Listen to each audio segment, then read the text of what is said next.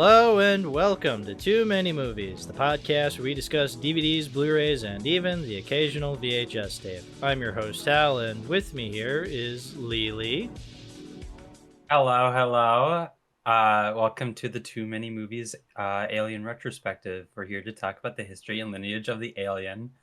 And Alien is the most consistent horror series, as we know, and Fox thought it would be the best thing ever that they kept asking to make more. That is true. That's how it went down. Yeah. Just look up Alien 3 for more. Yeah. Well, Lili, I'm excited. We got a lot of movies to talk about, so let's just jump right into it. We're talking about the Alien franchise. Lots of movies to talk about. Any opening thoughts? Well, Hal, what was your first introduction to Alien? God, I don't even remember. It's one of those series that I didn't grow up with as a child. It's just one I discovered once I started going onto the internet and seeing what movies people talk about.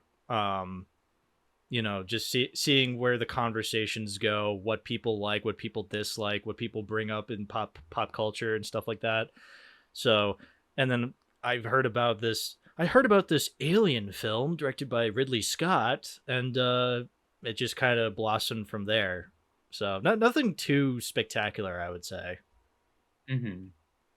For me, it was I was very bored in high school, and I wanted to watch some sci-fi horror since I was already accustomed to movie monsters and shit like the Universal monsters, Daikaiju, shit like that. So um, I watched the original Alien through piracy. I had no money. Mm-hmm.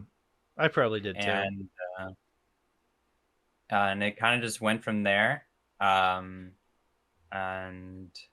I saw Alien 3, the assembly version, and it became one of my favorite movies ever. So that's pretty much it. Yeah. I don't want to do this topic anymore. Can we move on? Yeah, let's move on to a different topic. That being Alien, the 1979 movie, specifically. Yeah, of course. Yeah. Of course. Yeah. Of course. So where else can you start besides Star Wars? Right.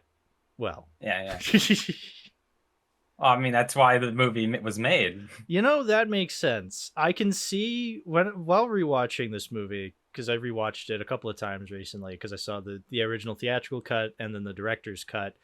And from a visual standpoint, I can see it being very heavily inspired by both Star Wars and 2001: A Space Odyssey.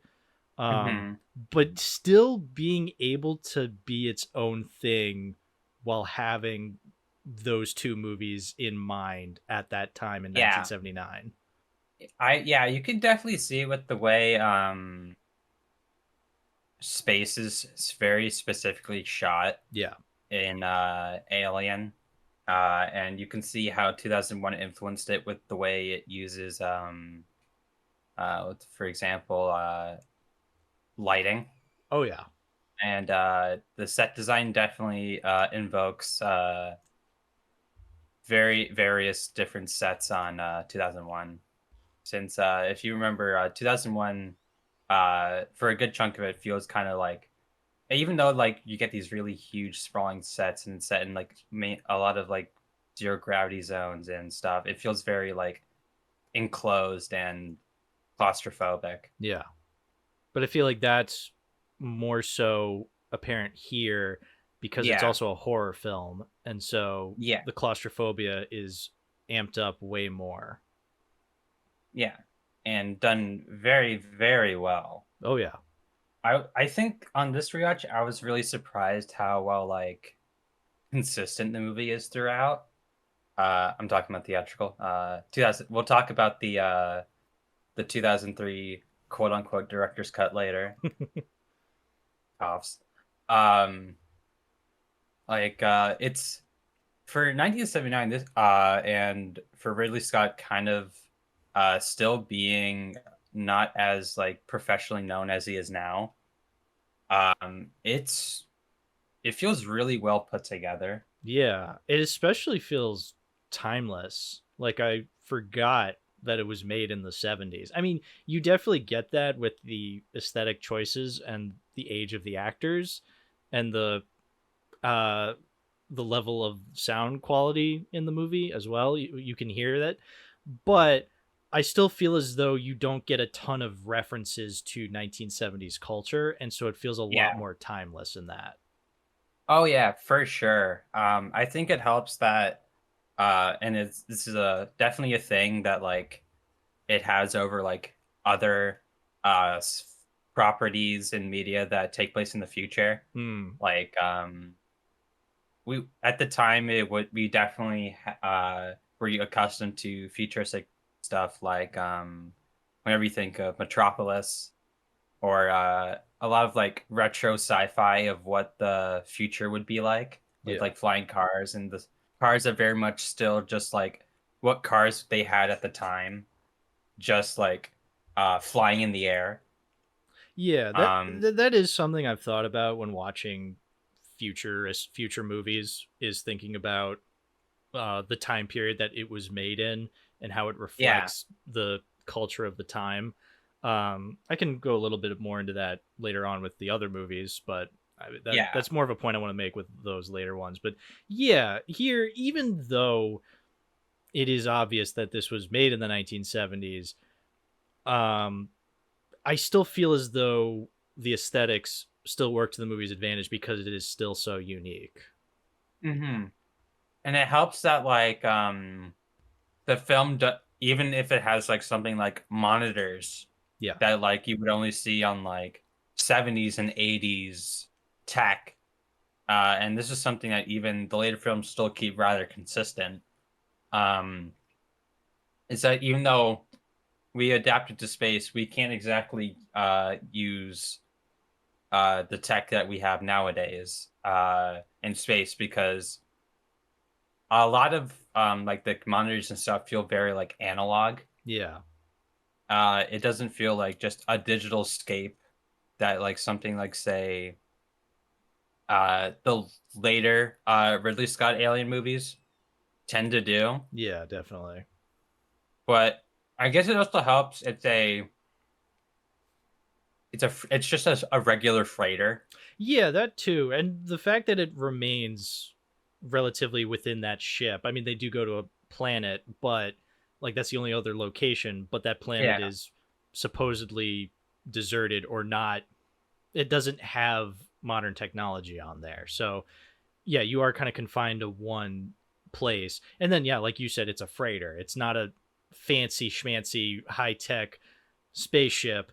It's literally just a truck in the future bringing the stuff that it's bringing over to supposedly Earth or wherever they're going. I think they said they're going to Earth. Um, I believe so. Yeah. yeah, but that's the thing. That's what the people always bring up when they talk about Alien, is that they're space truckers. These people, and so Yeah. the setting really reflects that they're futuristic space truckers. Yeah. That's pretty much. I mean, they all dress like truckers, Yeah, so. yeah, it's great. It's I the only part that kind of dates the movie is having these like very like 70s like bum looking dudes. Yeah, Like what's his face? Um let me get the cast list up. yeah. Which, Is by the way, Brett, I really Harry Dean Stanton's character Brett, yeah. the way he dresses, like that's so he just dresses like a total like 70s bum. I was thinking about that. Yeah, Harry Dean Stanton. Whenever first of all, great actor. But whenever I think of him, I think of him being in older movies. But this movie Yeah. takes place in the future, and so just thinking that that type of person being in the future, that's just funny to me because he seems. It's just funny. I mean, I like that. I like that he's this kind of. You see this kind of person in the future. Yeah, he has like Yeah. an army hat. He has this very specific jacket. Um, yeah, He dresses like he hardly showers. yeah, yeah. Which again, it was the I mean, 70s. yeah, very, and you know very they are gross also decade.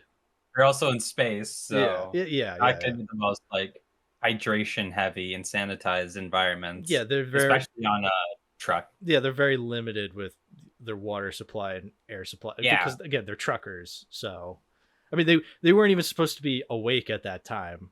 yeah, they were in cryo sleep, which again because they're traveling such far distances in space that you kind of have to fall. You have to be in cryo sleep in order for you to survive that long because you would live an entire lifetime and still not get to your destination.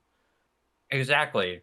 And this is something that, like, hyperspeed in, Star Wars makes sense as to why that's a thing, Yeah, because logically, um, if they just went at a regular pace, it would take them forever. Or like in the prequels, the Jedi starfighters, they had those rings yeah. that they would use to transport further because their fighters are Not equipped not with going to get, hyperspace. yeah, Yeah. it's, and it's like an incredibly far distance, so it would already be like way too late for them by the time they get there. Yeah. Another thing I really like about this movie, it feels very, and I described it in my letterbox review. It feels very gothic horror. Yeah, you've been bringing that up a lot when we've been discussing these Yeah. movies, is bringing up the gothic horror aspect of Alien. So yeah, do you want to elaborate on that? So the premise of gothic horror, one of the main things is that it builds on a human fear and emotion, Hmm. since that's a big thing about the gothic or romantic movements is that it's very based on human emotion.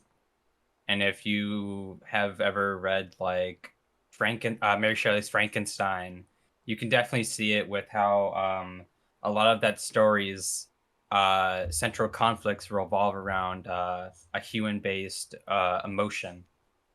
Or another big thing about it is that it's about the past coming to haunt the present, and typically it's usually in most of them like something simple such as a family member or a person they used to know coming to completely torment their life.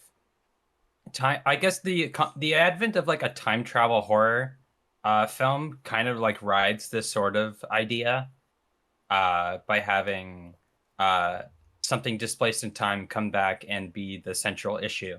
Hmm. And with Alien, it always feels like this is one of its main drives is that considering the concept of the alien is that it is basically the worst personification of humanity as a whole, with how like it has like this almost like elegance to how it's designed, but it has like such a raw aggression, and it has like the very overt like sexual undertones to it. The fact that it comes from a ship that's been long like abandoned or destroyed kind of fills that gap, and with the implication that it's been there for a very long time, uh, and with context of the films like Prometheus and Covenant, it's like, oh, this is something that's a remains from like basically the beginning of time that's coming back to essentially haunt the present day humanity. And while it is confined to this freighter, it still very much follows that type of basis, especially since claustrophobia and in space, nobody can hear you scream. Uh, Basically, do play in a lot of fears and anxieties that are attributed to this type of horror Which, and literature. which I mean, in space, no one can hear you scream. What a perfect tagline for a film. Absolutely. I don't know who came up with that.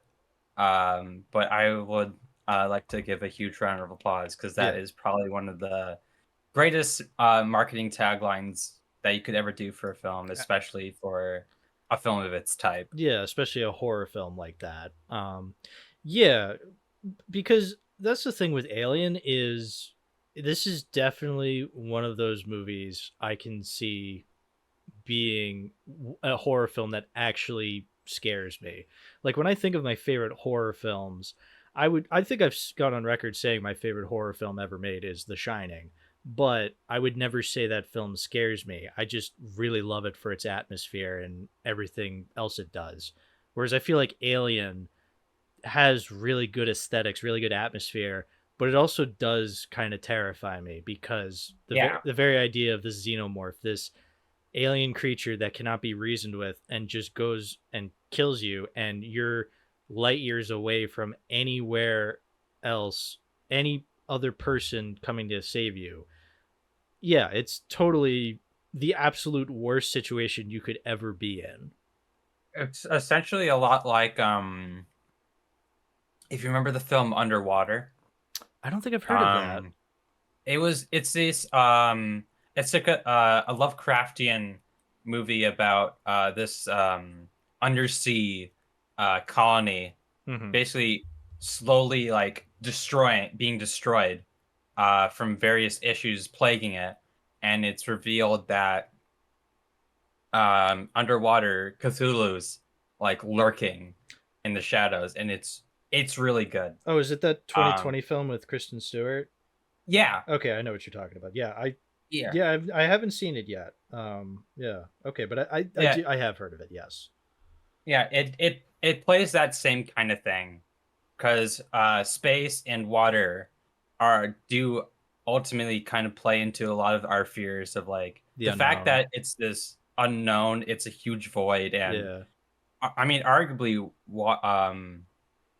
the ocean is way more terrifying than space because we've explored way more of space than we have our own oceans.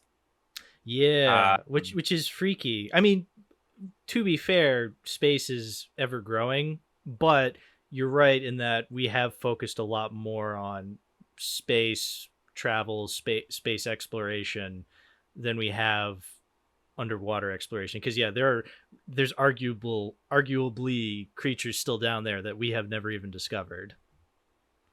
exactly, and like there is legitimate like scientific reasons that we at our current time we don't have the technology to build things that can sustain that pressure Yeah.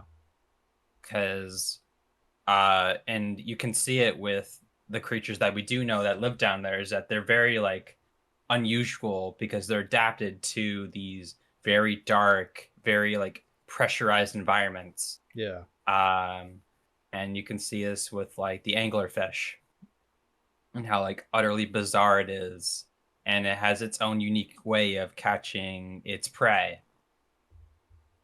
um and the xenomorph kind of plays into that similar kind of vibe where it's like, while it is very much at base a very human uh inspired design, it has like these unique design perfections to it that make it almost unique to where it's from and what its purpose is. Yeah. It, It's a very iconic it design for yeah, sure.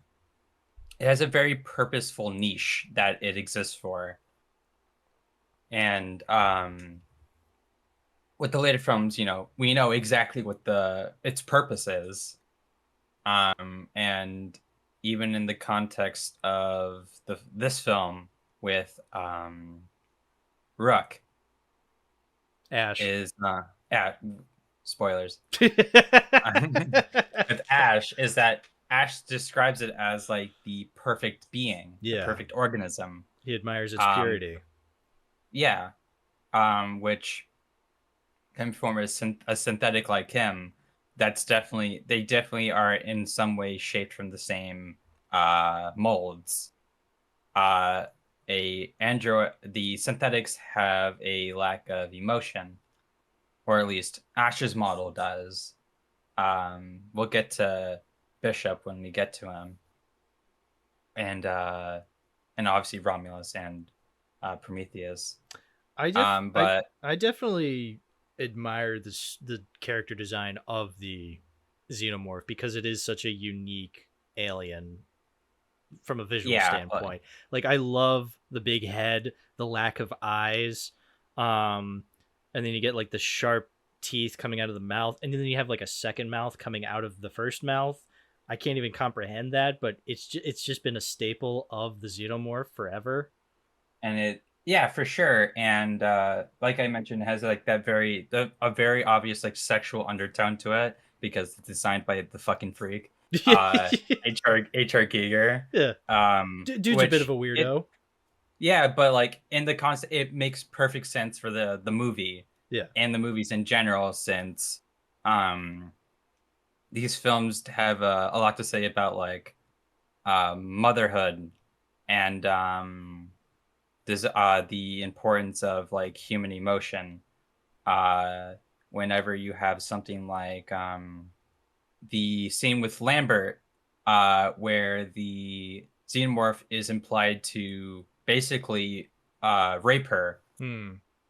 and there's the design of the face hugger, Oh yeah, where the face hugger has a pussy yeah, uh uh at base, and then it has this protruding like and almost animal like genital, yeah. uh and that's what feeds the chest burster into you. That the facehugger itself may be the part of the xenomorph that the part of the like the actual creature that scares me the most, because yeah, it's this thing that just attaches itself to your face, chokes you, but still keeps you alive and just starts feeding you uh Yeah, a chest it burster. ba- It's yeah, it basically rapes you yeah, it's and terrifying. impregnates you. Yeah. And it doesn't just do, and obviously with the later films, it doesn't just do this. It does it with anything. Yeah. And it shows how, and it reminds me of an earlier line in the movie uh by what's his face? Parker, Hmm. where you remember during the dining scene, when they're talking about what they want to eat, Parker clearly like makes an innuendo that he wants to eat some ass. if you remember, he's like, there's something else I really want to eat. And it cuts to like Lambert, showing that like, oh, this dude wants to eat at a woman. Yeah. And I feel like that also like that plays into like the sexual nature of the xenomorph, because the xenomorph, like I said, it rapes Lambert later in the movie, and it makes it like almost the perfect personification of our emotions, raw and unchecked, just built. It's needlessly aggressive. It doesn't reason. It can attack in however method it likes, Yeah. and the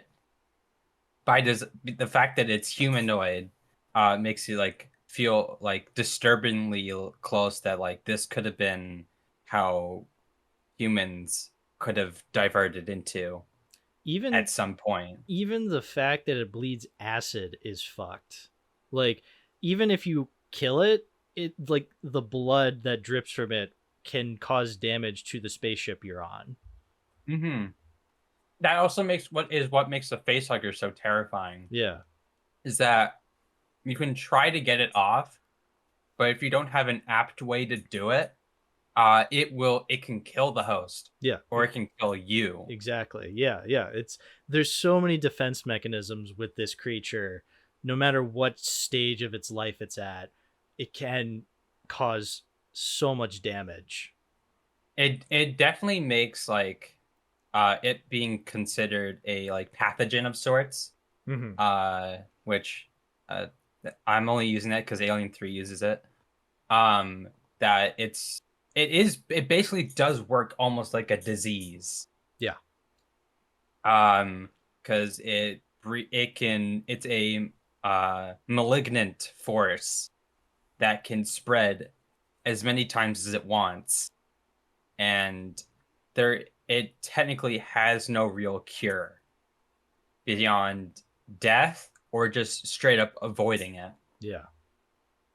And we see that with like the next film, and even later entries where we get more of the life cycle of the creature, about how like utterly awful it is, Yeah. Yeah. um like beginning to end, like and I mean, I guess we can kind of bring it up because it's in the 2003 cut.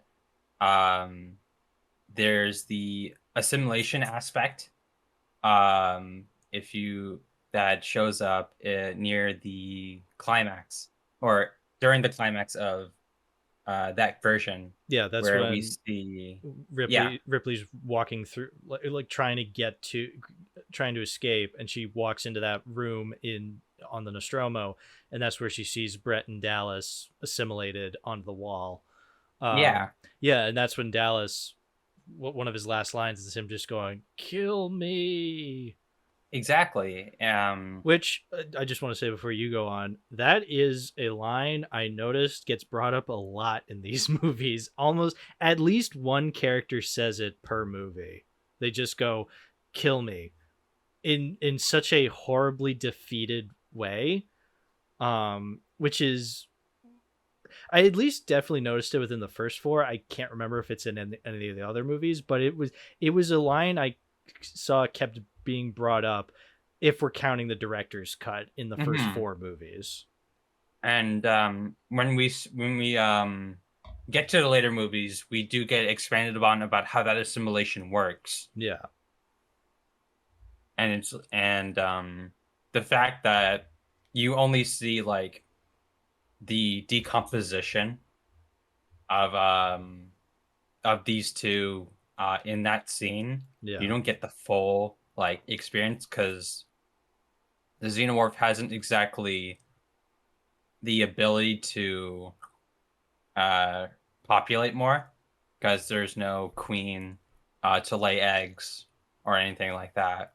And as far as I remember, I don't think the drone, which is what this one's considered, can even do that. Yeah, I don't think so. Um yeah, no, I think it can only do so much. Yeah, so it I guess in the context of that scene, it's just using it to like feed off of, or who knows, you never see it again. Yeah, it I can see why they cut it though, for pacing reasons Yeah, from the theatrical cut. I think it is a neat scene, but ultimately it doesn't need to be in the movie. We already see Brett and Dallas have their respective death scenes earlier anyway, so we don't really need anything beyond that. I kind of like, once Parker and Lambert are killed off, it's just Ripley and Jones. I feel like the scene, it's like you said, it like for the pacing reasons, because it definitely just kind of makes the pacing grind to a halt. Yeah, that too. It breaks the pacing of the scene, just to show the like the neck one of the alternate stages of the life cycle of the xenomorph. So I'm glad that was like cut out, and then we had aliens uh show it instead. Yeah, because I feel like in Aliens it makes much more sense within the Yeah. context of the pacing and the context of the story. Yeah, and I feel like especially with the queen, that it definitely felt right that aliens fully expanded on its life cycle, Yeah. because it has all the factors needed for it to happen. Yeah, whereas I feel like with the first movie, you can leave some things up to imagination, and then if you get a sequel, that's when you can more so explore these kinds of aspects. Exactly. I don't know how many films some of these actors have been in by now. I know John Hurt has definitely been in plenty. Yeah. Um, because he was in Black Cauldron, and that Yeah. came out before this, if I recall. No, Black Cauldron was 85. Oh, okay. Yeah, so it was after. But yeah, those are the only two movies John Hurt has ever been in. Yeah. He was never in anything else. No, nothing. Yeah. Yeah. Yeah. Never. Never. But the performances in this movie are like pretty outstanding. I'd say so, yeah. Like even if I mean, I guess I would say the only like maybe weak link would be Lambert. Mm. But I would say considering that how this character is written, it does make sense for her to be kind of that way. Yeah, she is kind of a Extremely emotionally charged individual. yeah, exactly. Um, which is a contrast to like Ripley, who's very like almost stoic, and Yeah. she's a bit more like by the books. Which I guess we can actually talk about the story now since we've been more or less avoiding it. um, I really do enjoy how like very simple the story is. Yes. But it clearly has a theme that it's going for, Mm-hmm. and you understand what it's trying to tell you. It doesn't feel like it's purely focused on the fact that it's a horror film, because we're still in the stages of post Universal horror Yeah. and Hammer horror, where we're just kind of doing anything.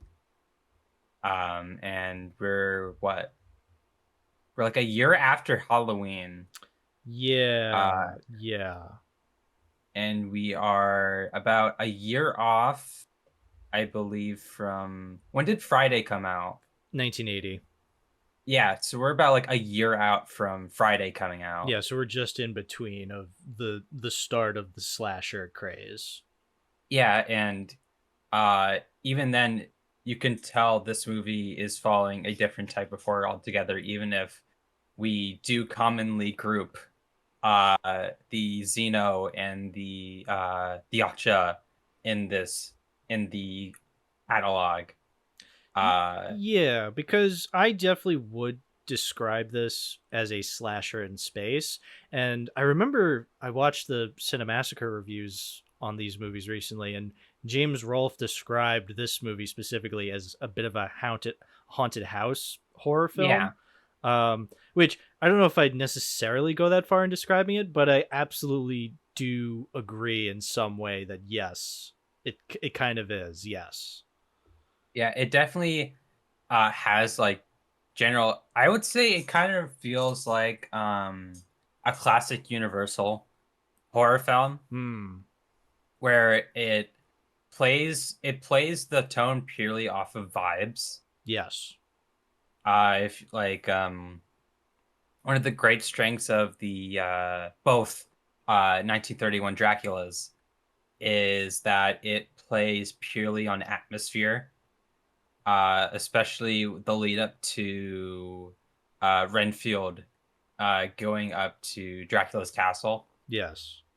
where like it just uses the set design, the lighting, the character, the small little character extras that we meet, um, and their and action and reaction, to help us understand the uh the power that this something has, in the specific cases, Dracula and the xenomorph.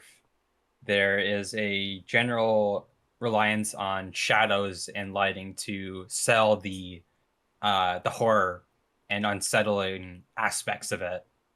And it's the same thing Like here. Yeah. And even though, yes, I would say this movie shares similar vibes with that, I don't think it's necessarily.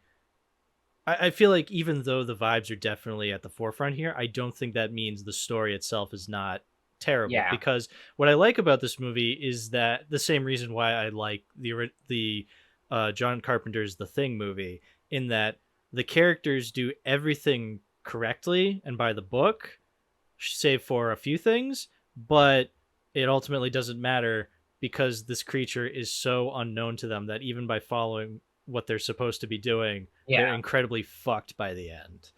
Um, Yeah.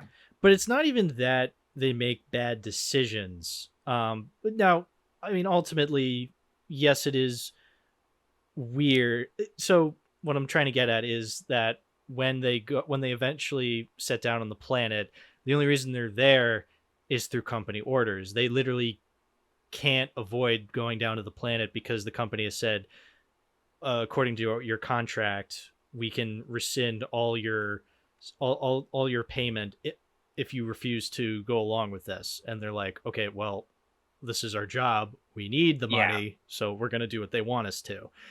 And so then when when Kane and Dallas and Lambert go down there, come across the eggs, and Kane gets a fucking face hugger to the face. I mean, logically, he had on a spacesuit. He thought he was fine, but nope, it just breaks through. And then once they get back on the ship, Ripley, rightfully so, says she doesn't trust that. She doesn't want them because they'd be breaking quarantine. But then Ash oversteps as a science officer and allows them back onto the ship. And I like that Ripley at first is more so annoyed by that. She's not, I mean, in the director's cut, she is a little more angry. And then when Lambert attacks her, there's that weird altercation you told me to look out for in the director's cut. It is weird.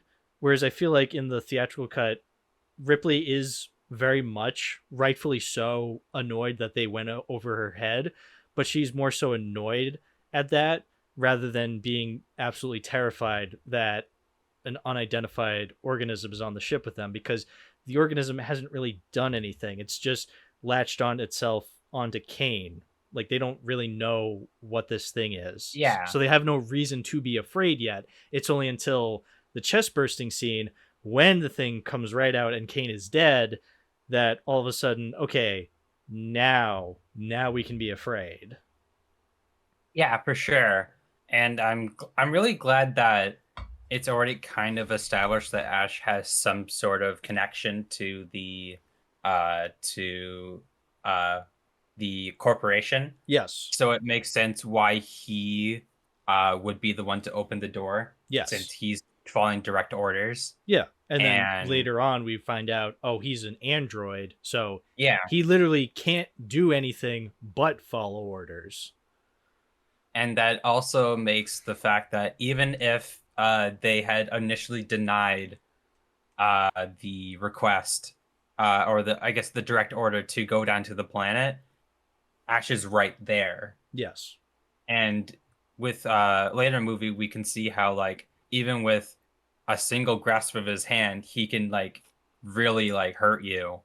He could literally just even ask Mother itself to drive them to the planet regardless. Yeah.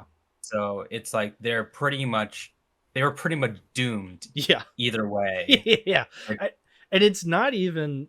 I like that this frustration comes naturally through the script. It's not forced because the script deems it so. No, this all makes sense within the story, and I love that. Yeah, I would, and very huge props to the set designers and stuff, because the dreadnought they go on, I don't remember its name,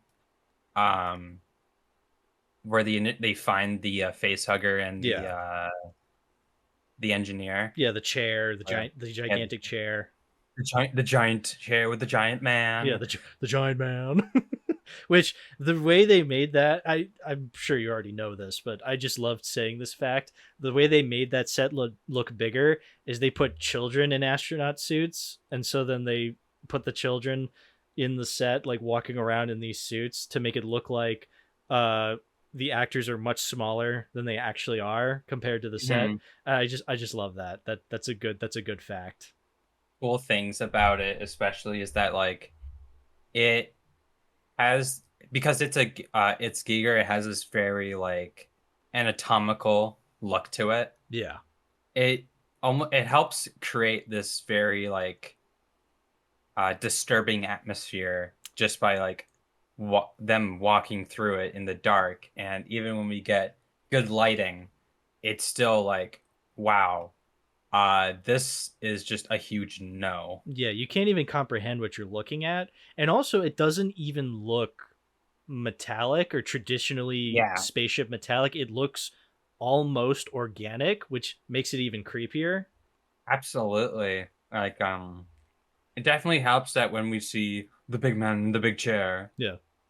it looks like very like unconventional, um, extraterrestrial. Yeah, you've never seen this. You've never seen anything like it in any alien movies before, or Yeah, arguably even after.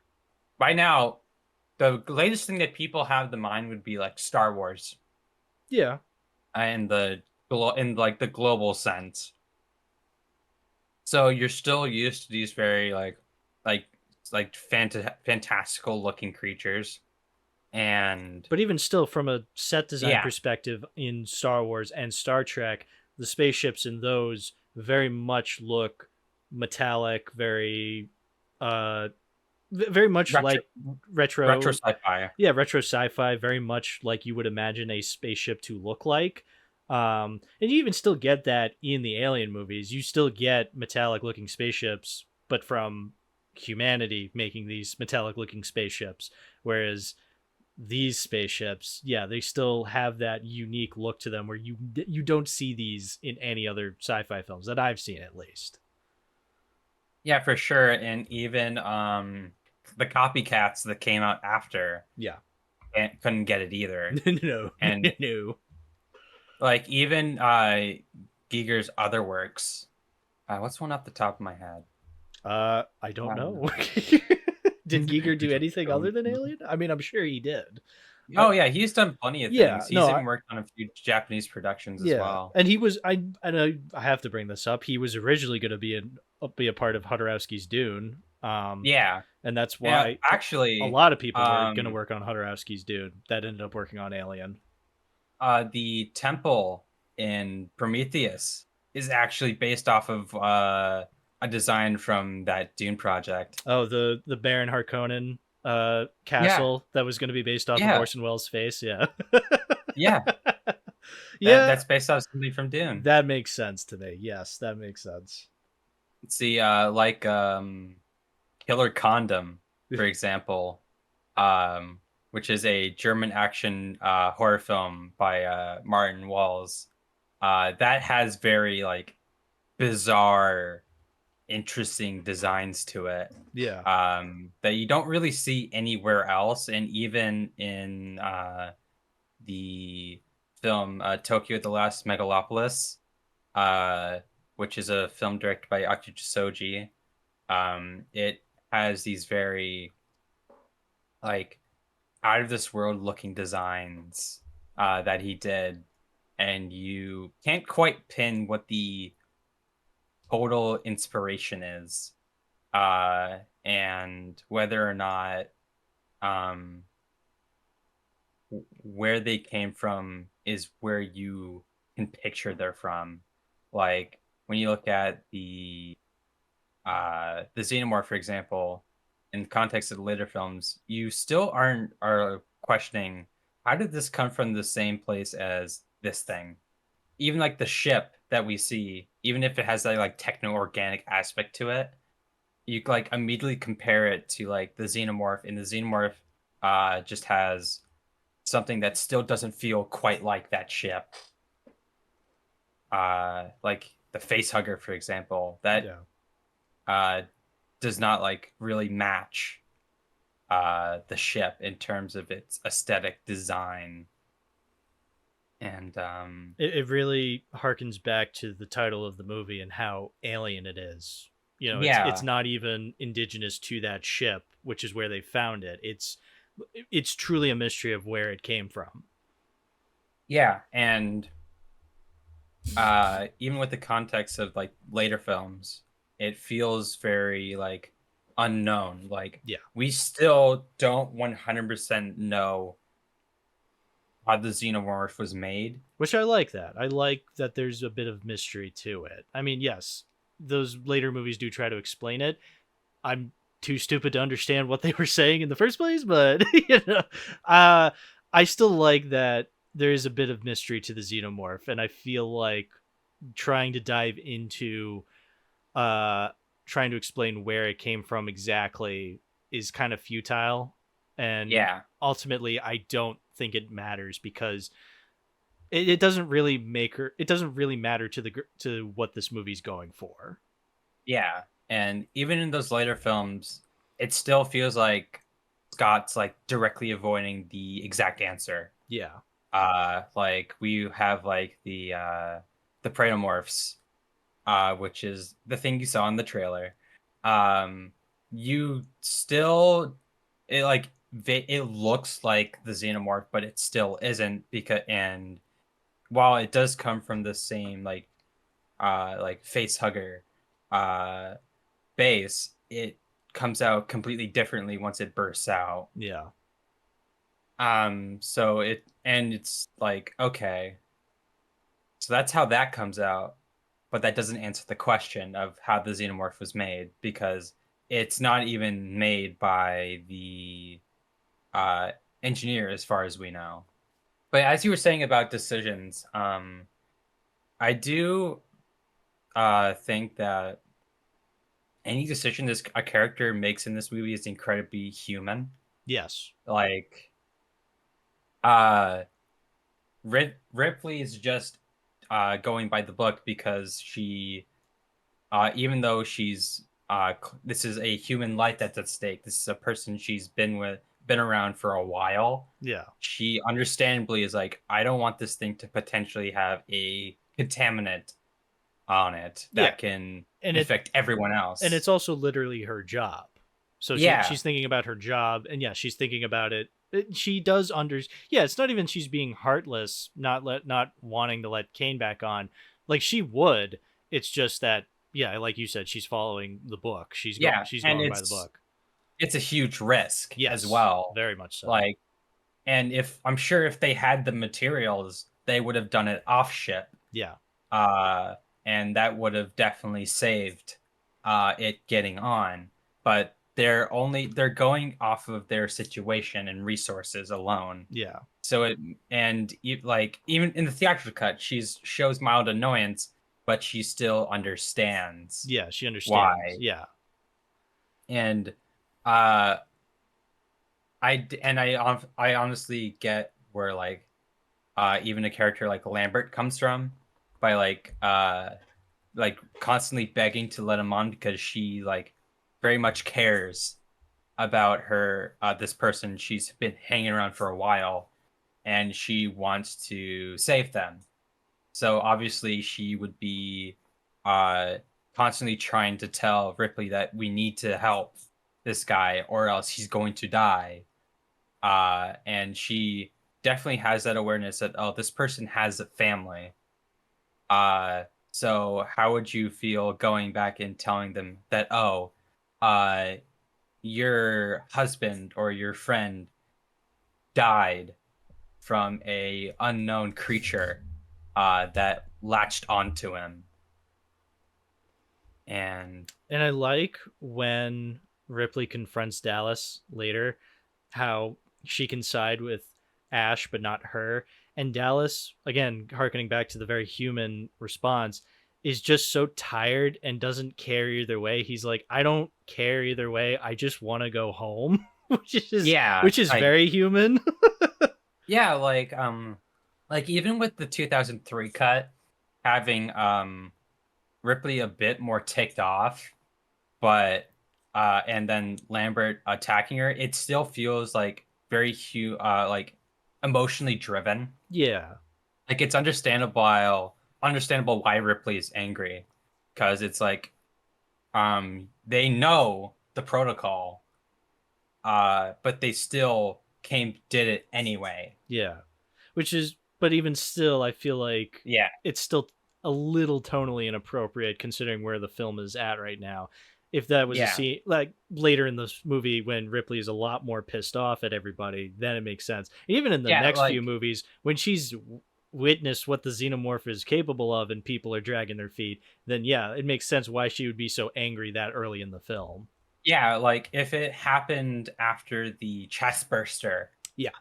that definitely would make sense. Yeah, Um, but yeah, Lambert's reaction is also like pretty warranted as well. sure, Why yeah. she like starts attacking uh Ripley is that Ripley's coming in like understandably upset, but Lambert's also upset that Ripley is following the book and basically shutting off any uh strong attachment because I mean even in the context of the film, like these are people who just are like work friends. Yeah. Uh, they don't have an immediate like connection beyond the fact that they're on the same ship. Who else are you going to talk to? Right, exactly. Yeah, there's not they're not being treated as if they're close friends or even family. They are just work friends, absolutely. But there is still that emotional connection where there is that human empathy part where Hmm. they're not close friends, but they're still sad when one of them dies. Hmm. Which is why you still have them all show up to the funeral and Yeah. clearly are showing visible like distress over the fact that they just lost their friend. And it also doesn't help that they saw it right in front of them and now that thing's run loose in this ship that they literally cannot escape from. Oh, it's just it's the worst. It's also really funny when we have Jonesy introduced. Mm. They build up that, oh shit, we found it, and it's in this drawer. And like after seeing the movie, you kind of just wonder, well, how the hell did it get in the drawer? And then when they open up and they see the cat, it's like, oh, it's a fucking cat. Yeah, it's fucking That would make sense. yeah, exactly. And then it runs off. They go to find it, and then they find the xenomorph. Yeah, and it's sitting in this like very like uh enclosed environment, and it's like hanging up high in the supports, and Yeah, among the I chains, and just it's drooling, and it's being covered in water. It's it's so gross, but it's great. the the search for the cat, and you just don't, and you have this like very faint music, and then there's parts where there's like zero music at all, so it balances that aspect where you can have like music that can sell Yeah, like the unsettling aspect of it, but you also let it become quiet, so you can let the silence be the most terrifying part as well. which Like, yeah, the score in general is so good. oh, it's fantastic. It's like it's no wonder whenever they would bring it back, like even whenever Covenant has the reorchestration of them, it shows how like utterly timeless and um like diverse that the themes are, that you can just reorchestrate it in the context of another movie and it still works. Yeah, it's a fantastic score because it's I almost want to describe it as sometimes very whimsical, but then it is also very tonally appropriate in being terrifying. Yeah, Very foreboding score at time. Yeah. it can be very unconventional. That too, yeah. Um, like whenever you think of a horror film, you think of these very like abrupt, these like very strong, like raising high note to like and building like constantly, and like repeating a few couple notes, like whenever you think of the Halloween theme, Mhm. you have like the same few notes repeating, but then you have like this undertone of a different sound to it underneath it. And then that builds in itself while those same three notes keep playing. Or like with the Friday the 13th theme. Uh, which one? Who cares? It has like it has what you can consider a very like basic like score you would associate with a horror film. True. You know, whenever you think of Friday the 13th, you're not really you don't really hear anyone talk about the music. Not traditionally, no. or like Nightmare on Elm Street. Yeah. You don't really you don't. The thing is about those movies, you don't have like a track or a composition you think of. You have like a sound you attribute or a visual. Mm-hmm. But with a movie with like Alien, you have basically everything you Yeah. can attribute to it. Yeah. You You have have the the music. theme, Yeah, the theme.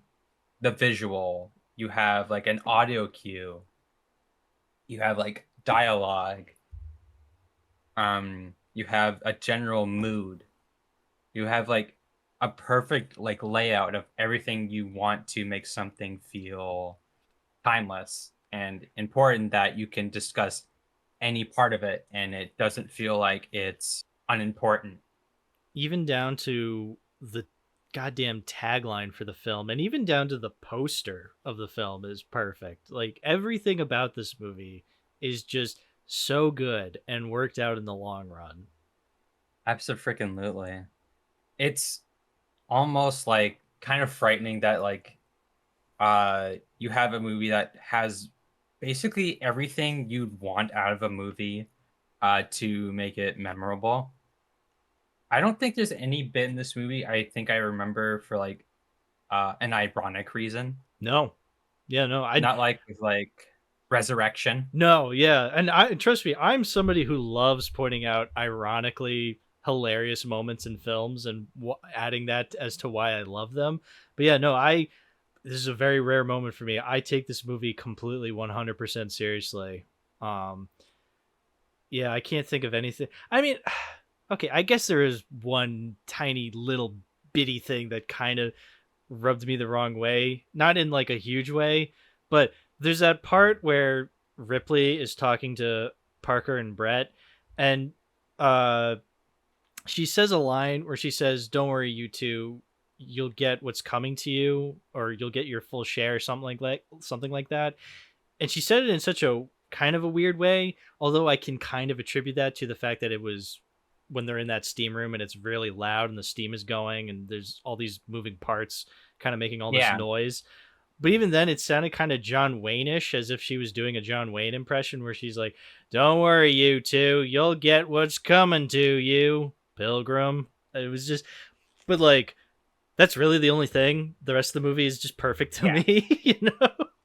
Yeah, like the fact that you had to kind of like think about it Yeah, exactly. Like, and or like I'm talking about the theatrical cut, of course. yeah. The director's cut, I have a little bit more problems, but it's not I've already went over them. It's just pacing and tonal issues with the director's cut. Even then, it's really not that much different in my memory. But I think I would rather rewatch the theatrical cut moving forward more Yeah. often.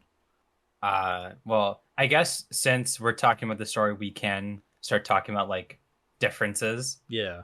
Whenever like the 2003 cut does like something different, like there's the dining scene like earlier in the movie.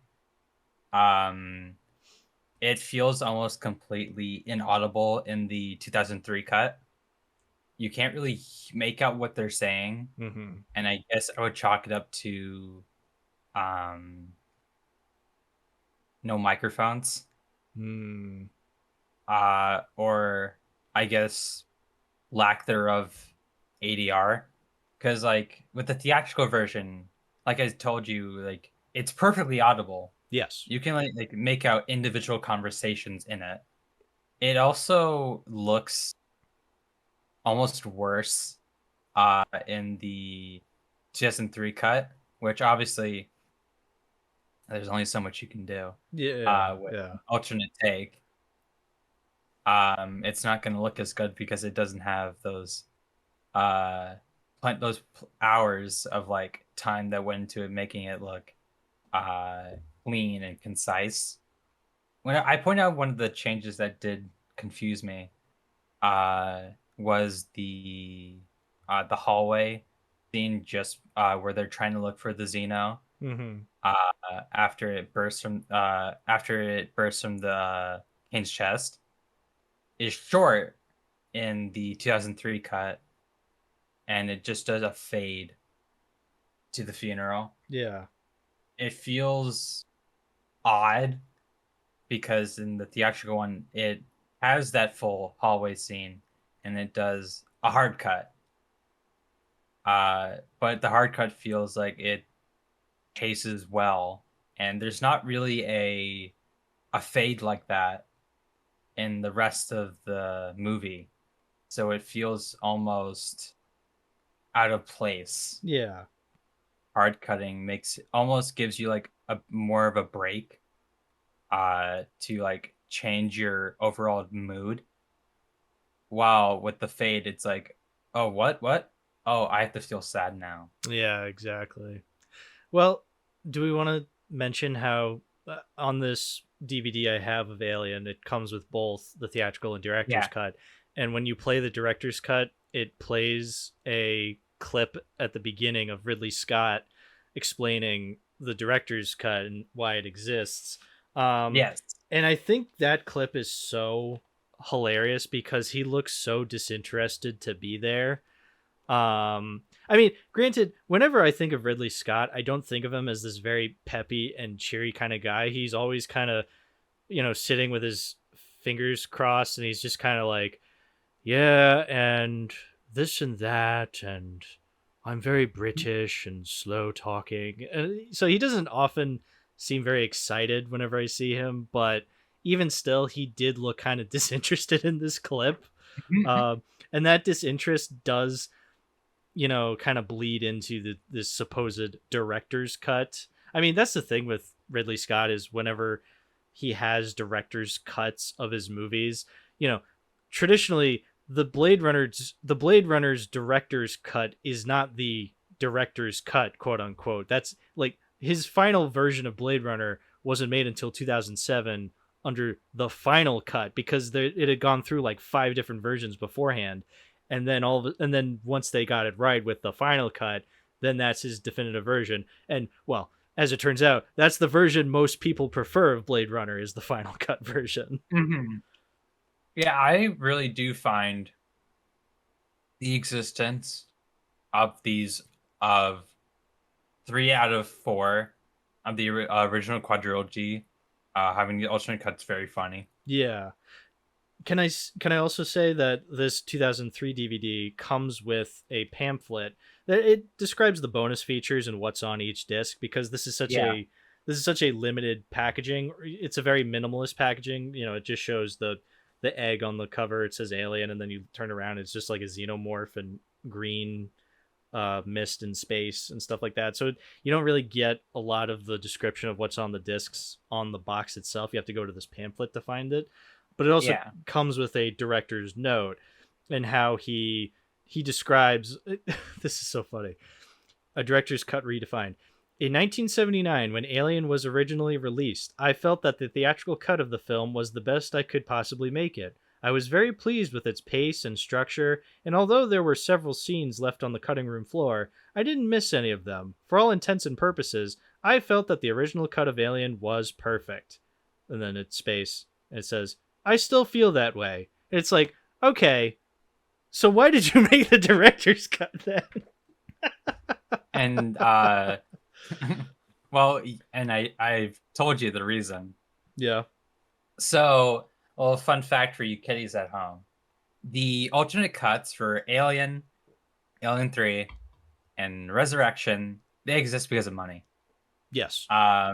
Fox wanted to make the 2003 quadrilogy set feel special, so they contacted, and it's also the fact that Aliens already had its special edition out by then, since the 1990 Laserdisc release had James Cameron go back, rehire the VFX artists and people who worked on the movie to finish the stuff that was cut out and put it back in. Since, and this is a huge trend. Fox kind of screwed with the final cut of the movie that we ended up seeing in theaters in 1986. Footnote: Fox screwed with something. I'm shocked. Obviously, one movie having an alternate version oh, we can't only have that. So Ridley Scott, David Fincher, and fuck, it's always the French names. He's fucking Uh, French. I'll look it up. It's got it. Jean-Pierre Jeunet. Jean-Pierre Jeunet. Jean-Pierre All Jeunet. three were asked to make alternate versions, and they could do whatever they like. We'll get to Alien 3. So the ones that answered were Jean-Pierre and Ridley Scott. The justification that Fox gave was do whatever the hell you want. We want money. So what you got is the 2003 cut where Ridley Scott kind of just shrugged his shoulders and said, okay, sure, I get money out of this. Which honestly, he's kind of real. Yeah. I respect that. And then obviously the big trend with our Jean-Pierre and Ridley Scott where they were perfectly fine with the theatrical versions. But they, money's money. Yeah, of course. So Ridley Scott kind of just edited some scenes, shortened, extended, added a few more things for, I don't remember the specific reason, but watching the 2003 cut as many times as I've had, and then watching Aliens immediately after, that does kind of feel like the justification why. Sure. It makes that film flow better into Aliens. Especially since with the pacing kind of cut down a bit more and I guess quote unquote tightened, it makes the original Alien feel a little bit more like the action horror that Aliens is, even if it's obviously very much condensed. Obviously, as we mentioned earlier, the assimilation scene was reintroduced into the movie, and it does make it ultimately has Aliens expand upon that assimilation scene in full, which I guess in some way the 2003 version works if you're binging the Alien films, because it flows. I'm hovering air quotes on this. It flows. Yeah, much more even then, narratively. I don't mind the theatrical cut into the versions of Aliens that I've seen. But actually, I found another funny quote in this director's note on this pamphlet. I chose to go in and recut that proposed long version into a more streamlined and polished alternate version of the film. For marketing purposes, this version is being called the director's cut. They're not even hiding it. I fucking love Ridley Scott. That's so good. Oh my god. I will say, there is a part of this director's note I actually do like unironically, and it's like the last paragraph. He goes, "To film purists everywhere, rest easy. The original 1979 theatrical version isn't going anywhere. It remains my version of choice and is presented fully restored and remastered under my personal supervision alongside the new director's cut in this DVD set. See which version you like best." And you know what? I respect the hell out of that. That's that's always resonated with me ever since I got this DVD years and years and years ago. I remember reading that and just being like, to you film purists, the original is still readily available. It's not going anywhere. And I'm very comforted by that because, I grew up with the Star Wars special editions being the big nerd outrage thing of, oh, these versions are not readily available as much as these other versions that aren't quite as popular. Whereas here with this Alien DVD, you get both versions and you can choose which one you want to watch. And me being me, yes, I'm going to watch the theatrical version far more often. So the fact that I get the choice is huge to me. It's definitely a cut that just kind of exists to exist, but it but the fact that we don't have the theatrical one erased, it makes this one feel like a novelty piece. Yeah, exactly. I'm glad that it can exist. I'm completely fine with alternate cuts of films existing. That I'm completely fine with that, as long as we get a choice in watching which version we want to watch. You Yeah. know? Yeah. Like, Or if there's like a legitimate reason why you don't want that one to still be out there. right. But even still, Like, I can't really yeah, even think of a reason to not want to see the original version of something. You know? Even yeah, or like the version that everyone else saw, yeah, because if you had the conversation about it, it ultimately will feel like there's a distance yeah. between you and the person in question who saw that version, and you're talking about something that's completely different. It's like talking about the original Star Wars Mm-hmm. compared to the 1997 alteration, the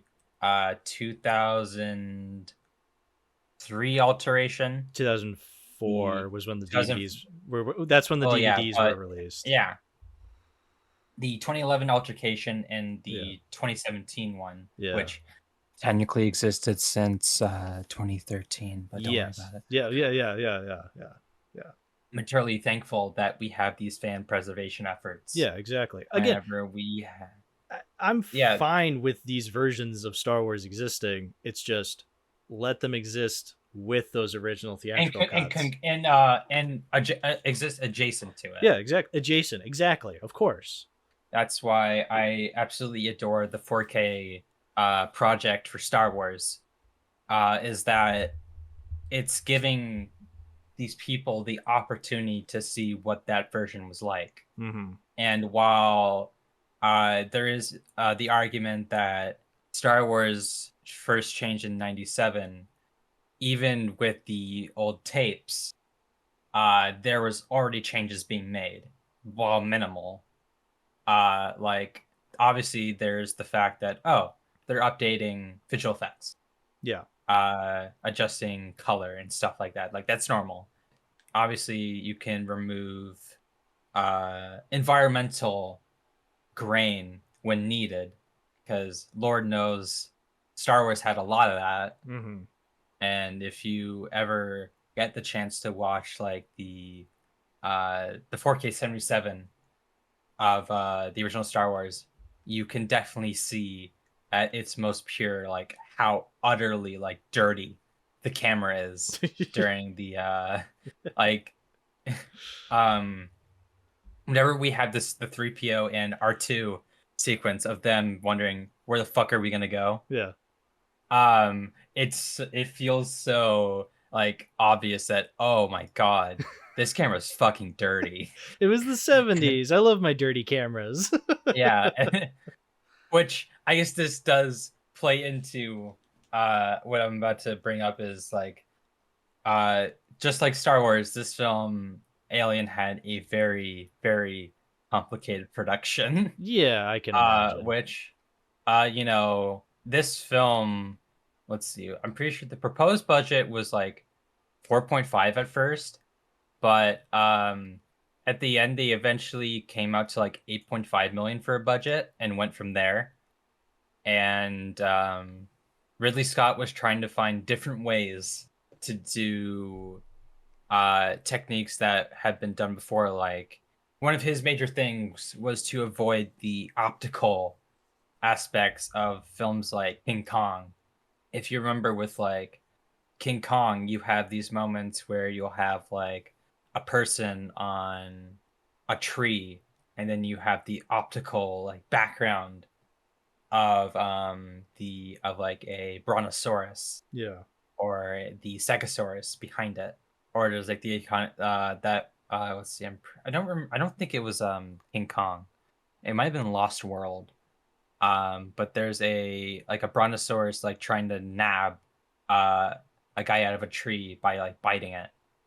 Um, and it's very clearly optical because not only is the quality of the film different, but the person looks pretty blurry in comparison. Yeah. While here, uh, it feels like everything's got the right amount of like focus on camera whenever we have our characters wandering the planet, or whenever they're interacting with the xenomorph. There's no like opticality involved. Which It's ties back into the timelessness of the movie. Like, it looks great. yeah, it's very seamless. Like there's only like maybe one like bad shot of the movie, and it's not even that bad. It's the part where you get the xenomorph jump scare, which it's like very obvious, like, Yeah. oh, that's a guy. That's That's a a guy in a guy. suit. But even then, Well, I like that shot because it is very it still catches you off guard. Um, yeah, it almost sounds like a FNAF jump scare. I noticed that upon rewatch. I was thinking to myself, that sounds very FNAF-ish. yeah. And but at the same time, like it still hides itself pretty Oh well. yeah, definitely, because it's completely Um, dark, and then you literally yeah, don't see it until the fire. Uh, Dallas turns the flame towards it, and then you see it, and you're just by then it's too late. yeah. Like, it doesn't feel cheap. No, no. Uh, and I mean, comparatively nowadays, it can be considered cheap. Uh, Yes, in terms of it being a jump scare I'm of I'm sorts. I'm very much anti jump scare unless I see it done properly otherwise. But yeah, I Hmm. do think jump scares in general are very cheap. It's really down to how you build up to it. Sure, yeah, Like if you compare a jump scare from the Paranormal Activity movies, those never like pace it or like build up to it well. no, But here it's like building up to it because you actually know you don't know where it's coming from, but you know it's there. There's yeah, an open like presence. You're already like unsettled. yeah. That's what I like about this movie. It doesn't fall for traditional horror tropes. It kind of plays with those tropes, even long before these became tropes. Even down to the fact, even down to the way the movie ends, it doesn't fall for traditional horror type tropes. Like, I guess it kind of does in that when it ends, it's never truly over.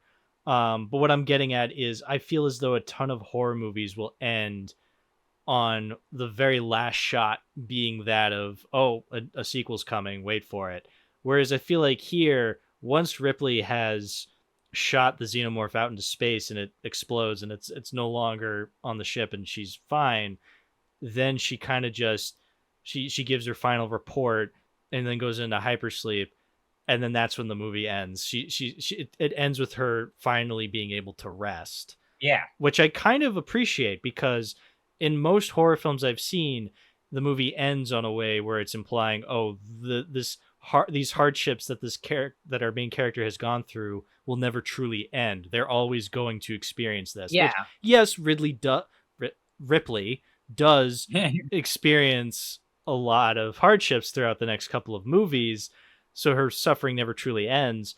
But I like how the movies end in a way, because I feel like that does happen within the first four. There is this sense of, at least for now, the characters are fine, because it just does. It ends with her and Jones falling asleep in hyperspace, and then the credits start rolling, like as if she's Yeah. finally allowed to rest. And I feel like I like that because it doesn't necessarily say this is the end. You can interpret it that way, being its own thing. It's a completely contained story, but you can do a sequel after that because they did. So, but you don't have to have a stinger at the end being like, "Oh, wait till the next one," because that's something I've brought up where it feels like a lot of movies nowadays will just put a stinger at the very end of a film to kind of get the studio to convince it to be like, oh, we put the stinger at the end, that means you have to fund the next film. It's like, Yeah. no. And then you get these embarrassing stingers at the end of films that will never be fully realized. The ending of Independence Day Resurgence, when they just say we're gonna go kick some alien ass, and then they never made an Independence Day 3. Yeah. Um, yeah, for sure. I think it's like I guess I'm just gonna use a quote that John Tron used whenever he was visiting the Cinemassacre uh, basement. Hmm. Is that he described Phantom Menace as being like the only one of the prequels, being the one where it feels like it has a definitive beginning, middle, and end. Yeah. And but like the other ones are, in his words, kind of weird. Yeah, because Um, I've definitely felt that in some way where it definitely feels as though Phantom Menace was the because it was the first one he was writing where he had an idea and he hadn't had people watch his movies yet and have these ideas about them. It wasn't until Phantom Menace came out that he saw the public reaction and he's like, "Oh, uh-oh, what have I oh, done? oh, he's like, oh, what have I done? I may have gone too far in a few places." It's like poetry, it rhymes. Yeah. Um Uh, but yeah, so I appreciate this movie not falling for that horror ending trope, yeah, ending on a jump scare, ending in a way to be like, "Oh, this tyranny will never end." It's like I feel like you can still have that come across more naturally. yeah, You can still have because again, they made sequels to Alien even with the ending that this movie had, and I really appreciate that. It's just nice. It's also just yeah, nice to see Ripley finally rest after going through such horrible things. It's like, yeah, it's nice.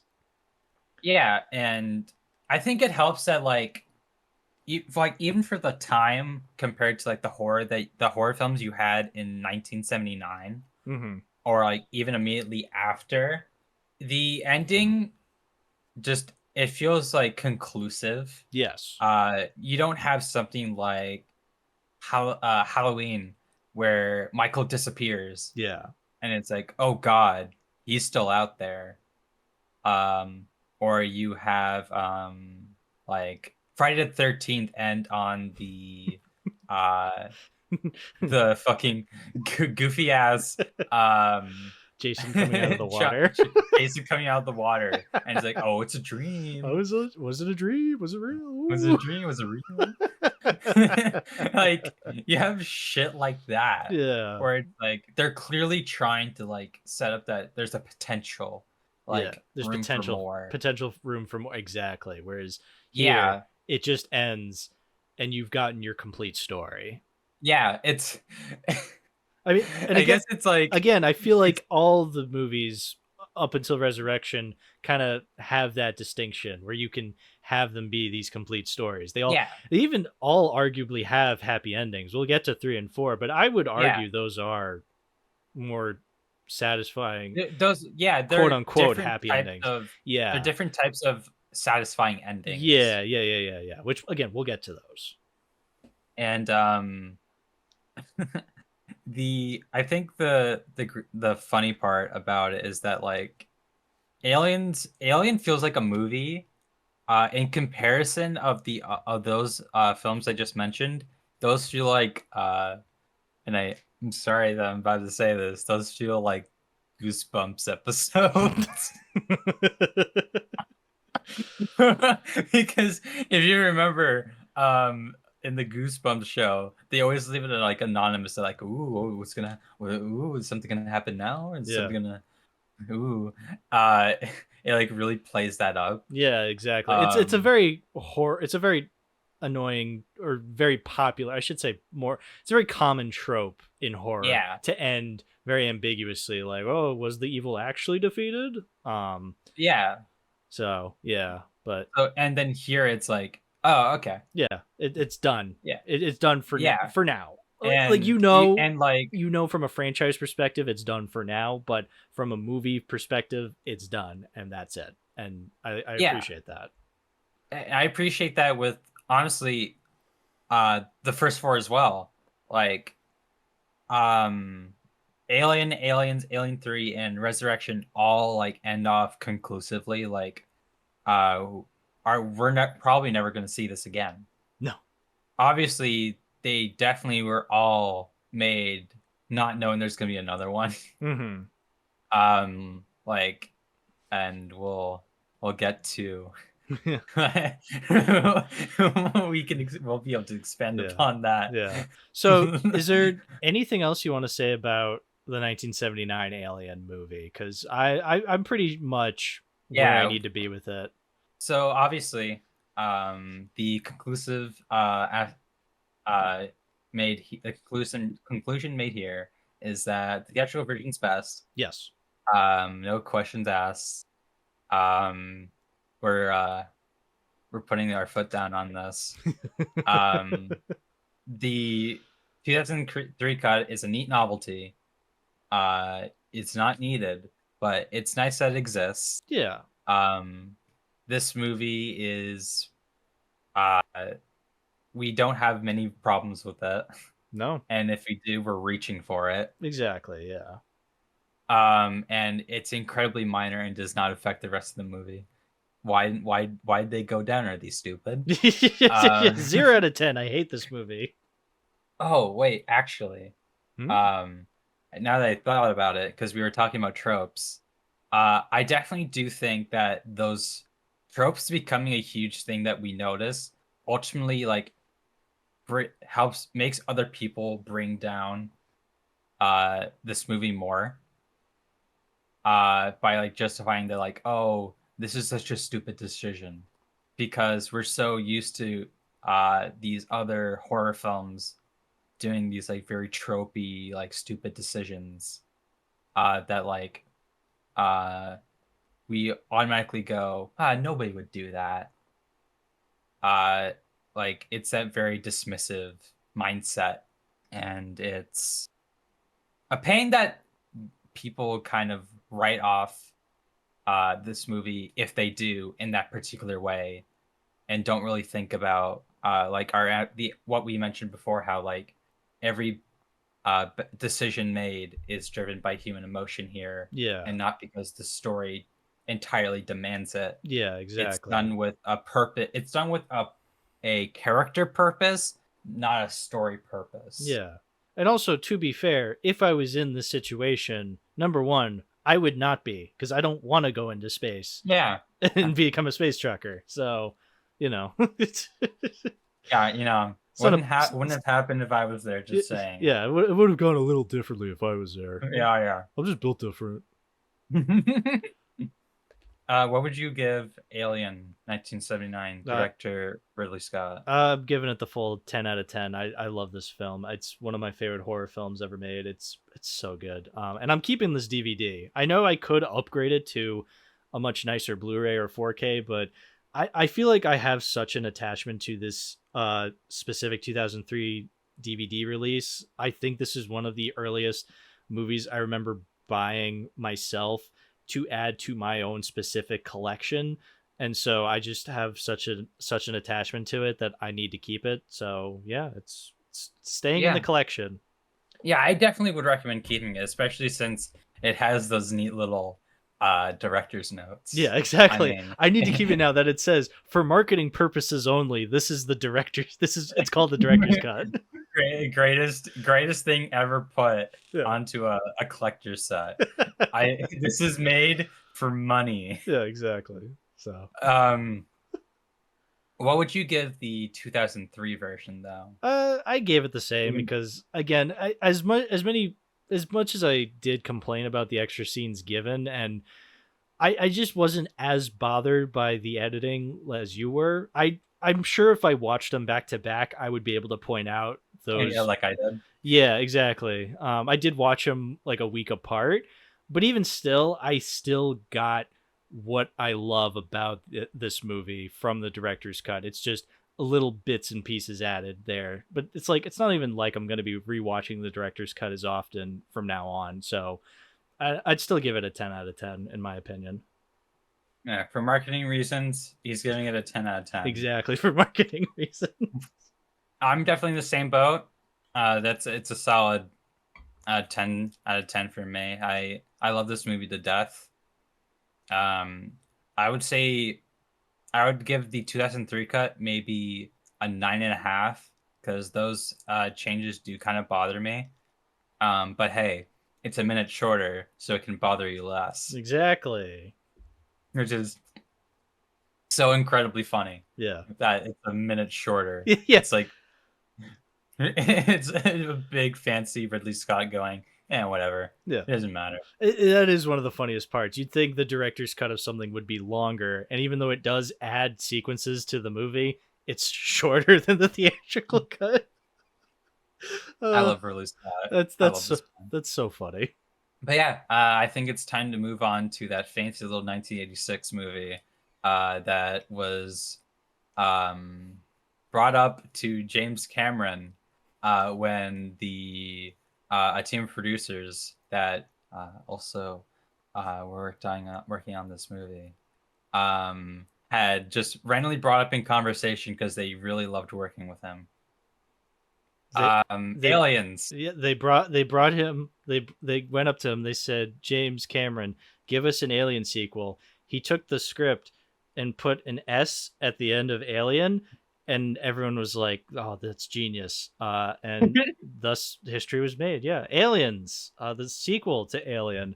Again, much like the first Alien movie, this is not a movie I watched growing up. I watched it when I was an adult. In fact, the very first time I watched it, I logged it on Letterboxd. So I was using Letterboxd by the time I really dipped my toes into the Alien franchise. So my initial thoughts are recorded from way back when. But yeah, I really love this movie a lot. I love it a lot.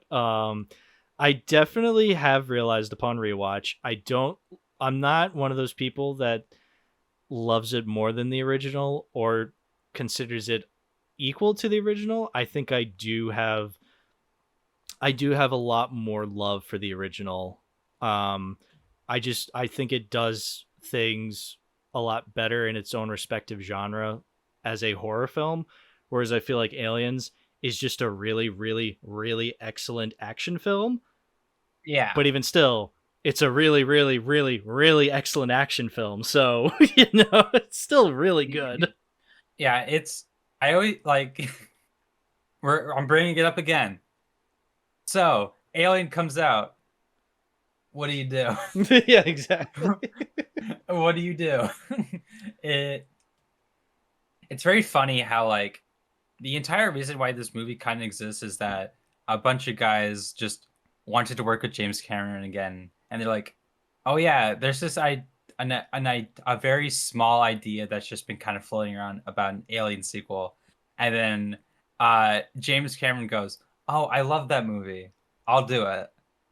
And that's pretty much how it went from there. Yeah, and proceeds to go on to make one of the most respected sequels. Not even just respected Alien sequels, one of the most respected film sequels of all time.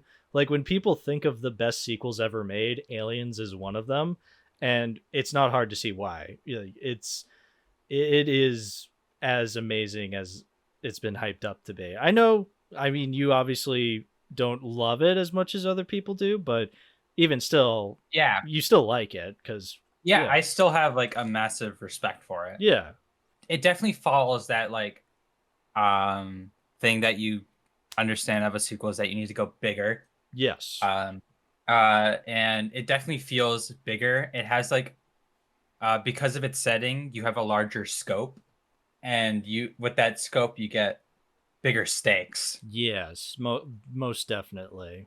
Yeah. It definitely also feels like we get larger than life characters as a result, because we need to fit how like much bigger this movie is and how much bigger the universe is growing. Yeah, so that's why you get characters like Hudson and all these other Marines who are kind of just they are very much movie characters, which is not necessarily a bad thing, but compared to the original, where a lot of the characters felt more human and more real, like you could just place a camera in a random, like on this random spaceship and just have these people have a conversation. Yeah, that's not this movie. They are a lot more zanier to say, I would say. They're not too atypical of characters you'd expect out of like a sci-fi movie. Yeah. They're very over the top. They're more caricatures. Yeah, exactly. Than they are actual characters. With that said, but with that said, I don't think that's necessarily a bad thing, because I think these are still fun characters and they're still memorable. And so I'm not annoyed by them. I love all these new characters. I think a lot of them I think they bring some very unique moments to this movie and ultimately to the franchise. For sure. It's like, it's no question that like one of the most like iconic lines from the franchise is Bill Paxton going, "Game over, man. Game over." It's Like, so good. like whenever you would expect that like your most iconic line would be from the main character, and while you do get that, the line that is the most quotable for many general audiences is the line from one of these new very over the top characters. Yeah. And it shows how very effective the movie is with having these characters, even if comparatively, and even with the next movie having its, and the movie following, and so on, having their own unique little niches with their characters. Yeah. And even still, even though this is very much a much bigger sequel with bigger stakes and bigger personalities, the story is still stupidly simple, I would say. Yeah. Where Ripley, floating through space for 57 years, finally gets discovered, is finally questioned by the corporation, the Weyland-Yutani Corporation, when they find her, about what happened. Pre-Walmart. And they are, and ultimately no charges are pressed against her, but they're just like, okay, well, we've already colonized the planet that where you claim this happened for 20 years, in fact. And she's like, what?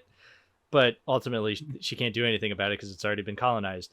And then the next scene, Burke comes in and is like, hey, we lost contact with that planet we said we colonized. Yeah. Which it's a funny, that's like a funny, like twisted sense of humor. It kind of is, yeah. Like, it's like, oh yeah, we already did that thing, don't worry about it. And then it's automatically like, oh well, shit. You're like, it's like it's like the funny thing about these movies is that Ripley is ultimately just proven right every time. Oh yeah, she's 100% right. She was 100% right in the last movie. She's 100% right here. Yeah, she is always right. Exactly. She's like the most perfectly rational person. Yeah. In the movie, and she's just watching these completely irrational people like become just completely murked. Yeah. Which even then, it's not even that they're acting irrationally. I mean, yes, in the grand scheme of things they are, but like when they went to terraform and colonize that planet, they said for 20 years nothing has happened. There's been no issues. But then once an issue does arise, yes, Ripley is still proven right ultimately, because again, she was there 57 years ago. She knew. Yeah, she knew what was there. They didn't, because it wasn't reported. Yeah, exactly. And they only knew that there was something there. Yeah. So anyway, now that something is there, now they're just like, can you help us please? And so they send a bunch of Marines and her to investigate, and thus the movie is just them trying to fight off these aliens, because when they land on planet, was it LV-46? Yes. 456 or something? No. Don't worry about it. Don't worry about it.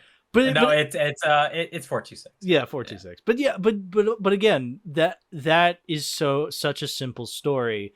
But again, it's these characters with their big personalities being able to interact with these scary fucking aliens, and that's where a lot of these iconic scenes come from. And it's just a lot of fun watching these characters interact with these aliens. It definitely helps. I think what like really makes the film work is that it's completely dedicated to what it's doing. Yeah, it's not like mocking its own like over the topness. No, It's no, definitely not. sincere. It's Yeah, sincere. it is very sincere. It's funny, but coming from characters acting as natural as possible. Like, Yeah. as kooky as they are, they still come across how they naturally would. Yes. Yes, Hudson is a very kooky individual who's always making jokes and cracking quips and one-liners, but he's still he's still making it still comes across as natural, him making these jokes, and he knows when to stop joking when shit actually goes wrong. But even still, when shit goes completely wrong and he goes, "Game over, man, game over," that doesn't seem out of place. That seems like something he would Yeah. say. And it's not like an MCU thing where it's there to cut the tension. Like, it still feels like a tense moment, even though he's essentially saying something kind of ridiculous. Yeah, like it's everyone's in on it. Yeah, exactly. Like, Exactly. and I think it helps that that's how James Cameron is as a creator.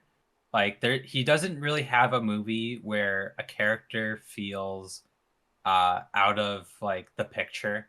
Hmm. Uh the everything feels like it's in the context of it what he's making. Yeah, even Like small character moments. Like, I remember pointing this out when I first watched the movie, when everybody's coming out of cryo sleep. Sergeant Apone, the guy who's in charge of everything, he like opens his eyes and immediately puts a cigar in his mouth, and that really stuck with me when I first watched this film. I'm like, that one moment.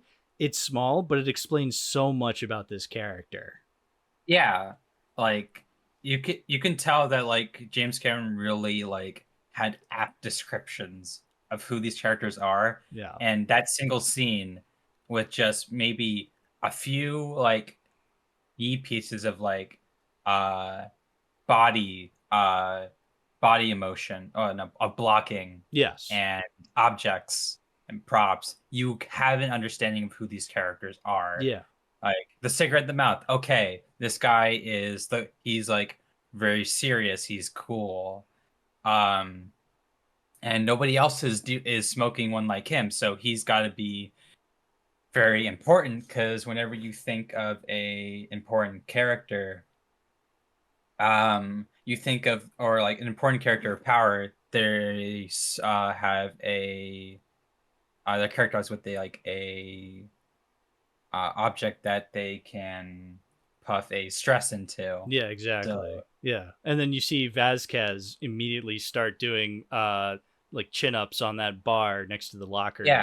like like you know off the bat who they are and Hmm. what you're in for. Yeah. Like these are people who are um completely serious about who they are, Hmm. but they also are very close. Yeah, So they're anything they're coworkers. doing, yeah. But and so everything they do is completely normal to Yeah. them. They I don't know, and that's what making having Ripley be introduced into the equation makes it really good. Is that you have this outsider. Yeah. Not Um, only is she an outsider to them because she's not a marine, she's an outsider to them because she's been lost in space for 57 years, so she's out of time as well.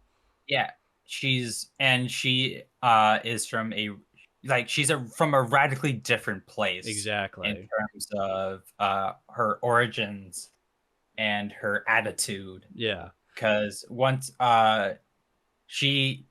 when you think of Ripley with what you know from the first film is that she was very by the book. Hmm. And even if she had to find unconventional methods to ultimately reach the conclusion of that film, she still was doing protocols. Yeah. So now she is basically being plucked out of her element into bunch of colonial marines who are extremely unconventional and do not play by the book. Yeah. And So, also, I really like the addition of her being untrustworthy of Bishop at first, because it carries over from the first movie where she essentially got screwed over from an android. And so when she comes across this android character, she's immediately like, you never said anything about a synthetic person being on here, and then goes, and that's when Burke has to explain to Bishop again, in the way that Burke explains to Bishop how, oh yeah, a synthetic droid kind of went haywire and a couple of deaths were involved, and she's like, went haywire, as if like, no, that's not what happened. He was doing exactly what he was supposed to be doing. And Bishop immediately is just like, oh, that can't happen with me. I have a behavioral chip, and she still is not like, I don't trust this guy. And she doesn't for the whole movie until the very end, but getting ahead of myself. But yeah, I love that that's an aspect that this movie brings up, because it shows it carries over from the first movie. So it's a perfect sequel moment to be like, oh yeah, we're acknowledging that the first movie did in fact happen. Yeah. Like nothing that she does feels unlike how she was in the first movie. Yeah, this feels like a natural progression. Ripley feels like a natural progression from the first movie, even though it's been 7 years and the movie's under a different director. Yeah, it's reaction from action. Exactly. So it's like we're witnessing a character who had growth, witness these people who are, I guess, in some way they're just, while they are static characters, they ultimately help her change. Yes. They don't, even if they are ultimately just meat bags to fill up your counter, they still ultimately push upon a narrative for her to grow. And without the Marines, she would not have met Newt. And there wouldn't have been an extra form of protection for Newt from the xenomorphs. Yeah. Because if it was just Newt and Ripley, it would have been extremely, extremely like dire. Yeah. Because it's just going to be Ripley, a child, and then at least 30 of these creatures, and she's only dealt with one. Yeah. It would have been so Jover. Yeah, extremely overwhelming. Yeah. I would have just killed myself. True.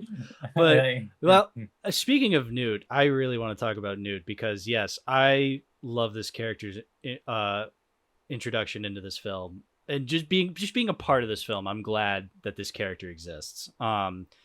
Because I mean, obviously when I first watched this movie, I was very skeptical, because I'm very skeptical of child characters in movies, because sometimes it can feel kind of forceful, kind of being like, oh, we can include a child character so then the kiddies can have somebody to relate to. But no, that's not at all how this feels like.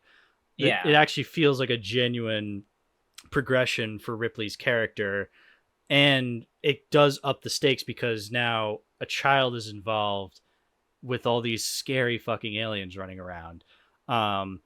And again, it's also elevated because the actress who plays Newt, I think, is very, very good. Oh, for sure. She obviously, James Cameron so far hasn't had a child character that doesn't feel well casted. And like the major point you can make about child actors is that as much as they may not have as much experience, it really is up to the director to create an environment for this actor to feel like they can try as much as they can to get exactly what they need. Yeah, absolutely. Yeah, you're always going to have actors who are certainly lacking than others in terms of talent and charisma, but sometimes it is on the director in getting a good performance out of said actors. Because you can have you can have really good actors give really bad performances, and it's all thanks to bad directors. Yes. So yeah, I do think, yes, it is a mixture of, I think because Cameron knew where to put the strengths of Newt in that is, she doesn't talk much, But when she does, they leave her dialogue scenes to when she absolutely is necessary to be talking, because otherwise, Yeah. a lot of her acting comes in the facial performance. Yes. And obviously, whenever you think of the character, you remind that like the reason why she isn't talking is because she had experienced so much Yeah, within the time frame that like of course she wouldn't want to talk. yeah, Like if she said something, she's generally probably afraid that she's just gonna start screaming. yeah. No, this, And you would yeah, like after experiencing all that, the only things you would probably want to let out is a scream or like an utter like or like a hysterical laughter yeah. of like utter despair, like. And And it doesn't even look like she's bored most of the time. That's something I've yeah, noticed with a lot of child actors, and they'll just look bored or completely blank faced, especially in horror films. That pisses me off. I get it because again, they're children. I'm not expecting Laurence Olivier type acting from them, but at least something so it doesn't just look like a director just yeah, plopped them in the scene and just rolled the camera. No. yeah, just ask one of the crew members to Yeah. bring on their child Yeah, that yeah, day. yeah, exactly. No, the Newt genuinely looks like she's terrified every scene she's in. She's wide-eyed, she's shaking. It looks like she's Yeah, she absolutely looks like mortified. shit. Yeah, she looks like shit, exactly. And it helps that like uh you get these kind of hints of how she got to the point that she is right now, and you perfectly understand how she's survived as long as she did. Mhm. Despite the fact that, and you get this in the crossover movies, which will all kind of get to that. The xenomorphs don't particularly discriminate Mhm. um, who their host is, and you definitely get that with the next film. They'll like do they'll go with anything Yeah. that like seems remotely organic in Yeah. nature. It doesn't even have to be human. It doesn't even have to be an Yeah, adult human. It could be a child human. It could be a dog. Exactly. Yeah. yeah, it can be a dog. A dog. It gives this nice little context of like how a child, since uh, and I'm gonna just kind of pull from the Jurassic Park novel for reference. Kids have aspects to them that adults forget they have. Hmm.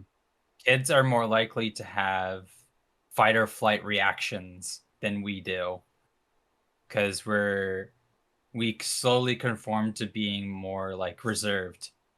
And with kids, they don't exactly have that privilege. So it makes sense why she ultimately was the one who survived compared to her parents or her brother. Uh, when she clearly has this area that only she could fit into. Mhm. And obviously, I guess I'm kind of lying if Ripley was able to get into it. But but Ripley's got a great Rip, figure. yeah, she works out. She Yeah. works out. Yeah.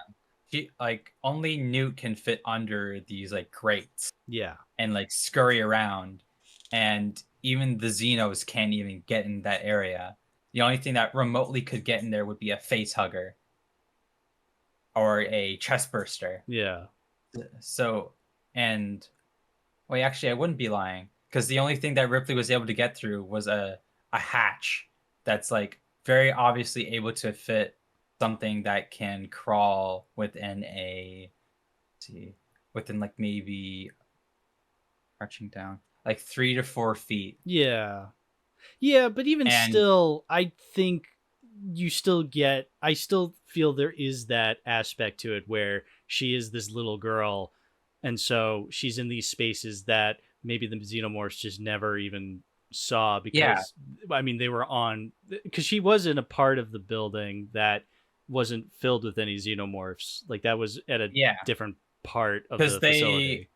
I we'll get to it whenever we start discussing the director's cut, um, we do they do we do ultimately know that at some point they were above ground because how else would this be abandoned Yeah. if they didn't get above ground?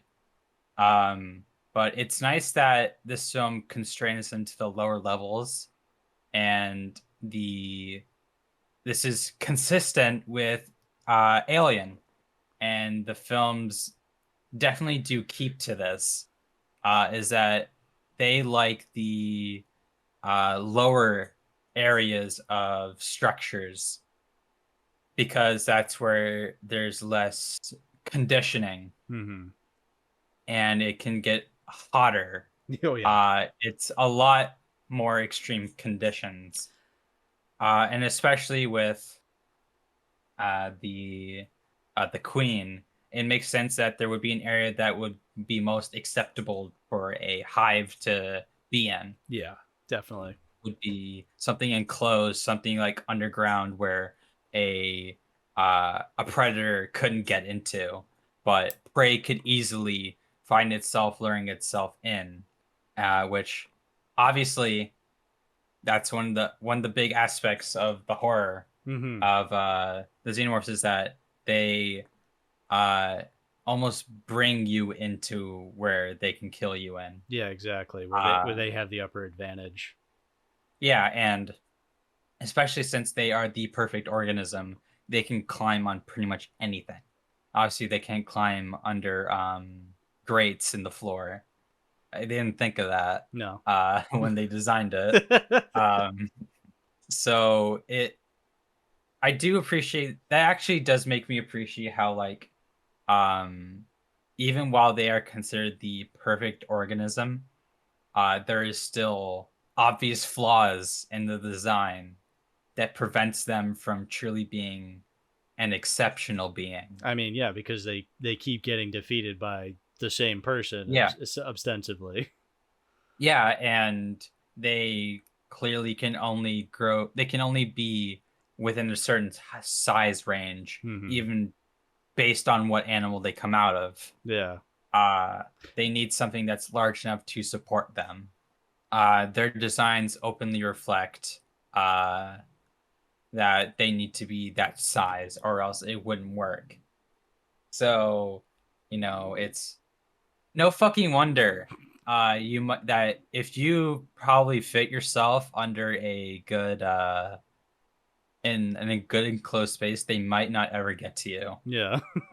Which obviously that's how Newt survived. Yeah, exactly. Hide under a grate, they'll never get you. Yeah. And I do enjoy how this movie slowly builds up uh to the eventual first xenomorph you see. Yeah, it definitely takes its time more so Yeah. than I feel like even the other movies that we've seen. Yeah. Uh I feel like that's where you can definitely tell that Cameron understood Alien. Yeah. It's and especially compared to um even the later movies, uh the eventual reveal of the alien feels abrupt in these movies, like, oh shit, like it's a big surprise moment. It's Yeah. not like especially with newer films, it's like a crowd pleaser type of thing. Yeah. Clap when the xenomorph appears. Yeah. It's not there's no like, oh shit, Yeah. that's a xenomorph. Yeah. It becomes, oh, that's a xenomorph. Yeah, exactly. It's like it goes from being a thing of terror to a celebrity. Which obviously that's just a kind of thing that happens with villains or monsters in media is And when it keeps going, yeah. you start becoming excited to see the thing that you were initially terrified of. Yeah, exactly. So, um, which makes the I guess that kind of does make sense why Scott would have kept avoiding doing the xenomorph in his the prequel movies. Yeah. Was he knew that they would be a crowd pleaser, so he was actively trying to avoid it. Which And when he eventually had to cave in, it still did come across as crowd pleasing. Yeah. yeah, Yeah. which is like I'm glad that the uh just went weird. Yeah. At Uh least there's that. yeah, and because and we'll get to Prometheus and I can kind of elaborate on it. Hmm. At the very least with Prometheus, it doesn't feel like overt that it's an alien movie. It kind of builds to the reality that it's an alien movie. Exactly. Yeah. Where, You but again, at least with this movie, Aliens, there is that build up, and then when they do yeah, appear, there is you still feel terrified that they're there, even though I remember I can't remember where I heard this, but somebody tried to point out that they're less scary now because you can easily just shoot them down in this one. So they're shooting a lot of them in this one, as opposed to the last yeah, one where it took a long ass movie to kill one. But I don't mind that because there is an overabundance of them this time, and so it's not so much the individual that's the scary part, but the fact that there's a mass of them.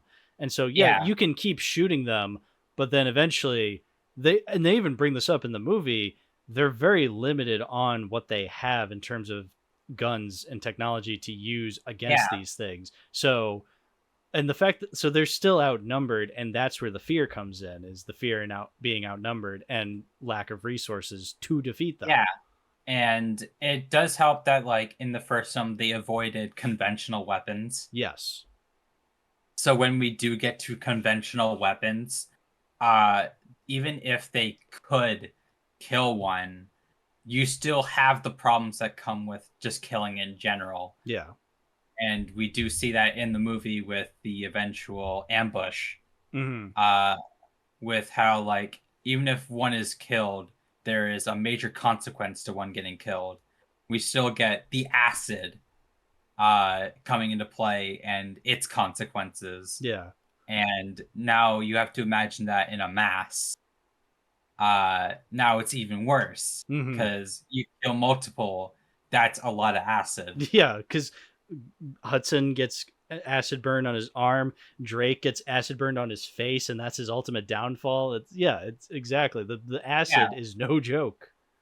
yeah. Like, uh, it was very smart to eventually do the conventional weapons in the sequel Yes. to show how even in a conventional sort of environment for how to deal with it, there is still that sense that it doesn't change the outcome. Exactly. And the fact that they're on a planet as opposed to a spaceship, so they have more space to run around, but they are on a planet that was that had contact cut, and so that's why they're there. So getting radio signals back to get help is very difficult. And also, like they point out when they ask how long can we expect a rescue ship if they don't hear from us, and they say 17 days, which is a long fucking time. Yeah, that's a week and 3 days. Exactly.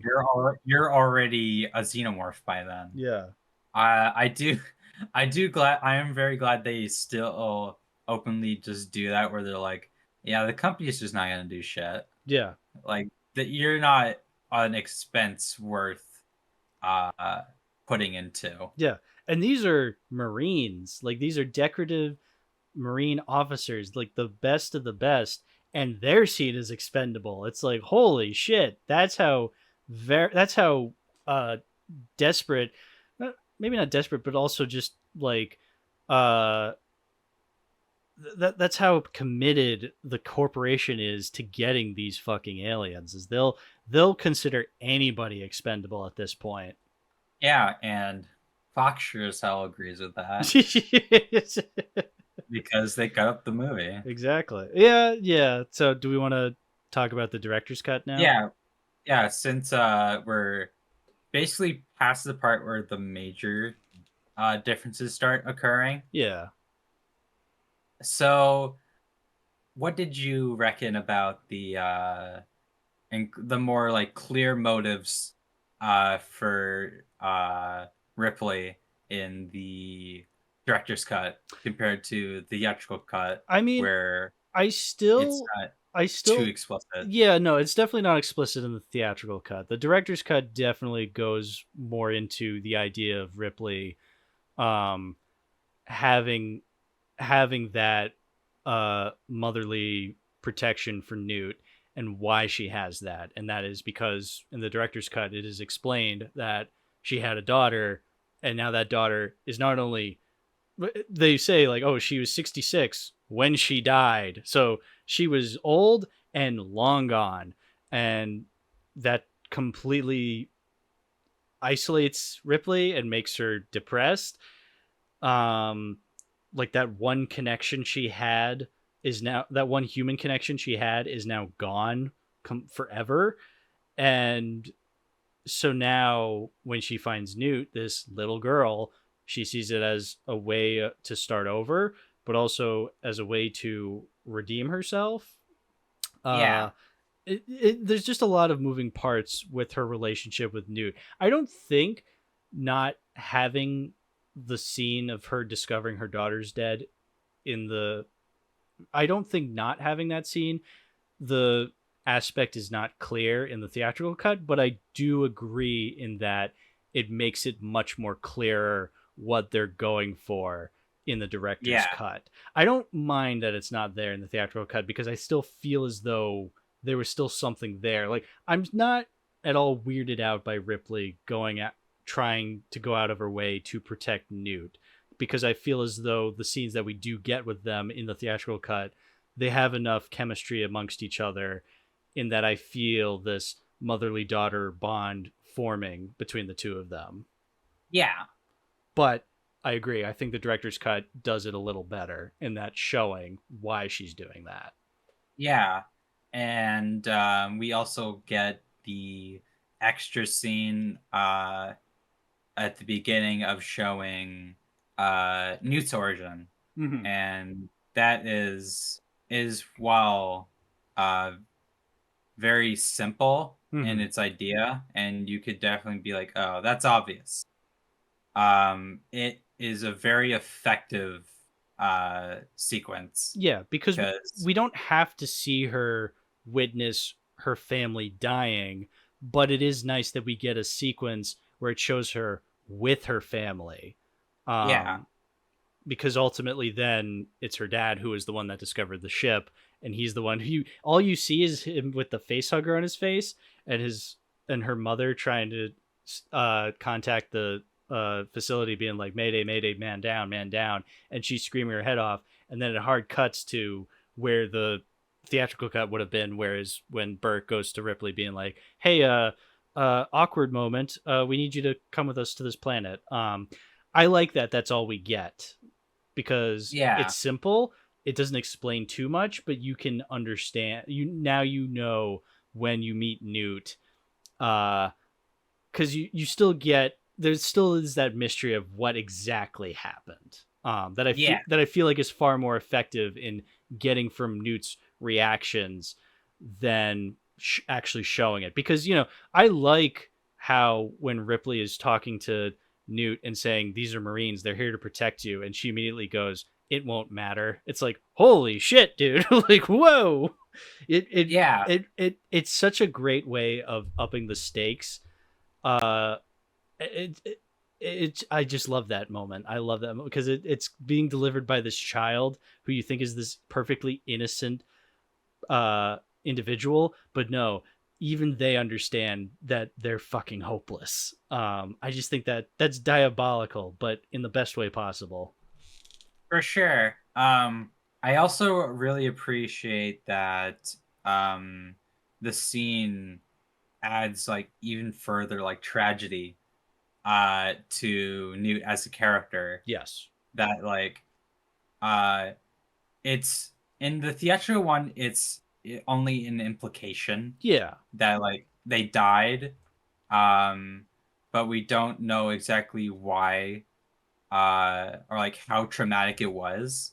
So like seeing even like the glimpses that the scene gives, it makes it completely understandable why she is where she is at the beginning, and Yeah.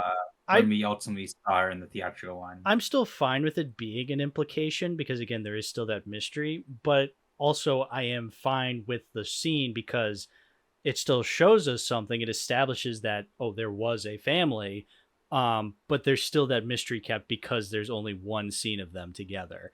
So Yeah. it works either way for me is the thing. I think that's what I love about this director's cut. Not only do I love the fact that again James Cameron, there's a clip on this Blu-ray when I watch the director's cut.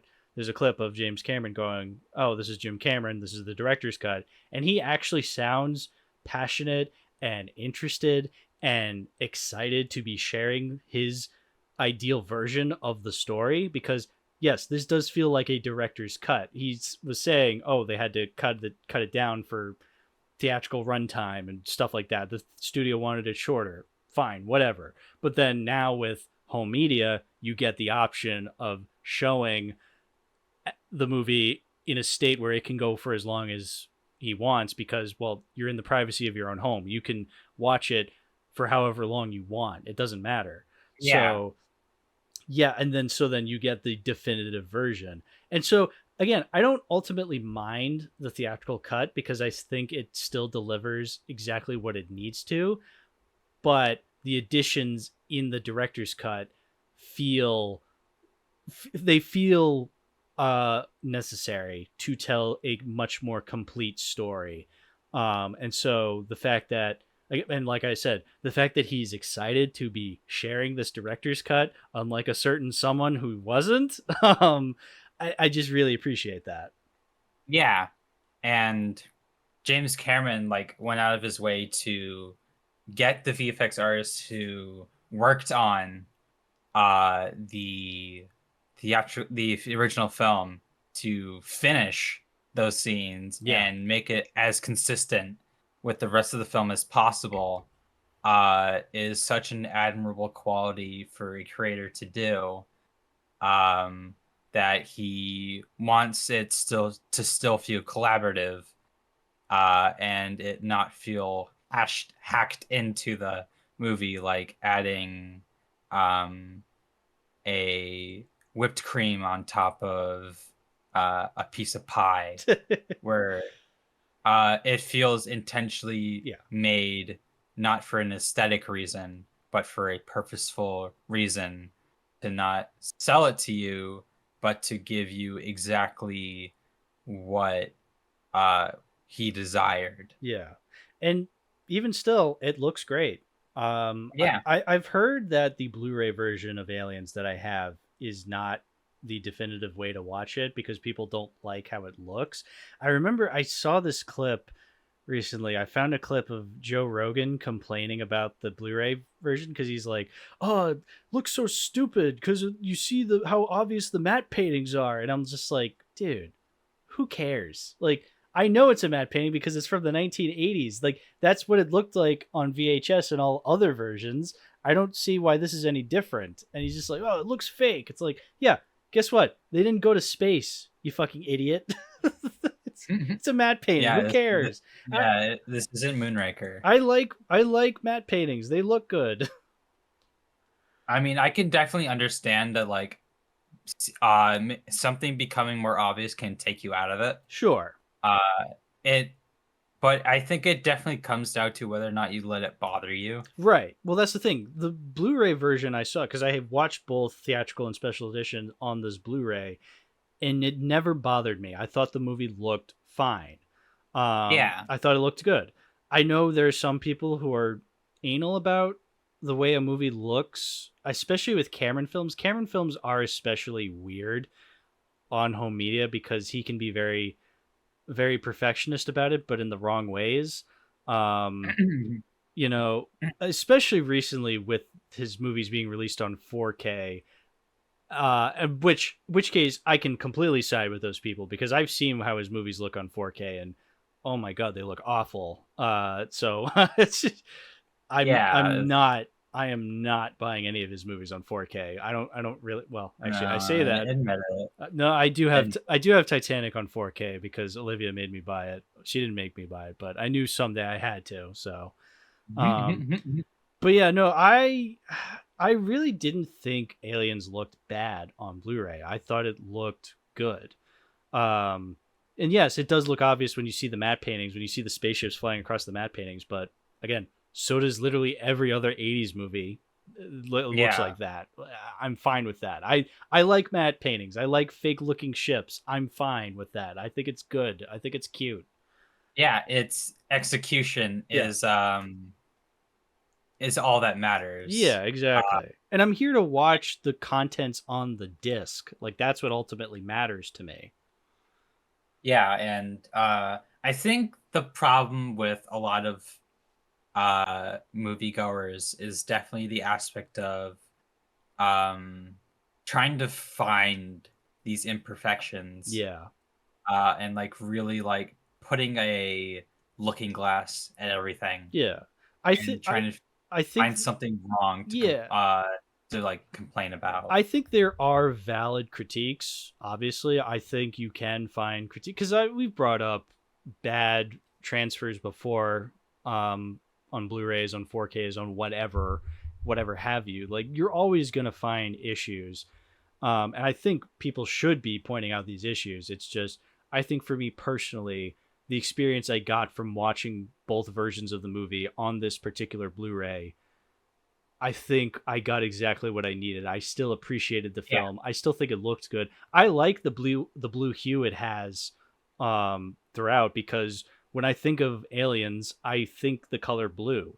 Um yeah, cuz when I think of the original 1979 film, I think of the color green. There's like a green tint to everything, whereas here there's very much a blue tint. yeah, And so I appreciate there. I want that difference even down to the boxing because I think I used to have Aliens on also the 2003 DVD version, but the packaging was green and that yeah. bothered me a lot, and so I couldn't stand it, so I got rid of it, and I'm just like I want Aliens on Blu-ray, so I bought myself Aliens on Blu-ray, and I'm like, yeah, Hmm. I much prefer this. I know it's ultimately it doesn't matter, who cares, but I need Aliens to be blue. I need it to be blue. Well, if it was green, you would die, right? Mm-hmm. Yeah, I Dabba dee for dabba sure. doo. I thing I do appreciate about all the Alien films is having a specific like color palette you associate with it. Yes. Whenever you think of Alien, you think of the color green. Mm-hmm. Whenever you think of Alien, you think of the color blue. When you think of Alien 3, you think of like very like dark maroons of the industry and steampunk of Yeah, it. very And when you think of brownish. yeah, and when you think of Alien Resurrection, you think of piss and pee. Yeah. Or with Prometheus, you think of like these like very like strong grays and Hmm. like monotones are and if you do see a color, you think of like very dark, like almost like void blues. Hmm. Like when you think of like the Deacon, you think of its blue color, like it's very leaning to almost like an indigo. Yeah. Or whenever you think of the engineer, you think of like the almost like ghostly whites of their skin. Yeah, ghostly white I would describe, yeah. Yeah.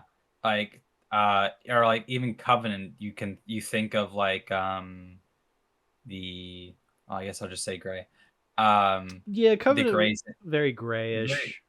yeah, but it's there's still like color like there's the David's hideout, and you think of like the almost like amber tinting of the candles. Mm-hmm.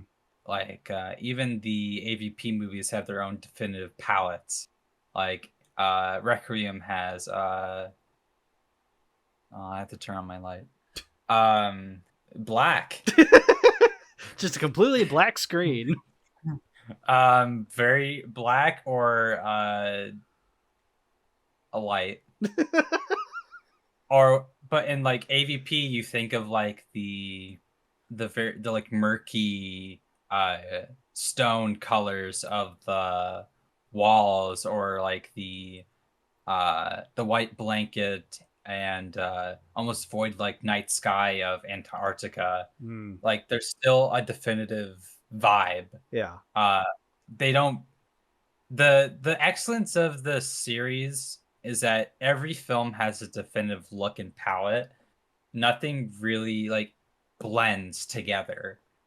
You can't really confuse one movie for another with a definitely not. scene. Definitely not. Yeah, no. When I think of each movie, I can definitely imagine. Like, I don't confuse scenes for being in other movies. So, Yeah. yeah, that's the like as critical as I will get of the series we move along. There are aspects I will definitely agree uh, to it doing very well, and that yes, each individual installment does have moments and color palettes to it that make it stand out from the other movies. Yeah, there's a voice. Yeah. It's not it's a in contrast with, and I'll do the punching bag. Compared this to like the Marvel Cinematic Universe, or like there is you're very hard pressed to find a definitive voice unless it isn't by the central core writing teams of that franchise. Yeah. Like whenever you think of like the like I guess the one series that really kind of like exempted itself from like having a uh like almost industrial feel is like the Iron Man films. Like Mm-hmm. even like Iron Man 1 and 2 very much feel like movies that are written by John Favreau, and that you can't 100% find how those were made anywhere else, even as much as the films try to bank on it. And like Iron Man 3 is definitely a movie you don't get anywhere else in the series. Quality of the film aside, it still very much feels like its own animal. Mm-hmm. Or like the first three Thor movies still abide by that too. The first film has a definitive look, vibe, and feel. Dark World has its own look, vibe, and feel, and Ragnarok has its own look, vibe, and feel. They all don't really like blend in until together until later when they do. Yeah. until it does. Yeah. Yes. Yeah. Yeah. So Or like it definitely was the point. You can definitely find pinpoint when exactly the MCU started being that way, even with a new director each time. And it's the one that everyone coins as the favorite uh of the early MCU. You don't need to say it for people to know which one.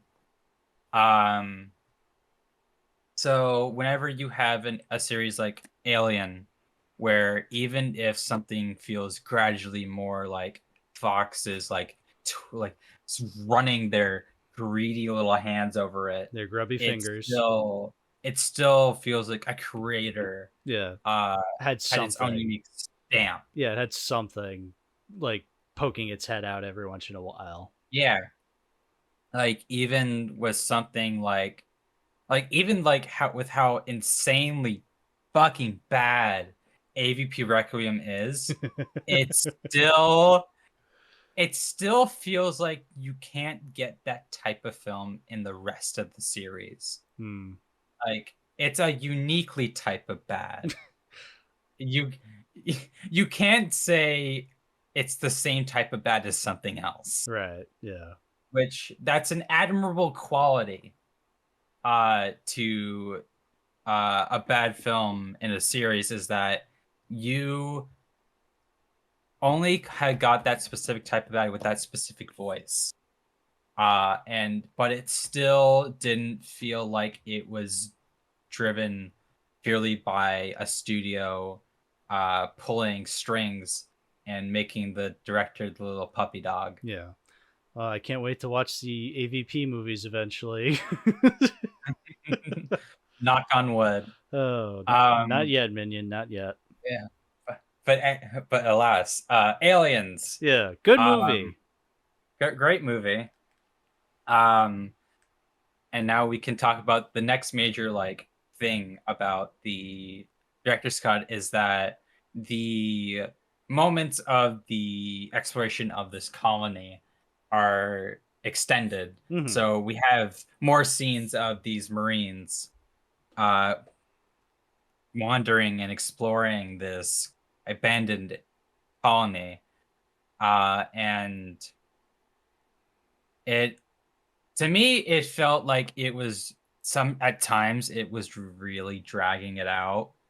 Uh and compared to the theatrical version where while it's slimmed down a bit, it's still effectively done. Where like I still feel a bit tense as they're exploring it because I mean obviously at some point or another, oh there's some aliens about. But it still builds it effectively, even if it's at a more quote unquote breakneck pace compared to the what you see in the director's cut, where it really plays up how long they're exploring this area. Yeah, I mean, see, ultimately, I don't mind that it goes on for a while because I do like these characters, and so I'm fine with them kind of going on for a little longer. Because I do think these scenes are still tense. Obviously, that's what I get out, but I can understand someone watching these extended scenes and being like looking at their watch, ultimately Yeah, thinking, "All right, can we move on, please?" yeah. Like, I mean, like I said, even if I'm bothered by it, I still think there's a way that some of them could still be that long, Mm-hmm. and then some could still remain rather short. Yeah. So that way it doesn't feel like it's more like where you don't pinpoint, oh, this is the part where they're really gonna drag this out. Um like obviously I'm sure some asshole has made a special little fan cut where they do exactly that. I'm not gonna watch it. Uh because I don't give a damn about fan cuts of alien movies. Uh, I'm fine with what I have, even if I'll complain all I want. I think that's Uh, fair. because ultimately, I already have like different options Yeah, off the exactly. bat, Yeah. and trying to find fan edits is already kind of a pain in itself, Yeah, exactly. and not everyone has that time to go through movies beat for beat in their editing software and make their own version of a movie. Right. And like I've Uh, been saying, I don't hate either version that the studio has released, whether theatrical or special edition. So I'm fine with either of these already. I don't yeah, need a third option. but yeah, after that, it pretty much plays the same. Mm-hmm. And I feel like after, like, once the the Marines slowly start dying is when the movie starts really picking up. Mm-hmm. Um, because now it's like shit's getting really really serious. Like it almost, even if the film is still very much an action horror, it kind of plays in almost a similar like beat of Predator, where the beginning of the movie is, while it's still setting up, it still kind of has that like very action feel to it, where Mm-hmm. like we have um these like very over the top characters that don't feel like in place with what you figure is happening, and they kind of set this like tone where you're like, oh, okay, this is gonna be a little bit more fun. It's gonna be a little. We're getting a little bit more camp. Yeah. But then as the movie slowly goes along and they slowly start getting plucked away, the movie is like saying, okay, you're still gonna get a little bit of it, but we're at the point now where we can't really mess around anymore. Like this is genuine stakes. Um, so it becomes more straight horror. And obviously the end of the film does still play in a more like conventional action way. Yeah. It still ultimately feels um not it feels more like it feels like a conglomerate of everything you saw before. And it doesn't make what you saw before feel too out of place. Yeah, no, I think it By the end of it. blends horror and action very well, actually. Yeah. It doesn't feel like it's clashing within itself. It feels very natural. Yeah, it plays both parties. Uh it's not like say what's a good film I can think of off the top of my head that would fit the bill? Um I guess I could just throw in like any like B movie. Uh Any Wheel Night movie, yeah. yeah, any movie that we've watched is like movies that are definitely trying to eat at this like huge buffet and get everything and try it Yeah. even if they don't know if they like it or not. So you have these like movies that like try to be action horror comedy and then they mess with their tones as a result and you get this kind of very muddled unfocused movie. Um or you have something like uh Dracula Dead and Loving It. Mel Brooks, right? Yeah, Mel Brooks. This is the one where what's his face? Leslie Nielsen. Uh, Leslie Nielsen plays Jack. Yeah. That movie tries to like play like everything Dracula, and it doesn't do it well at all because it's trying to eat so many cakes. I've always wanted to And you see it because it's a Mel Brooks film I haven't seen yet, but it is one that people say is awful. it it's a movie with like maybe one or two funny scenes, Hmm. but it's played with unfunny scenes in between, which, Mel Brooks, he doesn't always have like a hitter in all of his movies. Sure. Like Spaceballs definitely has its own fair share of like, all right, I get it. Let's move on. But like, which relevant movie technically, That's true. That's uh, true. technically through like two different ways. Um, it Spaceballs still, while it does do Cake and Eat It too, it doesn't feel like it's trying to cut base Hmm. of everything. Yeah. It still has like a central point. Like it doesn't try to do everything Star Wars that was at the time. Like it doesn't. It has its New Hopes.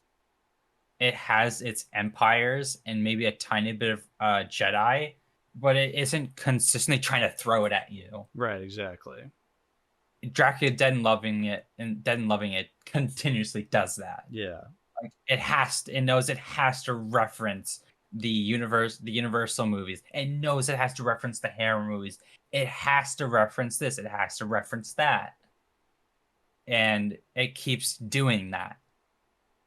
And you ultimately wonder if it's and immediately comparing this to Young Frankenstein, um, which is a movie that is very openly tributing while also parodying the original Universal Frankenstein from 1931.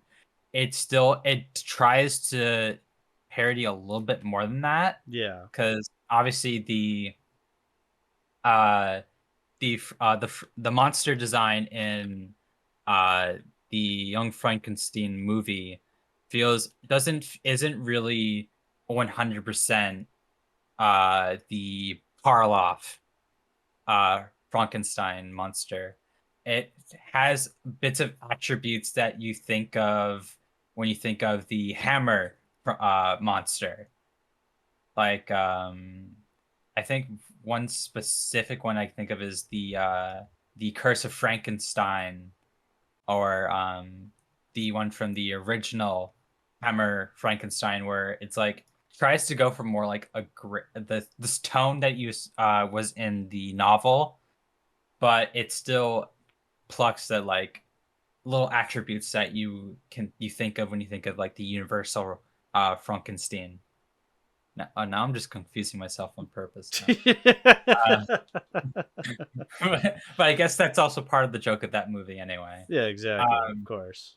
back to Aliens is like Aliens could easily have parodied the original Alien all it wanted, and especially with how like it had these larger than life like Marines who were very like testosterone injected.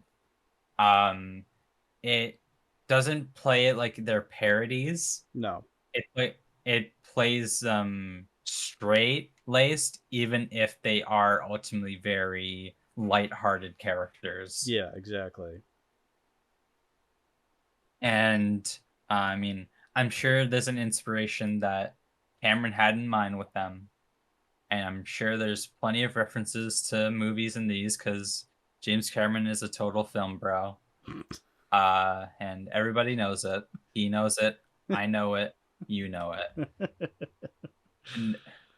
And he's definitely from that period where a lot of people would just reference something because they know they can. Hmm. Um, But it definitely didn't come across as yeah, hacky as it would yeah, be like now, where if you reference something now, a lot more often it comes across as hacky. yeah. Especially because they like won't do something clever with it. No, exactly. They won't make it their own. Yeah, they play it too straight. Yeah, or they're doing it to make you remember that thing that it's Yeah, referencing because you love that thing that it's referencing, and you think, okay, yeah, I do love that thing you're referencing. I'd rather be watching it than this. yeah. And uh, once Aliens does become that horror film, it it shows that it shows how much James Cameron really took it cues from Piranha 2. Um I'm only joking. But or maybe I'm not. Um where like I guess even like in Piranha 2, you do get the sense that James Cameron did understand the horror genre in some way. And here he definitely does play it very well. It is very fun watching a creator show how diverse they are in filmmaking, where they can obviously after this movie, it's very blatantly obvious that Terminator 2 would be action horror, Mm-hmm. because well, he did it with Aliens. Why not do it with Terminator after the first movie, which was more like it did kind of almost follow the Alien, in that it was more like a straight horror. Um, but the next film would become a little bit more action oriented, and like that movie T2 Judgment Day, it doesn't feel like a sudden change. It feels like a gradual progression that was going to happen. Yeah, there's definitely a natural progression there. Absolutely. Like while I'm personally not a big on Aliens, even if I do think it's a great movie, I do think it's undeniable that this film does work, Yeah. even if it's not for me. Yeah. I can see that. Like and I think that does show how much of a quality film it Hmm. is that even if it doesn't work for me, I get it and I still like it. Yeah. Um, and obviously I'm gonna bring up a very stupid thing I saw on Twitter. Was someone arguing that a movie is good because you can rewatch it so many times, and that represents its quality, which is absolutely not true. Really. You can Because if you think you can think about it, like there's so many times you can watch um a really bad shark movie. Does that make that movie good? No. Okay, yeah, It's a if that's the only thing you're judging a film on, sure, because I definitely think a movie's rewatchability is crucial to its quality, but the only thing, no. Sure, Yeah, yeah, I can agree to that. Yeah, the only yeah, okay. Yeah, yeah, I see what you're saying. like there's a more to it than whether a movie's quality. Cause like you can watch a movie once, absolutely love it because it's that quality of a movie, but you don't want to watch it again. I don't know about Like that. No, I don't know. here, Because well, I'll give you an example because I sure. still have been following it to this day. Okay. So Shinya Tsukamoto released a movie called Kodako. Okay. Um, I love this movie to death. I absolutely refuse to watch it again. Hmm. And my specific reasons are purely based off of comfort and my own personal safety. Because while it is undeniably one of the best movies that I've ever watched, that movie I either have to be in the mood for, or I just can't watch it because Hmm. it is a movie that's extremely heavy. There is it is a movie that is just complete and utter dread, Yeah. uh, through beginning to end, and it can make you feel very uncomfortable. And it also has self harm in it, Hmm. which I have my history with that, and I don't want to reactivate any like memories that will cause a trigger. So like, while it is absolutely a quality movie, I cannot say that the rewatchability factor plays into it. Yeah, but see, there are movies that I've seen that fill me with such dread and uncomfortableness that I would still rewatch because I absolutely respect the hell out of them for going that far. And those are the aspects that even though they make me uncomfortable, I still want to revisit them and revisit those feelings I had Yeah, because it was so good. I mean, I guess that's just one of those things we're gonna agree to disagree with because I genuinely do champion people to rewatch films to truly understand what a film does, and if that feeling that you had that first time around is still there that second and third time and subsequent watches after that. But again, I feel like it does depend too. Yeah, and yeah, again, to say the it's only situational. yeah, to say the only aspect, no, I've never said the only aspect. Yeah, that's Twitter Yeah, being yeah, a dumb take on Twitter. I'm shocked that that exists. yeah. But yeah, It, the but only aspect, it's no. a but it, it's a take that's too simple when Right. it's a very complex Yeah. and it comes with a more complex answer. Yeah. Film is not as simple as saying one or the other. Yeah, It's very situational. Yeah. yeah. It There's a lot more to it than um like it's there's a difference between, oh, I guess this is on, I guess I'll put it on, to I will absolutely put it on. Yes. It like and a lot of people still don't do this anymore. Um uh I'm pulling out the boomerang hat.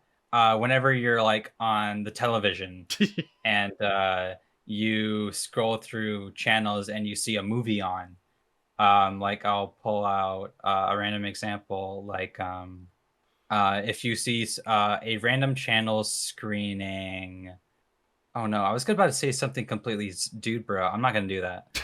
um I'll just pull a random film. Like if it was showing something like Chef on the channel, that for me that's an automatic. I have to rewatch it. Yeah. Like it's a click. Like I know I'm going to love it. I know it's a movie that can feel good while I watch it, and I'll always appreciate it. Versus like seeing something like Phantom Menace, where like I'd be like, I guess I'll put it on. Yeah, exactly. Even if I do like Phantom Menace, it's not a film I go back to often. Which I guess that goes for all the prequels. And most Star Wars movies. Like if it's on, I go, well, there's nothing else on. But it's different to another movie I'll bring up, like and I might be a bit hypocritical. If Audition by some chance was playing on a TV channel, I would actually just put that on because that is like such an insanely quality movie. And I know that once I put it on, I'm going to have a really good time because it's a movie where there's something new to experience each time you see it. And to me, I never had the same viewing experience twice with it. But Aliens. Aliens actually does kind of fit this conversation where like you find something new in it. Oh yeah. Like every time you watch it, whether you find something to appreciate less or more. Yeah. Like I absolutely do adore the set design and the xenomorph designs in this movie. Even if the warrior xenos their differences were just I still don't get why we did it. Because it's only the crest is different for some reason. I don't like I guess I get it. But it's still like so insanely superficial.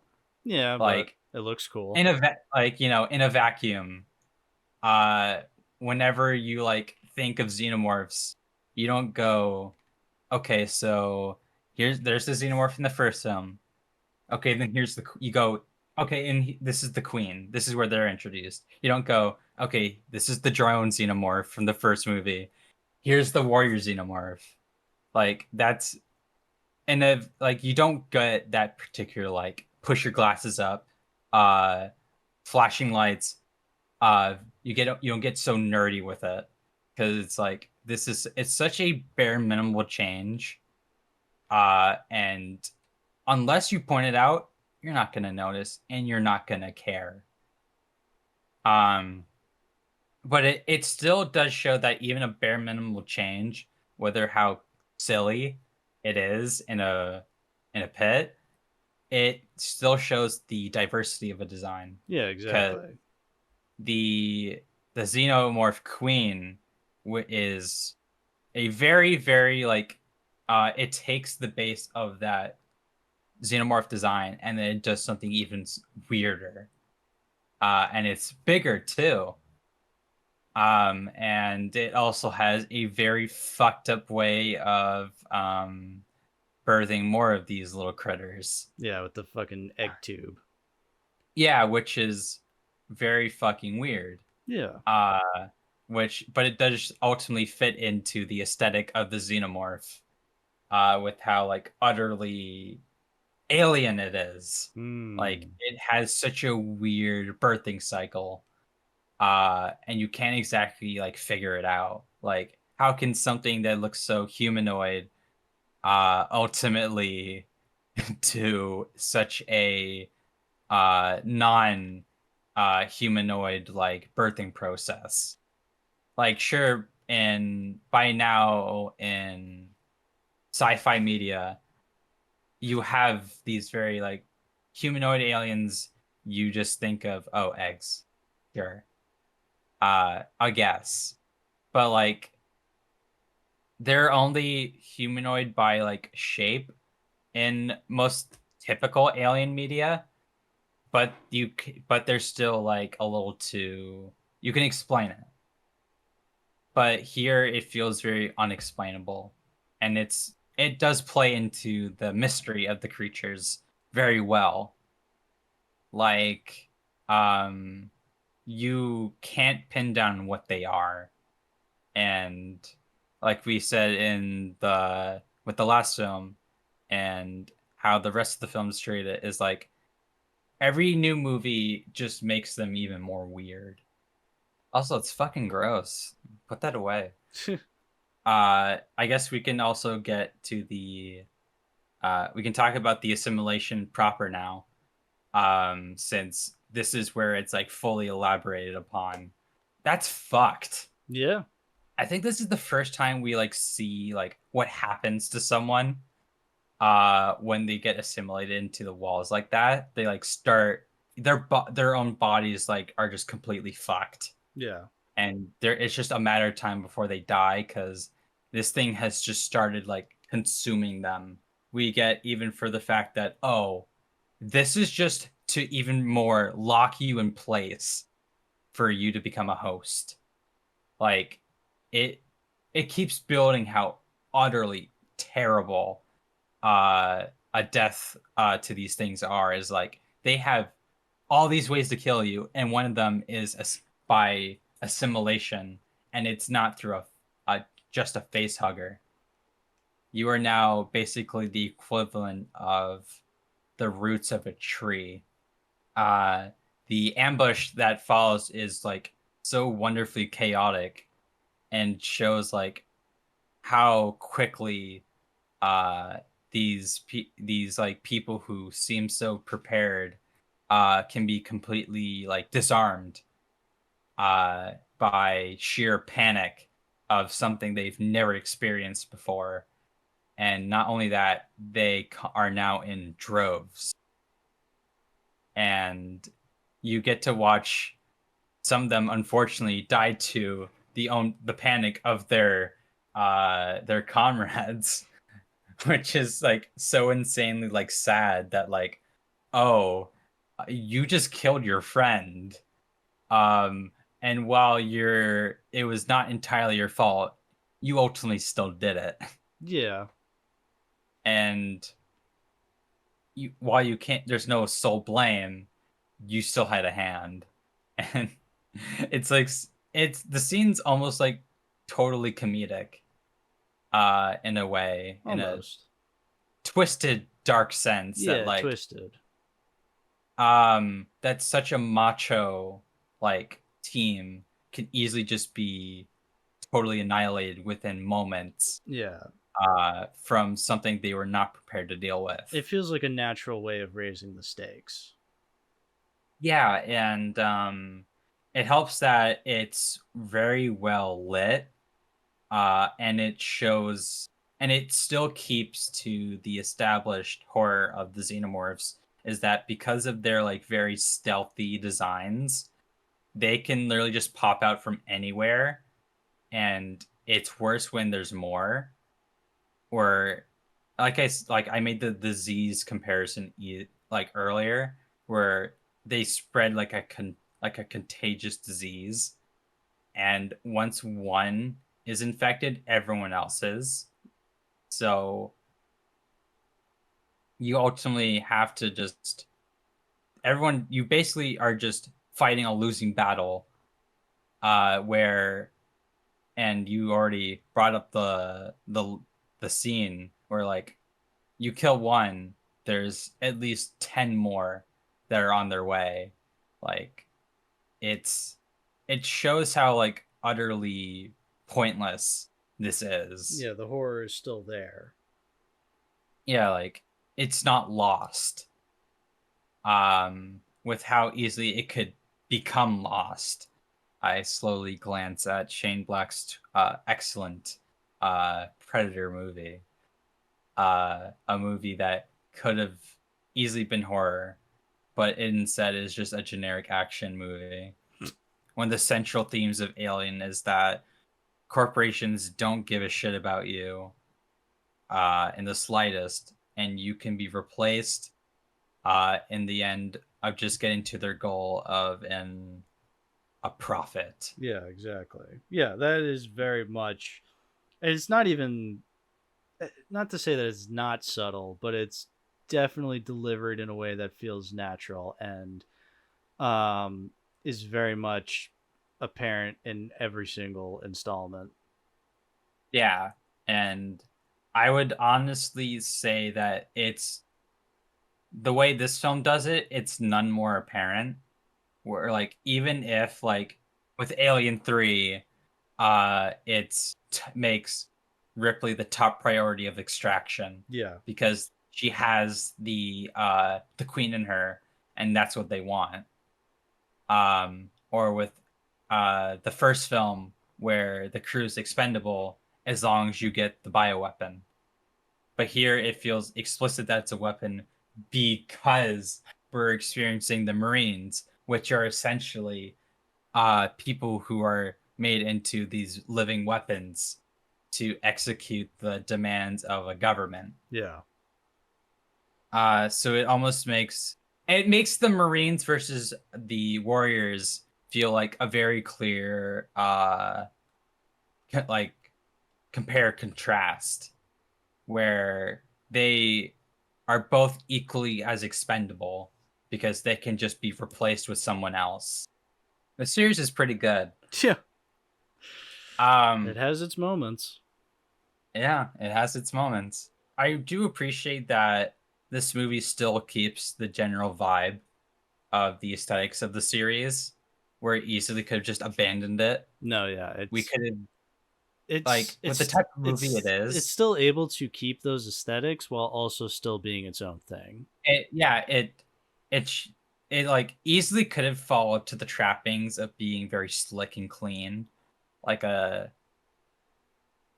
Star Trek can be, Mm-hmm. or Star Wars, especially later stuff. Star Wars can get very like squeaky clean. Everything feels like even like up until like 3, everything has like that lived in quality. Yeah.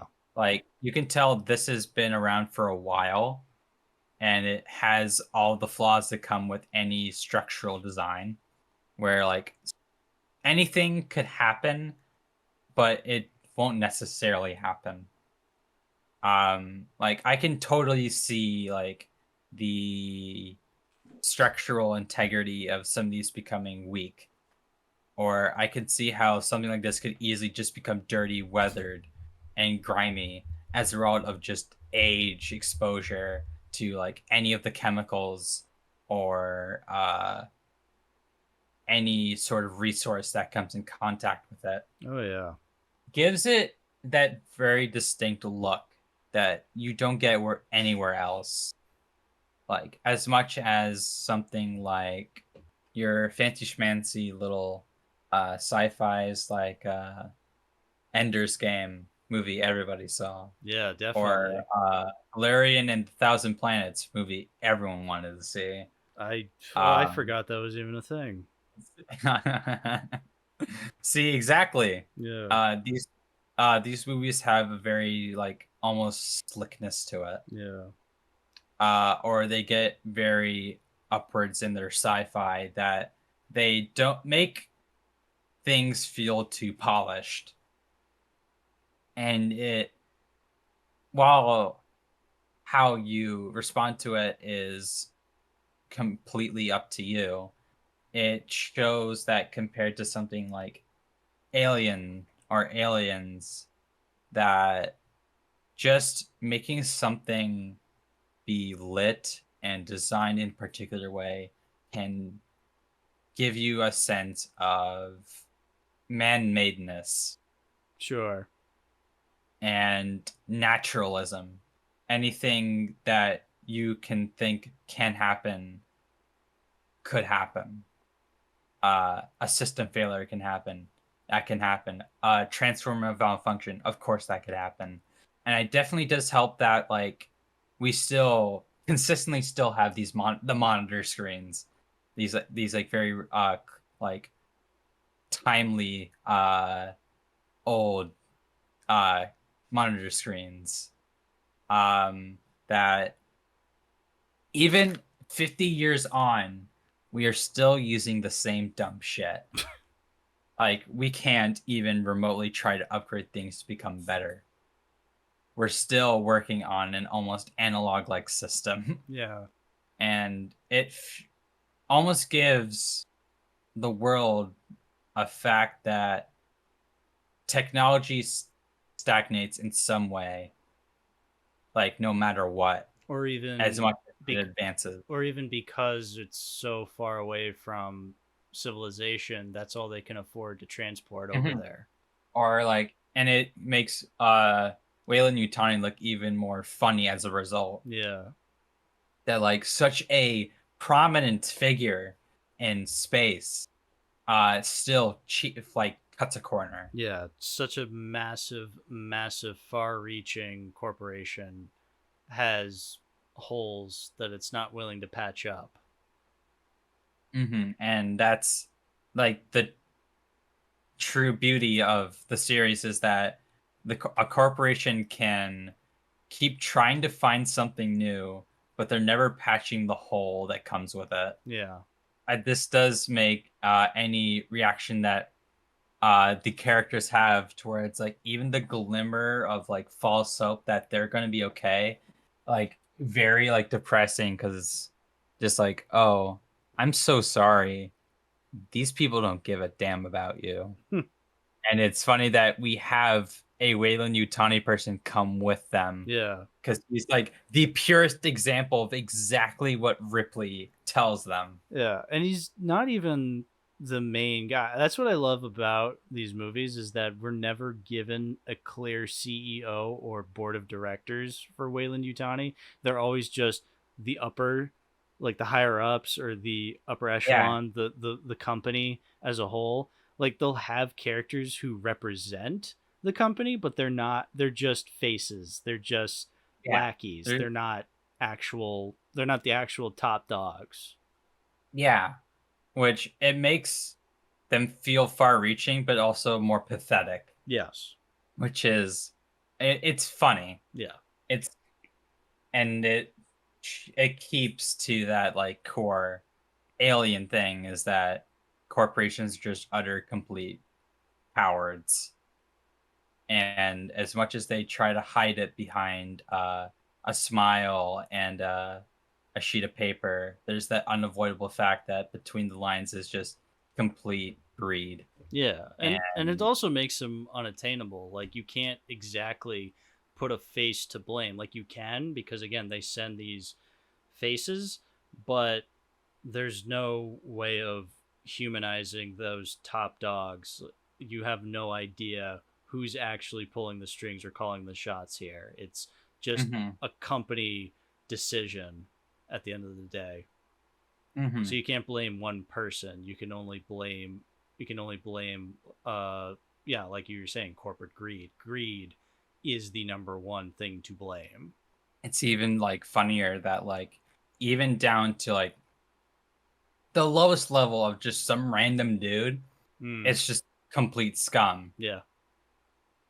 Which and it how these like people will just keep punching down on like the most common of workers like Ripley Mm, and like it makes I guess the overt themes of um the worker is the victim of the corporation that a person can come into this job and because they need money and they need it for goods and services um like more peanuts uh ultimately they're gonna keep being screwed over, yeah. and this is something I'm very much glad that the series even and it's now more than ever corporate stages of existence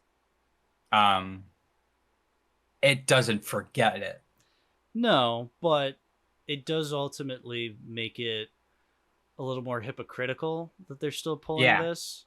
Um, I mean, granted, when it gets to Alien Cubed, uh even with the corporate meddling having to do with that movie, I still feel as though the ending and uh its themes of corporate greed still come across.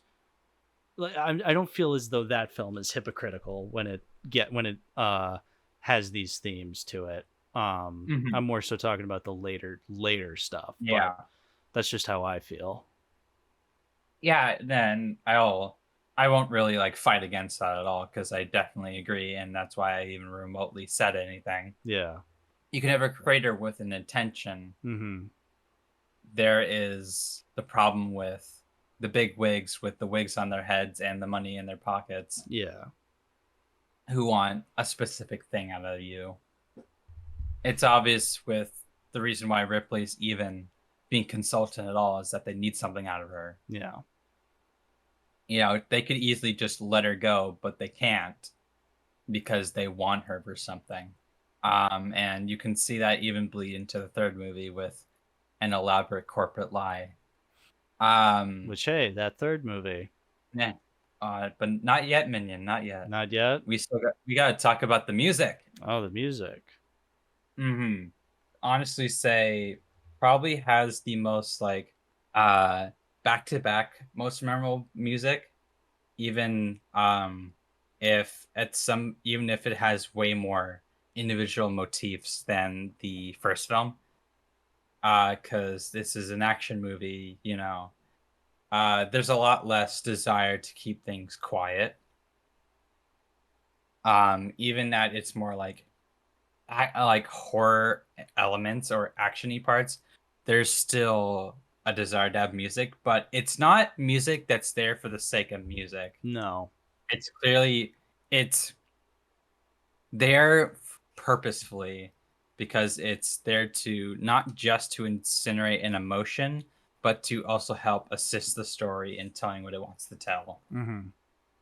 It's not the incidental music that you take off of a library or a set of three different samples you took from your digital library of sounds and just pieced it together to make something sound presentable and to force you to feel a certain way. It has intent, it has purpose, and that's something that can become pretty lost in a movie. And I cannot give a composer like James Horner enough credit for that, who is a very, very talented musician. And, you know, he's done the music for so many, like, really fun and iconic films. And it's no wonder why James Cameron would always work with him on, like, Titanic uh, movie that you have. Um, and he also has done stuff for like Star Trek. He's done The Amazing Spider-Man. He's done uh, the Mask of Zorro, or Mighty Joe Young. He like he is not just like a composer you plucked No. off of the street or you tore from the indie scene.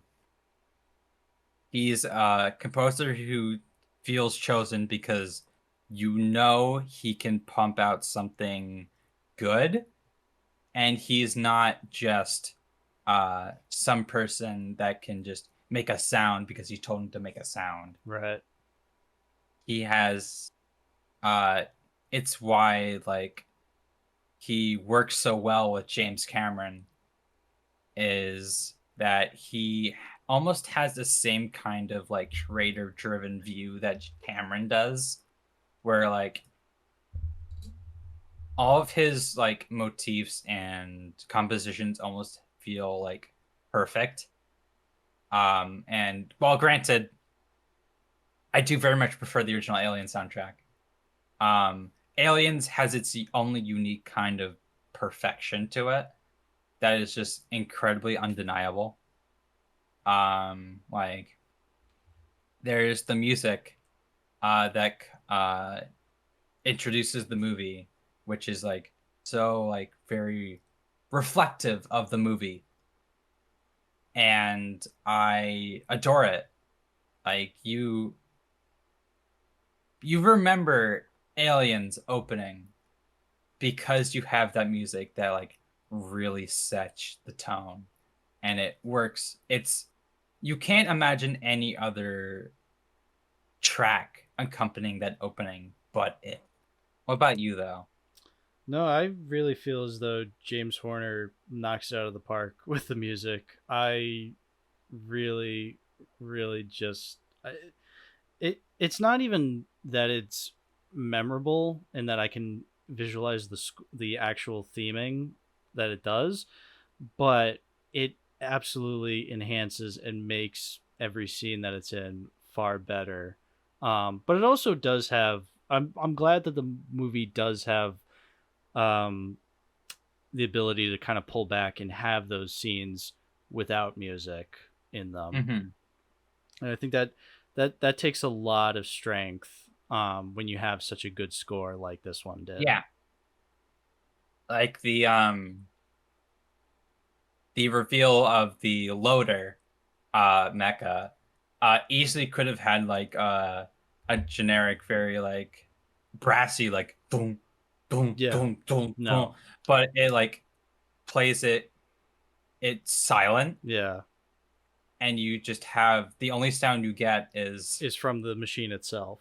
yeah, the machine itself and the door slowly revealing it. Yeah. It Leading up to doesn't get away from her, you bitch. yeah, like it lets it play out. It doesn't force an emotion out of you. It lets the emotion come from the overall reveal of it, the payoff Yeah. from earlier in the movie, where you find that, oh, of course she knows how to do this. She's basically a space trucker. Of course she's forklift certified. Yeah. And I mean they even say that they have a scene where Burke is saying, "Oh, you're working here now." And it's some docking bay job, and yeah, it's implied that she does essentially what she was doing before, but at a much smaller level, Yeah. company wise. The last thing I will say is the cinematographer Adrian Biddle, Mm-hmm. who also did and you're gonna absolutely love like his like most notable films. So it's Thelma and Louise, Mm. Judge Dredd, Event Horizon, Oh boy. The World Is Not Enough, Okay. and The Mummy. Uh, the And 90s hits. and he did work on the last movie too, Mm-hmm. but like with we mentioned earlier, even if it's the same like cinematographer, there's still a uniqueness Yeah. to its look. It, It doesn't it look there's like the no last one. yeah, there's no homogeny involved, Right. but you can definitely feel like the fact that this is still the same universe because it still does play uh to some of the strengths of those the lighting and the shadows. It having that cinematographer who worked on the last film makes it flow in like a similar sense where it almost improves upon uh the first film's own cinematography by showing that not only has Riddle improved a lot, uh he also is really taking advantage of the what is clearly a larger environment to work on, and he gets to play with the camera more because James Cameron is now making him work on a more open set. But yeah, overall, Aliens, uh, a really great time. I personally would give it a an 8 out of 10. Hmm. And the director's cut, I would give probably about the same after this discussion. I think I gave it a little bit less when I last watched it, but I guess really discussing it can help you understand and appreciate things a little bit more and be a little less critical. I was gonna over say, what yeah, very minor things. yeah, exactly. Yeah, I'm going with 9 out of 10 for both versions. I really love this film, and I'm keeping the Blu-ray. So, Take that. take that, Take that, take that. Joe Rogan. Yeah, take that to the bank and smoke it. All right. Are Well, you gonna go in that much detail with the next movies? Because man, no, no. okay, No. That's for the bonus features. With my director's note, this is for marketing purposes only. yeah, boy, Yeah, for extra views. uh, So Alien 3, Alien Cubed. mm-hmm. I can't think of another title. That's basically what it is. It's cubed. Mm-hmm. I don't own it. From now on, I don't own any of these Alien movies. So I don't own anything. yeah, Directed by David Fincher. The special edition is directed by, and I have to make sure I say his name right. Was directed in quotes by Charles D. Laritza, who is a guy who worked on the documentaries of all the films on the quadrilogy set. So you have one of his directorial works. I guess we'll go over the theatrical one since it's not first because it's shorter, and we can complain about things more. I don't So we got hate Alien Cubed as much as other people do, but I absolutely understand where people are coming from when they say they don't like it. First off, I'm addressing that. I find it very funny. I was reading up a bit about it. So supposedly, it was American audiences that took rather negatively towards this movie. But the European audiences apparently liked the movie way more, which I can't really think of a reason as to why. I guess just Europeans accept they live in a shithole way more than Americans do. No offense to European viewers, or if you agree, then allow me to continuously repeat it. This movie, now we can bring it up. After Aliens, you wonder, where the fuck do we go now? I mean, and like I was saying this before, even before we get the story we get for Cubed, with the way Aliens ends, I don't see how you can keep it going in a way that would be satisfying to people. The concept of a third movie didn't really exist in general, because it's like, well, I mean, we don't know what we're gonna do, and I'm pretty sure it was Fox who wanted it for, I would only assume would be a schedule slot. Yeah. And oh boy, Alien definitely had its share of problems in production. Aliens probably did. Alien 3 from the get-go was a total disaster. Yeah, it sounds it from what I was reading up on it. Yeah, it's just there's going through so many rewrites.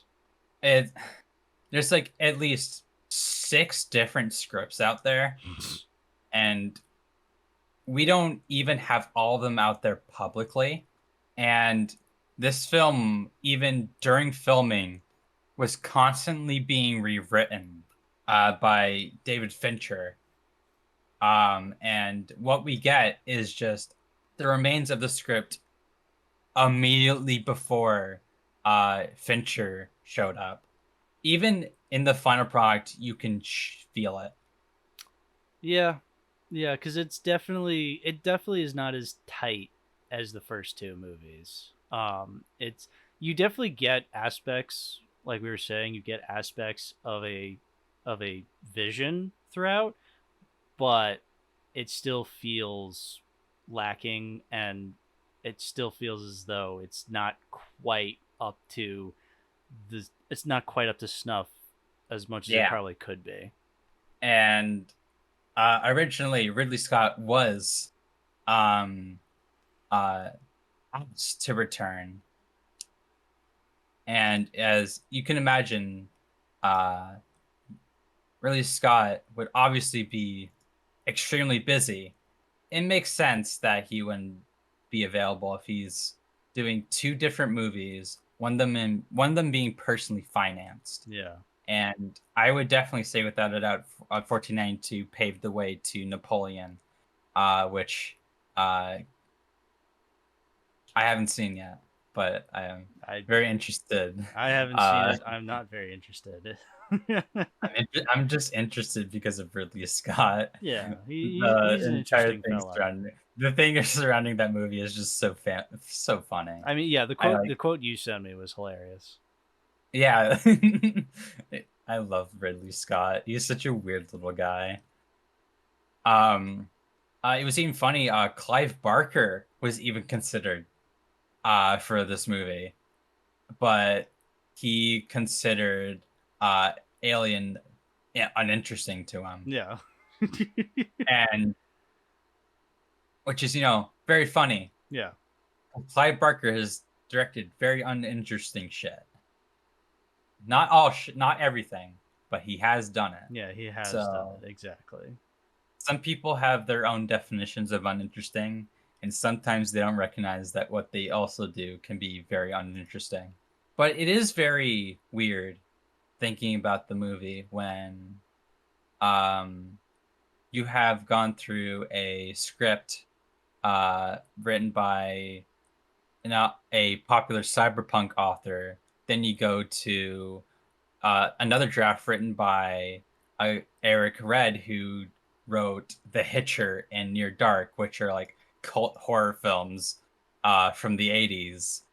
And then you jump to uh, David Twohy, who, um, as you know, went on to do Pitch Black and Chronicles of Riddick. Hmm. This was like before he became a director, and then you get to um the script written by some of the executive producers, um and then we ultimately get to the Monk script, which is about Ripley ending up on this planet of monks who are part of this religious cult, and you can see the remains of that in the final film. Yeah. um and oh man, even during filming, what a total disaster. It sounds it um and looks it. mhm. It's very odd. They had like so much money that Fox was pumping into this, that like they would even there's even sets for unused parts of the movie that were like designed, and some were almost in the middle of construction, and they would never be used. And then you have all these accounts by actors saying that like every day was like a new problem, and then it got to the point where you had Fox executives showing up on set policing. Ay, ay, ay. And David Fincher, because they obviously expected this music video director to be like a lapdog. David Fincher, and anybody who has watched any of his movies can tell he has a very specific vision, Yeah. and he wants it to be that way. Exactly. Yeah. God, could you So imagine if this movie uh kind of halted his uh career? Like this was his only movie, and he just was like, I don't want to ever deal with movie making again, and the films we would have lost. yeah, it's like with how unbelievably fucked this movie is, it's like no wonder like if there's a universe where he just stopped here, you wouldn't blame him. Yeah. This was a total shit house. Yeah, it's total nightmare. Like David Fincher would be regularly arguing with producers that were spying on them at every which way during the movie. And it's like no real wonder why Fincher has since disowned the film. Oh yeah, no, this is a total David Lynch Dune situation where he wants nothing to do with it, and I don't entirely blame him. Like the sheer, I know I read up that like the sheer thought of the movie agonized him Yeah. because he has to like think about all the bullshit he had to deal with. So let's get into it. So the story honestly is probably the easiest thing you can talk about. Mm-hmm. Pretty straightforward. Yeah, Ridley Um, crash lands on a planet, a prison planet that only mhm. has a specific amount of prisoners because the Wayland Yutani Corporation has since abandoned it, and so they're just there because Yeah, they had nowhere else to go, and so Hicks and Newt are dead. They die off screen, which I I because I didn't grow up with this film, I didn't. I mean, I obviously have an emotional attachment to those characters because I like them, but ultimately, I'm fine with them dying because I kind of like how dark this movie goes with that. How it's just like yeah, taking these characters that are fan favorites and killing them. I even found it hilarious in the theatrical cut because they really doubled down on showing the corpses. They show Newt's corpse kind of looking like she suffered while drowning. And I'm like, that is so morbid and out there and dark that I kind of love it. But I can yeah, imagine somebody watching that being like, yeah. "This sucks," Oh like yeah, like being James Cameron. being completely insulted. Yeah, James Cameron. Whereas with the assembly cut, they kind of downplay it to just typing it on the computer, and that's Yeah. that. I feel like that's a little more tasteful is the wrong word, but you know what I mean. Like I never had a problem with it. Whenever I think of Alien, I think of like nihilism Yeah, and like sure. cynicism. Yeah, It's that's exactly why I'm not that opposed to it. I feel like they probably could have gone about it differently, and maybe there is a better script where they do live, but they still you can still have nihilistic aspects. But yeah, I mean, given what we're given, I'm like, all right, fine. We're doubling down on the nihilism here. Sure, why not? yeah. And honestly, when you look at the movie, it's like, what would be the point of keeping these characters alive? Hmm. Like Yeah. maybe Hicks, Maybe maybe Hicks. Hicks, Maybe. but like Well, that's with the thing. Newt, But that's the thing is like originally they didn't want Ripley as the main character, and I feel yeah, like you could do that. You could because I feel like with Alien, I don't think it ultimately matters who the human character is as long as xenomorphs aren't yeah, involving themselves.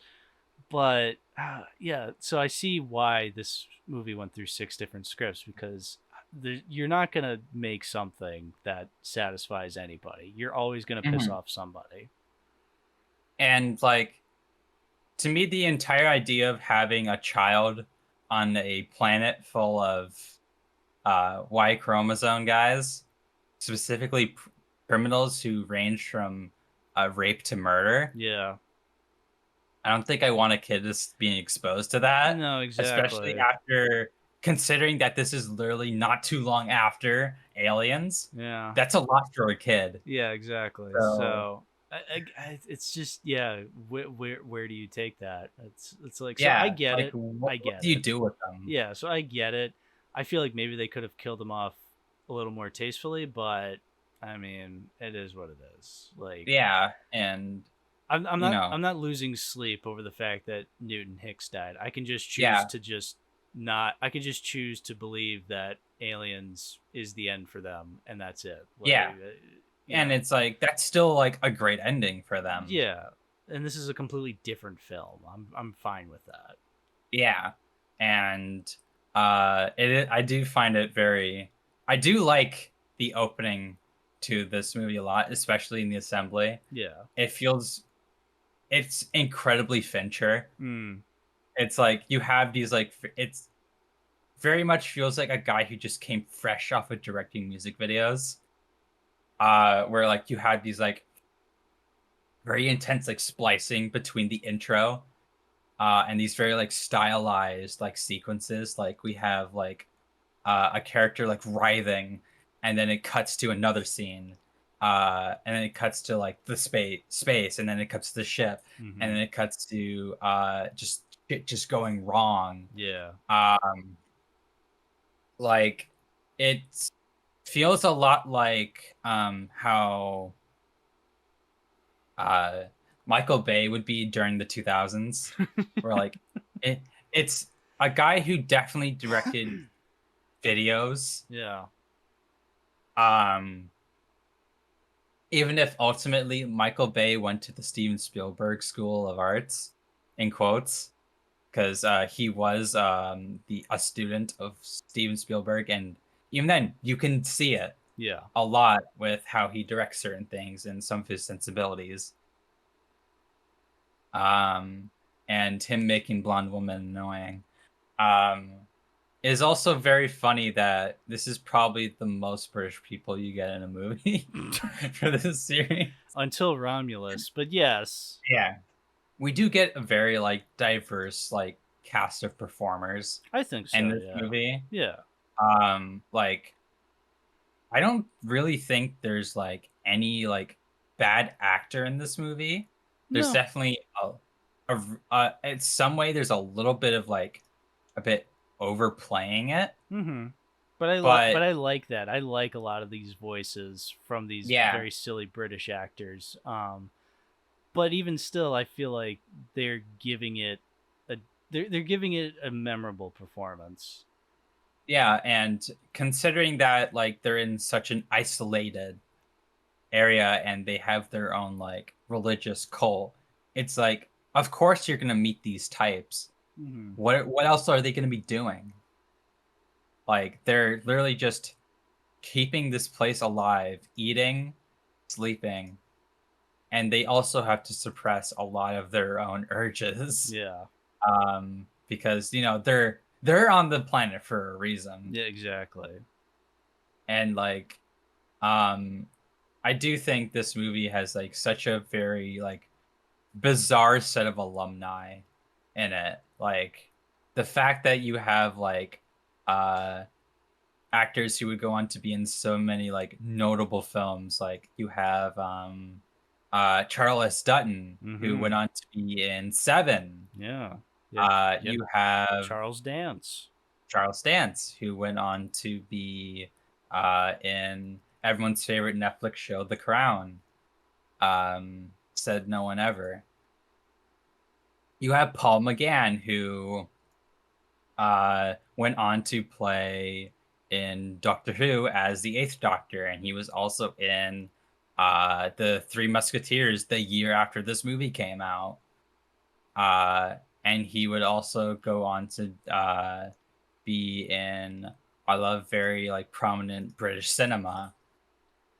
And then you have Brian Glover from An American Werewolf in London. And he's also in films like 1942, A Love Story, and was also in another movie with Sigourney Weaver called Snow White, A Tale of Terror. Which that's a name that just sparks all the right notes of a great movie right there. Right there. And then you have like Ralph Brown from Star Wars The Phantom Menace. And films like Exorcist The Beginning. Nope. Or you have Daniel Webb, who is in Henry V, the 1991 Robin Hood movie, and was in several episodes of Doctor Who, and then you have uh, like Holt McCalley from Fight Club appear in this. It's like you have these like random actors you don't expect to be in something, and then they're in it. Yeah. And you at first you don't think about it, but when you do, it's like, wow, how did you get like such an ensemble of like actors who already are in great movies or go on to be in really great movies? You don't really you you don't really get that with uh too many movies and like the horror genre sometimes. Like whenever you think of like Jamie Lee Curtis, you don't think of like a big like budget blockbuster unless you think of True Lies. Mm. You think of her as the Halloween woman. Yeah. You don't think of her as the lady from Borderlands. Definitely not. Um, or like whenever you think of Courtney Cox in in Scream, you don't think of any movie that she's in. You just think of Friends. You really do. Yeah, exactly. Like you have actors that you have like in those movies you don't really have actors that go on to do like very super stellar things. You have um this movie where you just have people you just can't believe are in it and you don't even think about it, and I think that's what makes it kind of like a weirdly special movie. Yeah. uh Even like I would argue Resurrection is in that same kind of boat Mm-hmm. where it's like I guess in some way it feels like Alien is becoming like household enough where you can get like prominent stars now, and you can just do anything, uh and they'll be up for anything. Like you would be completely surprised that Ron Perlman's in an Alien movie, and he gets the best scene in the movie. Absolutely. Back Alien 3, uh I definitely think it's a definitely a movie that's a miracle that it even ended up being released. Like Yeah.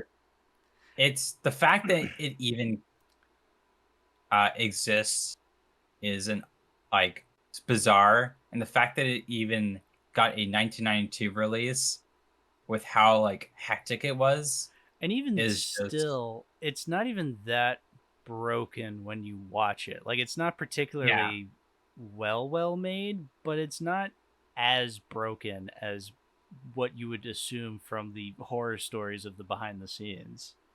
Yeah, it feels like a miracle. Yeah, a very Like miracle. like even the theatrical cut as like such an unexplained like movie that it is, it I mean there's at least something you can like get out of it. Like it at least is a movie. Yeah. um you can watch it beginning to end and you feel like you at least have something instead of feeling nothing. And I feel like that's why Alien 3 is never a movie you can forget. You The worst thing a movie can be is forgettable and boring. Mm-hmm. But the fact that Alien 3 is talked about today on either side of the Pacific, uh, it's not exactly the right term, but But, but it but shows like, but it is something that whether you love it or you hate it, you remember. You remember yeah, why you love it or you hate it. Yeah. yeah. And I think ultimately that's a testament to, that's one of the big testaments to a quality of a movie is no matter how bad you think it is or how good you think it is, there's something you took away with it. Yeah. And that shows an effective piece of art. Yeah. And it's you know even something as god awful as The Rise of Skywalker, there's at least something you felt after watching it. Yeah. Whether it was Anger. complete anger, dread, or a hysterical laughter. I had all three. Yeah. I definitely think that with Alien 3, it feels like a movie you just can't get anywhere else. Definitely not. Um, No. like the even if the final script is just a hodgepodge of a script prior, and it's so uniquely bizarre in that retrospect, making aliens start diving into like religious horror feels pretty inspired. Yeah.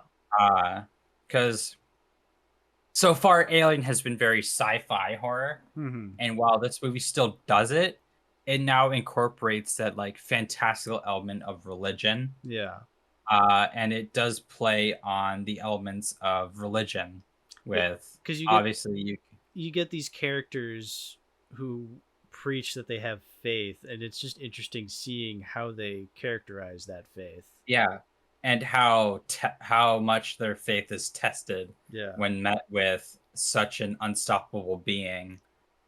And there's several deleted scene. There is a deleted scene where two characters admit that they didn't even believe in it to begin with.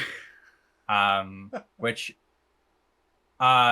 shows like the almost the complete nihilism that this movie like bathes itself in. Hmm. That some people are not doing it, are not doing this religious thing because they truly believe in it. They're just doing it just to have a little bit of faith that maybe something can happen that like will uplift them out of their already shitty scenario, even if they have mentally accepted that this is them resigning to their fates. Right. Exactly. And it does make Ripley almost feel like the is Ripley in some sense almost feels like a fallen angel of sorts to them. She comes crashing down, Yeah. She literally and falls onto the planet. yeah, yeah, and she brings this uh intentional not a pestilence with her that like starts infecting this entire environment, and it's like it's you can't really blame these characters for having like an avertness to the fact that this random person showed up and suddenly things are just going wrong. And it shows that, and while it's not her fault, um, and it's not any of these people's fault that things start going really wrong. Well, maybe except Golas, but he does it on purpose. It comes off like I guess the fact is that like the first three movies, even if you can pin the dumb decision on someone, it still feels like a reaction only that character could do. Yeah. Like the like Gallic's character, him releasing the xenomorph feels like only something he could do because he's already viewed in such a dull light by many of the prisoners. And he is after the initial death of I don't remember his name. After initial death of one of the characters he was with during the candlelight scene, it's like no wonder he just completely loses it Yeah. because it's like he just encountered what is essentially a demonic creature that just murdered someone right in front of him. And his only solution at this point is he's accepting death, and he finds faith through what is essentially a satanic being, and he will sacrifice his own life just to do it. Exactly. And Yeah. it feels like a different side to the religious aspect of the movie. That like one thing can go wrong, and someone's entire religious view changes, and it can become corrupted. I will definitely say this is probably I would say this is probably Ripley at her strongest character-wise. She's, like, lost everything, but she still feels like Ripley. Hmm. Like, she, she's dealing with all of these, like, total, like, maniacal a-holes, um, and she's just, like, not having any of their shit. Yeah, Because, you know, yeah, and she it doesn't feel like she's compensating, Yeah, like say in Resurrection, which I feel yeah, I well, you can argue that's a different character altogether, but it still comes across as embarrassing and not yeah. natural. Whereas here, yeah, I could definitely see Ripley making these choices. Um, I am a little weirded out by her not telling Charles Dance about the alien, like kind of keeping it a secret until it's too late. Um, I guess it could be interpreted that she doesn't trust him, also it's like, okay, just because you don't trust him doesn't necessarily mean that the alien isn't running around. And Mhm. like there's still that threat of the alien. Yeah, there's more important things than your own distrust. Yeah. But I guess also at the same time, with her having that now knowledge that it was a Wayland Yutani base, or was, that you get the implication that, like, that automatically just triggers distrust, and she's unsure if telling him would mean that he would uh have the same reaction that every other Wayland Yutani person had.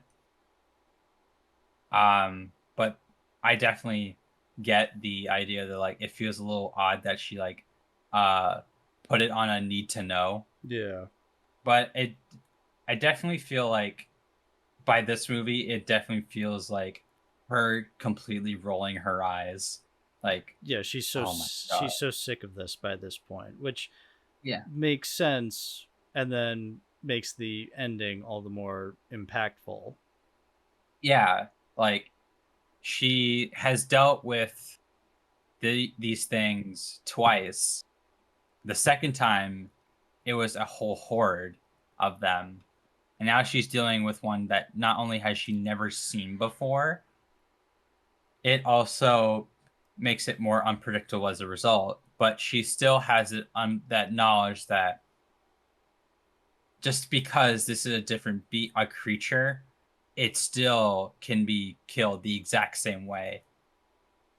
Even if the method done is unconventional, you can say that goes with the same case with the last movie and the first movie, where an unconventional method is made to ultimately get it done, whether it's ejecting it into space, or using a mecha to eject something into space, or to fill it full of lead and then spray it down with water until it cracks and fucking explodes.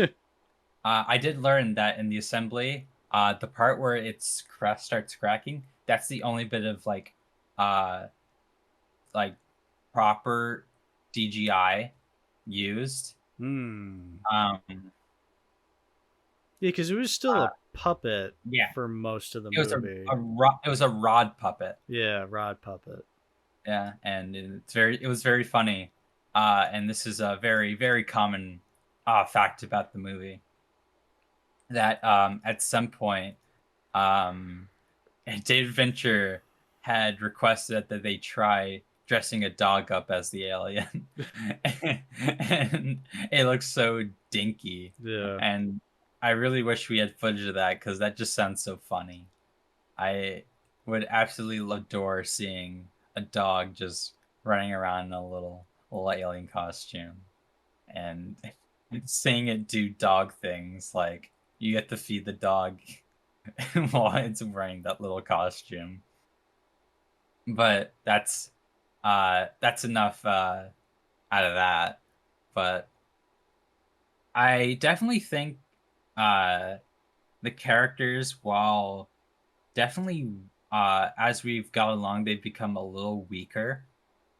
I still enjoy the characters here, and I honestly enjoy them more than Aliens, because I can only handle over the top military dudes so much. But here it feels like the most understandable time kind of like characters being caricatures in some form, Hmm.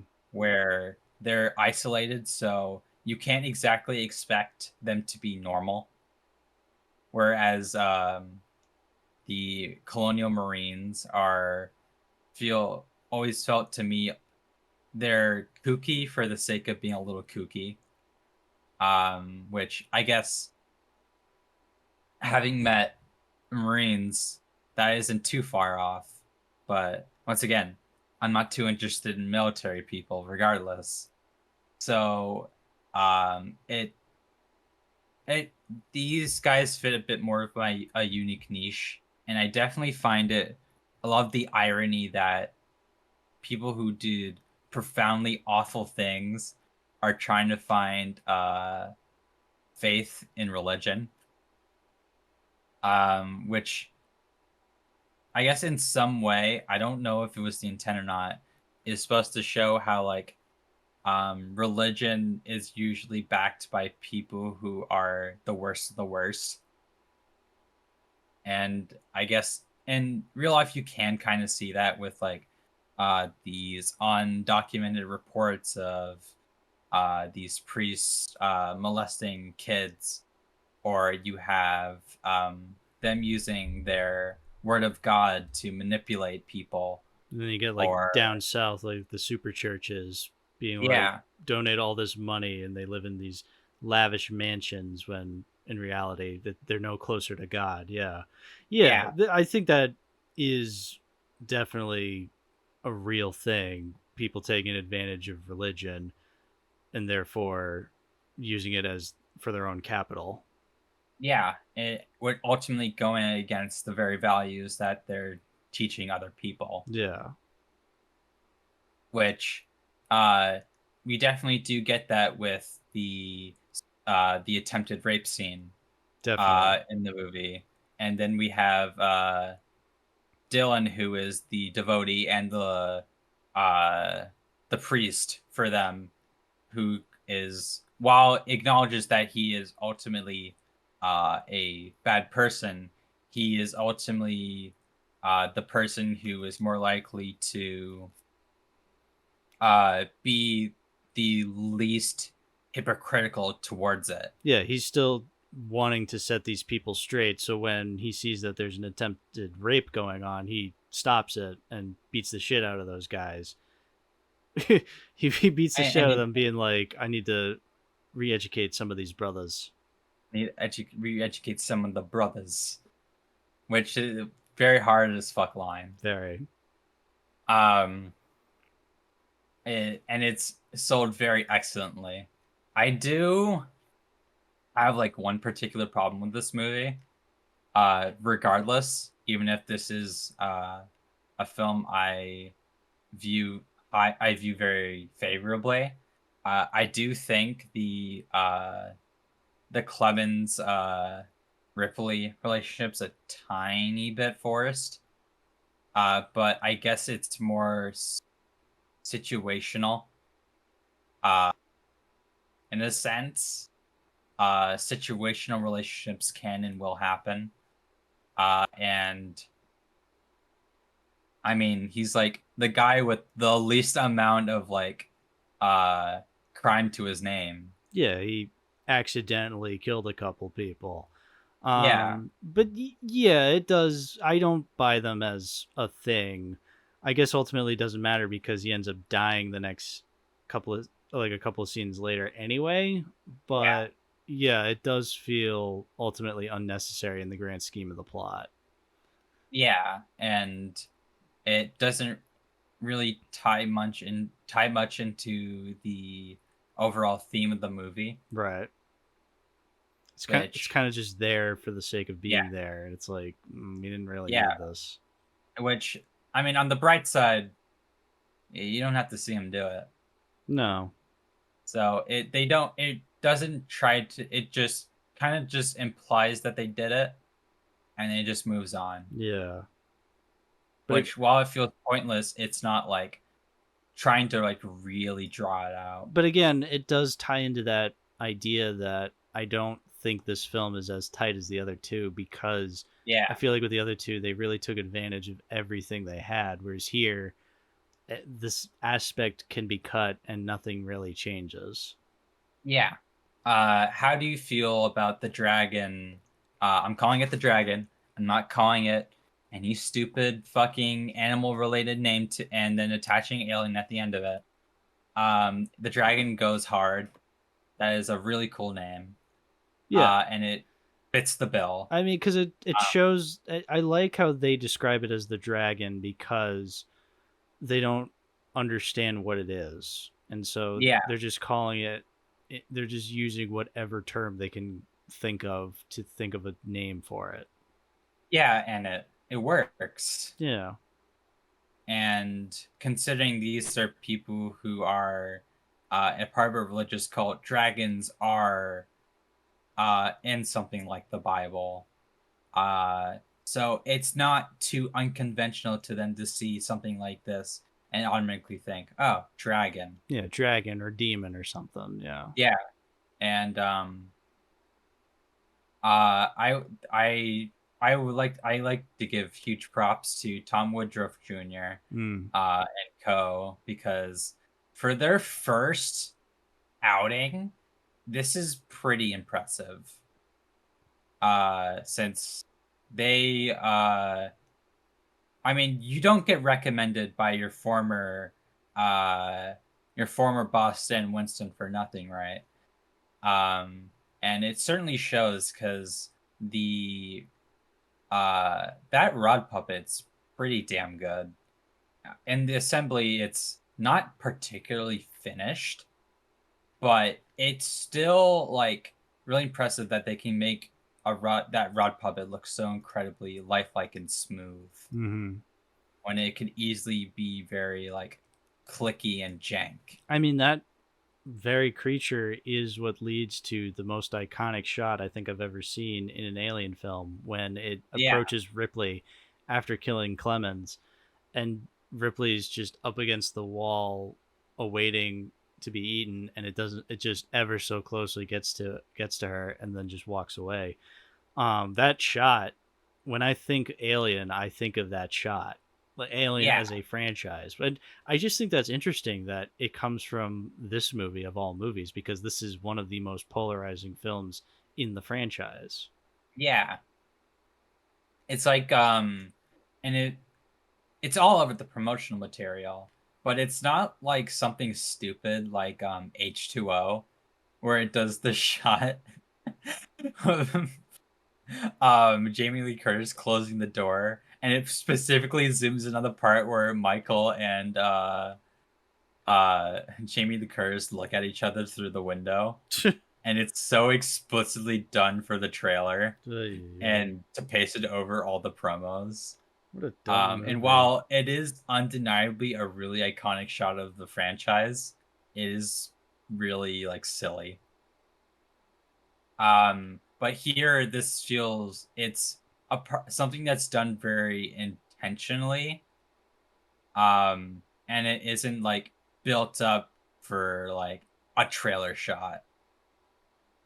It feels very purposeful. Like, okay, it's getting up to her. We're expecting it to attack her, but then it doesn't.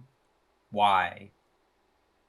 And then we get the reason why is because she has a queen inside of her.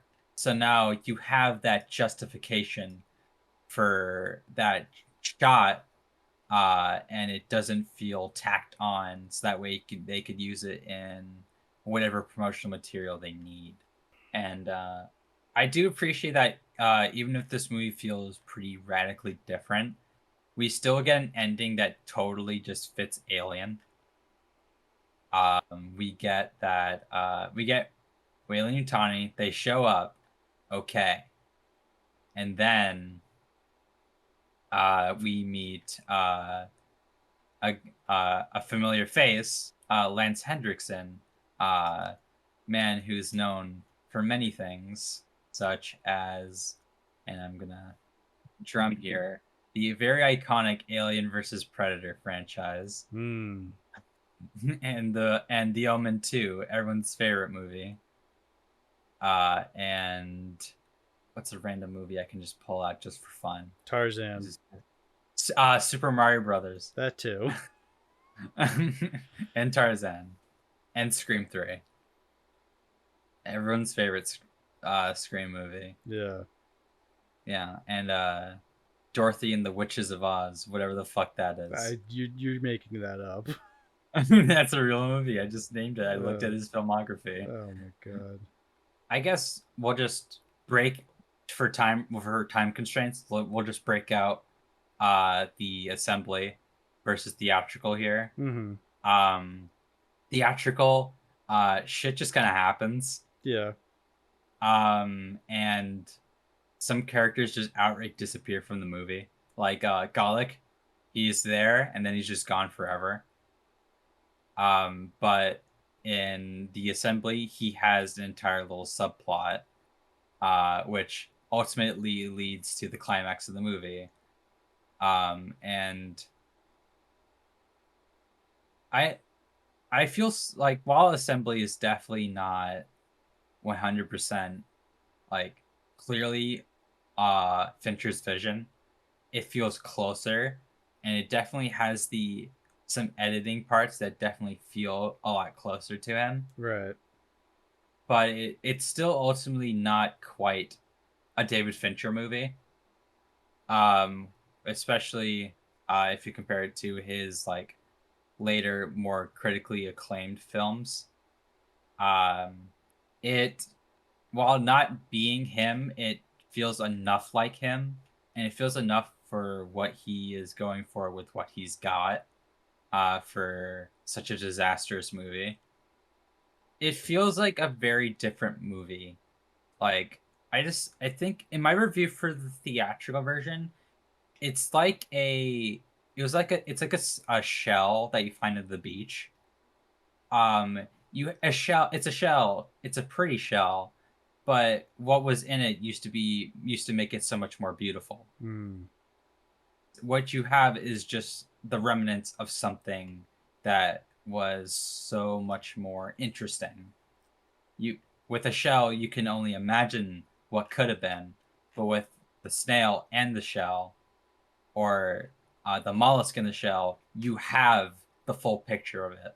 It definitely feels a lot tighter, but it's still a movie that isn't, as you said, tighter than the other two. Right. Even if this is ultimately my preferred Alien film as a whole, I can undeniably say that like this film has problems I can't ignore, but I don't let them get to me too hard. Yeah. And even then, I don't really think the problems it does have bother me as much as the problems of other films. Like, I don't really mind this film. I think for what it achieves, I think it does pretty well at it. All things, again, all things considered, considering the fucking shit show that was the production. In the end, this movie, even down to its soundtrack, is just so interesting to me. Like, I definitely, with this movie, understand why he went on to do collaborations with Trent Reznor and Atticus Ross of Nine Inch Nails, because there's such an industrial feel to the soundtrack, where out of nowhere we're getting, oh, that's a electric guitar, that's a bass, and there's a bass guitar. Like, okay, I understand now. This is without a doubt the type of style that we would see in his later films. Because I mean, wow, it isn't 100% what you get out of Trent and Atticus. It definitely has that almost like unconventional method of composing a soundtrack for a movie, where it's while it does use some traditional forms, it's using it in ways that are exclusive to that particular creator. Because one of the memorable tracks from this movie for me is like I mentioned, the guitar. When that starts kicking in, it's like, wait, what the fuck? Where did this come from? But it's like, it's a really nice like motif and Yeah. riff. Yeah. It works. And I can't really say this about the next film, but like, just like with the previous two, there's a track that you recognize and that you associate with purely just that movie, and it almost completely summarizes that movie as a whole. And I would definitely describe Alien 3 as unconventional, but it also is a bit too removed from what came before. Even if it ultimately does have some of the core like build of what came before, like it still has like some of the actiony qualities of Aliens. Um, but but it has that like claustrophobic like uh horror of the first Alien. Yeah. And while it doesn't use shadows as much, it uses its maroons to make its own unique type of horror as a proxy.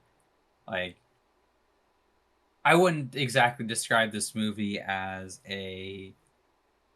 uh, a gorgeous picture. I consider it its own beautiful type of ugly, and that definitely fits the setting because this is a truly like disgusting looking building. Yes.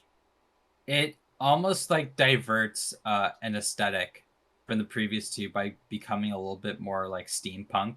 Like whenever you think of a maroon with like a sci-fi, you usually think of like a steampunk type of movie because you associate that with the colors of gearworks Yeah.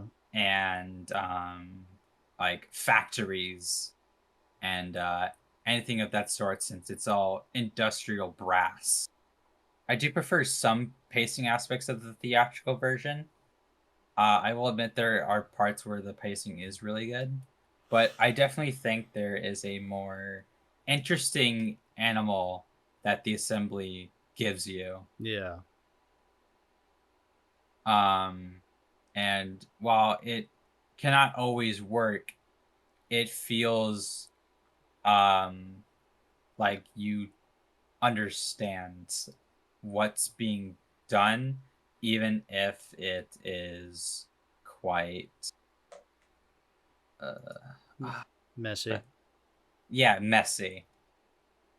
Which uh I guess we'll wrap up 3 here since we're using the term messy because we can use it for the next film.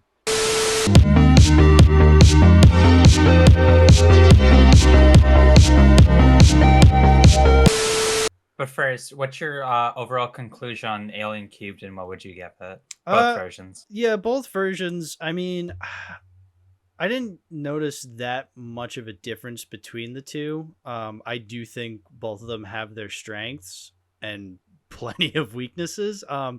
I think ultimately my thing with Alien Cubed is I don't hate it. I really just I think it's fine at best. Um, with enough in it to keep me returning to it over and over again.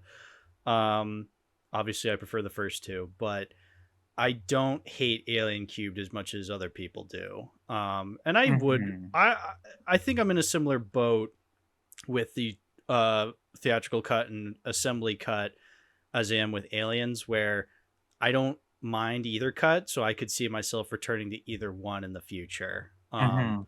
But yeah, I gave both versions I saw. I have the same rating, 6 out of 10 for me.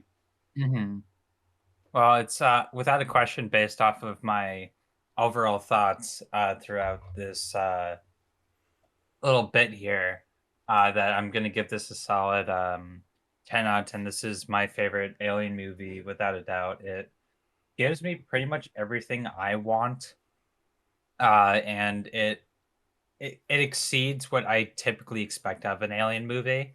At least compared to the last two, which are more sci-fi oriented.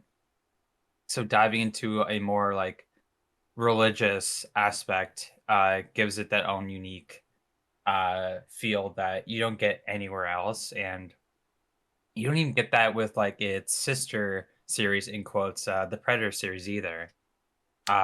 So Yeah, because technically Predator 3 would yeah, be Predators from yeah, 2010. and yeah, with Adrian Brody. Yeah, yeah, controversial take. I think Alien Cubed is better than Predators. Not that people like Predators to begin with, so.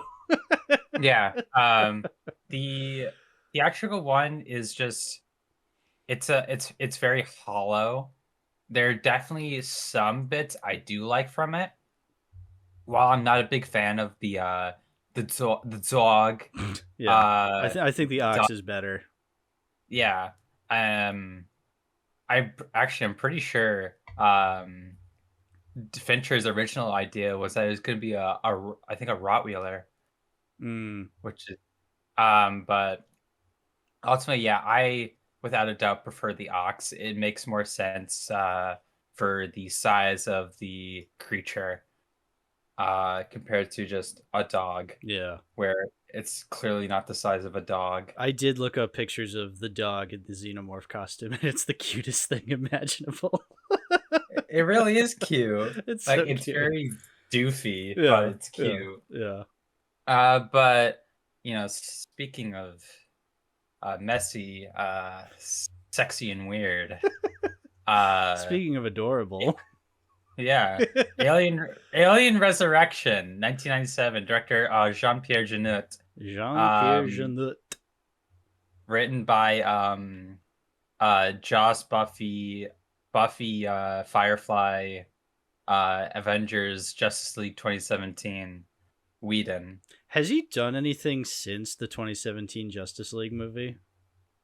Um, that's actually a really good question. Because I feel like we don't hear from him anymore. I wouldn't be surprised if he got blacklisted. Probably, yeah. Actually, well, since we will have to bring up continuously anyway, I'm gonna quickly just glance uh at this real quick. Okay. You want me to just Just introduce the film? yeah, you can introduce the film while I Yeah, get this. so obviously Alien Cubed was not a big hit when it came out. So obviously I've the producers needed to come up with a better ending, I suppose, which is really funny when you watch Alien Resurrection and consider the fact that this was supposed to be the better ending. Uh, but even still, it's it's just a strange fucking movie, Alien Resurrection. It has always been strange to me because it was the only reason I know about it. I originally discovered it because of the Nostalgia Critic review. Um, and he lambasted the shit out of it. So I grew up thinking this was like a really bad film. And yeah, it is. But now that I've seen it myself twice, I can definitely say that while it's bad, I get a lot of enjoyment from it. I think it's really funny. Yeah, for sure. And to answer that question, um, after a Justice League, HBO had obtained the rights to The Nevers, which is a series that he created, Ah. but he got kicked out like 2 years after it. So yeah, he's been up to absolutely nothing. Womp So womp. yeah, Resurrection, like it's very funny reading that recent interview with Jean-Pierre Jeunet for The Independent, where you have like the producers Walter Hill and David Gieler going like, why do we need a fourth one? And Fox is really pushing like, come on, let's do it, let's do it, let's do it. Yeah. And Um, I mean, it is also just insulting because yeah, considering the ending of Alien 3, which, I mean, the ending of Alien 3, say what you will about it, I like that it is definitive, because I feel like it is a good way to end off the series. You know, you have this never-ending corporate greed, and so the only way for the corporate greed to end is to just finally put it to an end yourself, and if that means the ultimate sacrifice, so be it. um but then again, I guess this movie's existence, while insulting, it is also ironically uh poetic that it exists because it came about through corporate greed of wanting more alien films. yeah, So it's such a fascinating film just from its mere existence, I would say. But also when you actually watch it, you're just left captivated by its stupidity. yeah. It was very funny reading that interview, and then you have like also Sigourney Weaver being like, "What? Why? Why do we need another one?" And then, and it being like headed by Joss Whedon of all people, who I I don't think at the time he even was writing the for the X-Men yet. No, he was right. He wrote the screenplay for, or he helped with the screenplay for Toy Story. I know that Yeah, much in the mid '90s, and obviously he had Buffy. But then yeah, I guess this was his other big claim to geek fame at the time. yeah, and from from what that the Jean-Pierre interview told me, it's like Whedon had no fucking idea Yeah, like what he was yeah, doing. yeah. I mean, granted, I don't like Joss Whedon as a person or anything, but I don't necessarily want to entirely blame him for this, but I do think he does share a lot of the blame because yeah, he had no idea what he was fucking doing. Um, but also, I feel like you could have gotten anybody for this job, and it would have been a nightmare to write for. Yeah, like this a very it's always funny how like a very big trend with the original four films is that there's something like banking on it going wrong, except Aliens. Hmm. Like Aliens came out of like a pure enthusiasm from Cameron, Yeah. while you have like three existing like through like sheer we don't know what the fuck is going on, Hmm. and it even coming out as like a pure miracle. And you have Resurrection, which is a blatant like exec push for having another Alien film, and then it's everyone going, "This is a horrible idea," Yeah.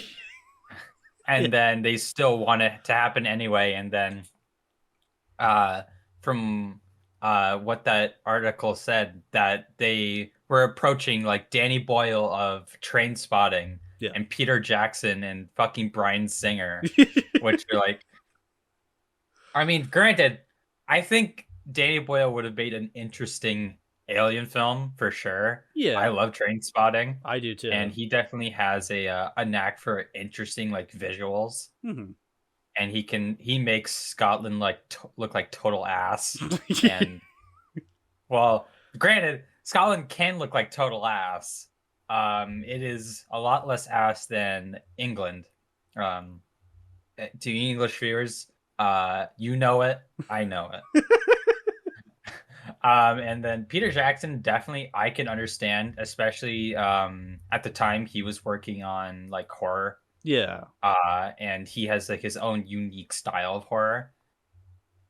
But the them like the studio wanting like someone completely outside of Hollywood to direct this movie is just so funny. Yeah. It's like a whole different type of desperate. Yeah, and I guess to jump into the article a bit, I love the quote that Jean-Pierre had where he said he was flying to Hollywood to like accept the deal, and he's quoted in the article saying like, I really wanted to hijack that plane, any excuse not to do this movie. And I'm like, Yeah. Jesus, you haven't even started the film and you're already making these wild fucking claims.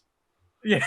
And there's the part where he goes, "Why do you want to hire me when there's so many good directors? Leave me alone. Yeah, Leave me alone." leave me alone. And then they hired him, and he was fucking pissed. Yeah. I will say, I did like in the article, it seemed very wholesome how supportive Sigourney Weaver was of him doing the Yeah. project. I thought that was pretty wholesome. Yeah, and I'm glad that when like Fox would keep knocking at the door, um, Weaver would just be like, "It's okay. Whatever you do is going to be in the print." Yeah. And I'm glad that like Fox had somewhat learned their lesson by just letting Jean-Pierre do whatever the hell he wanted. Yeah. I think looking at it from that perspective, I do kind of have a tiny bit more respect for the movie. I definitely respect the director more than I respect the movie.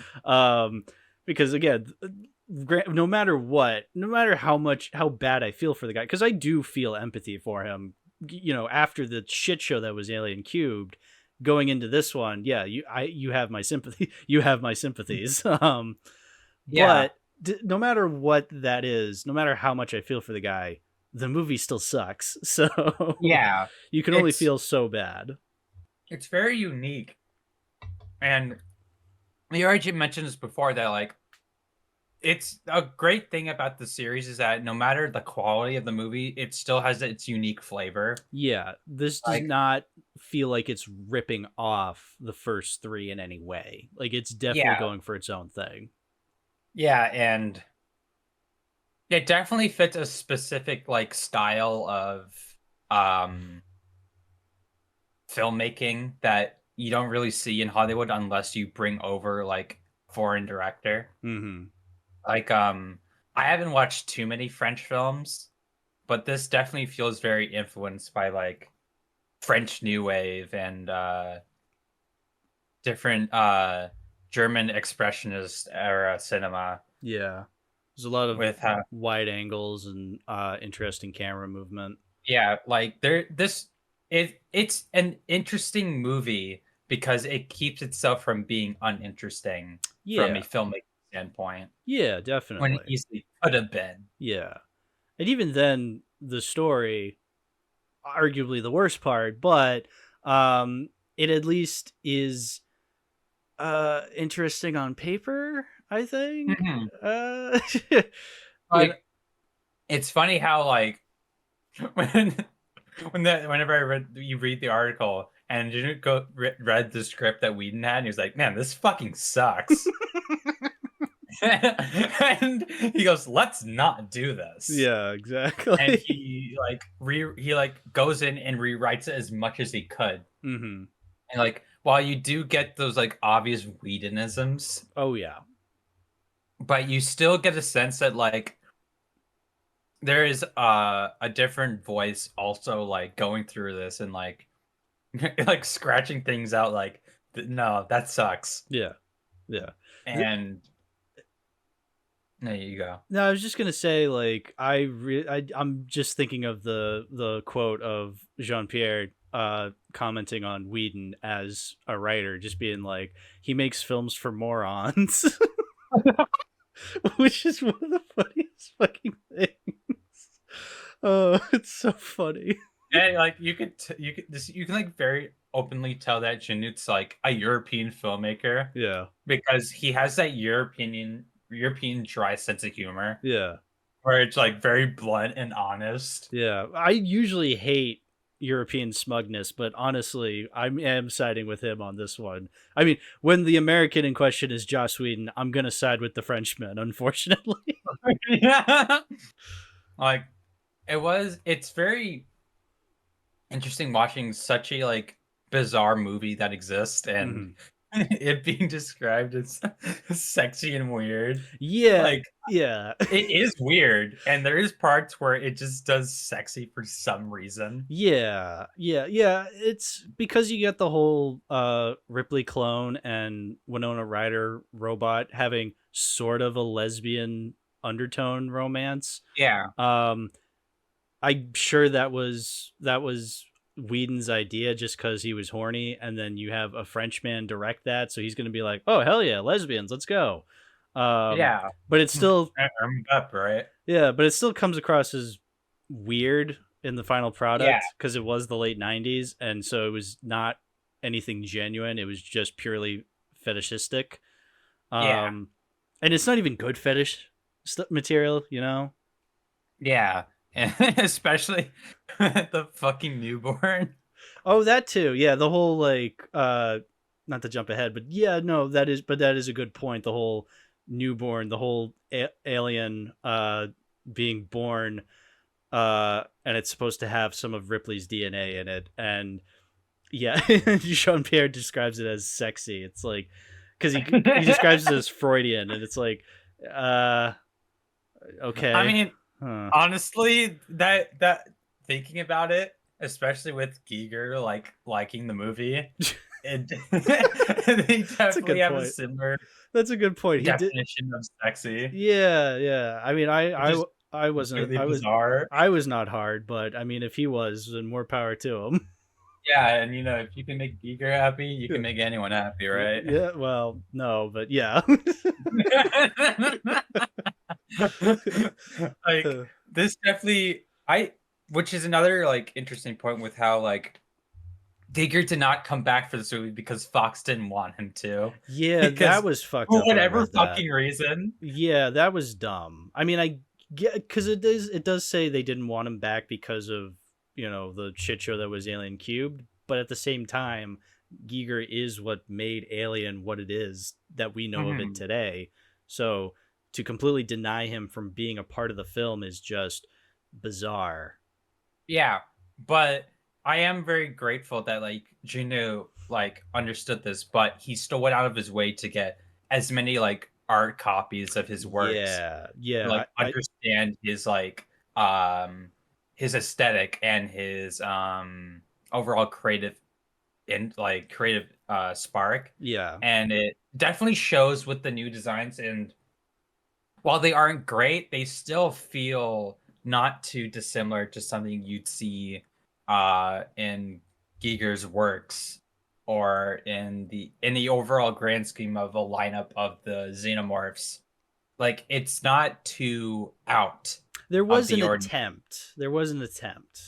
Yeah. It was a genuine, sincere attempt. And Exactly. Yeah. while you don't quite dig it, it's still like an admirable quality to have that Chanute had this level of respect Yeah. Exactly. that he even bothered, because God knows if we didn't have a director like Janute, we would have gotten the stupid spider thing that Whedon said that he was going to do for the newborn. Yeah. So Whedon's Whedon's original idea was that the newborn. I guess maybe before we get into that, let's just describe what the movie is about, like just basic storyline, which is that Mhm. it's 200 years after the events of Alien Cubed. Ripley has been cloned because the movie's logic is that if they clone Ripley, they're going to clone the alien beast that was inside her chest at the end of Alien Cubed, which that's not how it works. But you know what? I'm willing to look the other way in terms of logic with this film. So sure, okay, they clone her, cloning the alien beast, and so then now they have the xenomorph again. These future scientists. Well, I mean future scientists because Alien was already in the future. This Brad Dourif and some other fucking guys. Oh, Brad Dourif being in this movie is so good. I was so happy to see him. But anyway, and so then they've cloned Ripley. They've gotten what they wanted, but then they're just like, "What do we do with Ripley? Just leave her alive, I guess," which is stupid. But again, whatever. Also, then there's these space pirates that come in, and they are because they're transporting bodies that are gonna get face huggers on them, which I thought was actually a really cool scene. Yeah. The shot of like you see all the people upright, and right in front of them are the eggs that are about to release uh the face huggers. I thought that was a really cool shot because it genuinely filled me up with genuine fear. I'm like, holy shit, that's honestly a really cool concept. That's Yeah. actually really scary. That's a step above from what we've already seen with these creatures. I was like, oh, okay, Yeah, that's and we basically cool. have the equivalent of human trafficking. Yeah, exactly. Yeah, exactly. So that's the thing with this movie, is that as much shit as I'll give it, as you'll give it, I think there are genuine attempts at really cool ideas and concepts in this film that Yeah. I think should be recognized, because there are some genuinely cool moments. It's just that there's also a lot of really hilariously stupid moments as well. Like the fucking bullet ricochet. The bullet ricochets, yeah. So there's a scene where the space pirates, because so they've already delivered all the human human trafficking victims they're giving them, the cattle, and for no reason they're just still there. And so then they just like walk over to the basketball court room and they see Ripley there. And so then they just start talking to her, really for no reason, just because they needed a scene where the space pirates and Ripley talk, but they do it in a basketball courtroom because the fucking science ship that they're on, the science spaceship, just has a basketball court. I mean, that's good. You got to have a place for like people to like wind down and like work out to keep themselves fit. Yeah, and you need a scene for Sigourney Weaver Ripley to throw the basketball behind her and get it in the basket. Was real. They did do that. Weirdly sexual like interaction with Ron Perlman. Yeah, this is the second time I've seen a weirdly sexual basketball scene outside of Catwoman. Oh, I'm so glad you brought it up. It was on my fucking timeline today, and I just couldn't help but retweet it. It's a good scene. It's a stupid scene, and they do it in front of kids. Yeah, of course. So, but anyway, yeah. So then, I guess the ricochet scene was not in that scene, but it's to set up that there's a basketball room, in that, because that's where it happens, in the basketball room, and that's when I don't remember why they have like the army on them, like arresting them in that room. It's because it was because they were starting it's because they were still there technically, and they were supposed to leave. Okay, and then there's also helps the fact that one of the characters still has their modifications that allows them to have guns. Yeah. He has the blood debts gun like on a rack on his arm that he can just like kind of move up and down. Yeah, and you get a very stupid shot of him like pulling them out. And he pulls them out and he's like about to shoot, and or like the guy behind him is like yelling at him, being like, "You're under arrest, you have the right to, you're under arrest for this, this, and this." And he's like doing like math by looking up at the rafters, and he shoots the rafters and a bullet. It fucking ricochets and just fucking kills the guy. Like, even though he had a helmet on. It's like you could only get something like that out of like a French director, which is just a completely bizarre like comedic scene. That's just so good. Slapstick. Yeah, it's so good, because that's the thing, is like that the scene of Ripley throwing the basketball behind her and getting it in the basketball hoop is supposed to be cool, but it's really funny. And then you have this scene where, again, he's like doing the math and he shoots it up in the air. Again, that's supposed to be really cool, but it's really funny. Yeah. And then, again, to jump ahead, just one of my all-time favorite scenes in this movie that completely solidified it as a comedy to me is when they're climbing up the ladder above the egg patch that was there. The ambush. Yeah, and they're climbing up the ladder and the xenomorph is after them, and so then Ron Perlman kind of bends down and starts double shooting with his guns at the xenomorph and gets it, no problem. And then he flips back up and sees a spider web with a spider on it, and he audibly goes, "Ah!" He audibly goes, "Ah!" And then he shoots it. Yeah, he shoots the spider, which I got up and clapped when I saw that. I was so happy because you have this spider, you have him overreact to it. He has guns. I'm like, okay, if he does not shoot this spider, this scene was all for naught. And he shoots it, and I was just like, yes, perfect. Like, that's a genuine, I think that was meant to be comedic, and it does translate to actually being comedic. Like, I had to applaud the movie for that. Yeah, like when the movie's like intentionally trying to be funny, it's really funny. Yeah. Like, Well, that's the thing. I had mentioned earlier that James Rolfe, when he was describing the first Alien movie, he described it as a haunted house movie. Then when he was describing Aliens, he described it as a war drama. And then you had Alien Cubed, which is a bit of a prison drama. And then he described Alien Resurrection as a slapstick comedy. yeah. Which I'm like, you know what? I can't complain. That is exactly what Alien Resurrection is to me.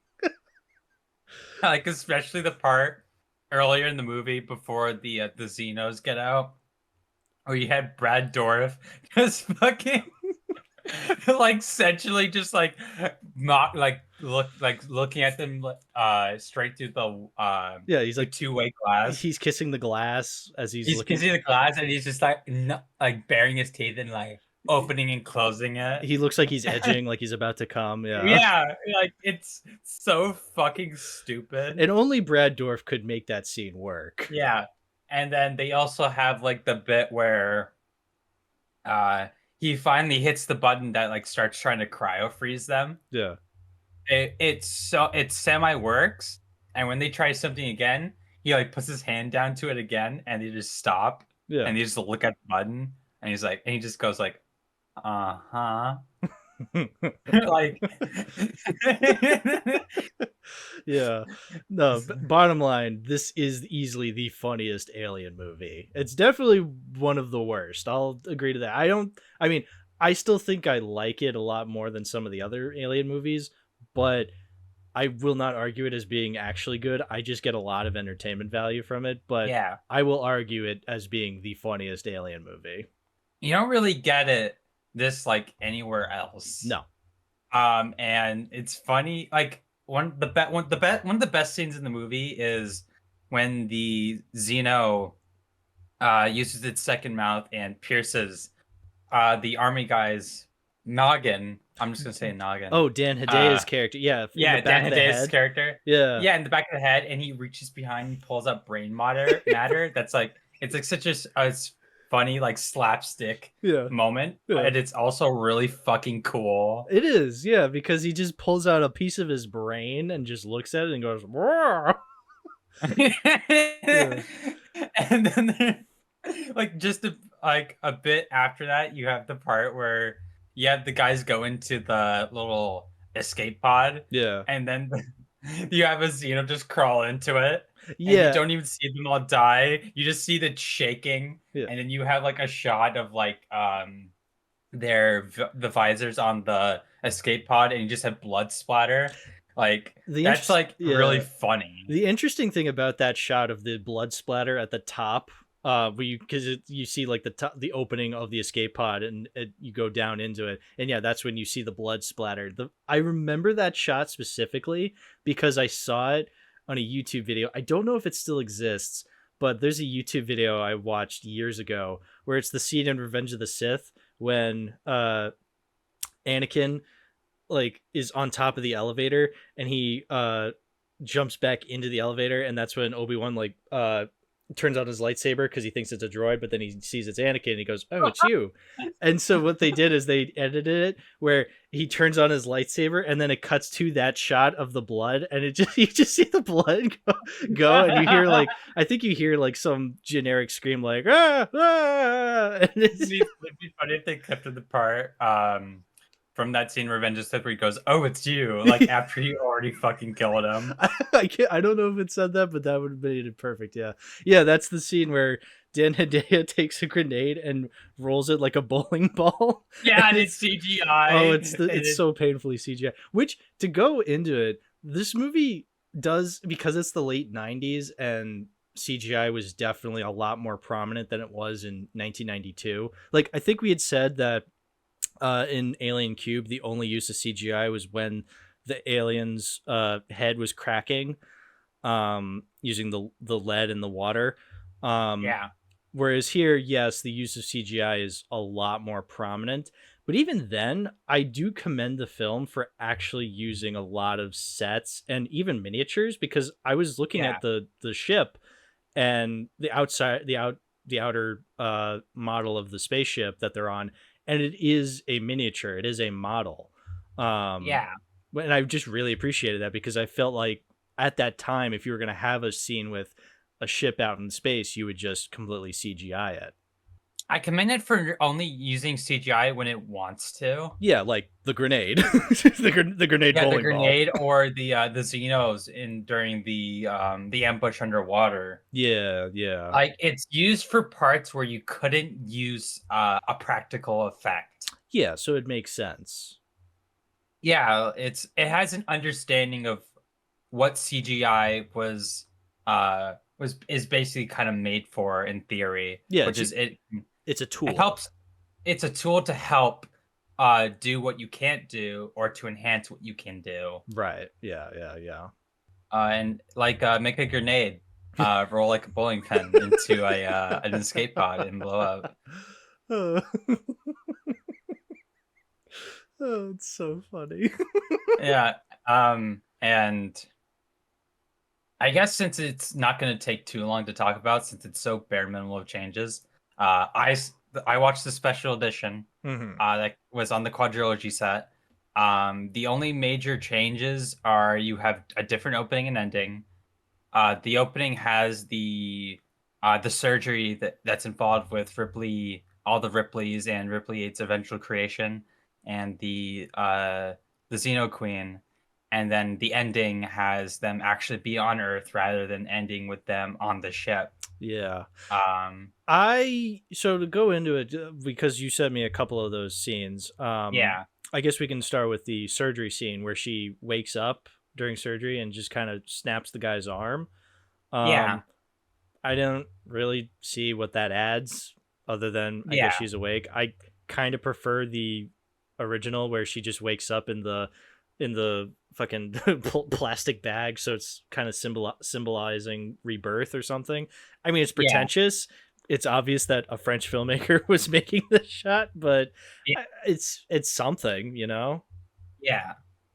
One of the little extra bits is that we do get a really good character moment out of Ripley 8 where she like starts vaguely recalling about Newt, but she doesn't even Mm. remember her name. Like, that's a legitimately good character moment that shows how like this clone has feelings that it doesn't even remotely understand anymore. See, that would have been cool to see. I guess it would have been in vain though, because the Ripley in this movie really sucks. Yeah, Because you know, she's trying to be this super badass, but it really just doesn't really translate all that well. Because it's fucking how Joss are you Whedon. alive? Yeah. It's a lot. Who do I have to fuck to get off this shit boat or something like that? It's just like, dude, like it's so stupid. We were saying in Cubed how uh Ripley was a little sassy, but not really, because she was genuinely trying to get them to take her seriously, considering what she had gone through with the xenomorph. Here, it's like full sass, and it does not fit her. Like, she feels Yeah, very out of character here. And again, like I had said then, it is technically a different character because she's yeah. a clone 200 years in the future, but still, Written by Joss Whedon. it is written by Joss Whedon, exactly. So it doesn't work. Um, Yeah, yeah, I will say the clone room scene is very good. yeah, And I'm glad they kept that in the theatrical cut, because I think even though we don't get that scene you're talking about with her trying to remember Newt, I feel like that is still a really good scene, and I think it is acted well by Sigourney Weaver, and it is just a very horrifying, haunting scene to begin with, because I think the character designs in the tubes of the half Ripley, half alien monsters look really cool. Um, yeah. I wish they probably could have done a little more with it, but all they really had was her lying on the they had a version of her lying on the bed there, just being like kind of all mangled, and has like a fake breast, and just being like, And kill me. they say the thing. They say the thing. They say kill me, yeah. Which I definitely wonderfully acted. Yeah. From Weaver, because she definitely absolutely sells how like the existential like confusion, frustration, anger, Yeah. and despair that she feels from realizing that she's not a person. Yeah. She's just the product of lab testing and corporate meddling. Yeah, so and it also makes her and Winona Ryder's characters dynamic interesting since they're both bred from the same Yeah. uh oh wait, no, I just screwed up the phrase. They're um they're from the same like background. Yeah. They're cut from the same bread. Cut from the same bread, cut from the same cloth or something like that. Yeah. Yeah. Yeah. See, that would be interesting for them blossoming a relationship of sorts, whether friendship or even going into lesbian territory. Sure, you can do that. It's just that's not at all what the movie does. Like, that's not at all what Joss Whedon was thinking when he was writing Ripley and Winona Ryder robot, like having these lesbian undertones. He did not have any of that interesting kind of connection that they would have. He was just thinking, oh, there's two lady characters and they kiss. Wouldn't that be cool? Except they don't kiss because I don't know. Cowardice. Yeah, yeah, it was the late 90s. Yeah, and it's Sigourney Weaver and Winona Ryder. Come Yeah. on. Yeah. I think they're both attractive. I think they're both attractive. I do say so myself.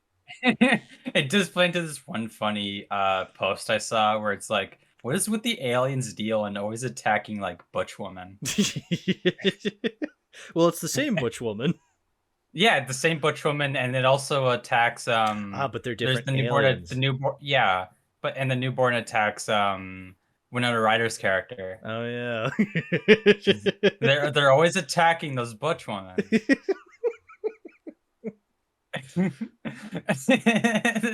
Suspicious. Yes, yes.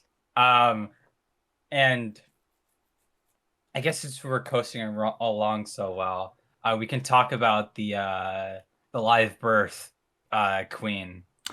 Yeah. Which So I will admit, I think that is a cool idea, a bit of a cool twist this movie does. So towards the end, Ripley, I don't know, she falls through the floor and comes across the alien queen that's on the ship, and it's the alien queen that was birthed from her.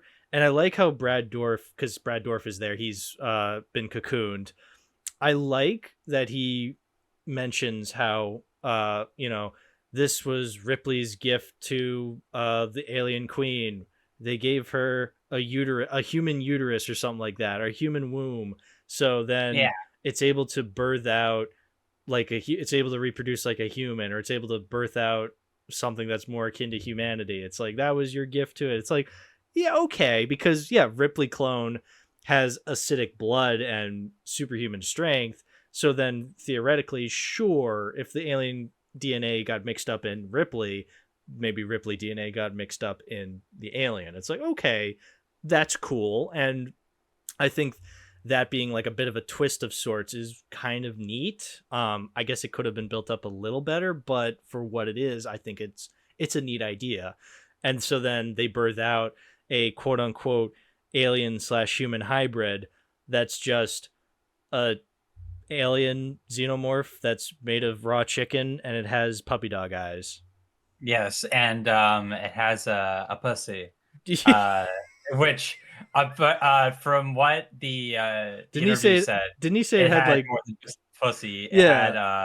It had both male and female genitals. So yeah, so it had a pussy and a dick. Yeah. Yeah, but they had to digitally remove the penis. So release the penis cut. I love how Jean Paul is just like, yeah, I guess it was a little bit too far even for a Frenchman or something. Like, I don't remember the exact quote, but yeah, he was just like, yeah, maybe we did go a little far with that, but still. Yeah, I mean, it's still better than whatever the fuck Whedon was up to with stupid spider-like legs pulsing Yes. red veins and the pincers on the head. So now we've gotten to the spider that we had said earlier. So yeah, what was his deal? So instead of it being a human uh xenomorph hybrid, it was just gonna be a spider.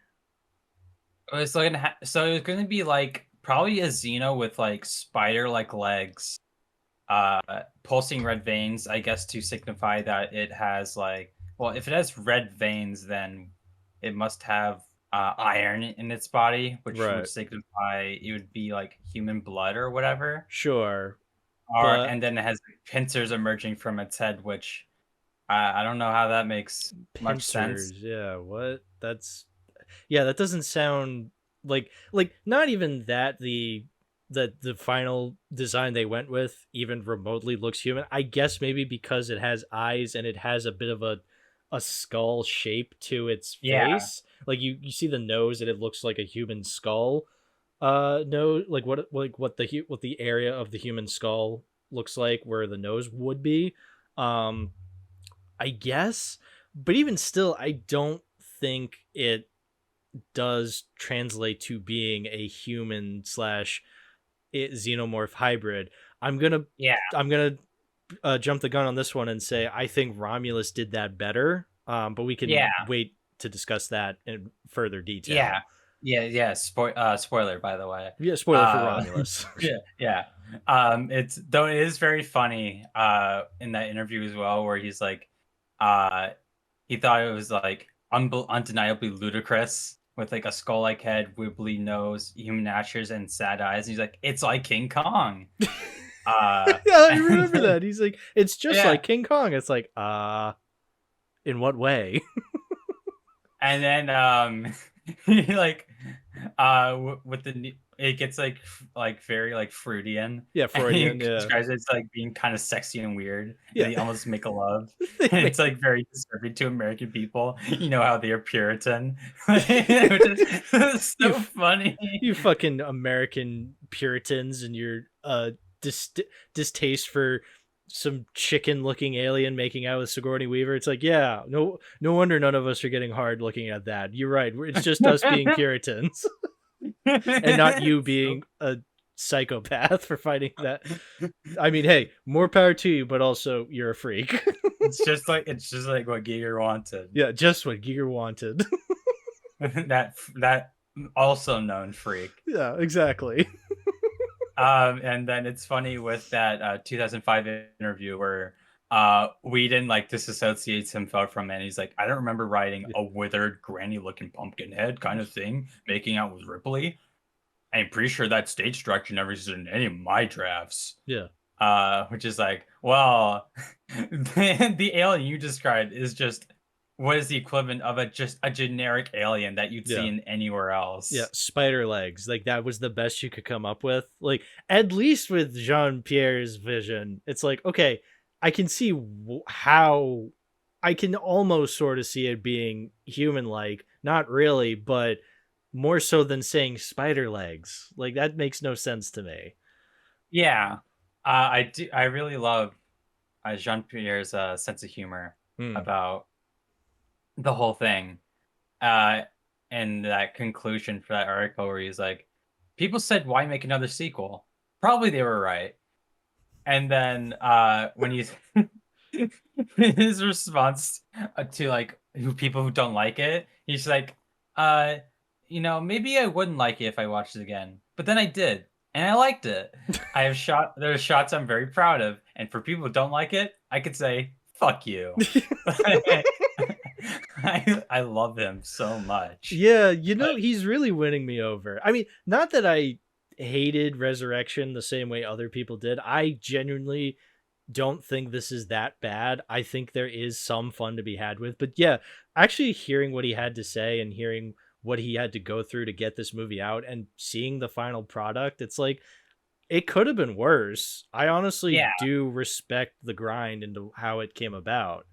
Um and because like yeah, no matter how many issues I have with it, it is so entertainingly funny. And yeah, just hearing him talk about this movie, it makes me respect him a little more. I really gotta Yeah, hand it to this guy. and it makes me very interested to check out his other movies since Yeah. he has the movie that got him this job, which is a movie he did with Ron Perlman.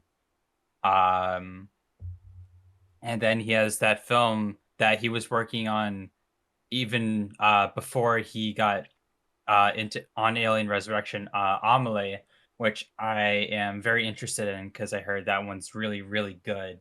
Yeah, Uh, I think Amelie is in my watch list. It is in my watch list. Yeah, because it's one of those classic films I yeah, hear from people saying it's really good. it's kind of like a person like watching like like Alien Cubed or even Alien or Aliens, and they get introduced to this director, and if they like really dig like that creator, then they check out their other works, Yeah, and regardless of quality. I have a feeling his other works is going to be drastically different from Alien Resurrection, Yeah, but still, I am curious nonetheless. yeah, which is like that's the beauty of uh like garnering of respect for a director Yeah. through like because he seems like a very like humble type of person with like a very like strong sense of humor, and like he can Yeah. take a good joke. Yeah. And Um again, he's super honest with how the filmmaking process went with this film, and that it was he really didn't want to do it, but even still, I think he did his best, yeah, considering what we got.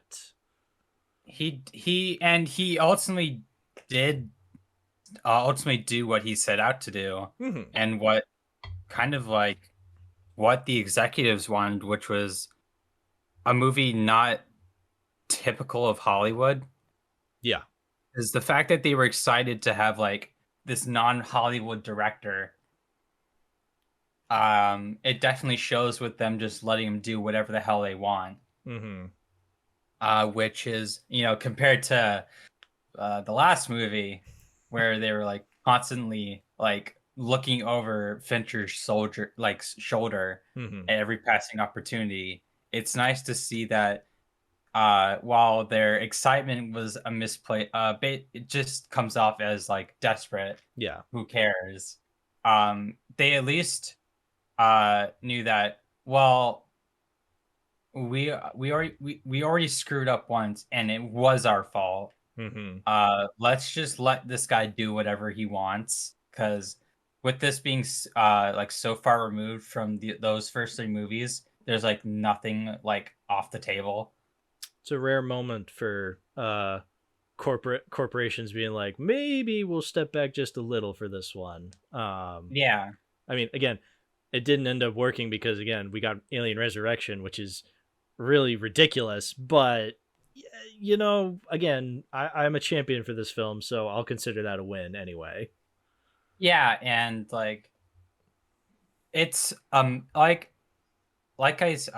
heard about the special edition before I watched it, and even after watching both versions, like the special edition has it's like still the same movie regardless. Hmm.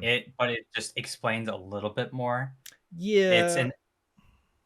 it's a more explained mess. Yeah, I will say, to go back onto the special edition, the other scene you sent me was the alternate ending where they actually do end up on Earth and they have that conversation where Ripley, ultimately the last line of the original quadrilogy of these alien movies, is Ripley going, "I'm a stranger here myself," which Yeah, I think is a good way to end Ripley's story, because even though there have been other alien movies since this movie came out, we haven't had one with Sigourney Weaver yeah, in them.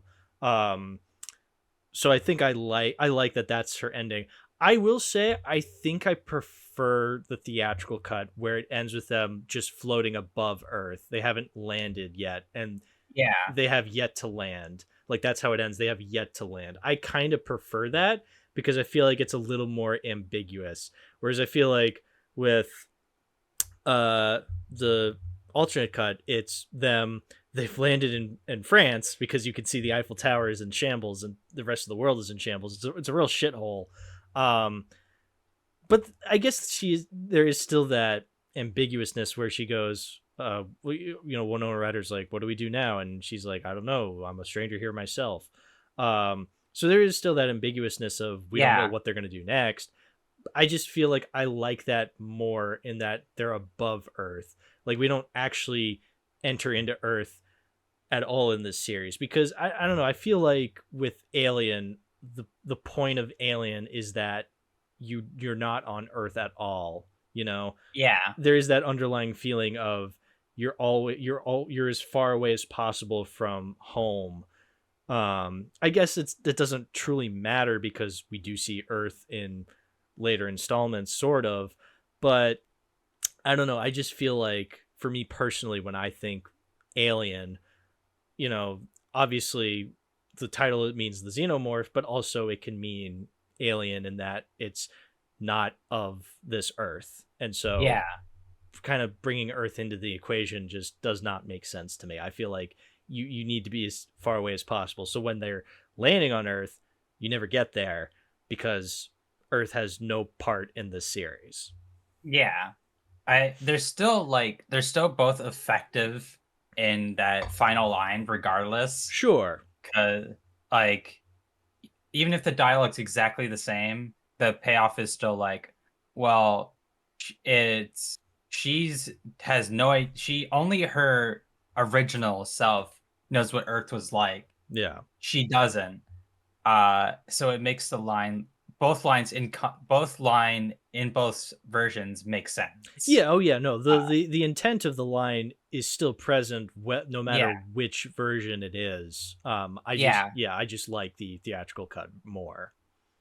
See here, I like the special edition more because I could see France destroyed, and this does not mean that anywhere else has been destroyed. That's true. For all we know. Yeah, for all we know, everywhere else is just fine. Like New York City looks exactly the same, and Boston looks exactly the same, but Paris is only that. Yeah. Only France was destroyed. Yeah. Everywhere else is okay. That'd be great. There's nothing wrong. That'd be hilarious. That'd be really funny. It's like how you have all these like science fiction series where like it takes place in like a post-apocalyptic like established city, and you like get these like maps and there's nothing that ever states that everywhere else is okay, so you can like take all these different series and piece them into like one world where you could say like, oh, in Australia Mad Max is happening, but in the United States Planet of the Apes is happening. Yeah, and it's just like there's something different type of weird shit going on somewhere in the world. Yeah, on the other side of America, Dread is happening because Dread is like the entire East Coast is just one big city, and so then over in France, it's where they land in Alien Resurrection. So if they landed anywhere else, they would have experienced like the wasteland of Mad Max, or they could have experienced these like sentient apes. Yeah, and they could. That'd have been badass. They could have done like the Spaceballs bit. They're like spacemen. Oh shit! There goes the planet. Spaceballs. Yeah. No. Totally. What would you give this legendary piece of filmmaking that everybody absolutely loves? No sarcasm. Yeah, no, everybody loves this. This is the best Alien film, in fact. This is the best in the franchise. For sure. Yeah. No, I've given it a 5 out of 10 both times I've seen it. I think because I have so much ironic enjoyment with it. But I will not argue it as being an actually good film. But also, I think there is really cool aspects in this film. So that's why I would say it's a 5 out of 10, because it's somewhere in the middle. It's not a horrible piece of shit, but I would never argue it as being some secret masterpiece either. It is a middling 5 out of 10, but with a heart, and I really want to add it to my collection. I think I forgot to say I would add Alien Cube to my collection. So 3 and 4, even though I don't own them currently, I would love to own them. Just because I think they would make for because I would really unironically rewatch both movies. I don't know which one's more than the other, but I would rewatch both of them. But yeah, Resurrection 5 out of 10 would add to the collection. 10 out. This abomination, this piece of shit gets a 10 out of 10. Best game ever with a badass seal of approval. The story, the characters, the world building. Angry Joe quote aside. Okay, yeah, I was gonna ask which one was that? Nostalgia Critic, Angry Video Game Nerd? No, it was Angry Joe. Yeah, it's that. I'll send that edit to you. Oh, please do. Because it's great. But I would give the theatrical version of this movie a good solid like maybe 4 out of 10 because I would never say this movie's the worst because there's a different claim to fame, Alien movie for that, and it's a crossover one. But I have after like reading that article, like I have such an immense respect. Yeah. For Jean-Pierre Jeunet. You gotta send me that article. You were sending me quotes. I did. I sent it to you. Okay, good. Yeah, because I gotta read it because I was reading the quotes you were sending too. But I gotta read the article. Yeah, the excerpts. Yeah. It's it's very undeniable that this is like a complete and total mess. It's a different type of disaster that Alien 3 is. Alien 3 is a disaster from a production standpoint. This movie is like a weird like disaster from like just sheer what the hell are we doing? But like I can't be mad at this movie. No.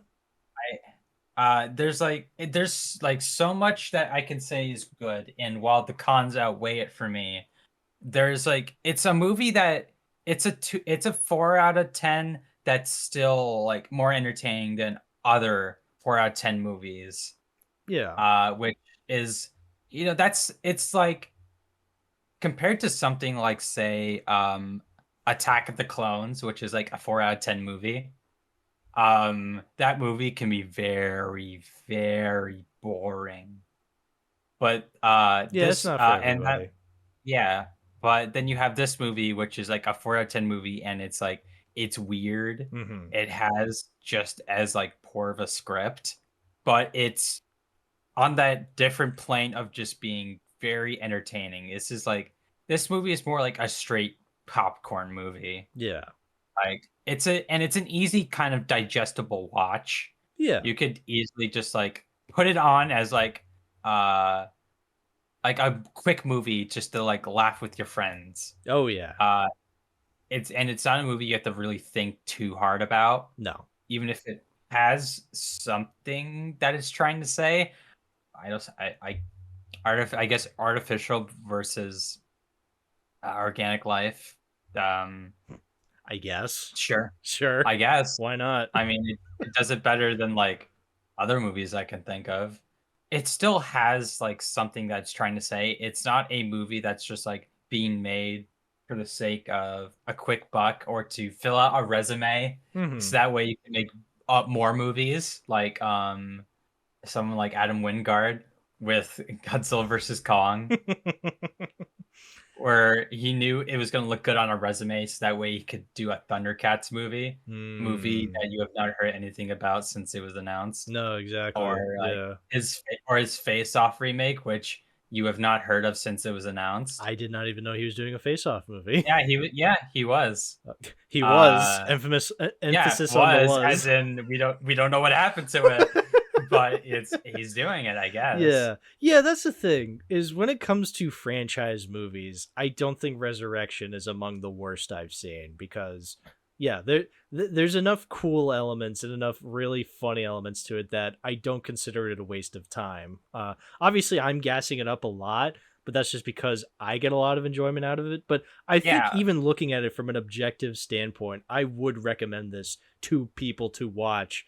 Whether or not they're actually going to get something ironic out of it like I have, I still think it's worth watching at least once just because. and it could be a sort of almost good like paving of a road towards watching French cinema. Because you have a French director and you do get a taste of his sensibilities in it. Yeah. And it has a majority of his crews that he's done other movies with. So you kind of it's like something like Face Off or Ang Lee's Hulk, where you're getting this sort of like paveway of like a director's style, and that can introduce you to their other films, which are within their home country, and that can introduce you to more things that are in those realms of whatever it was influences or inspirations. Now, if I could recommend a real French film, I would say Le Silence de la Mer from 1949, but also Alien Resurrection. Yeah, of course. Why wouldn't you? Yeah, exactly. Why wouldn't you? What other reason would you need to? I mean, if I were to recommend a French film, I would definitely recommend Portrait of a Lady on Fire, for sure, which is a really good 2019 movie by Céline Sciamma. And it is, if you want a good queer romance movie, this is one I would definitely recommend. If you want to hear a little bit more French, the title is Portrait de la jeune fille en feu. That's the best I got. It is on the Criterion Collection, so you can buy it physically. If you live in the States or Canada or what have you, where you aren't French. And I would also recommend, if you want to see another a director who is French adapting something that's from not its native country, I would recommend Nicky Larson, the Cupid de Parfum. It is a adaptation of the City Hunter Japanese manga anime. Oh, no kidding. And sort. It is a lot of fun, and it does share some editing and filmmaking sensibilities this movie has. It can also, by proxy, get you into learning about the City Hunter series, as well as learning what kind of director Philippe Landau is. And you also get that feeling of what influences French filmmakers with importation and exportation. In the same way that in the United States, we have like Jordan Peele, who's very overtly influenced by animated Japanese films like Akira. You should know this. You had the bike slide and Nope. Yeah, the bike slide and Nope. Yeah, and then you have, definitely like qualities of like shot composition that definitely come to play. Or there's Jordan Vogt Roberts' Kong Skull Island, which rips a lot of stuff from like Metal Gear, and I guess because it's the one he would have seen, Neon Genesis Evangelion. So you can definitely see those same ways in the way that you watch Star Wars, and you can see how Hidden Fortress, Flash Gordon, and the sort influenced it. Easy 4 out of 10 theatrical cut, 4.5 out of 10 special edition. Show it to your friends, high or not, drunk or not. Yeah, show it to your family. Yeah, good for the kids. Good for the kids. Yeah, I agree. If it's good for the kids, it's good for the adults. Final verdict for this travesty, this abomination, it's a motherfucking 10 out of 10 legendary status with a badass seal of approval. The world, its characters, the writing, its pacing, all the interesting side quests. Does a 10 out of 10 equal a perfect game? No. You said you wanted to just touch up on the AVP movies? Yes. So after if everybody doesn't know, and if you don't, I get it. I don't care either. Whenever Predator 2 came out, there was a little visual gag that was put in by the Stan Winston Company in the trophy room with a Warrior Xeno head. And this alone started a whole slew of crossover content, comics, video games, what have you. And it started becoming a whisper in the Fox pantheon that, oh, we're going to cross over Alien and Predator.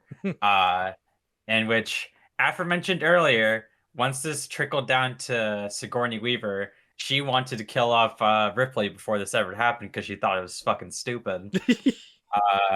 Flash forward about 12 years, AVP, Alien vs. Predator, 2004, directed by Paul W.S. Anderson, known for many iconic films like all the Resident Evil movies, Monster Hunter, movies everyone has seen. True. And it's okay. I mean, it's a lot like Freddy vs. Jason. It's a movie you only would see in the 2000s because it's shot, edited, and directed exactly how you'd expect a 2000s movie to be. So it's like very heavy emphasis on like almost music video like editing or like very like heavy like emphasis on a particular color. Yeah. Which is like a gray or a blue. Or occasionally red. Yeah, those are the only colors in 2004. Yes. It made the Alien timeline very confusing because there is nothing that says that these count or don't count. So they could do whatever they wanted. Yes. And so they basically make so that the xenomorphs were this creature that the Yakuza discovered and were using to create the ultimate hunt, which does keep consistent with the idea that the xenomorphs are the perfect being. So they would be the perfect hunt for the Yakuza. And you get fucking History Channel bullshit where all three of the pyramids that you find in temples that you find like in South America, Africa, they're all like inspired by these temples that were created by the Yakuza in Antarctica in their ancient civilization, and ancient aliens. Yeah, essentially ancient aliens. Yeah. So something that would be later seen at least 5 years later in everybody's favorite writer's strike movie, Transformers: Revenge of the Fallen. You're just naming all the classics. Yeah, and I will admit, I do like Revenge of the Fallen. Yeah. I do. It's a fun movie, and the fact it turned out the way it did is a lot better than other movies made at the time, like how Quantum of Solace got so insanely fucked. Where that movie turns out just being this weird, like, black sheep of the Craig era. It's weird how they make Lance Hendrickson come back to play Wayland, which then you see the prequel movies, and it's like, hey, this doesn't make any sense. And he also dies here too. Oh, he does. Yeah. I mean, he's already dying. Yeah. He's got an ugly asthmatic cough. And this is also it. the designs for this one are kind of weird for both the Alien and Predator. It's very much just a byproduct of a generalization look of the characters, Sure. but it also is a byproduct of what happened after the first movie's designs. Where like everybody knows the story that the Yachtja after the first Predator movie, it was never the same. The way they craft the skull and the mandibles was completely changed, and it's been stuck like that since Predator 2. Mm-hmm. And then here you have xenomorphs that feel a little too like the resurrection xenomorphs. It's weird. Yeah. And I never quite got it. Right. Yeah. I do like there is some things to appreciate about this one. I can't say that about the next one. But it is worth watching at least once. Yeah, it tries. Yeah. And it's not doing anything out of malice. It's done with a clear a clear love of both properties. Yeah. Because I have heard that when it comes to crossover movies, people generally like this one in quotes. They don't love it, but it's not as bad as it probably could be. Yeah. You can like Paul W.S. Anderson, like say what you will about his movies. He's not like a bad director. He just doesn't make quality movies. Like he at least understands the basics of filmmaking. Sure. He like knows when he can like do an interesting shot. But he's definitely very much like a director that you get to make a cool trailer. Yeah. But he's not a person you want to make a full movie out of. Mm-hmm. You know, I say this, and then he made a whole Resident Evil series. So what do I know? I've only seen like half of them. Yeah. So I have those movies too. And I haven't even seen Monster Hunter. I don't plan to. Mm. But yeah, this movie, it's fine. The Queen is pretty neat, even if she's a CGI monster here. But for the purpose of the finale, it's okay. It makes sense. And, it still sticks to having like an alien female protagonist that's like pretty strong. And it doesn't, it still like keeps like a core of these types of movies.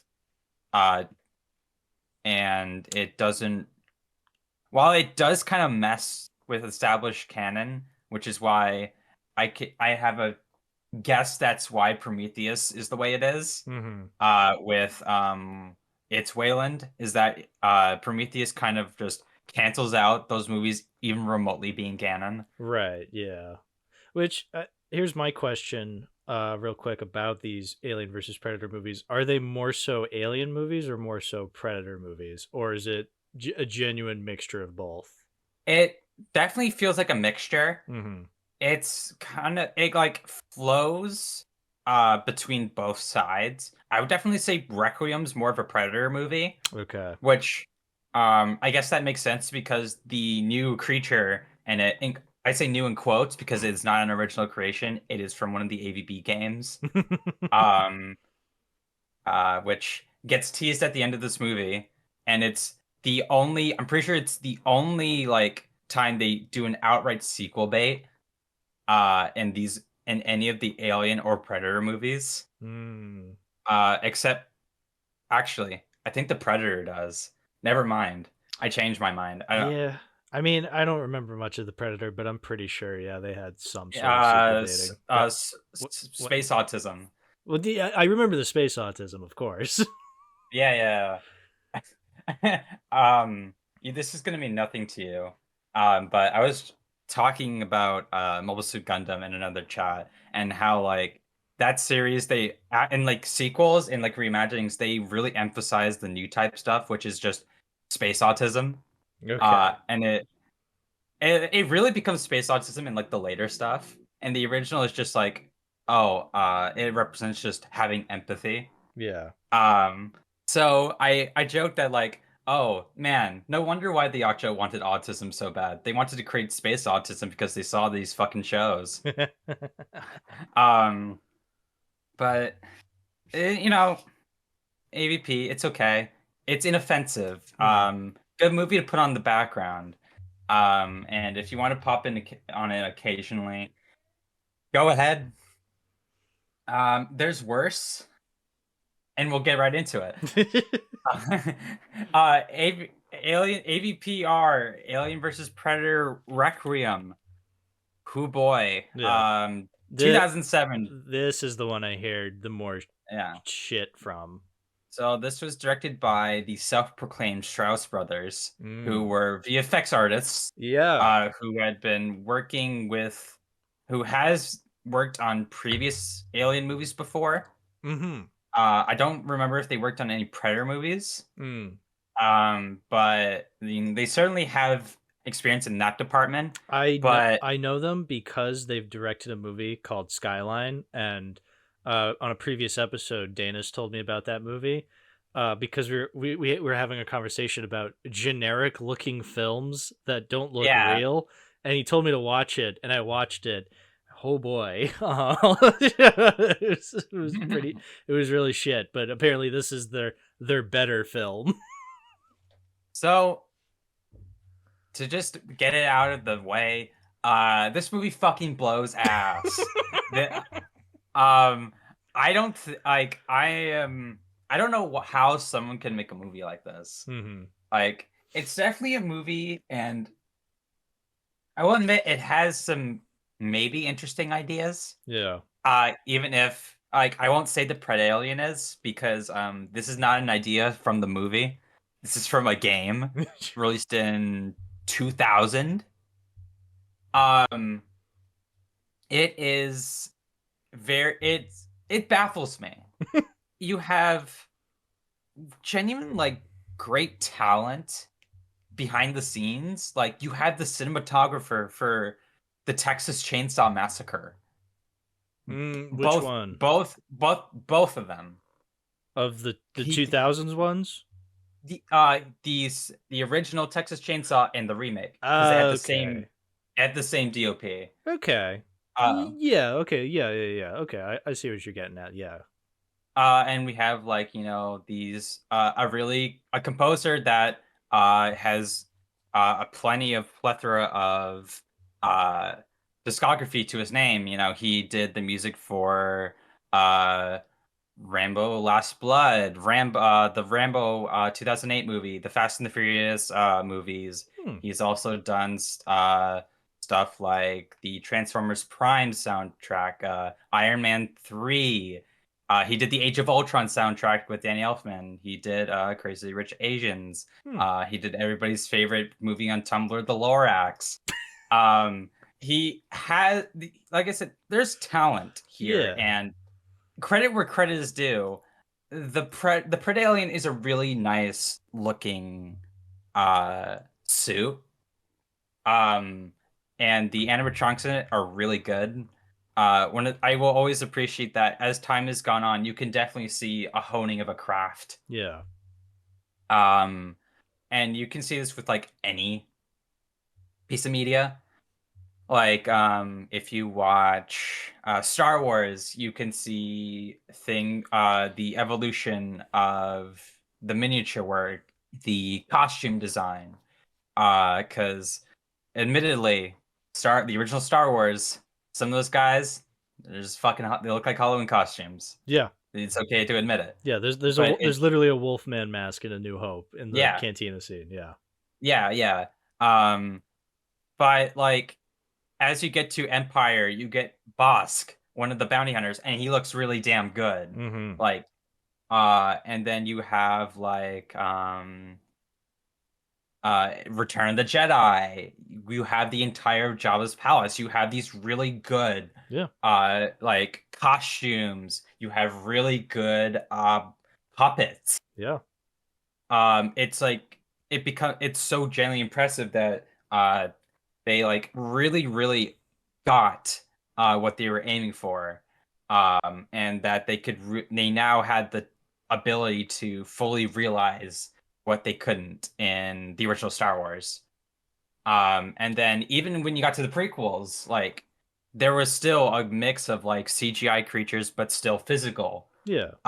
Like, and it has for the time like very impressive CGI work. Yeah, and there's some really like, cool character designs and design of like the sets and stuff like that. Yeah. Yeah, no, there's genuine effort put into that. I agree. Yeah. Like Jar Jar Binks is a really impressive like CGI character For the time, and yeah, and it has a pretty good motion capture work on it. Mhm. Back when it was still in its relative infancy. And you know, obviously it's Lucasfilm. They're always pioneering something. Oh yeah. Which is, you know, that's the beauty of art, is that it's always constantly evolving and we're finding interesting ways to do things. Yeah. So let me talk about how this movie doesn't do interesting things. The characters suck. When I was watching this with my lovely girlfriend, she was like, these are like the characters you generalize as Michael Bay characters. Which, as someone who has seen a good plethora of Michael Bay's films, I feel like these definitely feel like the drugstore version of those. Because while you can criticize like Michael Bay's like characters, even if he isn't the writer of them, but there's like there's at least genuine effort there to like make something of them. Like Bad Boys is while the first movie is flawed, you can't blame that on the characters. The characters are really fun. They're interesting. Oh yeah. And as the movies go on, they become more, you get more and more attached to them because it's not purely because you like the actors. The actors do help make that work. But in like even the first 3 Transformers movies that he did, like Sam is a legitimately good character and he has a clear, a defined arc that he goes through, which very rare for Alex Kurtzman to do something good with a writing. I know, I was gonna say.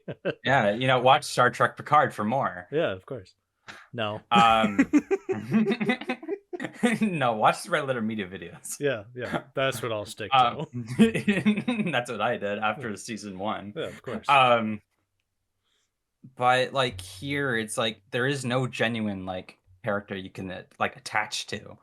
Like you can at least recognize a face from like being like a meatbag character in another movie. Like Alan Oritz is in this movie. People may recognize him as the guy who gets wishboned in Kong Skull Island by a bunch of leaf wings. There's nothing here. Like you have this like guy who's coming back from being in prison for being a thief, and I think he was a murderer. The movie doesn't really hone on it too much, and he has a brother who's in the military, and you have his daughter, and you have his wife, and you have weird shit. You have pizza, but you just don't care at the end of it all. Yeah, you don't care because there's nothing. Yeah. Like, and you don't these two like the effects artists turned directors. They don't understand how to bring out the best out of these performers. Like it doesn't feel like there is a genuine like passionate directors who want to bring out the best in these people and make even like the most like mediocre actor seem very passable. So you end up just sitting through this movie with not good acting, even from Alan Oritz, who is a fun when he gets to play like a comedic role. And he does have good range. Yeah. And I'm just pointing out, this is the only actor I I remember from this movie, and it's because I know him from something else. You know, there was the same. It was the same thing with Skylines when Danis was describing the cast of Skylines. He was like naming all these actors. I'm like, are these people AI generated? These don't sound like real actors. None of them sound familiar. Yeah. But like I mentioned that it was by the same cinematographer as Texas Chainsaw, and then the movie just looks like shit. Yeah. Like in the daytime, it's so overly saturated. Ugh. And like everything has this constant like amber hue to it in the daytime, and then you get to the nighttime, and you know from watching Skyline, it's really dark. Yeah, no, it looks ugly, And yeah, the directors like call it like a creative like decision to make it dark. And while in theory like this could work and it's worked just fine, the last movie takes place underground, so it has to be dark, right. and it looks fine and you can still see. But here, even if it's clear that there could be light, there is no light. There's a moon, Yeah, right? Like you could shut down all the lights in a city, but you still have the moon like reflecting the sun's rays through it. yeah. You would still have something, but there's nothing here. You can hardly see anything. Can I On occasion, Can I tell you that the movie that finally got complete darkness right for me was The Northman, the Robert Eggers film. Like, yeah, for sure. there's scenes in that movie where it's completely pitch black outside, but I'm still able to see what is happening because Robert Eggers, he knows how to direct a scene and make it look like we can see, because hey, film is a visual medium where you have to see what's happening. Hey, there's a difference. Robert Eggers is from New England. Ah, He's from I'm pretty sure he's New Hampshire. yeah, New Hampshire, yeah. Yeah. So he knows. I'm pretty sure he's knows. from Lee, actually. Yes, I believe it's Lee, New Hampshire. Yeah. Last I checked. Yeah, so, he knows that being in the middle of fucking nowhere with darkness, you can still see. Especially up in fucking New Hampshire. Yeah, in fucking New Hampshire, where you have the fucking mountains covering your fucking view The fucking of trees the everywhere. moon. Fucking trees. Occasionally there's a Dunkin' Donuts. Occasionally at Dunkin' Donuts, you might find a Pizza Hut. Or you might find a Big Lots. Or a Or bear. a fucking Aldi's. Aldi's. But this movie just, there's like something so irredeemable about it. Like I can't think about how you could do it. Mhm. Now, granted, there is word that the director of photography for this movie got contacted, and that he is going to be putting out a regrade of this movie No kidding. that you can see. So while in theory this will not improve anything, you can see it at least. Yeah. It's watchable nothingness. That's cool at least. But So, yeah. there's AVP. yeah, that's it. Yeah, that's it. I mean, That's all I got. yeah, because I still haven't seen these movies. I do have them on Blu-ray, so the inevitable episode of them is coming eventually. Just I don't know when, but good to know from these early from these first impressions that I've got. Yeah, and I will note I watched both unrated versions of it. I don't remember what AVPR's unrated cut does besides more blood. Yeah, more CGI blood squibs, I'm sure. Yeah, more squibs. I hate that so much. AVP unrated though does have a funny scene at the start with Tom Woodruff Jr. and another guy getting Yeah. pizza. Oh, so it's kind of like And Kane Hodder's cameos in the Jason Goes to Hell. Yeah. and he's watching Frankenstein Meets the Wolfman. Oh, that's cute. And this is actually apparently based off of a joke that James Cameron made about AVP. The concept of AVP is that it's like Frankenstein meets the Wolfman.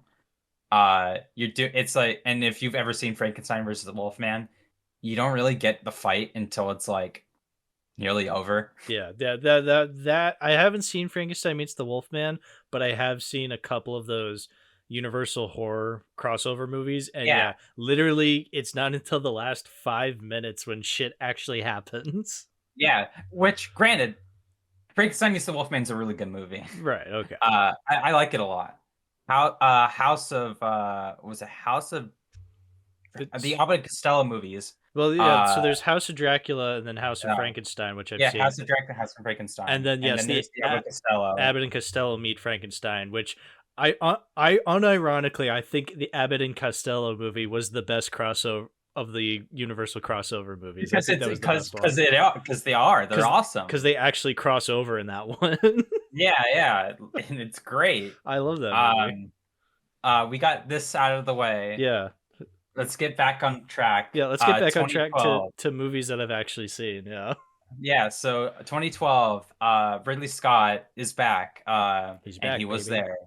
He was there with Prometheus, which I feel really like grateful for these movies because after having the AVP stuff, you kind of get this sense of like, okay, we're kind of back. Mm-hmm. By comparison, and like even by comparison of like the previous movies, this one like really dives back into like like the general thing you think of with like Alien in terms of its overall like genre and vibes, which is just depressingly grim gothic shit. Yeah. I do think it was very wise of Ridley Scott to explore creation, which with how like, and while he does like give pieces to the puzzle of an origin for the creatures that you see in Alien, he never gives a direct answer.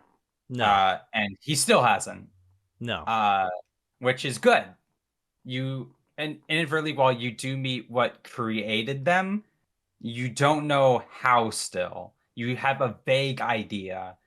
And this is something that I think, regardless of opinion, it's good to know that Ridley Scott still doesn't want to remove the mystery behind them, even if he gives an answer.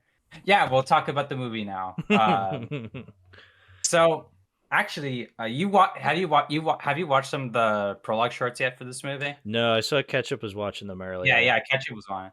But Prometheus, story-wise, it's very interesting. And I told you this before, is that it's a movie that slowly becomes Alien as it goes along, but it's not like how Covenant would go on to be, where no, definitely not. Feels ham-fisted for what definitely feels like a corporate reason. Yeah, yeah. I'll give my early thoughts before you keep going on Prometheus with Prometheus, and that is, I think no matter how much I dislike it, because I don't like this one as much as you do, I do respect it the most out of the 3 Alien movies we've gotten in this century. Alien specific films, so not counting the AVP films. I think I do respect it the most, because at least I feel as though it's trying to do its own thing. Ultimately, I think there are some really good sequences in this one. I just don't really vibe with the final product as much. Mm-hmm. Which let's get into that. Mm-hmm. So I one of the big things I'll say is one of this movie's strengths is that it has probably 3 of like the best characters that we've had since the original Alien. In terms of having like not only a very solid performance, we have really good character work out of them, and I love Elizabeth Shaw. She is awesome, and she's Scottish, which you don't get a lot of that. You don't get a lot of that. You don't get a lot of badass Scottish in a horror film from good old United States of America. And she's a really fun character. We do need more badass Scots in films, don't we? Yeah, we do. Duke, and we also have David, who is probably, I would say, the second best character that's ever come out of the series. I agree. I genuinely do think David is the biggest strength these movies have. This and Covenant have is David. Yeah, it's like, and not just because it's played excellently by Michael Fassbender. Such a good actor. See, I was actually watching one of one of his like those like funny little videos, I think by Vanity Fair, where they make them like talk about their career. And when he talked about Prometheus, he talked about how Ridley Scott made him watch a movie called, I think, The Servant. Um, and when he showed up on and he also, Ridley Scott makes his character obsessed with Lawrence of Arabia. Yeah. And it shows, and Michael Fassbender automatically like understood like exactly what Ridley Scott wanted. And it really shows because David is such like a very compelling Duragonist. He is probably one of the most perfect example of Weyland Yutani as like an entity. He's like on the baseline. He's what if the creation hated the creator, and you can you can definitely see it with how like he's constantly obsessed with what the human condition is. You could tell he's evil, or he's going to be, because he's obsessed with classical music and classical literature. I mean, that's a good way of showing it. Yeah, which is that's it feels like that's something like that feels like such a bygone type of like antagonist to have. Like, sure, you can get that in probably like like countries that are like absolutely loving that shit. You can have a place like Japan where you have these like grand obsessions with like Sigmund Freud, for example, or you have these obsessions with Dante's Inferno, Divine Comedy, and you have these like a lot of Frenchaboos in Japan that you can see a lot in like 70s and 80s media, and you have like these characters that are like very like classical in a sense of being obsessed with music like Nocturne OP9 number 2, E flat major, or you have them obsessed with Claire de Lune, or they're obsessed with like something like Shakespeare. Having this show up in a modern movie is really fun. And you only would really get that from someone like Ridley Scott. I would not expect any of the other directors in the series to really do that. James Cameron certainly hasn't done that. No. David Fincher would definitely take inspiration from him, but he wouldn't have a character obsessed with it. Jean-Pierre Jeunet, maybe.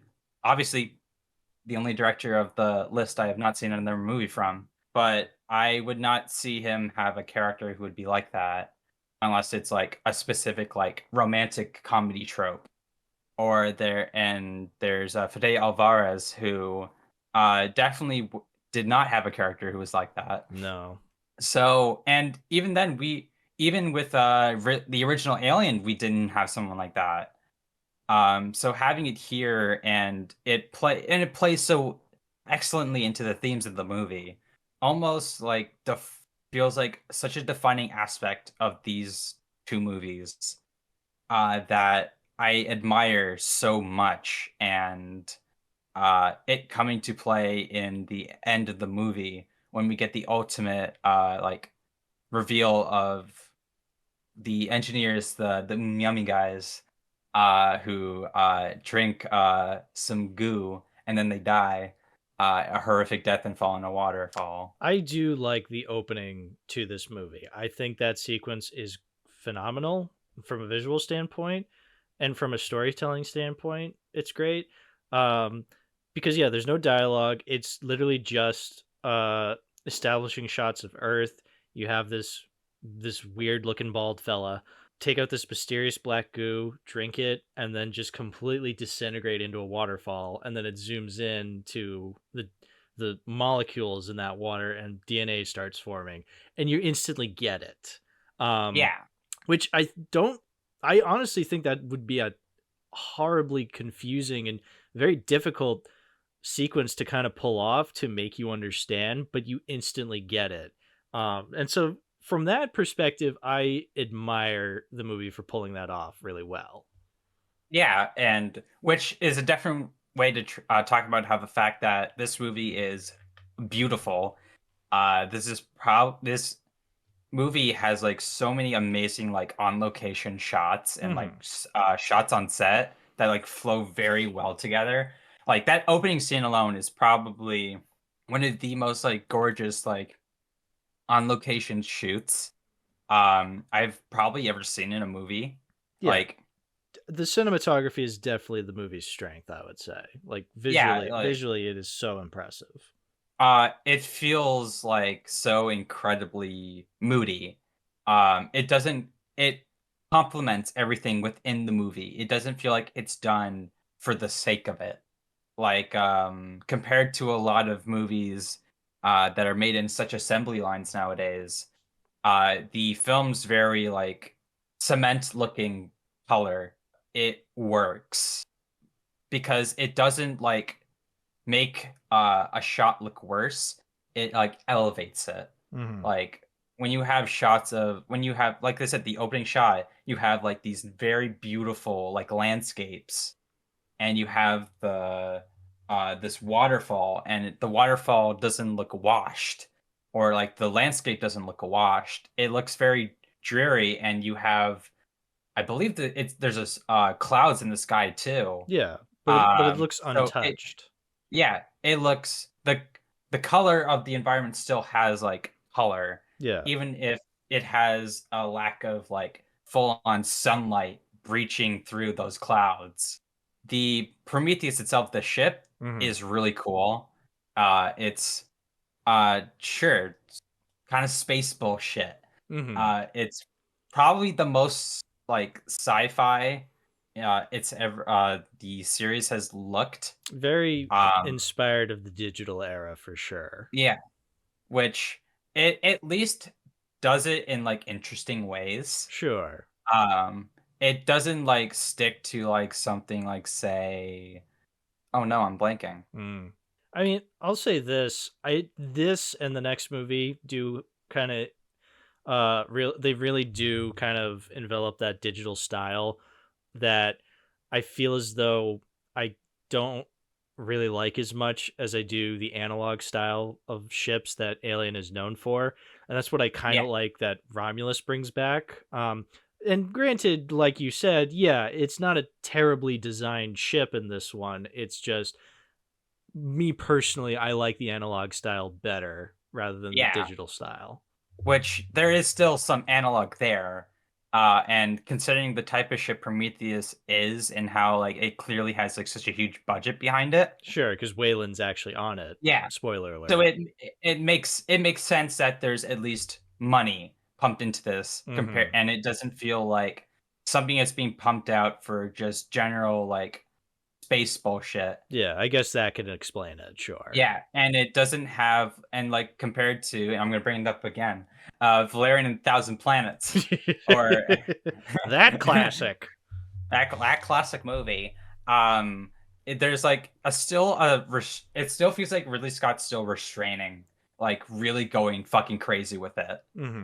Like it's still like he'll have that table with digital like shit, but it's still done in a way that's like interesting, and he does do interesting things with it. He's taking It's not advantage of it because he couldn't have 30 years earlier with the original film. yeah, like we have that really fun like moment where you see um the the diagram of the dreadnought, the deviant I think it's called. It you see the trackers on them like as they slowly go through it.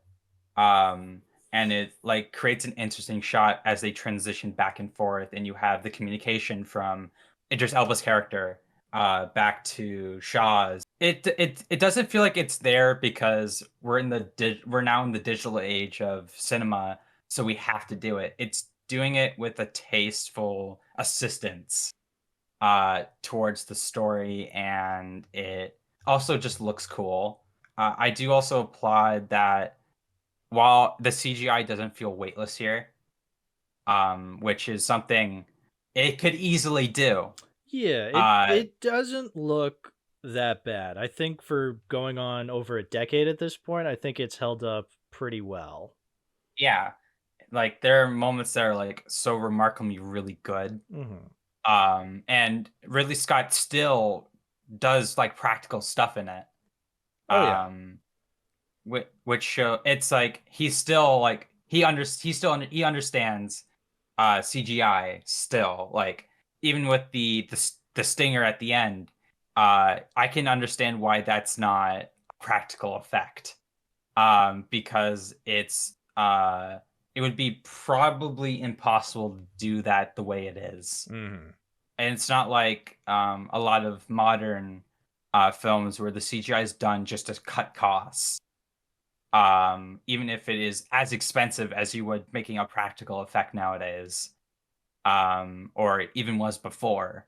I guess I can segue that into the overall like intrigue about how this movie uses the CGI to assist the story.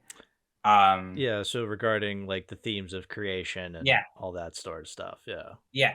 I really enjoy how as this plot progresses and we have these our two I guess main characters that are protagonists, Shaw and her husband, they are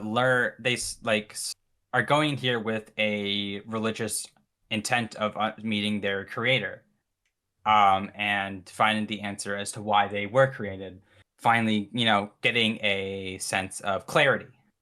And as they go along and they find out more about the mysterious entities that once inhabited this abandoned ship, it really builds a sense of unease about them exploring this ship, which is something that I'm glad is kept consistent. That like, even if the idea is very inspired to find your creator, you probably don't want to exactly meet the kind of creator they are. That's what And happened in with Star Trek the Five. Yeah, Star Trek Five, greatest movie ever made, directed by William Shatner. Um, But which I think, granted, though, yes, I agree with that. In that, when you have a story like this, of course you're going to go in the direction of it being gothic horror, because I feel like this is such a vague topic, a very vague and ultimately unanswerable topic. The whole idea of creation and where we come from and stuff like that, because you can have itty bitty little answers, but ultimately there's no easy answer as to where we come from and what our ultimate purpose is. yeah, So I feel like and at least here, this is Scott kind of tying that in with what he created with the Xenomorph and kind of tying it into this grander franchise. So yeah, I can kind of see why he would want to do that. So you could explore these things on a much higher budget in terms of filmmaking. yeah, like this movie feels very ambitious. It Sure. You have like a lot of movies that do this type of thing on a baseline. Like what if we met our creator and we mentioned Star Trek Five, Yeah.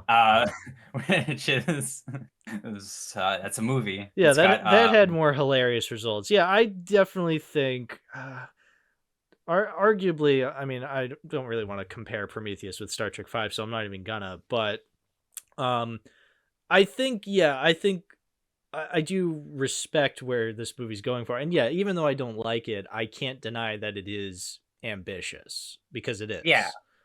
Yeah, you can rarely ever do this kind of movie with these themes uh as much as, well, you literally can't as often as, just being in Prometheus and maybe a bit of Covenant. No other franchise is going to necessarily do that.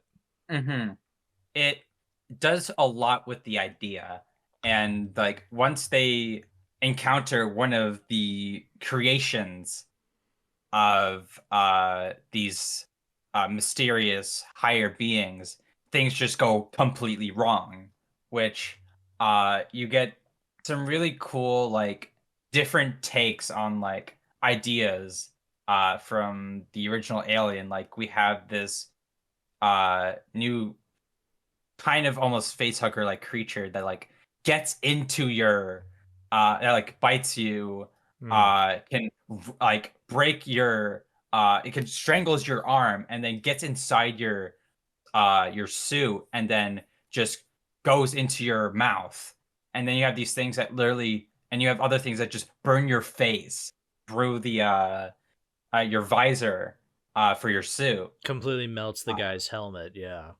Yeah, and it feels like Ridley Scott taking advantage of how much technology has evolved and how with all these years, like what, some 40 years since Alien, how he can really expand and even make ideas that were already horrifying even more horrifying. Yeah. Because having something crawl, like obviously having something like crawl inside of something you're wearing or your skin, not an original idea, but the way this movie does it, it's utterly terrifying. Because while the idea of something being your suit is already terrifying and extremely claustrophobic, it is unsettling that it comes from this creature that you don't even have like a face, like a natural aspect that you'd expect out of a creature with eyes, a nose. It only has a mouth, but yet it has instincts that make it have the idea that it might have an ability to see you. I do commend this film and even Covenant a little with taking advantage of the fact that because the technology is better in filmmaking in this era, you can kind of introduce new aspects of a xenomorph and or alien creature kind of messing with you. So you take it. So yeah, you get a sort of face hugger, but it's more than that. And then you have when Shaw and her boyfriend actually have sex, and so then that's how she gets an alien creature impregnated into her, and he just kind of slowly rots away. So taking advantage of airborne diseases or sexually transmitted diseases, kind of tying those into the creation of xenomorphs and or alien creatures, Yeah, and it's like this having it be a sexually transmitted disease that ties into the sexual like undertones of the original Alien. And then you have like the concept that these things are like a pathogen that like just spreads and spreads, and it has so many different ways of doing it. Yeah, and so then because of that sexually transmitted disease, that leads into arguably the best scene in the movie for me. Like I will agree to that, is the C-section surgery scene, because even over 10 years later, it still looks amazing. Because I'd like to think, yes, they used practical, but I'm sure they had to use CGI because you're not gonna just rip open Numi Rapace for the lulls for the film. You're gonna. He wasn't even there. He wasn't even there. It's true. Yeah, maybe they did actually like slice open her stomach and be like, "Look, we pulled out an alien." But yeah, no. But I don't consider myself a very squeamish person, but even seeing them like open the robot hands, opening up her stomach, it got to me a little. I'm like, I know that's an effect, but even just seeing even if it is CGI, seeing the stomach open and then pulling out this alien creature, I was like, yeah, and it being in this like almost like test tube chamber. Yeah. Once again, it feels like a natural step up you would do now that the technology is there. You can do a scene like that in an alien film.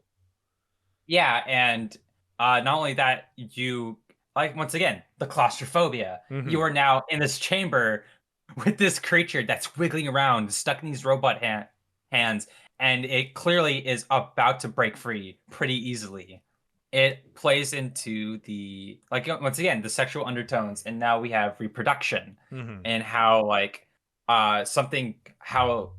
this disease births basically an abomination, and it also gives a really very, very, it's super gory. Yeah. Like as you said, it got you squeamish. Yeah. And it undeniably plays in the fact that this movie like brings back that genuine like unsettling horror of Alien. They are encountering something so incredibly unbeknownst to them, Mm-hmm. and now it can get to them in any way possible. With the xenomorph, there is it's like the same height as you, and it can infect you in the same way. But here you feel like anything that's on the ship could get them, and it could get to them in a different way. Like you said, there's the disease, and then or there's like the black goo, or there is the sexually transmitted disease. It's generally making like anything just absolutely horrible for them. Yeah. It helps that like as it slowly builds to the fact that it's an alien movie, it never once distracts from the fact that this movie is so vastly different. It's Yeah, because it's not a one-for-one shot remake of Alien. It is trying to have its own story, which, again, I appreciate. I don't like the story, but I at least acknowledge that it's not falling for the same tropes other franchise films would be. Yeah, it's a different alien for a different woman. It's different. Bigger, bolder, different. They have to be when he's around. I forgot that you wanted to reference the On Her Majesty's Secret Service trailer during this episode. Oh. Great. I would 100% recommend that you all look up the On Her Majesty's Secret Service 1969 trailer. It is so fucking funny. Yeah. And I'm so glad that this guy who was like making a stupefied, dumbed down version of a review of On Her Majesty's constantly used this. Yeah. Throughout his video. I love that movie. But it is just really funny hearing the trailer try to sell this Bond film. Yeah, this is a different Bond. It couldn't have been easy back in the day. He's got a heart. Yeah, he's got heart. He's got heart. This alien movie's got a big man, and he doesn't have heart. Because it disintegrated away when he drank the yummy juice at the beginning. Yummy. This Elizabeth Shaw, the different alien girl. She's Scottish, classy, religious.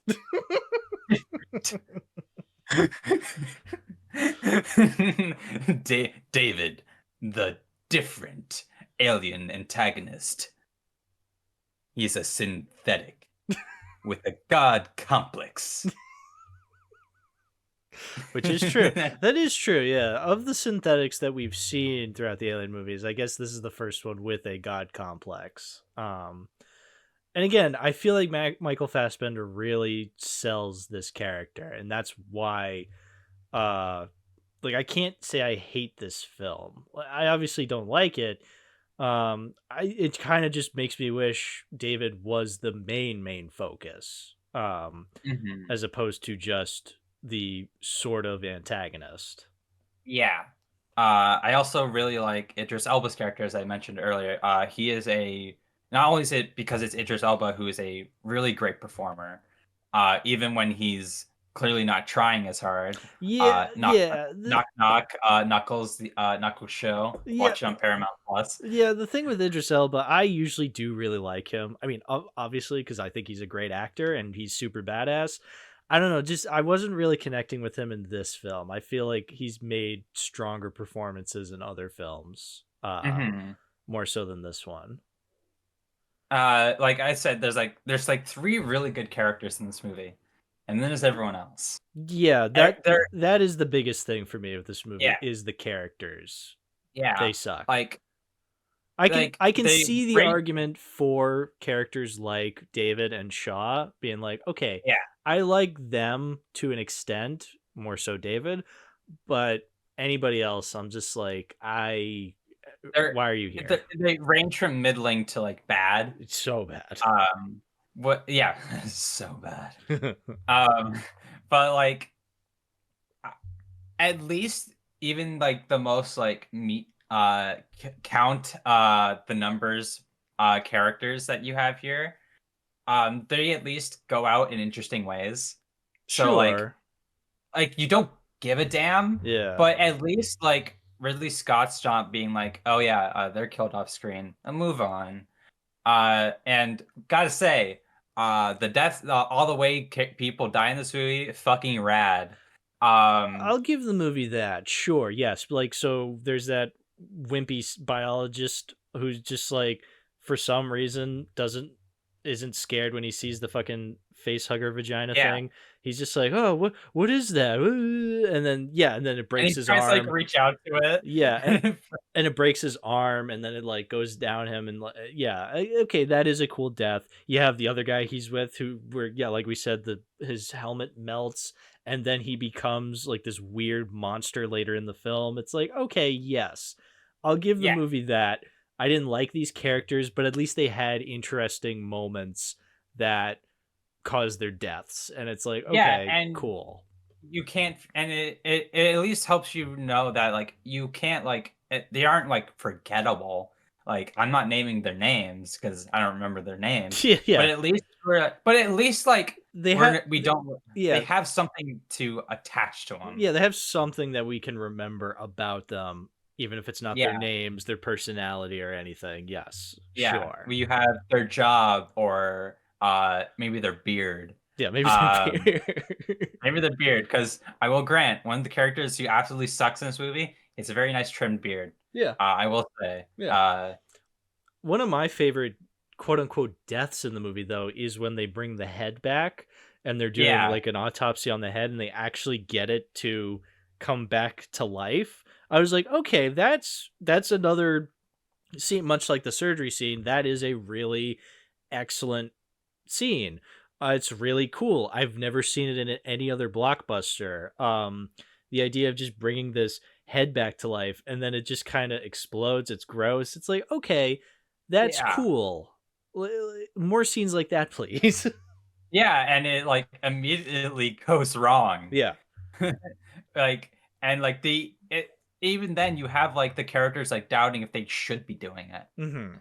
Like you at least have them like posing on morality in it. They're not total like idiots. And while they are definitely like a little too like selfish, which definitely kind of almost plays into the movie's themes. You just wish it was like put out a little bit better than that. Yeah, it definitely could have been better. Yeah. Yeah, but even that, they still all kind of play into the central theme of the movie. They're pretty much they're definitely just like I'll call it thematic devices. I won't call it plot devices because that's too obvious. Yeah, thematic devices I think fits because this movie does actually have thematic intent. I will agree to that. Again, I can acknowledge that. I still don't really gel with it. It's like pretty 50-50. Sure.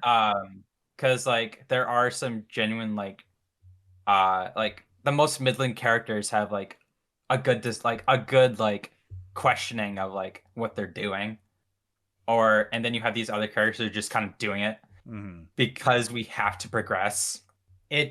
Some definitely just feel like padding out the ensemble, while others at least have something to them. Yeah, I feel like this movie, somewhere in there, if you tweak a couple of things, maybe get rid of a few characters, I don't know, there is something there where I can finally be like, you know what, I see this and I appreciate what it's going for. It's just far too messy for me.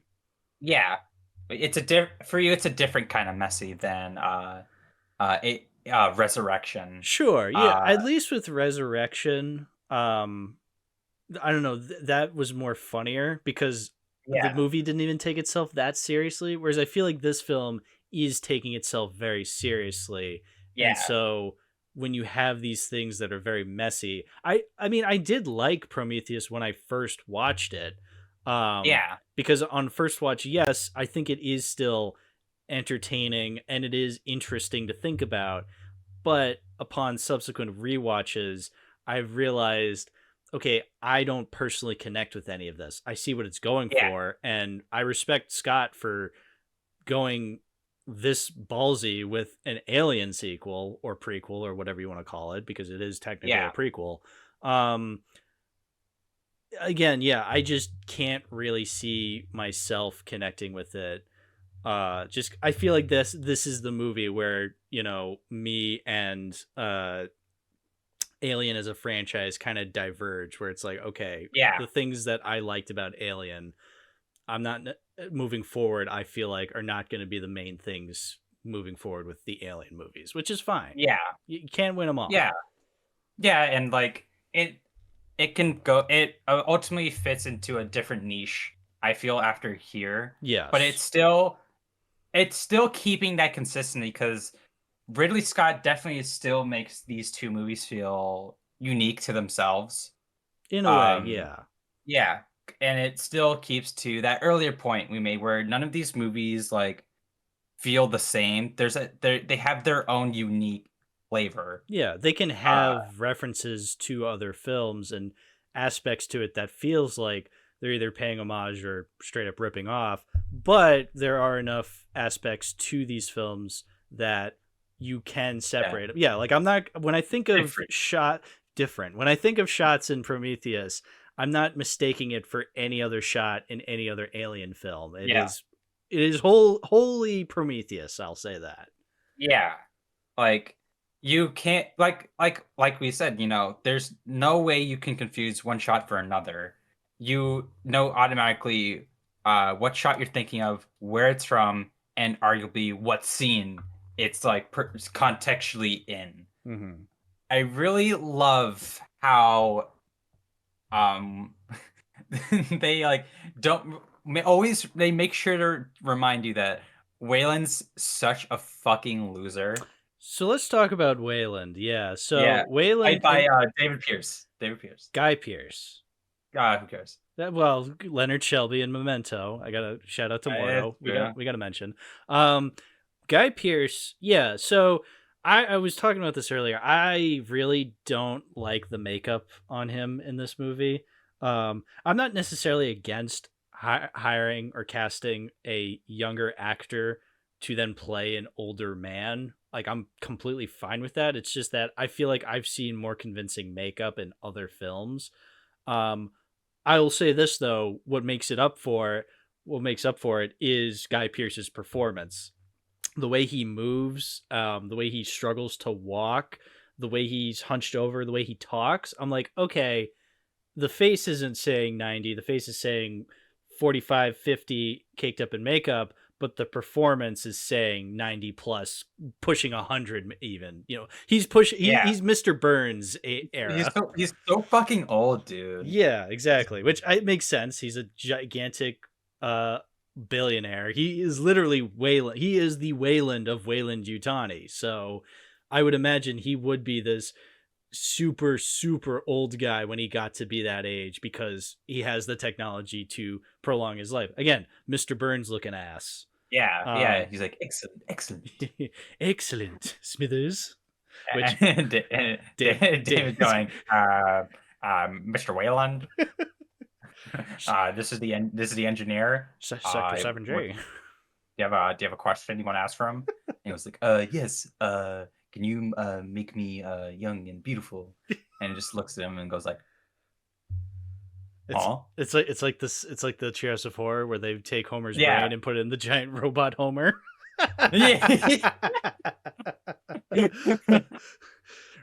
Sprinkles. Oh, but Smithers, it's 11:45.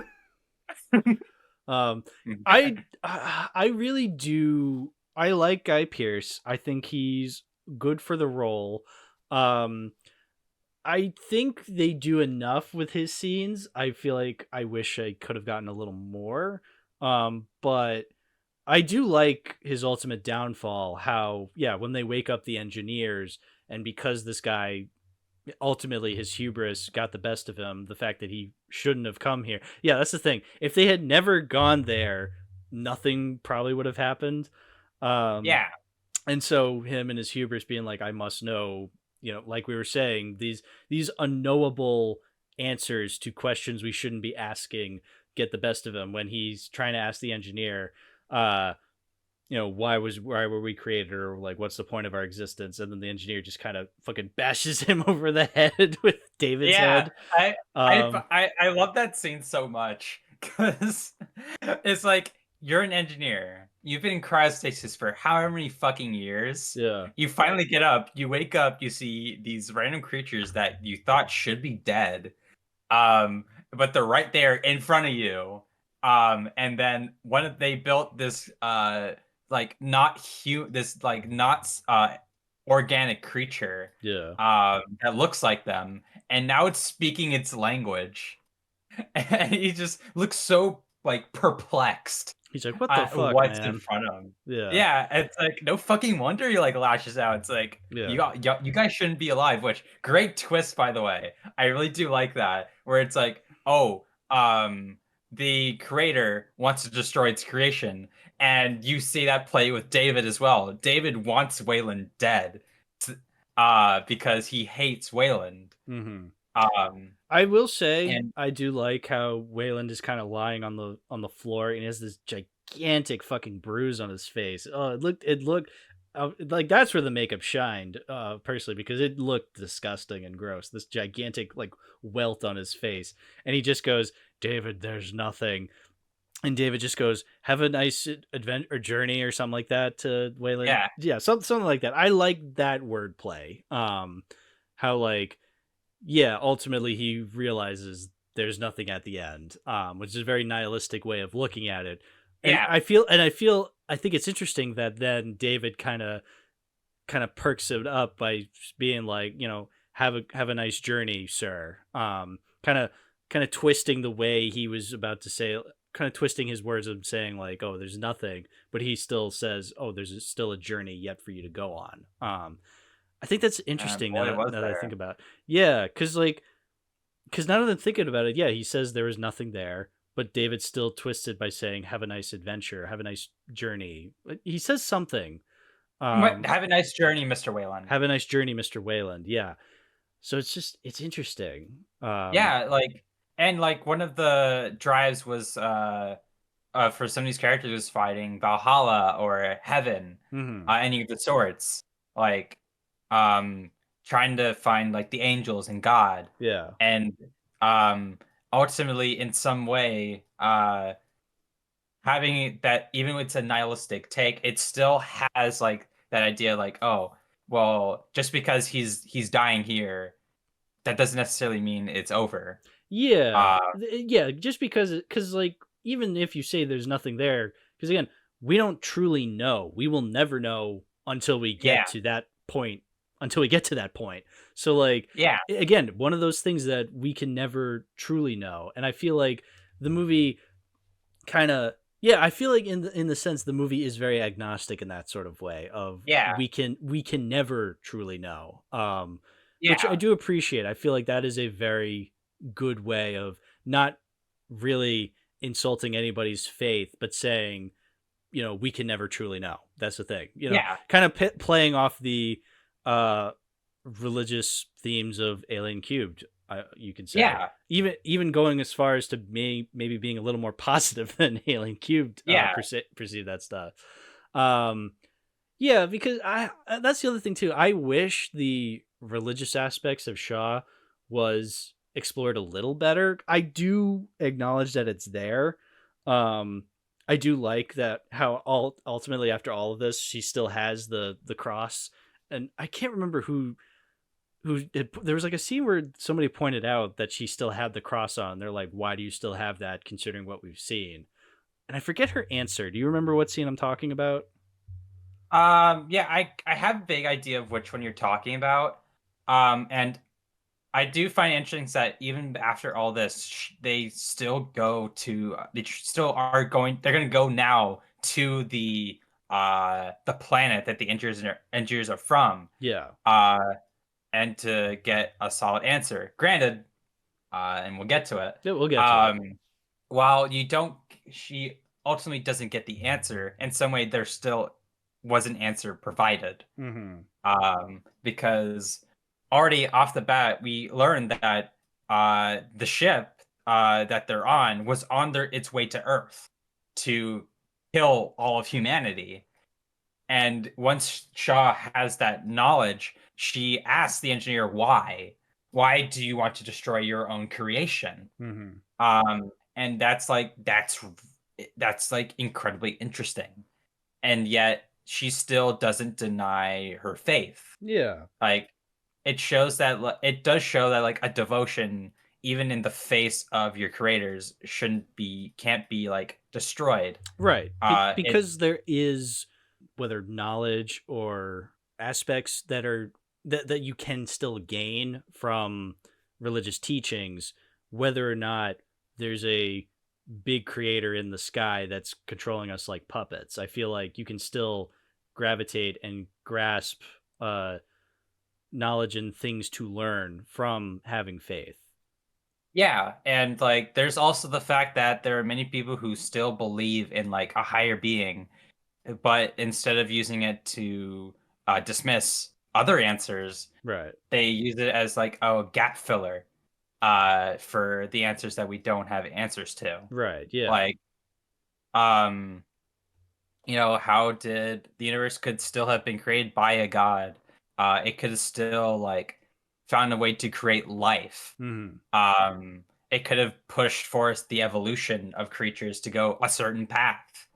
Like there, or like, and this was definitely something I felt when I was exploring my own beliefs when I was younger, was trying to figure out what was the concrete answer. And while I'm definitely just a little bit of everywhere in regards, while also just being completely none of it, I still ultimately see that like you can at least use it as the missing link if you don't have an answer. Like what are atoms? Where did they come from? Oh, they were always here. That doesn't, and they're like, sure, yeah, and they can't be created or destroyed. But that is like sort of like an oxymoron. Because while they cannot be created or destroyed, they can always become something else. Fucking magnets, how do they work? Yeah, fucking magnets. Like it, you can like easily just answer like atoms are God, and that's everything is made up of God himself, which that does play into religion in itself, like especially like ones that inhabit a monogamous being / deity. Even then, like having the engineers be more than one, it does also allow for polyamorous as well. That like there's more than one higher being involved. Yeah. And it's because like what created the engineers at the end of the day. Yeah. Right. Exactly. Yeah. And which we don't get the answer to. No, we don't. See, that's the thing. I feel like these conversations are interesting, and I'm glad this movie is blossoming these conversations. In fact, I think these conversations, to me personally, are more fascinating than anything in the movie. But again, that is just me. Yeah, but even then, that shows like the power of art. Yeah, exactly. Yeah, you're not going to get conversations like these coming from Age of Ultron or other franchise films. Yeah, I'll give the movie credit where it's due. Yes. It's a movie that leaves you with a question. Sure. You ultimately try to branch out to find your own interpretation. Like it doesn't give you the interpretation; it gives you a variant of it. Yeah, of course. Yeah. That's the thing. I don't think Scott is making this film being like, yes, this is literally how the universe was made. This is what happened. This is how it all works. It's like, no, I think he's just saying that this is just an idea I had that I'm also putting in the Alien universe. Yeah. Like, it feels like and an artist can use it as their own like piece to kind of understand their own beliefs. Yeah. Which is, every artist puts their self into their work. Definitely. And you can tell it with even the most like assembly line product that they get hired for. You can feel it that creators like voice still in the assembly of the editing room of executive mandates. I'm sure the guys who made Alien versus Predator Requiem put themselves into the movie, and it's like, well, now I don't want to meet them from what I've heard. But at the very least, you can tell that they've had a voice in there. Yeah, they had a voice, a voice. A voice. But you can definitely tell that this is their movie. Mm-hmm. This is definitely Ridley Scott's film. I agree. And like we said, all these movies have a unique voice, and you can tell that you cannot get these types of movies really anywhere else. Like Predator is never like these movies. Oh yeah, no, you're never gonna get these discussions about religion and creation from fucking Predator. No, you're gonna get discussions about whether or not it's right to discuss autism being a superpower. You're gonna get autism as the next step in human evolution. It's good one, nice one, Shane Black. Yeah, thanks, Shane Black, writer of Monster Squad. It shows like the power of having a really good voice behind something, no matter like what your ultimate subjective thought on the film is, because this definitely is, like, I would say objectively it's a really well made movie, but that's dependent on whether you think that those qualities are something you're looking for and whether it works for you. Yeah, like I was watching the half in the bag on this film from well over a decade ago, because I was like, oh, I've seen the movie now, let me watch what Red Letter Media had to say about it. And yeah, they were commenting on how this wasn't critically a hit when it first came out, or it wasn't. Sort of was, but it wasn't. Like, a lot of people didn't like it, and that's fair, because I mean, movies when they first come out, the reaction is always going to be an extreme, whether one way or the other. You're going to have your fair share of people being like, oh, this is the greatest movie ever made, and the other side, this is the worst film ever made. When, boy, considering the movies we got in the 2010s, Prometheus doesn't even make the top 20 worst of them. And like it's like compared to like films like, I guess if we consider them like big blockbusters at the time of like 2012, we only had we had Harry Potter was like out the door. Harry Potter, 2011 was when Deathly Hallows Part 2 was. So yeah, but 2012 was a huge year, because you had the Avengers, you had The Dark Knight Rises, you had The Amazing Spider-Man, you had Skyfall. You had Skyfall. These are huge films from that time, and even still to this day. And then you had like 2012 announcing these like big things. You had The Hobbit at the end of the year. 2012 was a huge year for films. Now, whether any of those films are any good, I mean, I like Skyfall, I like the first Avengers film, but like, The Amazing Spider-Man, The Hobbit, The Dark Knight Rises, and it's still, there was a lot going on. There was a lot going on.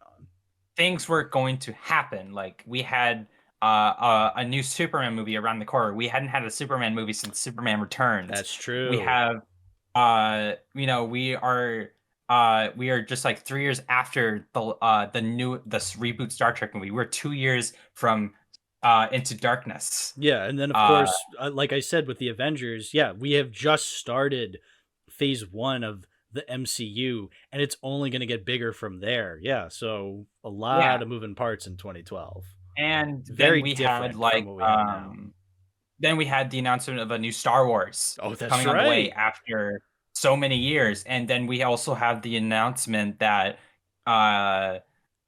the newest Godzilla film from Hollywood was like on its way, like only on its way. Like, it was supposed to come up that year, and it got delayed. Oh, really? I didn't know Um, that. yeah, it was supposed to be coming out in 2012, 2013. Because that movie was like announced way back in like what was like we got the full Comic-Con teaser that year, which is the Okay. one where it was like just with the J. Robert Oppenheimer speech over it. No, no Um, kidding. and we had that teaser poster, and then like we're literally just shy from what see what else was like huge for 2012. I'm We trying to had think. the 2012 Olympics. Oh yeah, that was a thing. Yeah, that was the one that took place in England, and that Yeah. was like that was pretty huge at the time, because Yeah. that was the games of all three X's. Yeah. I mean, if we're Um, also counting just events that happened in 2012, I mean, the world was supposed to end in 2012 because the Mayan yeah, calendar went up to December 21st, 2012. Um, yeah, so yeah, it was just kind of a busy year for sure. yeah, and and then there was also the fact that it had been like what 11 years since 9/11, and we also had the everything going on in the Middle East at the time. Because what was the year that Osama bin Laden was assassinated? What was it like? They assassinated him in 2011, if I remember. Yeah, because I was in seventh grade. I Yeah, remember being in seventh grade and walking into class, and I definitely was in class, I think, and then I think my teacher was just like, "They got Osama bin Laden." I'm like, "Who?" And they're like, "The guy who did 9/11." I'm like, "Oh." it was so like crazy. Yeah, but it was still Uh, it was still probably news in 2012 because it yeah, was it kind of a was huge still like deal. huge news. Yeah. Yeah, like, and then we were like uh still well into the Obama administration. Yeah, because he Um, was reelected in 2012. yeah, Right. like, So you had an election that year. That's right. yeah, Yeah. like there's so much going on. Yeah. So Like, I think looking back though with Prometheus, I think there was a lot going on. I think revisiting it, despite it being such a busy year, now that we can revisit it and judge it truly, even though I don't like it, I can acknowledge this is not the worst thing ever. yeah, It's just a Ridley Scott film from 2012. And if you like it, great. If you don't like it, also great. But don't call it the worst thing ever unless that's your opinion. Like, I mean, if Prometheus is the worst thing ever you've ever seen, I guess I can't really disagree with that because that is your perspective. But also yeah, consider yourself lucky if Prometheus is the worst thing you've ever seen. yeah. Like, it's always the funniest thing ever whenever someone names like a movie that overall could be on average just considered mediocre, be the Yeah, worst thing they ever saw. yeah, And you just think about like how many movies have you watched? yeah. It really depends. Depends on Yeah, what it is, but on average, I would say it's hard for me to decide what the worst thing I've ever seen is. But just go on Tubi. I'm sure you'll find it there because yeah, yeah. It's not that hard to find. yeah. But I mean, but that's the other thing too is like I can't name specific films that do things badly. I feel like it's ideas that films do or general tropes that annoy me as to what I Yeah, consider to be the worst as or opposed something to that was done because it was quote unquote acceptable in that society at the time, like blackface. yeah, blackface is not Uh, fun. yeah, not fun, or having like a strong sense of Confederate sympathy. Um, or like having these propaganda movies. Like, it is unmistakable that the First World War and the Second World War and even the Cold War or like post 9/11, there's a lot of propaganda movies. Yeah, I mean, Um, because they tie into yeah, the culture of the time. Yeah. yeah. And those definitely can play into whether or not you'll like something or not. Whereas I feel like Prometheus, I will say this, Prometheus at least feels timeless. Like you watch it, it doesn't, there's not a scene where one of the characters just goes like, "Man, this is worse than Obamacare." It's like that would completely date it. It's like no. This is as bad as the time I was playing on my PlayStation 3 console. It's bad when I was watching Spider-Man 3 on Blu-ray on my PS3 Gen 1 when it got re-released in that bundle. Yeah, exactly. Yeah, so good on Prometheus for being timeless in a sense from that perspective. And yeah, just because you would never guess it's from 2012. Yeah. So at least there's that. Yeah. And I also wanted to give a shout out to the music. This movie has really nice music. Who's the composer? The composer for Prometheus, pretty sure he went on to do Covenant as well. Mm-hmm. I believe his name is I'm gonna look it up. Mm-hmm. I'm admitting it. I forget things. Yeah. Mark Stratenfeld. Mm-hmm. He did the music for American Gangster, Body of Lies. He also did things like the show Raised by Wolves on HBO. He also does like 6 Minute to Midnight, which is directed by Andy Goddard, who people will know from the ITV drama Downton Abbey. Or he also did the new Monsterverse show, Legacy of Monsters, for 2 episodes, and he also did Once Upon a Time and that 2013 Dracula. Oh. And he also directed an episode of Doctor Who for one of the 2008 specials. So he's been around. Yeah. Like, he has a lot. He perfectly suits the assignment of this movie. Like, everything feels very baked for intent. It's like it's not generic. You know, like I said, you could easily do like very generic like brass work in a lot of these movies. It is par for a course of a lot of horror films, especially slashers. Yeah, definitely. Slashers love brass and they love strings. Oh, strings especially. But here it's like it's with Alien. It's like it assists the story, and like Aliens as well. You know, it adds to it. It helps generate a very specific feel if you like listen to it in isolation. Like, you can't like it's definitely a soundtrack you can't quite separate from the movie. It's kind of like let's see, like a lot of movies like even Big Trouble in Little China, which is a very fun movie. That music works very well for that movie, but not really much in isolation. It's not like Star Wars, where like which I guess that is a bad comparison. Yeah, because when you think of Star Wars and you think of the soundtrack, you think of the scenes associated. Yeah, except maybe. And then I can actually listen to that score by itself, because that's what I've done. Like whenever I've edited Star Wars videos for James, I'm listening to the Star Wars soundtrack while I'm editing. Yeah. Yeah, not all the Star Wars movies. Yeah, there are a lot of exceptions. Yeah. Rise of Skywalker. Yeah, exactly. Yeah. There's only so many Duel of the Fates you can include in your soundtrack, John Williams. It also has like the restraint to not try to rehash scores. Sure, yeah, because I definitely don't remember there being rehashes of the Alien score in Prometheus. I think it was trying to do its own thing.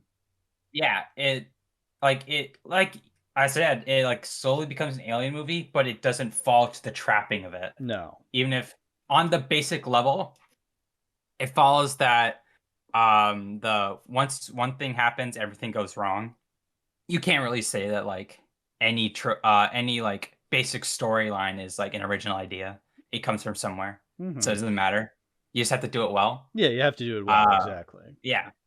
I guess now we can get into the ultimate finale with the Shaw versus the Engineer, which is has some very interesting like moments and scuffles between them, and the ultimate like fight is like showing how how much weight and like power these things have, that like even like an axe can be swung at them, it'll still do damage, but like they're still gonna keep swinging. And the only way Shaw defeats it is with using this creature the creature that came yeah. out of her. Yeah. And it all hinges on whether or not David actually cares. And we ultimately show that he does care. Of course, we'll get to that. Yeah, but at least in the context of the film, he cares. Yeah, like it shows that like even if he is he's got this complex, he at least has some sort of empathy. And ultimately you could say that he's also doing this for his own self-preservation. Because, you know, he's just going to be a decapitated head on the floor of a ship. I guess I can get into some of the deleted scenes. Because there is one very awesome deleted scene where you have the engineer in the room while Shaw's hidden behind a desk, and it's the same room that has like a projector that's like showing where like David would be watching like Lawrence of Arabia, right? And then like doing impressions of lines from that movie, which very funny. It's very funny hearing Michael Fassbender do them because he's really good at them. Yeah, he's very good at them, and he also has just a funny voice that he puts on for David. Yeah. And you have this bit where the engineer reaches up to the chandeliers that are in the room, and he just touches it, and they just start making noise. It's like such a very cool like scene, and it like has like you just hear like in the background of like this generic like show of like these kids playing in this field. You have David's voice come over the walkie, and then the engineer ultimately finds her just by like looking down at the desk because he's so fucking huge. Yeah. And then while the rest of it plays exactly the same, you know, that delete scene just kind of encapsulates one of the like really cool things about this movie is that it can have a shot, it can have things in the shot, and it just completely like works. Like even like with the lesser characters, you do get really good shots out of them, because you know we have Ridley Scott, who is a very inspired filmmaker, in his own little special ways, like The Last Duel, and Napoleon 2024, movie with such iconic news bulletins as Ridley Scott telling someone to shut the fuck up. Shut they the weren't fuck up. there. How you would weren't they know? there. You weren't there. Fuck you. Your Honor, shut the fuck up because he wasn't even there. Yeah. Like he has such a way of like even making like even a film that you don't think highly of still have something visually you take away with. And it helps that the blocking in the scene is also really good. You know, ultimately the defeat of the engineer is pretty funny because he just ends up getting fucking throat fucked tail and back. Yeah, by a squid vagina. Yeah, by a squid vagina with the penar. And like we already said earlier that Shaw's still being devoted to going to the planet the engineers are currently still housed in, does still tie into the ultimate fact that while nihilism towards religion is a thing, that doesn't mean that it can construe your faith. Yeah, of course. Yeah, if you're truly faithful and you truly believe, you have these true beliefs, then nothing, no matter what, can deter it. Even confronted by your creator. Yeah, exactly. I think yeah, because teachings are far more teachings and ideas are far more powerful than any organic being could ever be. Yes. A person can die, but their impact is what keeps them going. Yeah. Like, and the Testament came from oral tradition being turned into written text, and it's constantly being like translated into different languages, mistranslated, errors, the like, but the still main central ideas are kept. Yeah, there's still Even if there's still yeah, valuable teachings you can garner from that. yeah, and then it just like anything has interpretation. Yes. And that's why we have these different like branching off of a central religion. Mhm. While some can become very cultish in nature, and you can ultimately say that religion in itself is just cultish nature, just construed into different fashions. There is still the ultimate fact that like regardless if if you're like a Protestant and you meet a Mormon or you meet an evangelical, or you encounter a Scientologist, just to throw in a stupid belief, or a Jehovah's Witness. Like you can meet as many people as you want, but your teachings are and what you took away from someone's own interpretation and what you garner from your own is ultimately what you go with. Like it's individualism. It's At the- it's just like how you can interpret Prometheus differently from me. Yeah. I hate it, you love it. Yeah, we yeah. We're two different sides of a spectrum, and now but we're ultimately and now we're gonna start an 800-year war. yes, as if we weren't already. I would definitely say that it's a proof of filmmaking that while we both came out with a different opinion, there is the ultimate fact that we came out with appreciation and respect. Yeah. Like we don't come out here thinking that Ridley Scott's some hack who just ruins everything and is a total fucking asshole. And while I mean he might be an asshole, I mean, I've never met him. Yeah, but he definitely comes across as a bit of an asshole, but not because he ruined Alien. More so, he's just a pretentious artist because, well, you kind of have to be if you're an artist. You have to have a little bit of pretentiousness to you. Yeah, but at the very least, he's also incredibly funny as a result. Oh, dude, yeah, the funniness is just far funnier. I'd love to death the fucking Alien DVD I have where he just admits the director's cut is purely just called that because of money. Yeah, like he still has a sense of humor to him. Yeah, exactly. Like the worst kind of pretentious artist is one with no sense of humor. Right. Like Linkara. Don't you talk about me, you son of a bitch. What? Who said that? Who was that? It's me, the light bringer. Oh, look, there he is. There he is, the great Linkara. Inescapable. There had to be another Only Plays reference. I know. Well, even just a Channel Awesome reference in general. Yeah. Or maybe a Kikassia one. We'll get to Kikassia someday. Yeah. I'll be there. I'm sure you will be. So, Prometheus. Yeah. So, final thoughts. I like this movie a lot. Mhm.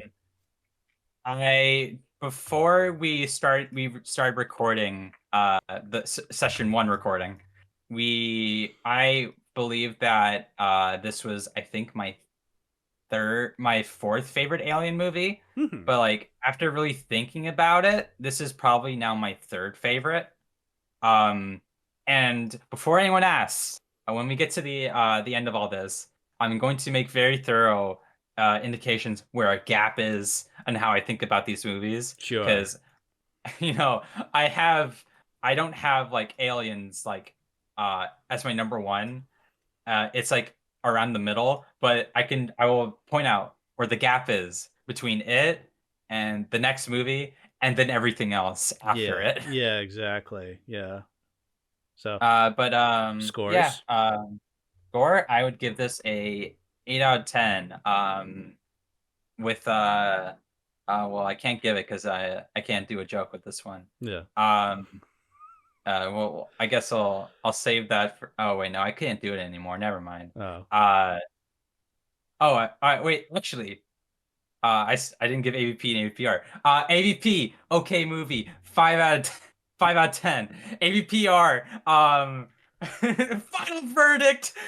for this travesty, this abomination, fucking 10 out of 10 necessary status with a badass seal of approval.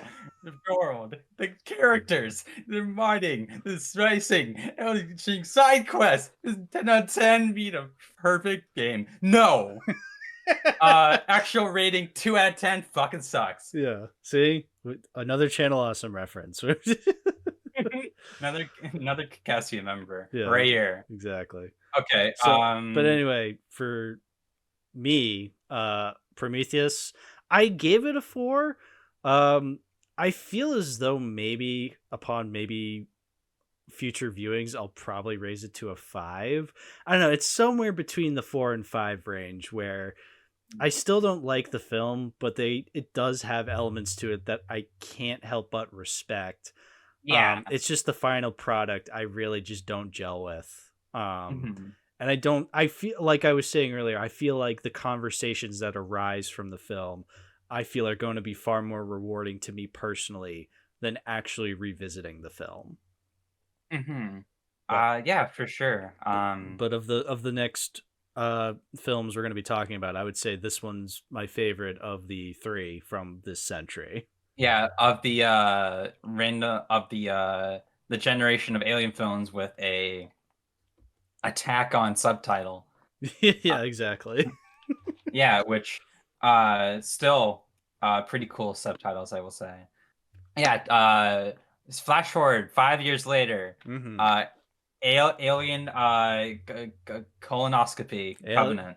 Was this supposed to be called like Alien? What is it? Paradise First? No, what was it fucking called? Alien Paradise Falls. Alien Lost Paradise, I think it was. I think I remember watching like a Half in the Bag, and Jay had brought up like I think originally it was supposed to be called like Alien Paradise Lost or something like that. Because it's supposed to be an homage to Milton. Yeah, Covenant is what it's called. Alien Covenant, 2017. Yeah. 5 years. Yeah, isn't it weird that 5 years after 2012 and the internet culture was far different than what it was in 2012 than it was in 2017. And now 2017 is like what, 7 years ago, and I feel as though the culture hasn't shifted that much, but it is different than what it was in 2017. Yeah. Because like 2012, we still had internet forums were still pretty prevalent. Like Twitter was like, and it feels weird to like think about how Twitter used to look compared to now. Yeah. Especially with its the browser on your mobile devices, and you can like whenever you watch like old YouTube videos, like whenever I think of. The only way I can ever remember of old Twitter is I think about JonTron whenever he did his social media handles, and I go like, "Oh my god, that's what it used to look like. That's what I remember it looking like." Yeah, follow me on Twitter. Yeah, and it just looks so old. You're like, that's not what it looks like now. Yeah, it's so like, if it's weird to like think about how like within such a short span, how like vastly different it looks. Like even the Firefox logo looks so different. Yeah, exactly. And now with it being 2017, there is now the like a year prior to that, Discord finally like was out in the public. That's right. And like by the time this movie came out, it was a year old. So I was using it. Oh. Because this was the time when I was in middle school. And I first created this account January 11th. I only know this because I just looked at my account. Yeah.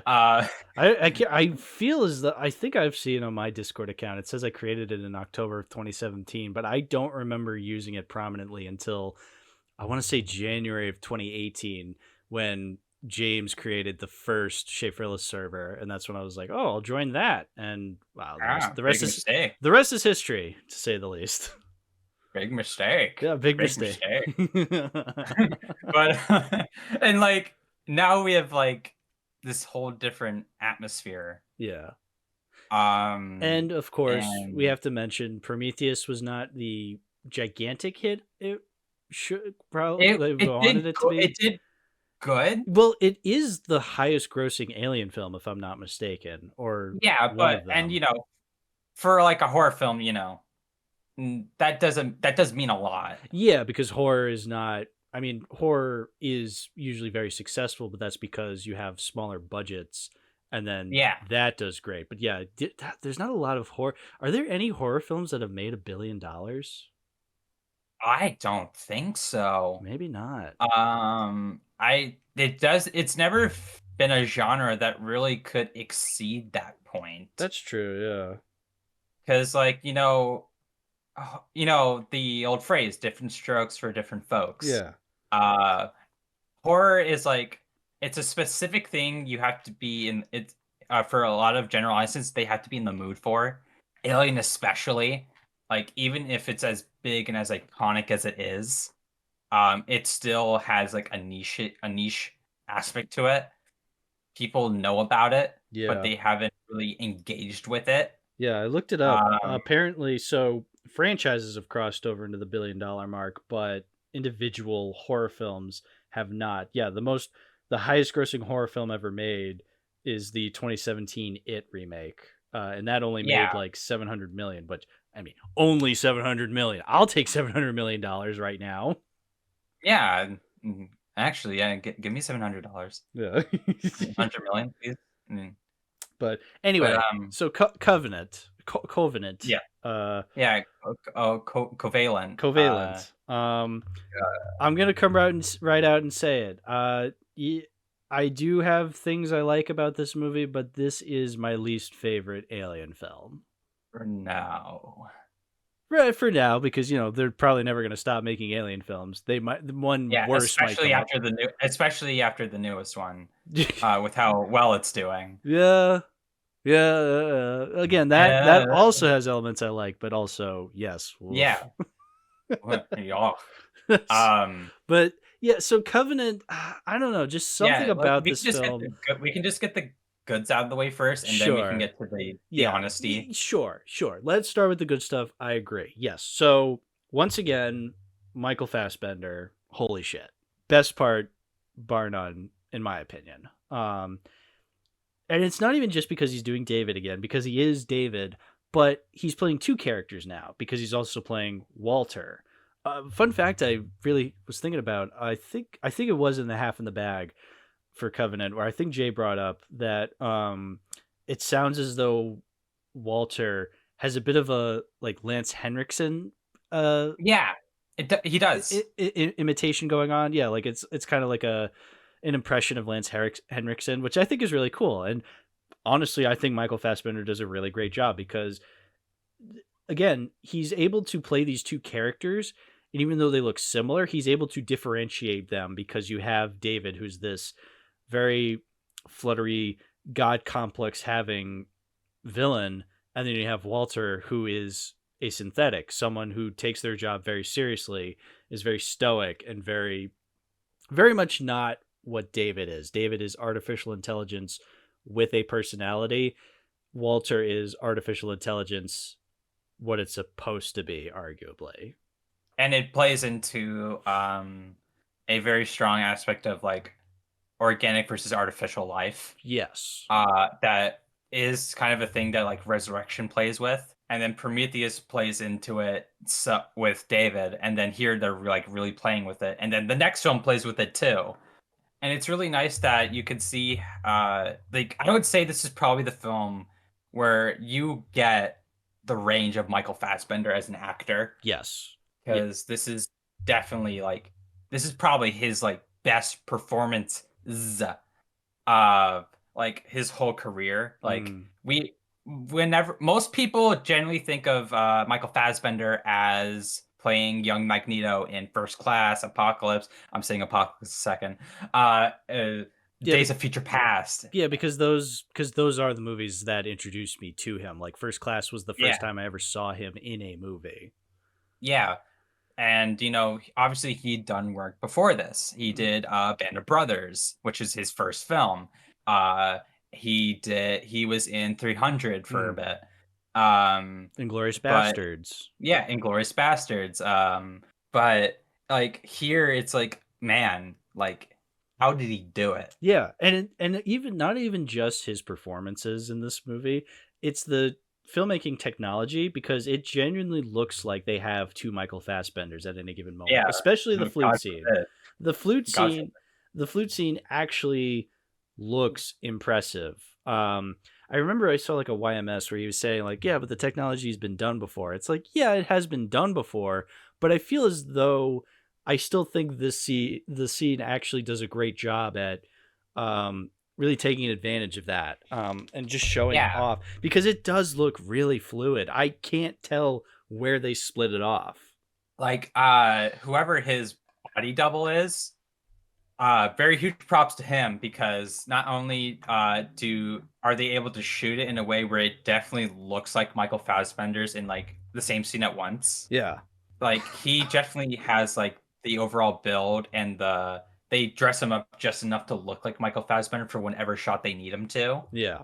It helps really make it feel seamless. And like this is definitely like, even compared to like films that would do this type of thing later, like we have what was the one Will Smith movie that was on Netflix? Where it's him as a young man. Yeah, Gemini Man. I haven't seen it yet. Yeah, Gemini Man. Yeah. Like that, where like you'll have moments where they're both on screen, or like that one movie with Ewan McGregor where he plays two brothers. Oh, or like not two brothers, like two guys who look the same. Are you talking about The Island, the Michael Bay film? Because that's a movie with Ewan McGregor, where he's like a clone of a guy, and it was directed by Michael Bay. Yeah, that's The Island, I believe. Yeah, that's that movie. In terms of brothers, yeah, I don't know if there was ever a movie like that. Maybe I don't know off the top of my head. But like that one's also like a really good example. Mm-hmm. But I would say here this is probably the idea at its absolute best. I feel like I haven't seen split screen like this in any other film. I feel like, yeah, this is probably the peak at the moment. I'm sure you could keep it going, but I just haven't seen it done better. Yeah, for sure. And like this definitely, and it like we said with like Prometheus, this like shows how like very like inspired and creative Ridley Scott is. Like he and the director of photography, Darius Wolski, they like really make this work.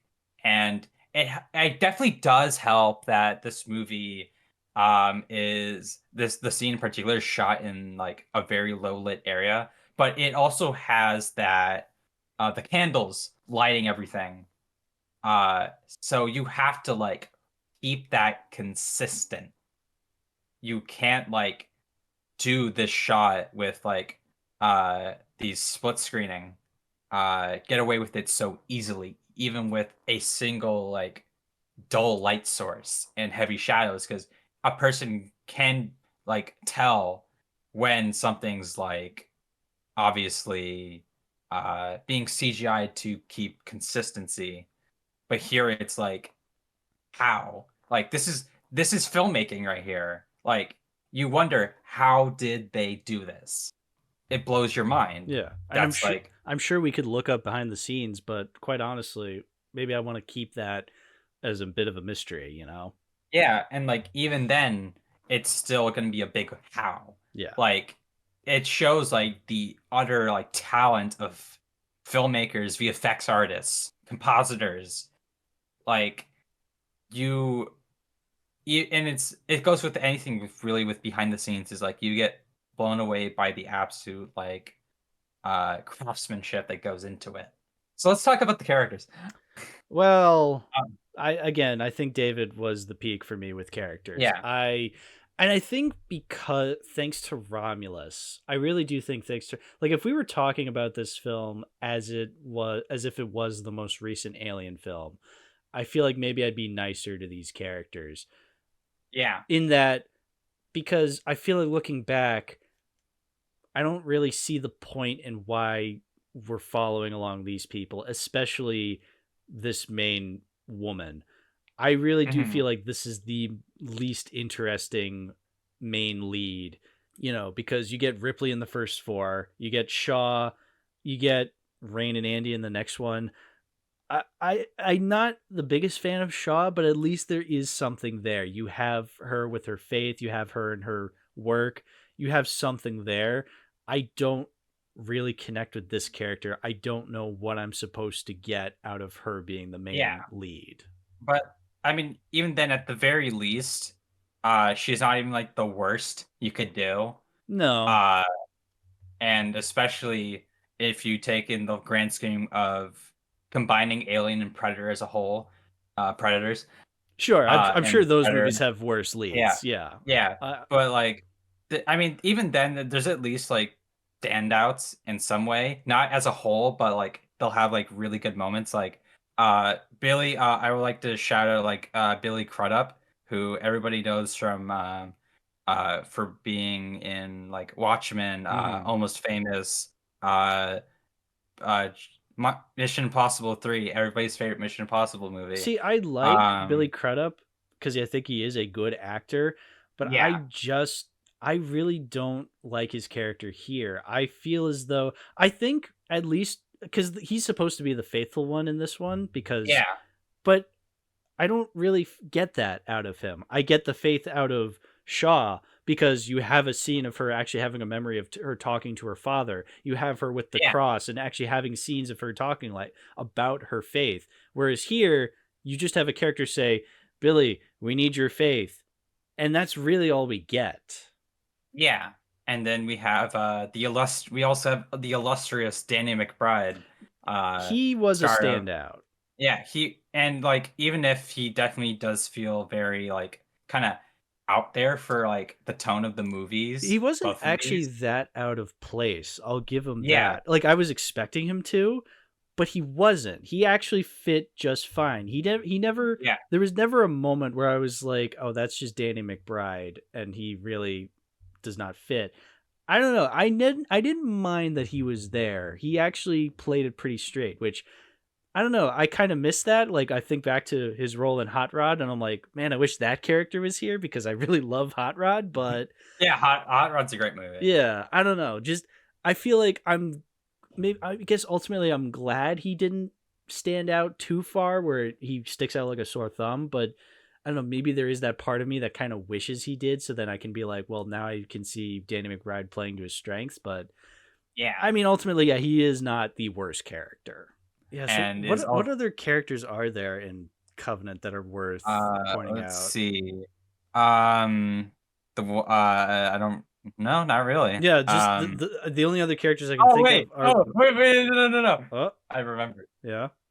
Fucking Catherine Waterston's character, Daniels, her husband is James Franco. Yeah.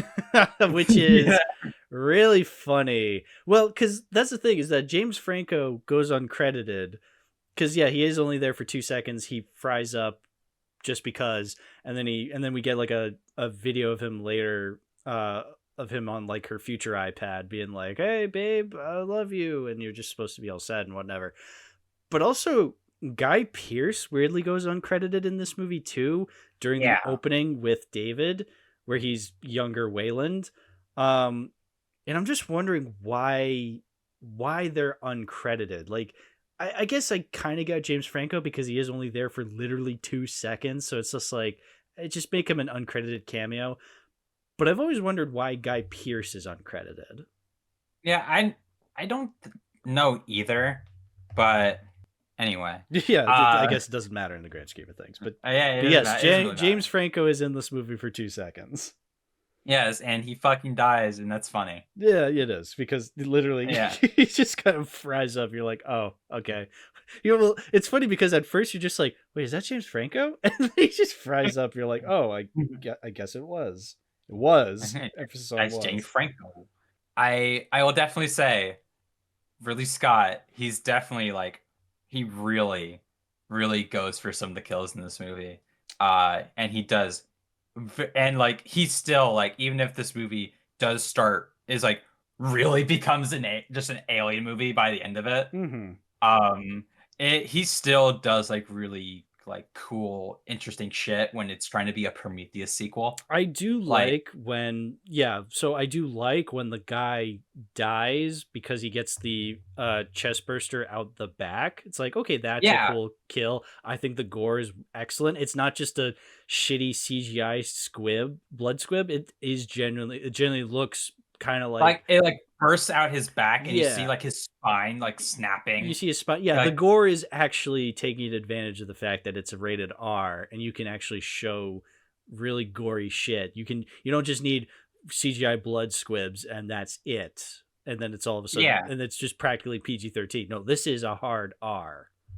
Yeah, and he like keeps with that because later when we have like the ambush of these like little miniature neomorphs, you have that really fucking awesome bit where this dude gets a chest burster and he just starts fucking spewing blood. Yeah, that was and cool. It's like, like that ambush bit is so like legitimately like really well blocked to be overly chaotic, and it has really good like effects. Like even if there is CGI blood, it's really good CGI blood. Yeah, and exactly. Yeah, and it's like shot really well. It's dark, but it's using darkness effectively. It's not dark for being the sake of dark because you think it's an aesthetic. Yeah, and I can actually see what's happening more than, say, the worst examples of bad cinematography being too dark. There's at least a justification. Yeah, because it's literally dark. Yeah, it's literally dark, and as far as we know, there is no like moon. And whenever we see how like this world is lit during like lighter scenes, it's literally just fucking gray, which shows that it's probably very rare that like the sun really breaks through. If the because we do know there is a star, and there's also like I also like to say the neomorph, fucking cool. I love the neomorph in this movie. When it like this, so like the tiny one. It's the neomorph is the fleshy looking thing. Yes. Yeah. That thing is really cool. It is fake looking at times. I guess the design is cool. I'll admit that because it's like this pinkish skinish looking xenomorph. It's very disturbing, but it also does keep with that Giger thing of making it like weirdly like kind of sexy. Sure. Sexy and weird. Sexy and weird. Different. Thank you, Jean-Paul. But yeah, like I definitely will admit like the neomorph can look pretty fake, but like it at least it at least has like a very nice design, and when it's used pretty well, and it's usually by how whenever it kills something, especially when we don't really see it or it's obscured, it's like pretty effective in what it is. It having lips definitely does help that because it creates this very unique silhouette. Okay, I'm done. You can talk about. I don't really have much to say about other than whatever you've said. Just because. Yeah, it cool. Yeah, it's cool. I feel like there are cooler alien designs for me personally. Yeah, but I mean, at the very least, it's not got like spider-like legs and like fucking pincers. Yeah, it's not the worst that it could have been, but I don't really see it being something I genuinely like either. So now let's get into the weaker alien.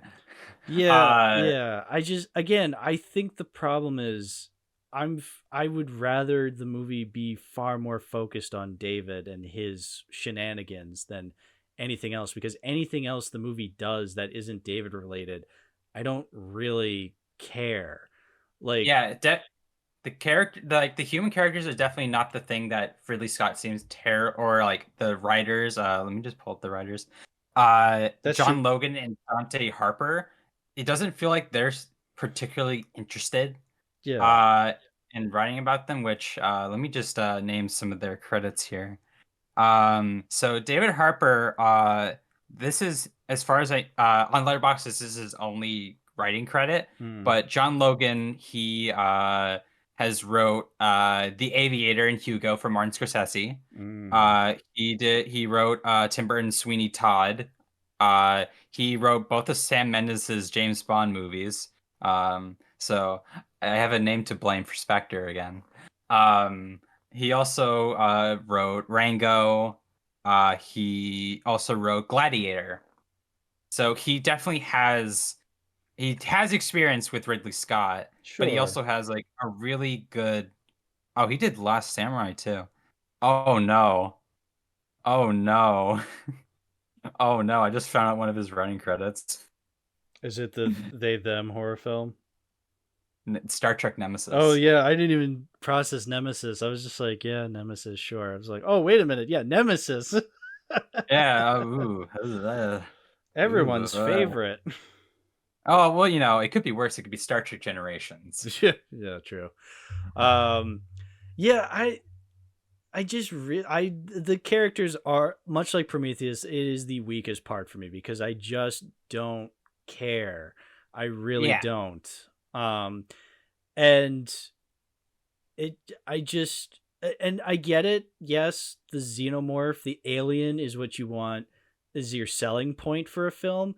But, you know, there were good human characters in alien movies before. That's what the first two was strong at having, was having these likable characters that you genuinely feel sad when they die.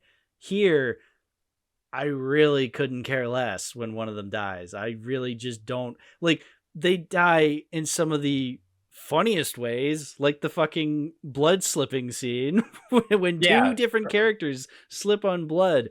And great scene. Great scene. But it's great because it's funny.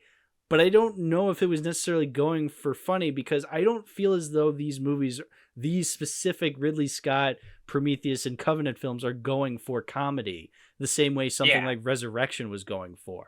So when something in Resurrection is ridiculous, I know it was semi-intentional, but also there is a bit of cheese to it because, well, it's a French filmmaker and there's some really interesting aspects to it. Whereas here, I feel as though I'm supposed to be taking a lot of it seriously. So when I see characters slip on blood very comedically, I don't really feel as though I can take it seriously anymore. I'm just like, well, you've lost me because you had such a ridiculous pratfall. Again, in a vacuum, watching these two characters slip on blood is hilarious. I think in the context of the film, though, it just further enforces me being like, I really don't care for any of these characters because this is absurd. I would definitely say that this has, like, probably, besides Michael Fassbender and like maybe a couple like standout moments from like a few characters, like this, there's not really much to like off of in terms of character work, besides what is more or less just kind of established things from like the previous movie, or like it's the familiarity and that you, and I guess you know that you're going to get something good out of it, but then you have everything else that isn't really much. And then you, especially when like Daniel's character at the end of the movie, when it becomes just alien again, she just becomes a very like a light version of Ripley. Yeah. And see, that part I should be more angry at because it literally is just ripping off Alien at that point, where they're just walking through the halls of the spaceship trying to defeat the xenomorph. It's so blatant. But at that point, I was just kind of done with the film because the scene they had beforehand where they're on the crane fighting the xenomorph, it's like, that was ridiculous and stupid. And even though I like ridiculous and stupid things, it was in a movie I'm supposed to be taking seriously. So it just felt embarrassing. But like, even then, it's just like, okay, I see where this film is at. I don't care anymore. And then when we got to it basically ripping off Alien at the very end, I'm like, I couldn't care less at this point. Whatever. Yeah. Like, but I mean, at the very least, they killed the Praedomorph, quote unquote. in like an interesting way, like Where they killing it just by like fucking squish it with the crane. Yeah, they squish it with the crane. Yeah, I'll give the movie that, but at that point, Yeah, I don't know. it's All the good it's graces just are gone at that point for me. But though that recomposition of the alien theme, it's really good, really good. I like that. See, at that point, I just didn't notice it because I just really couldn't care less at that point. But I mean, if you noticed it, great, and if you got something out of it, I'm glad. I just at that point in the movie, I'm just totally tuned out. Yeah, you're totally tubular. Totally tubular, dude. You don't have a cow. I have more of an emotional connection to The Sixthens than I do Alien Covenant. But I definitely would say that like I still really like the visual look of this movie. Sure, it's not terrible looking. Yeah, it is good enough because it was 2017. There was a lot of good looking films from 2017. Yeah. And you couldn't do worse than the worst of 2017. Yeah, there are worse looking films in 2017. Yes. I don't know which one you're gonna name off, but I'm sure whichever. Well, anything you can think of. Yeah. It's probably the answer. Justice League, that was pretty bad looking. Yeah. See, I didn't even have to tell you. Yeah. Okay. Yeah. I completely forgot about Justice League because it's not a very memorable movie, is it? Yeah. Yes. Yeah. Something's definitely broken. Something's definitely broken. But yeah. Anyway, I do agree. It does look good. I think there is enough thought put into the visuals. I think, visually there's some really good cinematography in here. I think Prometheus, even though I think this one's cleaner than Prometheus, I feel like I have more respect for Prometheus's cinematography more so. But I mean, I same thing I said with Prometheus. I can't deny that the movie looks good. Yeah. Covenant looks good. Yeah. And once again, there's a lot on location here. Sure. Gorgeous. Yeah. Very gorgeous. Like even though it's all trees and stuff, it still feels like an alien planet. Yeah. Yeah, like it's not like just putting your camera in a forest and you're just far enough from like seeing a road. And it's still like it's not like in an intense saturation to make you feel like it's an alien environment. It still like feels alien but familiar, and it does show that like there is consistency where things are. And I also say the visual of all those like flaky like remains of engineers as they approach the temple, that is a really, really haunting. Yeah, it's a strong visual. And then, of course, you get the actual scene where they're all disintegrating. Like, that is also haunting, even though it's obviously CGI. It still looks like everybody's in pain and they're writhing. It's like, okay, that's cool. Again, in a vacuum. I think in the context of the film, it's kind of stupid. But on its own, sure, I agree. It's really cool. Yeah. Like, this movie definitely has... I would say that this and Prometheus are probably some of the coolest like spectacle. Not entirely effective, but they are probably like some of the strongest like visual spectacles you get out of like the series. I think so, yeah, because you have that technology at this point where you can kind of really tighten things a little bit more than you could have in the past. Yeah, like as you mentioned, the David committing like an extinction level genocide. Yeah. That is like super cool. And it's and it keeps with Prometheus with the like how utterly horrifying it is to watch, and it like perfectly encapsulates David's character with his god complex, where now he's returning to the maker of his makers. And he's just eradicating them. And I guess since that does keep us on the top of characters, seeing Shaw's fate does kind of upset me a little bit, because I definitely feel like while the ultimate like execution's still pretty good, and it definitely does give David more interesting layers as a character, and it does make his motive for even helping her at the end of Prometheus make more sense, that he like has his own twisted form of like loving her and caring about her, even if he ultimately, uses her as a test, a subject, for his freaky deaky little Geneva violations, in space. Um, it does make me wish that Covenant still had her as a character.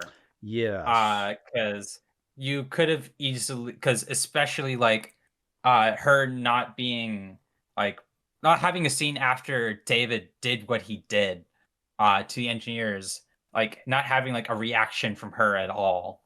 Uh Even if it's probably just David doing it while she's in a cryostasis. It would have been interesting to like have her contribute some way, or just have like her become the main and a supporting character that's like helping them, like the new characters like do something, and then that would give an actual like interesting dynamic for the rest of the characters, since the only one who gets a dynamic out of David is Walter, and everyone else is basically just largely disconnected, besides like David luring Orem into his genetically engineered praedomorph xenomorph thing, for the face hugger. Like there isn't much in terms of a dynamic with anyone else, and Shaw being alive definitely could have fixed that. I'm trying to think of because I feel as though the most interesting aspect to me would be seeing David kind of using Shaw as through these experiments and ultimately leading to the creation of these different aliens. Yeah. I feel as though it is still creepy seeing the remains of all this, and then you see her corpse and how it literally is just this gaping hole. She's just been split apart, and implying that a giant alien came out of it. I almost wish that was what the movie was about, was seeing David completely just destroy Shaw and ultimately becoming like the result of all these experiments. Yeah, like maybe in like a twisted way, it does like a tusk. Yeah, but but that's what I'm thinking. I'm trying to think how would the movie go about doing that, because you can only show so much torture porn and make it R-rated. But also like making they could have had to kill me, making them the only characters. Then I guess you would still have to have the Covenant come down at some point. But ultimately, how would you do that? Would you do maybe because maybe you play with the narrative of oh, they don't come in until halfway through and you don't have as many characters. I don't know, play with that, because I feel as though this movie ultimately does suffer from going through the Alien formula of, we have to start off with the ship, we have to start off with these characters. But again, ultimately, I don't really see why we should be focusing on these characters specifically when David is the main draw to me. Yeah. And it is very kind of upsetting that there's potentials that could have been done, but I guess there is no concrete blame for who's doing it. But it makes me it makes me confused, not frustrated. Because while confusion's definitely an emotion, I don't have an intense frustration towards it. I'm just confused that something that easily could have been done better wasn't what was done.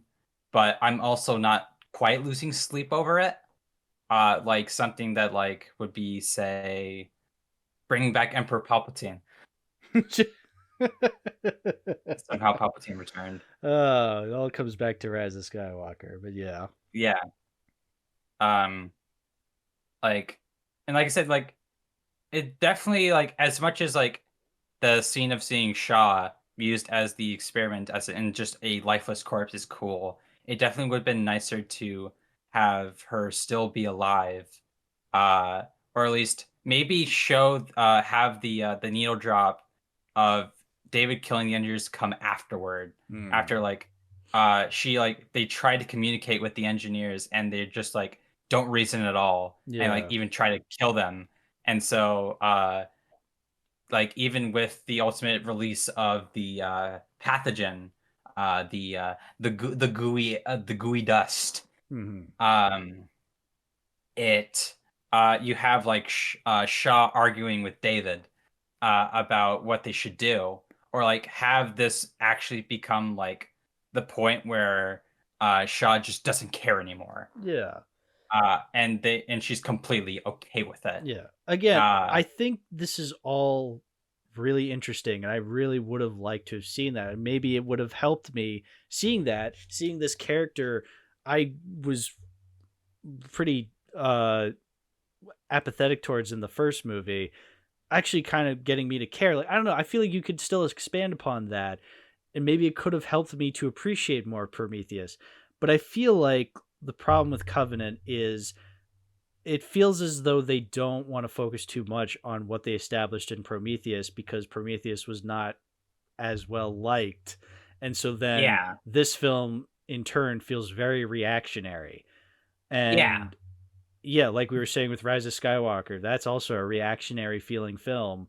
But it's like yeah, and it should arguably the newest Alien film is in itself almost reactionary as well. yeah, and it's obnoxious when studios do that. It's like, who cares? You know, just go and do something weird. If you're going to continue Prometheus, if you're going to continue the Prometheus story, fine. I don't care. Who cares? Just do it then. Don't Yeah, do this bullshit where you're like, "Oh, we're going to go back to and try and cash in on the success of Alien while also trying sorta to continue the story of Prometheus." It's like, no, that's obnoxious. I hate this movie even more now because it didn't try as much. Like, that's why I consider Prometheus my favorite, quote unquote, of these three Alien films of the 21st century, because it's the only one that is trying to do its own thing. Yes, it yeah, and is. it isn't folded Yeah, and because of it's the not reaction. it's not folding to then be more obvious that it's an Alien film. It's trying to be its own thing while still paying respect to that first Alien film. Again, even with all that said, I still don't like it, but it has that going for it. Whereas yes, Covenant and Romulus definitely feel way more reactionary and being like, no, we got to have this a certain way. And I feel as though I feel as though Covenant annoys me more because it's Ridley Scott at the helm, somebody who had a vision with Prometheus, and then here he is sort of having a kind of vision with Covenant. It just doesn't translate as well. At least with Yeah, Romulus, it's a completely different person. And so then I don't know. I just don't mind it as much because it's like, well, I was not a fan of Fede Alvarez to begin with. So when I see his take on the Alien movies, it's like, am I really that surprised? and like, while I still think, I definitely think that like the everything else but the characters like works for me, and besides the alien part, but like it doesn't bother me too bad because it could have been way worse than that. Sure. Um, easily could have just been like become incredibly alien for no reason, or it could have had like just randomly just be like, okay, actually this is we're just gonna like shoehorn a needle drop into Alien, like doing something blatantly obvious. Yeah. Even if it does in its own way do something blatantly obvious. Yeah. Like this film is so blatantly obvious with its twist with the whole David Yeah. Walter. Is it not? I think the David Walter is it annoys me more than the spaceship falling in Prometheus when they could have just walked to the side, because it's so obvious that it's David, because Yeah. it's because they would not have his character so unceremoniously just be killed off screen. Like, that's not Yeah. what you do with this character. And I think I remember hearing the take that it's supposed to be dramatic irony where you as an audience member are supposed to know it's David, but Yeah. the movie genuinely feels like it sets it up as a twist. And so no, it's not dramatic irony, because the movie is pretending that you don't know when we do know, because again, Yeah. it's incredibly obvious. So it's not dramatic irony when it's incredibly obvious. It's just poor written. It's just poorly written is what it is. And Yeah. that's just a twist that bothers me so much, because I knew it from the start. And Yeah. and you know what? If they had presented it as dramatic irony where they made it obvious it was David, fine. At least they're not going to hide the fact that they think we're idiots, you know? At least they're Yeah. being honest. It's like, fine. At least that their tension can arise from that, because then it's like, oh, we as an audience are in on it, and so we're just waiting for him to strike. Whereas here, we're not supposed to know, and it's incredibly obvious that we know, because Yeah. again, why would you unceremoniously kill off David off screen? It's ridiculous. Yeah. And then he does a funny run. Yeah, then he does a funny run. Yeah. I always found that twist weird, because Walter's like the only one of this new cast that has like an intrigue to him. Mm-hmm. Because he has, obviously it helps. It's Michael Fassbender. And that Walter has a dynamic with another character, like an interesting one, because he's the successor that had a behavioral trip removed, essentially. But ultimately, David basically like tells him, no, you have to. That's something you just kind of have no matter what. And you're going to, and they hide it behind a sense of duty. Mm-hmm. Because, he also goes, you clearly do care about Daniels. And you're doing it clearly out of a sense of love. And he goes, no, it's duty. Like, it creates an interesting, like, conflict. Yeah. And it is interesting how, like, it does pay. It's one of the few things that does pay off. Walter ultimately going to like the offense on like getting rid of David is definitely like a full round of that. That like ultimately, even if David is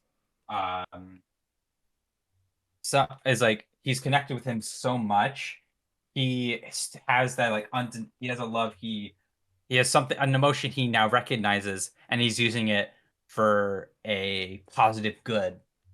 He's like, he feels like an antithesis of like coming to terms with a emotion that he ultimately has, even if it's been told to him that he's denied it. Yeah. See, again, if Daniels was a better character, then I would love this, but ultimately I don't care whether he cares for Daniels or not.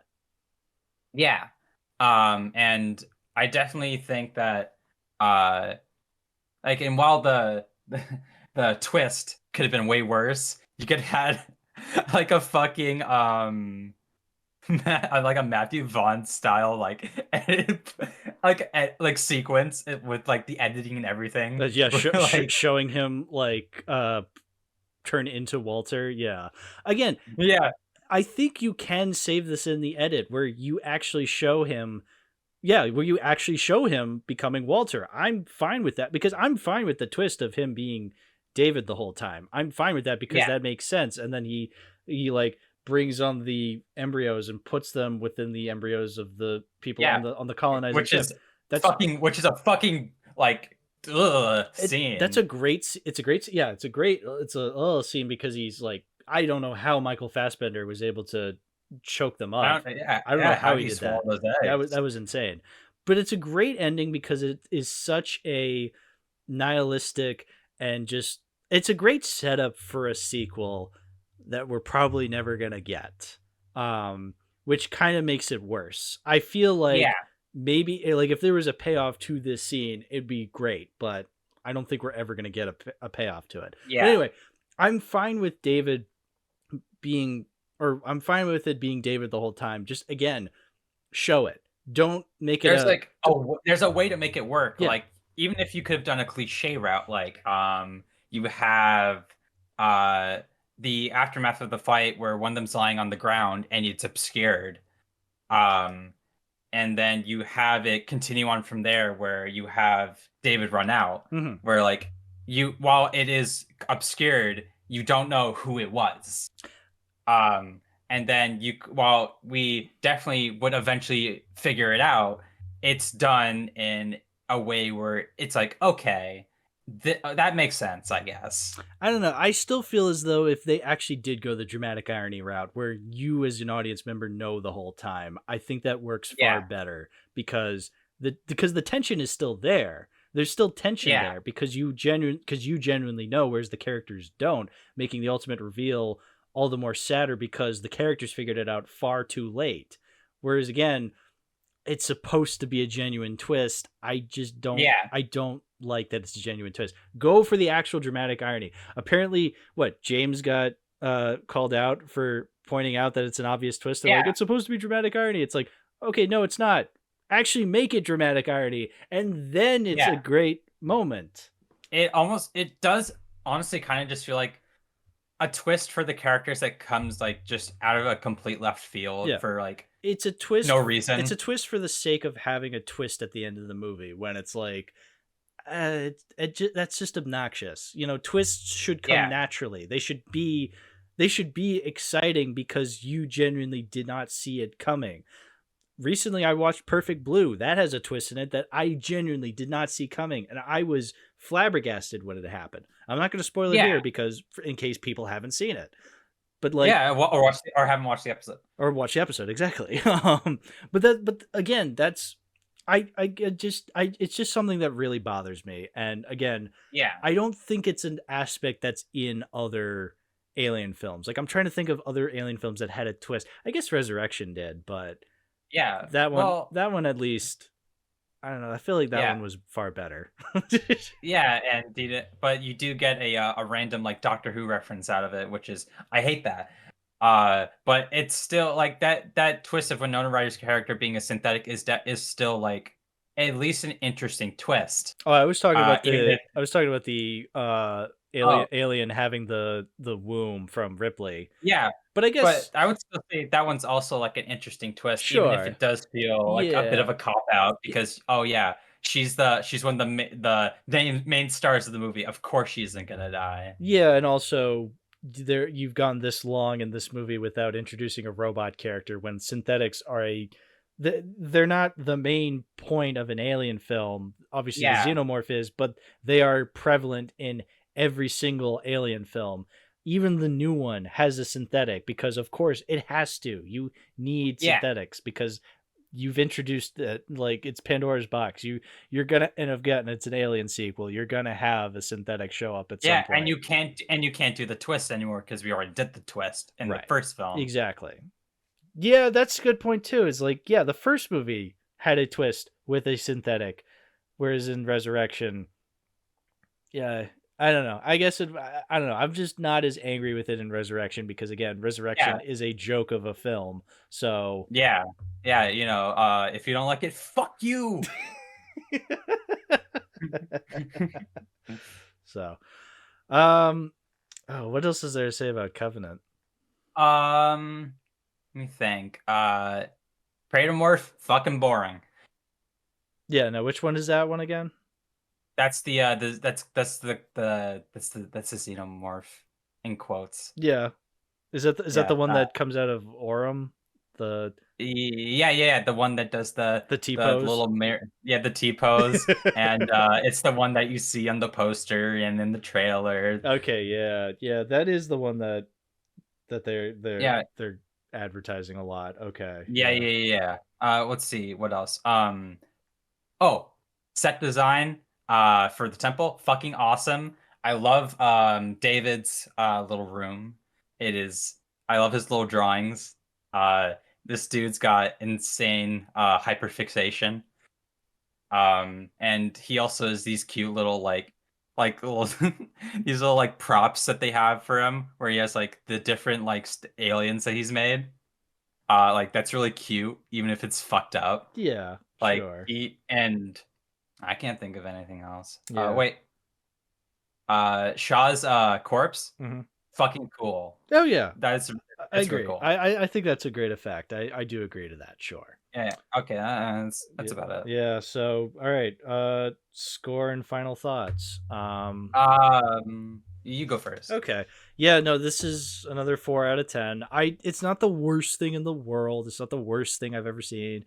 It is the worst Alien film I've seen. I'm sure the Alien versus Predator movies are far worse, but again, I haven't seen them and I don't count them as official Alien films. So, in terms of the official Alien films that I've seen of the Alien canon, this one's my least favorite. It does have elements I like. I like the effects. I like the cinematography. I like David and Walter. It's just not enough for me. I think this one has the most holding it back for me to truly get anything substantial out of it. So 4 out of 10. I will give this a 7 out of 10. There are definitely a lot like I think the overall aesthetic wins me over, and I think David Walter stuff outweighs a lot of the bad character work, even if I'm still bothered by the character work. Mm. And I still really like the music. Really good. But yeah, 7 out of 10. Put on the staple with the boom sound effect. Don't do that. Yeah, I don't even know what that is. So now you get to do a little detour. Oh boy. Can you tell us about those anniversary shorts? Oh yeah. I can tell you of the ones that I've seen, I like Alien Ore the most, I would say. That's that one where it's about a bunch of miners on a planet where they're mining for platinum. Purely just because I like the concept. Familiar. Yeah. I just really like the concept of establishing this group of workers ultimately wanting to make the ultimate sacrifice in getting rid of this thing. And I really feel as though I really like the main actress. I thought she was really cool. And I don't know, I just really would have appreciated that being an actual film rather than the films that we've gotten, but I fine with it. I think ultimately they have concepts to them I think are cool, but they are just shorts made for the anniversary. Just 40, because they came out in 2019, so they're a couple years old. Sometimes they have really cool moments, but ultimately I mean, doesn't one of them have like Bill Paxton? One of them has Bill Paxton's son, because this would have been 2019, so Bill Paxton died in 2017, but his son is in it, which was cool. I was like, oh yeah, that's a genuine connection to Aliens, because Bill Paxton was in Aliens. Honestly, I'll just say this. I think the short that I've connected with the most wasn't even made for the anniversary. It was just made recently. It was that Alien Monday short, that animated short.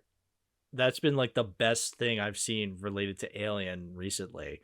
And it was just made by some guy who I don't want to be too mean. It wasn't just some guy. But made by some asshole. It was made by some fool, some idiot.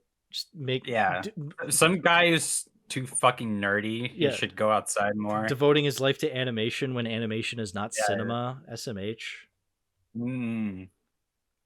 Oh, well, what about Alien Night Shift? What was the pun that I gave for it, since you thought it was okay? Alien mid shit.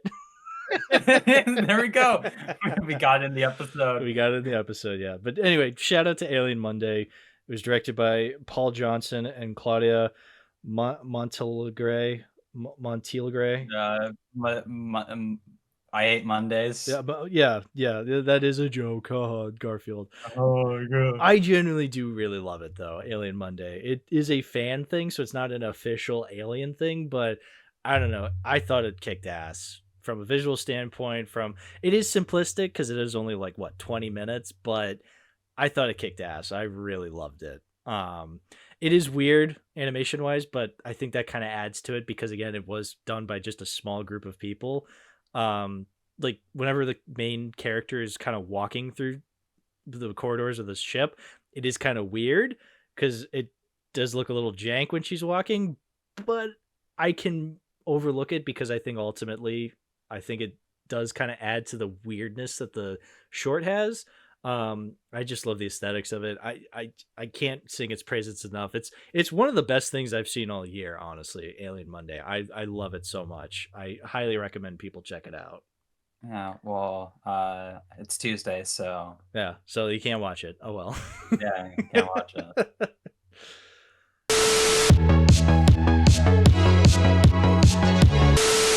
I saw that you watched the new short. Yeah, I did watch a new short. Yeah, okay. So in between just recently when I was talking about the shorts, I watched another short. How about that? It's called what was it called? It was Alien Specimen was the one I watched. Yeah, it was fine, you know. That's the thing with these as I was saying, the thing with these anniversary specials, they're fine. You know, they're cute, I would say. I wish more franchises would do this kind of thing where it's like, oh, little shorts to celebrate the anniversaries of any given franchise. They're not amazing, but you know, they're fine. They're fine. You know, right. Yeah. You're not subtle or nuanced, and more mild and lukewarm. But you're right. It reminds me of me beer. Which I like better, but same beer more or less. Yeah, so I guess I'll say this: I like them more than Romulus. Heyo, let's Heyo, transition. transition to Romuliso, Romulicious. Alien Redonkulus, directed by Fede Alvarez. Yeah. What'd you think? Oh, we finally made it to talking about Alien Romulus. Technically the movie that was pretty much the catalyst. The only reason why we did this episode was because of Romulus, because we might as well. I mean, granted, even if Romulus never came out, we probably still would have done an Alien episode, but more specifically, this specific episode is coming out now because of Romulus. Oh boy. I have some thoughts about Romulus. I think calling it Alien Redonkulus is pretty apt, to say the least. Because here's the thing. You know what? In terms of legacy sequels, it's not the worst thing I've ever seen. I actually wasn't that angry with it. I feel as though maybe when it comes to either legacy sequels or just franchise sequels in general nowadays do come across as obnoxious to me. I wasn't that angry with this one. I feel as though it has kind of kept up the tradition set by the other franchise sequels that we've already discussed, where I don't like them, but I can at least respect what they're going for, and they have aspects to them that I don't mind that much.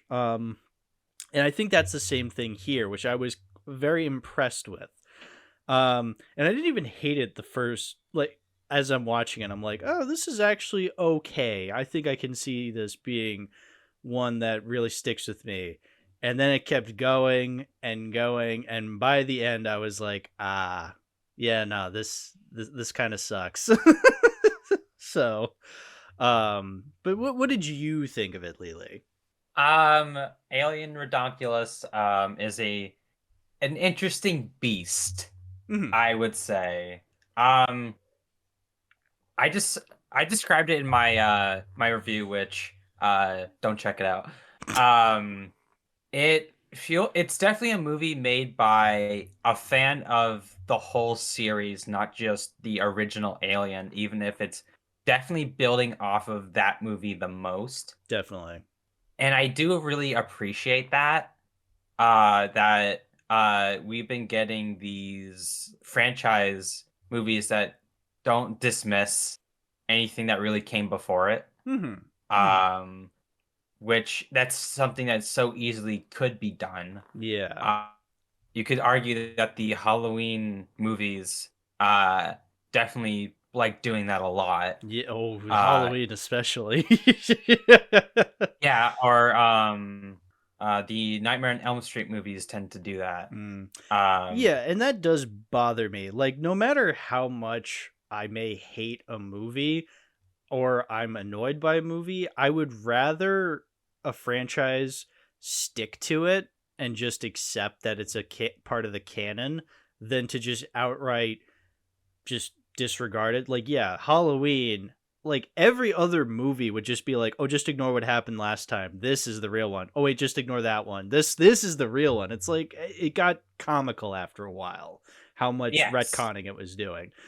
Yeah, I get the feeling that with Alien, even though there are those fair share of movies that people either don't like or even I don't like, but the movies themselves tend to still acknowledge that they happened one way or another. Yeah, or like will go on to happen. Sure.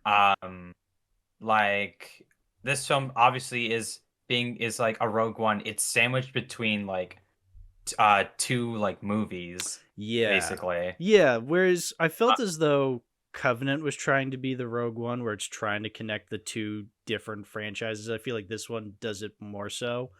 Yeah. Because this one feels far more like you were saying, it's feeling far more connected to Alien than it is to Prometheus or Covenant, but also still having references to Prometheus and Covenant.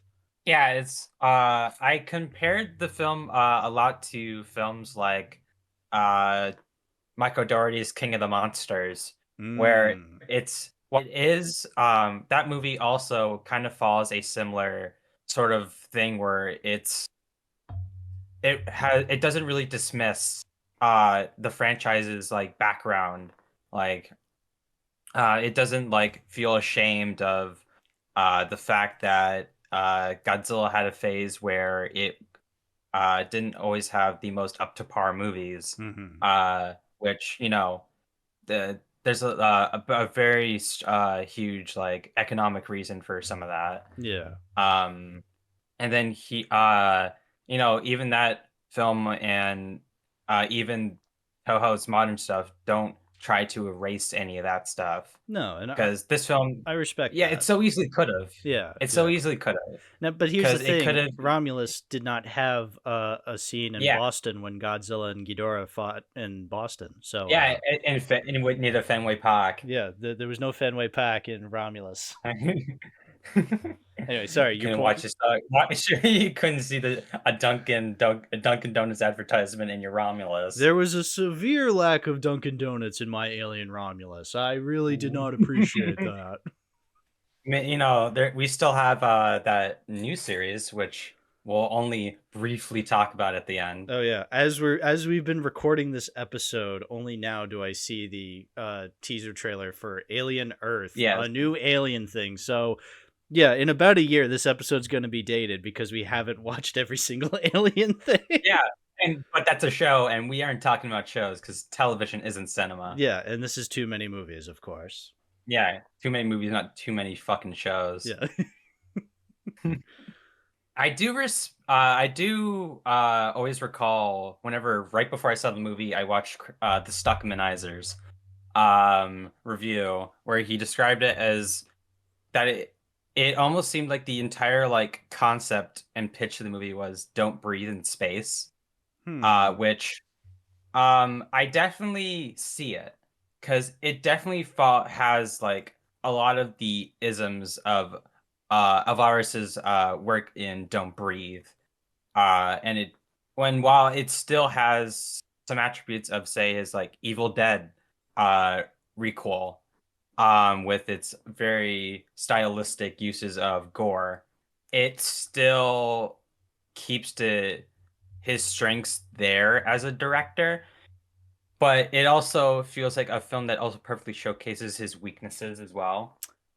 which Yeah. I can definitely say comes down to that he is a bit too much of a nerd. Fucking Which nerd. we'll get to Sure. specifically what type of nerdiness we're talking about. Yeah. Um, I would like to say I am very impressed by this film's overall restraint to avoid um, going too far into playing to the weaknesses of a legacy sequel. Yeah, Uh, that's probably why I too wasn't much. as angry with it, because it wasn't as blatant of a legacy sequel, or falling for the same trims and trappings I've seen in other legacy sequels in the past couple of years. It certainly does have some Yeah, follies, but not as frequent as some of the worst examples of recent time. yeah, because it could have 100% easily played it safe, and while arguably it does do that, Yeah. it doesn't do it in a way that could like entirely turn you off. Like as much as I love Force Awakens for what it is, I do admit that at times I am kind of bothered by it playing it as safe as it does. Yeah, exactly. Or no, I can't say Halloween because Halloween at least tries to do something different. Oh wait, no, I can mention Halloween 4. Halloween 4 kind of follows that exact same problem. Halloween 4 was always one of the weirder sequels to me. Yeah, cuz Yeah, yeah, it definitely felt, cuz that's the one I feel as though a lot of people try to defend as being good, and I definitely didn't hate it, but it was one where I was like, "Huh, there's something kind of missing from this one." yeah. And I mean, you could also argue Halloween 2 does kind of fall into that trapping. But, like it or not, Halloween 2 is kind of just a whatever movie. I don't really care about it. But it does have the Uh, van explosion. You must admit that. it does have the van explosion, and it does have Michael stabbing someone with a shotgun. Oh, So, that's right. it has two things. It Yeah. has two things. Well, it's Halloween 2. It has two things. Yeah, it has two things. Two things to like. Uh, I don't know where I was going with this. Moving on. I do appreciate that while this film easily could have just by the concept alone and from what had been gossiped about, it could have easily just done, oh, here's that xenomorph from the end of the movie again. Mm, And while we get that in a form, we don't get that exactly. right. Yeah. Yeah, exactly. The some of the references to other um alien movies are blatant and embarrassing. And some of them are actual retoolings that I don't mind. Um Yeah. yeah, but some of the references are a little embarrassing. Yeah. Like, you know what? Not to jump ahead, but I didn't even register with me the first time I watched the movie when Andy defeats one of the xenomorphs, and he literally says, "Get away from her, you bitch." And I something in my brain, I guess, was protecting me from realizing that's the line from Aliens. So I just didn't even process that that's what it was, that it was just a reference. I didn't realize until, I guess, my brain was just trying to save me from being angry. So then I think maybe literally the next day I was just at work and I'm like, wait a fucking minute. like I didn't realize it, that I'm just like, oh, now I'm pissed, man. Because yeah, that's the kind of stuff that bothers me when you repurpose Yeah. lines from previous movies, because it's like, who is that for? Like, yeah, obviously that's for the audience, but literally that's only for the audience, and that's Yeah. lame. Like, Yeah, it's not done in a like in a way where it fits into the story and it feels like the character would say that. right, yeah, Like I'm gonna do it again. I'll bring up King of the Monsters. King of the Monsters references a previous film with a direct line rip, but it flows naturally with the movie and it flows naturally with the character who says it. right, yeah. Uh, You can do make a lot. You can repurpose the line by all means. It's just you got to do so in a way that either the audience won't notice at first, or like you said, flows with the actual narrative of the film and actually makes sense. Whereas here, it does not make sense. Yeah, it's just there to like wink, wink, nudge, nudge. Roll your fist around. Yeah, and then there's you know what it is. Yeah, and then there's references that, in the grand scheme of things, don't truly matter. But me and my cynical self does get bothered seeing it. Like, seeing the main actress wear Reeboks in the movie frustrated me because I was thinking about it. I'm like, okay, it's just shoes at the end of the day. But what makes it annoying to me is that, well, Ripley wore Reeboks in the original, and so I know the only reason she's wearing Reeboks is because they wore them in the original, and that's supposed to get like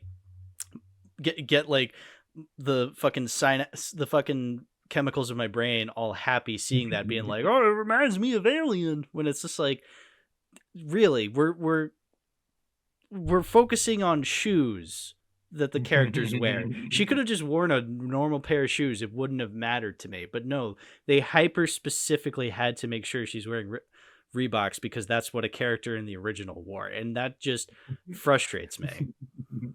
I think it's more surprising that Reeboks lasted that long. I didn't know they were still around, quite frankly. Yeah. Oh, yeah, I know they're around, all right. I mean, who buys Reeboks, right? I mean, I guess Ripley does because she's broke. Ripley does when she's broke, yeah. And I did when I was 12, but not anymore. So yeah, come on, Ripley, grow up. Yeah, exactly. But yeah. How do we want to like proceed with Romulus? Where do we want to begin? Let's talk about the characters first. Sure. Since we can crack a few jokes out of that. Yeah. I mean, really the only character I have anything to say about positively, I'll say that, is Andy, the synthetic of this movie. Yeah, played by David Johnson. Oh yeah, he was great. Like, I thought the character was really well written. I thought the actor did a fantastic job with him. He was easily the highlight for me. Where once again, much like with Prometheus and Covenant, I'm thinking, why isn't the synthetic person the main focus? Because he is easily the most interesting character to me. Yeah, for sure. And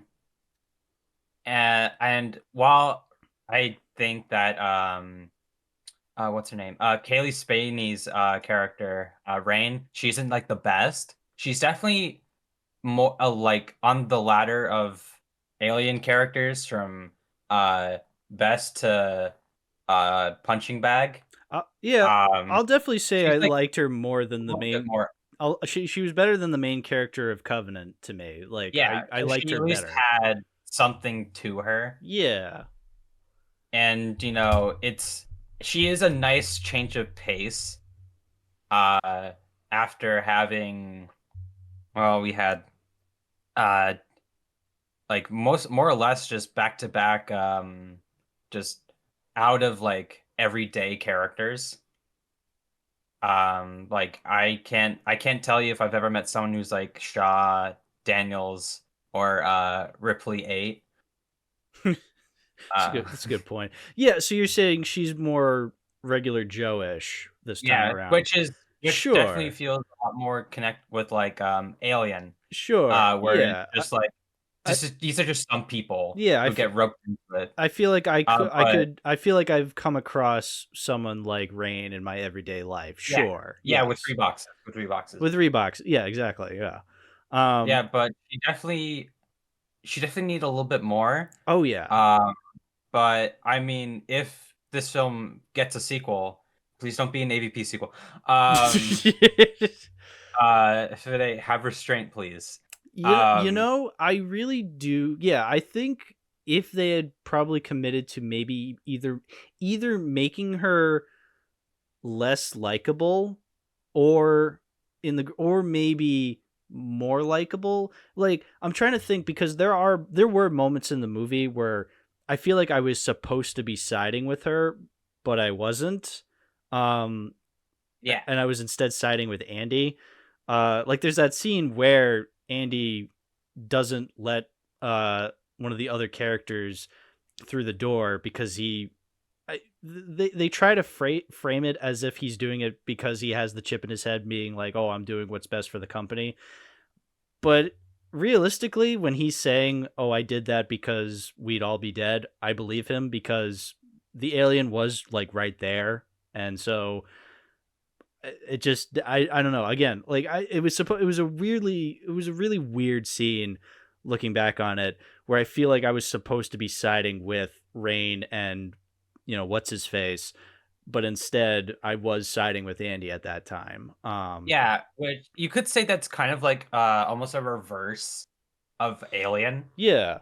where the synthetic purposefully lets it in, but here you're having it purposely keep it out. Yeah, I feel like that would have been really cool, but I don't think that's Yeah. what the movie was necessarily going for, unfortunately. Maybe it was a reference. That maybe it was a reference. You know what? I would be so cynically inclined to believe you. Yeah, can't be upset now. Yeah. Can't be upset. But yeah, I think in the grand scheme of things, Rain is not a terrible character. Yeah. Compared to like the non-synthetic guy characters in this movie. Yeah. Yeah, I just wish there was a little bit more to her, where I'm actually excited she lives in the end, whereas instead I just feel as though, she lives in the end because she's the top billed actress, Yeah, and she's the girl. Yeah. That's the other thing too, is like when I was watching this movie, and I think it was before the last guy character dies, like what's his face? I genuinely don't know his name. The nice guy character, because there's the r/nice guy. Yeah, there's the douchebag. They're both British. There's the douchebag, and then there's the guy who's not a douchebag. Tyler, I guess. Yeah, Tyler. Yeah, when that was Rains' ex, and that was his brother. Yeah, Rains. Yeah, which by the way, so he's British. His sister's not. Hey,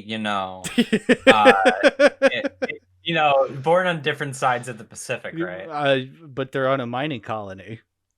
Hey, it depends on who you learn from, right? Yeah, I guess that's true. But anyway, my point is, there's a scene when he's like walking around with a gun, or I don't know. There's at one point in the movie where he's talking or he's saying something, and I'm like, dude, you're a guy in an alien film. You're not surviving. Like, they rarely ever make it out, and lo and behold, he ends up dying. And who ends up living in the end? The main actress. It's like, oh wow, I've never seen that in an alien movie before. Not that I wanted him to live and for her to die. If anything, I thought it'd been really funny if just everybody died, and honestly, that's what I was kind of expecting. Yeah, I feel like that would have been, like we've been saying with all these alien films, it would have been a interesting idea that also kind of continues the nihilism that Alien is so well known for. Yeah, but no, we have to have the main actress live in the end. I guess I'm fine with Andy living, and if Andy lives, I guess she has to live too. It's like, all right, fine, but I'm not going to praise this film as anything that special when it's doing exactly what other films have been doing beforehand. Yes. Yeah. But yeah, I agree. The other characters do bother me a lot. The rest of them. Yeah, for sure. And not just because they're British, but that's not just the reason. Right. But it was hard to understand what a lot of them were saying some of the times. Not to be mean, but I mean, this is why I watch movies with subtitles now. No matter what, even if it is an all English film, I would like subtitles, so then I know I can see through people's accents. Yeah, unintelligible gibberish. But even outside of their accents, yeah, characters like douchebag McMustache, the pregnant lady who was Dora the Explorer. Hey, that was her name. Okay. Okay. Yeah. Oh, Yes. okay. Yes. Yeah. That's what I said. Yeah. That's what I said. Okay. Yeah. She was Dora the Explorer in the live action Dora the Explorer movie. Yeah, and she was in Transformers the last night. Oh well, she's just been in everything good. I mean, she is a pretty. I mean, she at least has been in better things. She was in the Sicario sequel, which is pretty good. She was in Madam Web. This is also true. Yeah, the best movie of the year. She's also in that one Jason Momoa film that you've never heard of until I'm telling you right now. It's called Sweet Girl. Oh, not the Minecraft movie. Oh, I'm not gonna. Yeah, also in the Nut Job too. Oh, good. So, and then there's the bald Asian woman who, by the way, I know Navarro. I think that's her name. Yeah. So the actress's name is Aileen, and I thought that was funny because if you switch around some letters, her name is Alien. So if they hired her just on that, I'd be. Yeah, that's a knee slapper. If they hired her just because you could spell alien in her name, I'd be totally okay with that. I'd say, you know what? Yeah, and she does die in a pretty fucked up way. So No, you go. You go. Oh, okay. Well, so I was just gonna say, I thought it was kind of fucked that we saw her like chest bursting scene in the trailer. I get it. You want to have a glimpse of your alien carnage in the trailer, but it makes it less tense when I know that she's probably the first one to die. Yeah, it's because she's bald. Yeah. The last time there was a bunch of bald people, they all died. It was Alien Cubed. Yeah, this is true. Yeah, is her being bald? And there's the bald guy who died in Resurrection. That's true. The bald guy did die in Resurrection. Was her being bald the reference to Alien Cubed? Because I don't know. Like, yeah, I'd like to think it was. You have to have a bald person. Yeah, I mean, I liked her death. I thought her chest bursting scene was gnarly in a way that I don't think I've seen yet in an Alien film. I feel like the chest bursting scenes in Alien films are usually trying to emulate the feeling that the John Hurt one in the original was supposed to look like, whereas this one, it's a lot more meatier in the chest when it bursts out. So I appreciated that. I thought that was neat. And so I liked her inclusion of the film for that. I liked the inclusion of the pregnant lady because for scenes later down in the film, which we can get to later. Yeah, there's some real fucked up shit, which I was totally on board for. I was like, oh, sweet, this movie's going that far. But yeah, the douchebag guy, I was like, oh, okay, you're just the douchebag in every horror movie ever.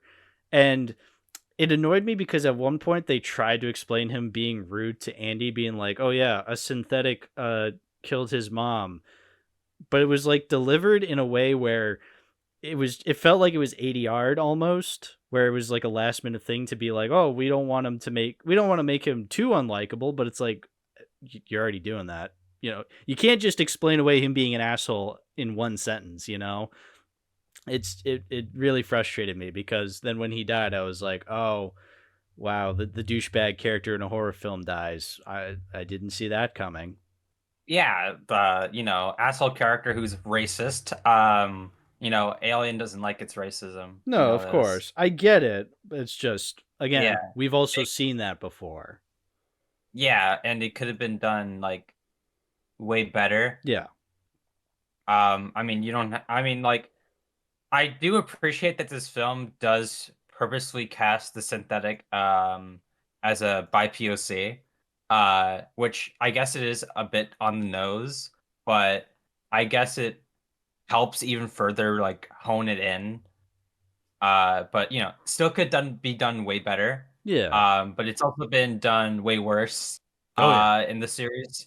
So I can't complain too much. I get good scenes with Andy out of it. So yeah, that's the thing is that even though the douchebag character brings down the mood, Andy himself is just so good, and the actor is so good as Andy that it ultimately like it does he's able to shine out despite the fact that Yeah, he can cancel it out. he can cancel out the cringe. I mean, for only so long, but him specifically. Even if he spouts one.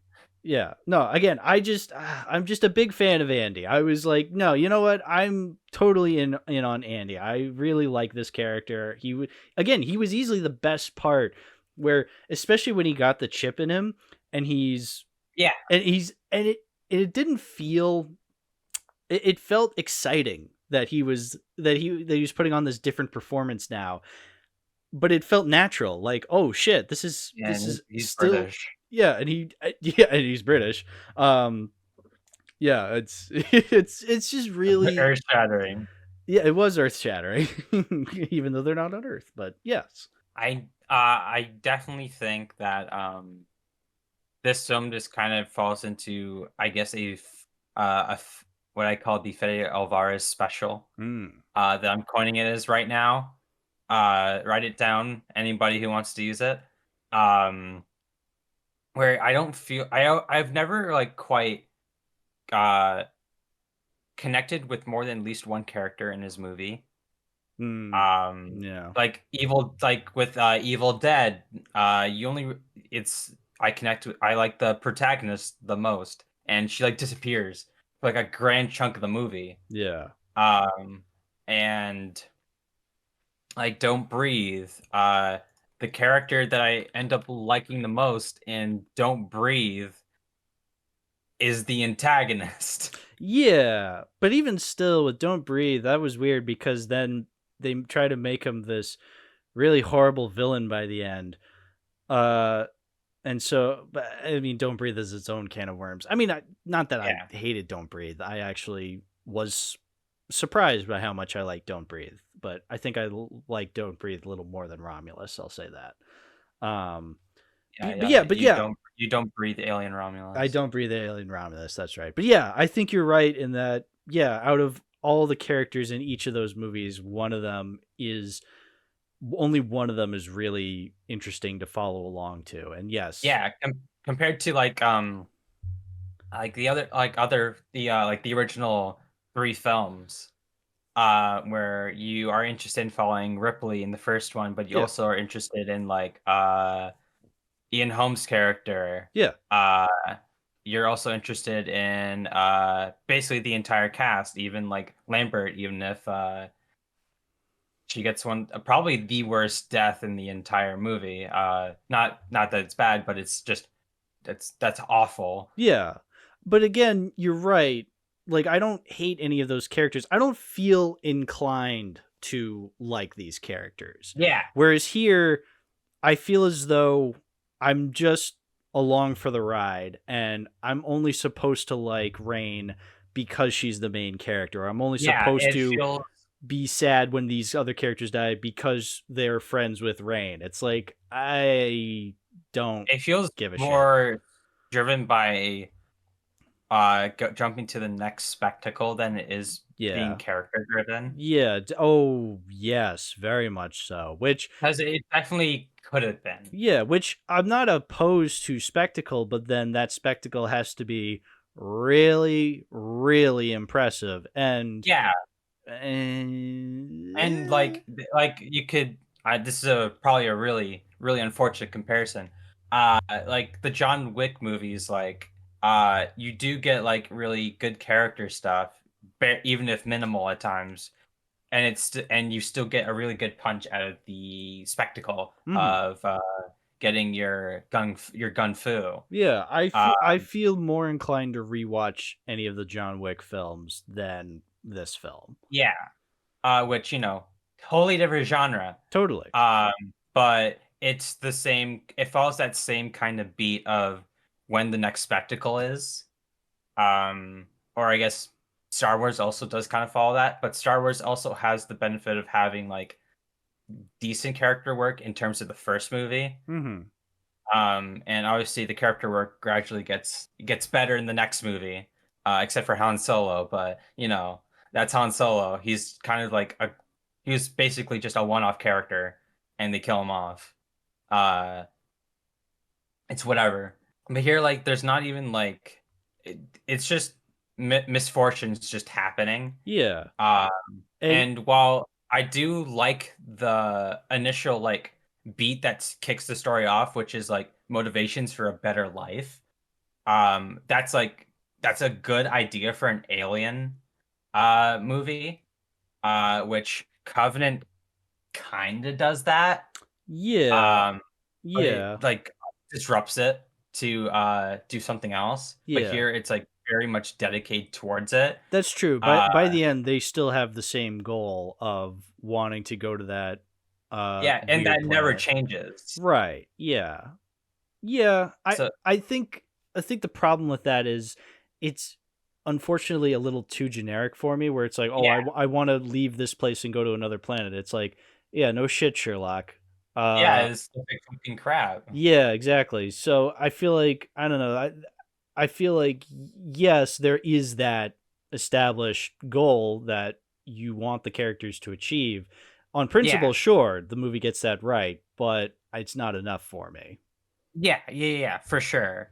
Um, I definitely. Oh, and quick off topic, but we have the Rotten Tomatoes score for Joker 2. Oh, Um, breaking news. yeah, breaking news. It is 59%. Shocker. Movie. It's so I'm gonna go on a quick tangent for this, just for the sake of a joke. It's really funny how this movie kept having like these interviews that showed like they were like blatantly trying to avoid admitting what that movie is.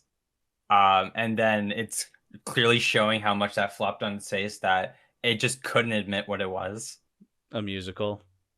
Yeah, a musical based off of a comic book property. And if I don't know why this is happening, and then we also had Matt Reeves just say like he's like not gonna delve into like the very high end of like fantastical Batman, when the beauty of Batman is Batman can do fucking anything. I Um, I it like it's Solomon Grundy. it's so bizarre to me how even in current year, the comic book movies are still ashamed to be comic book movies. Yeah, and it seems that with the way Matt Reeves is wording it, he's basically just turning his verse into the Nolan verse redux. Which we already Which had the Nolan verse. yeah, So do something and else. yeah, like do something interesting. Don't like it's very hilarious how the one time we had like a live action Batman adaptation that was like going full on the fantasy, and it's the fucking like Snyder Batman. Where they just yeah, like think about that. The one that's more willing to embrace it is the one that people did not end up liking. That's so funny. Yeah. But anyway, that's enough of the joking around. Yeah. Um, So Romulus, yeah, Redonkulus. ridiculous. Uh, when do we want to talk about the big elephant in the room regarding this film? When we talk about the other elephant in the room that precedes that, Okay. and how that does tie into the themes of the franchise. Um, so what did you ultimately think of the overall like visual set design of this movie? Oh, the set design is fantastic. This is the first film I would say that is definitely harkening back to that 70s aesthetic.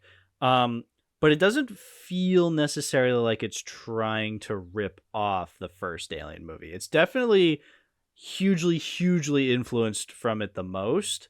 Um, but I still feel as though it's more so expanding upon what that first movie had. I really do like that we're back to the analog technology as opposed to the digital stuff. Um, it was nice to see again. And I didn't even really hate that the movie had like this brownish hue to it. I feel like that kind of was the point because it's supposed to be a shithole they're in, and then they're on this dilapidated space station that's also in shambles. So Yeah, the movie like justifies its color palettes. yeah, and it's not even obnoxiously dark. Mhm. It actually looks good. I would argue. I've heard some Yeah. people say the CGI is a bit weird. I actually didn't mind it. I actually Yeah, thought no, I didn't mind it at all. I thought it looked fine for what it was. Obviously, I've seen better looking films, but Yeah, especially in like entries prior to oh it. yeah, especially in this series, I've seen far, far better looking films. But But you've also seen far, far worse. sure, yeah, I didn't think this was that bad looking. I actually Yeah, this is really like liked it. I would definitely say for a 20 in our Lord year 2024 when we can get very, very a simple line CGI from overworked VFX artists. Uh it's definitely nice to see that while this one's just this has okay CGI, it at least isn't done in a way where it looks like total ass. Yeah, no, it looks fine. Like that, yeah, the Yeah, visuals are not my main problem with this critique. film. Yeah. Yeah. Yeah, I really do love how this film goes back to that like 70s sci-fi aesthetic, but it still keeps to not trying to do a like Metropolis style retro sci-fi where it's like there's no flying cars in this. No. Um there's flying shithole trucks Yeah. uh, that look like pretty consistent with the rest of the series, even in entries following it. Yeah, Um, like I said, it feels like a natural extension of the yeah, universe. yeah, and it still emphasizes that hey, the Weyland-Yutani Corporation, they fucking suck, and Yeah. this film definitely does expand on how much they fucking suck. Like no union, the word, oh god, shit. I was gonna reference the Futurama episode when they go to space and there's the twist on that ancient alien shit where aliens were to build the pyramids. I don't remember that. Um, When you said uh, union, I thought of the Simpsons episode when Homer becomes oh leader of yeah, the yeah, union. yeah. Yeah, I remember that. How much does this pay? Nothing. Don't unless you're crooked. Woohoo! So it was a Pharaoh to Remember. It's from the third season. That makes sense. Yeah, Um, yeah. Yeah. There's a there's a bit where Fry's like complaining about being a slave. And he's like, you know what the word part of being a slave? The hours. God, I fucking love Futurama. Such a good show. Or just like they make you work so long, but you don't get paid. And then Leela goes, "That's the entire point of being a slave." Yeah. Like, I think one of the unironic like best scenes in the movie is when the Weyland-Yutani person at that little booth purposely extends her sentence on the planet That to was keep subtle. them there. Yeah, that was subtle. I like how we didn't spend too much at that scene. Like it was a very quick scene, all things considered, but it definitely got the motivations for Rain specifically pretty clear, because literally right after that scene she's meeting with her friends and they're saying, hey, we're going to go up into the space station, in which case she's like, well, I have no other choice, so yeah, I'll join you guys. And thus the movie continues. It's like, okay, yeah, again, basic stuff. I appreciate that. I'm glad the movie at least gets that right. Yeah, it like overall gets the core of Alien right. Like you have corporations are shitty. Mm-hmm. You have it preying on the average worker. You have the sexual undertones of the xenomorph. It's all the xenomorph literally comes out of a vagina on the wall. Yeah, which is a very interesting expansion on the life cycle of these creatures. Yeah. That's something we legitimately had never seen before. Yeah. We never saw the part after the chest burster leading up to its final adult form. Yeah, I thought it just kind of peels away like a snake, where the skin just kind of peels Yeah. off as it grows bigger. But I guess it does hang out in a wall pussy or whatever. Which, okay, you know what? Yeah. It was a cool visual. I like that. Yeah, and it does get a pretty cool scene out of it. Yeah. And you know, with every dumb thing, there's a really cool thing. Yeah. Oh, yes. Yeah. Yeah. There's like I said, it continues the tradition of I may not like the film, but it has enough cool scenes in it that I can acknowledge this isn't the worst thing ever. Yeah, it's not true to what what it's not like the I'm gonna make just a casual dig at the modern Transformers movies, where it's like the original property, which is stupid, boring shit. Um, which that's what I think of everything after Dark of the Moon. There's stupid, boring shit. I'm Yeah. sorry. It's just like they're most accurate to the original Transformers. Stupid, boring shit. I do appreciate that the film is at least trying something. I don't entirely agree with everything it does. Hmm. I'm definitely a lot less on its ass about it, like Yeah. other people are, Yeah. or I'm not like a little bit hard. I'll agree with any criticism people have with this movie, Hmm. but when I watched it, it ultimately didn't bother me, and I guess it was also because this is the first Alien movie I got to see in a theater. Mm. This was Because my I had first never. too. Yeah. Yeah, and you're older than me. Uh, yeah, I feel, and it definitely also helped that I was already in a good mood Mm. when I saw it, and I got that very lovely sippy cup with the face hugger on for its cap, which is very lovely item. I wish I got the popcorn bucket, which is one of the coolest popcorn buckets I've ever fucking seen. Mm. It's Yeah. not the Dino head, it's the the chamber uh that lights up and you can use it as like a toy display. It's like Okay. that's so cool. Yeah. Yeah. That Yeah. but anyway, that's about marketing. Yeah. We're talking about a movie. Yeah. Yeah. Yeah. Yeah. What did you think of the music? Because me personally, I would say I don't remember too much of the soundtrack to this No, movie. I think this is the one I remember, the music I remember the least. I mean, the past few installments, I haven't really cared that much about the music, which sucks because usually when it comes to a film score, I'm usually really trying to pay attention. If I remember correctly, isn't it Benjamin Wallfish who did the score for this film? Uh, I would think so. Let me Yeah, check. yeah. Okay, Yeah. it is him. Yes, because he did the score for Blade Runner 2049, and that is one of my all-time favorite film scores because that is a film score that is the very first film score I ever bought physically, where I was like, I need this on CD, or I need some physical disc of some sort that I can play the soundtrack of, because I respected the soundtrack slash score of that film so much. Um Oh.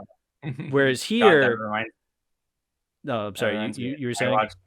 I watched Dune Part 2 Hmm. just a little bit ago. Yeah. And since you're bringing up Blade Runner 2049, I'm just thinking about how like uh Denis Villeneuve went from that to a very boring Dune Star Wars Light Edition series. Um so you know, there seems to be a consistent theme with people who came out of Blade Runner for all except Ryan Gosling being work on stupid shit. But anyway, so yeah, and I can't even really remember any memorable tracks of Romulus. Like again, like when I think of the music of Alien, I am thinking of the scores that Alien and Aliens had, and how Yeah. like I'm still imagining the scores in those films and how beautiful they are. Whereas here, I don't remember a single track. Yeah, It's not insanely memorable. which I mean also like I don't usually listen to the soundtracks in general. Mm-hmm. Be, you know, I'm not into much of listening to movie soundtracks as much as I was when I was freshman year of high school. When you think you're cool because you listen to orchestrations and not vocal tracks all the time. I guess the fact that it came out of the movie and I can't even think of like a motif is really it really surprises me because like you said, like I can Blade Runner 2049 has like very memorable like tracks in it. And then even I remember his work on the 2020 Invisible Man. That had a pretty good soundtrack. Yeah, this composer definitely has some street cred to him, where he has some really good scores, some really good music under his belt. And I don't think the music was terrible. I just don't think it was terribly memorable.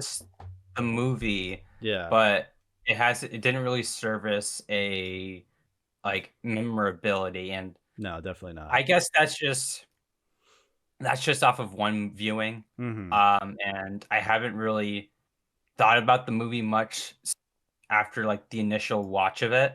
So, maybe a second watch, or I sit down and actually listen to the soundtrack, that might change my mind.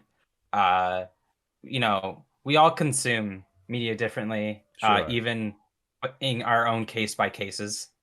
But I am like coming out of like this watch of all the previous films. I can at least think of a scene. I can think of the music associated with it. I can't really think of a scene in this movie and the music attached to it. No, I can only think of the scene. Yeah, which I don't know. Who knows? Maybe I just don't understand Wildfish's sauce. Yeah, the guy has had it a little bit rough lately with compositions. He did The Flash. He's gonna be doing Kraven the Hunter. Oh. He did Twisters as soundtrack. Okay. So what do I know, right? Yeah. What do I know? Yeah. I will definitely say I appreciate this movie keeping to a consistent theme with the last two, with having a very like interesting title associated with it. Yeah. This one, Romulus being that's what the ship they're on is called. That's the half of the ship that they're on. Yeah, the half. And then there's the other half because it's Remus and Romulus, which are from the Roman legend. They're the twin brothers who led to the founding of Rome. And they're on the entire ship's called the Renaissance. Yeah. Whenever I hear Romulus, I think Romulans from Star Trek. But yes, Romulus. Yeah. Fucking Star Trek. Alan Kurtzman would be very happy to hear this. Exactly. So, but yeah, it's and I get I can see why it's called Alien Romulus, because it takes place on the ship Romulus. Yeah, and it keeps with the consistency of the last two, with having the subtitle be from a ship in the movie. Yeah. And obviously, just like those, it's a Weyland-Yutani ship, and that's also a research station. Yeah. And it's a nice looking ship, I will say. It's a nice looking ship. Yeah. It does look a little bit too much like a satellite. But it's alien. It's alien, We've had stupider looking ships. That's true. That is very true.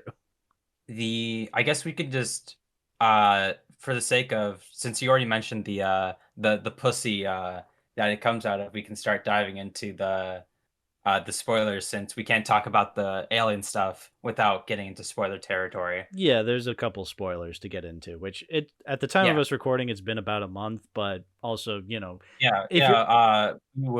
woo spoilers. Skip ahead to when this episode's over. Yeah, you've made it this far, you might as well just stop. You might as well just leave right now. Yeah, so anyway, 3, 2, 1 spoilers.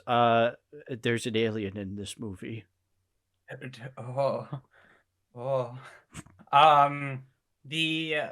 Xenomorph stuff was pretty nice, I would say. I do appreciate how they find interesting ways to still keep what easily could just be a by numbers, like Xenomorph kills and like sequences and like creative. Like Yeah. I was so fucking like I was so ready and there for when they did the zero gravity bits. Like Ooh, that's yeah. really creative. Yeah, That was we super haven't seen it creative. before in any of the films. Yeah, it was Yeah. actually a very cool sequence. Yes, and then you have the part after where Rain has to get through floating acid. Hmm. And that's also a very creative use of that environment. Oh yeah. And it's like they're taking advantage of the fact that they're in space. Yeah, it's silly looking, And but I'm fine with that. It's yeah, exciting. yeah, it creates an interesting moment of spectacle. Yeah. And like I said, it's not been done before, and it definitely like shows that like this series has a lot of creativity still in it, even if the movie may not be entirely up to snuff. Mhm. Which, Lord knows, it easily could have been like the Friday the 13th sequels, where they can get very uncreative with kills, and it can be very by the numbers. Hey, don't you dare diss Tony the Wonder Llama. I'm not dissing him, Oh, good, good, good, good. but it will never match Nightmare on Elm Street, even at its worst, having very fucking stupid kills. I'm getting to the Nightmare movies. Don't worry. I I'm sure. I'm sure you can get tongue fucked by your phone all you want. Mhm. But yeah, the pussy cocoon, very cool scene. Mhm. I really liked how you had an interesting way of approaching the mythos of the xenomorph, but still keeps it doesn't remove anything about it. It answers a question that while you didn't ask for it, you kind of appreciate that it does answer that. Yeah, and Uh, at the end of the day, it's a change that doesn't really make or break the yeah, film for me. It's just, it oh, doesn't it's contradict. yeah, it's just it's just a vagina up on the wall, and it's like, yeah, Yeah, okay, fine, and sure. yeah, Giger would do that. Yeah, Giger would pussy on do the that. wall. Giger would do a pussy on the wall. Yeah, he's done a lot of things on the wall. Yeah. And I do like that sequence because then you get the douchebag character kind of, you think he has the upper hand at that point. Like, oh, here we go. And a human character actually has the upper hand over a xenomorph for once when he Yeah, sticks the cattle prod into there and you start seeing it leak acid. Because you think, oh, it's dead. But no, that's just if it's one step ahead, which makes it even scarier, kind of. I mean, granted, when I yeah, say scarier, I mean that in the principal sense. I don't actually care that the douchebag then gets fucking acid dripped all over him because really, it's what he deserved. But hey, I did like seeing how you could see down to the bone on his hand when the acid was getting yeah. to it. It still shows an understanding that the xenomorphs are like the perfect organism. No matter what you do, Yeah. it has a way to still get you in the end. Yes. And yeah, it's a really creative way to kill because we do have this kind of being set up before in like Resurrection does kind of do something like this. Mm-hmm. When we have the guy who is in the wheelchair, and they make cripple jokes. Um, and it shows him shooting it up in the grates, and then the acid goes down on his legs, but he can't feel it Right. because he doesn't have any feeling in his legs. Yeah. And we do have the other part that comes before Ron Perlman dual wields handguns and kills a fucking xenomorph, where the acid gets on that one of the characters' face, and it like you get this very like gnarly like scorch acid mark on his face because of it. Um, or you have I guess the black goo technically counts as that. And then like AVP does also stuff like this as well, but I would say this is definitely the best use of it so far. I mean, beforehand we just had there's the one time one of the Yaktja lost like a hand. That's about it. Yeah, that's pretty But much about it. yeah, and that was cool. There was also a Android jump scare. Do we want to get into that now? And we're gonna get into it now because we're in spoilers. Yeah, okay. And then. it's a major part. It's a major part of the story. Yeah, it really is. So yeah, there is another synthetic in this film that's not just Andy. It's a character named Rook. But the catch is he's played by sort of Ian Holm, who was the android in the 70s movie, Ash. I say technically because I don't know if you read the news, but Ian Holm died in 2020. Yes, this is true. So yeah, so this is another. This is what I mean when I say yes. On average, the movie doesn't fall for the usual legacy sequel trimmings and trappings, but it does fall for some hardcore ones pretty badly, and that's resurrecting a long dead actor to play a character. Now, this is a very interesting subject, a very weird topic, because in the grand scheme of things, it is morally questionable, I would say. Now, I'm not going to argue it as a moral thing because I feel as though I'm not really qualified to argue it from a moral standpoint. That's already that's like beating a dead horse already. Yeah. And I don't think there's a true answer to that because it really depends on your perspective on that whole thing. The perspective and the execution, because it could definitely be way worse. Right. Especially when it's an actor that still by then was currently living. Right. But even still, the whole thing is just kind of messy because I don't think it's something that we can ever truly answer or come to a conclusion on. So I won't argue it from a moral standpoint. It's a minefield. Yeah. All I'll say is that for me personally, I don't like seeing it because something in my brain just does not compute with that. It just never looks good.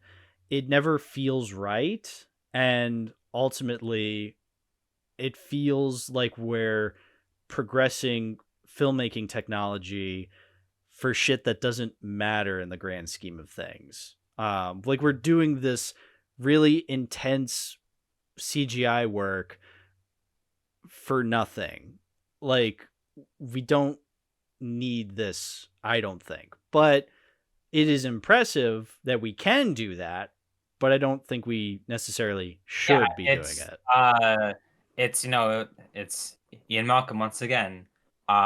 You never stopped to wonder if you think you should be doing it. Exactly.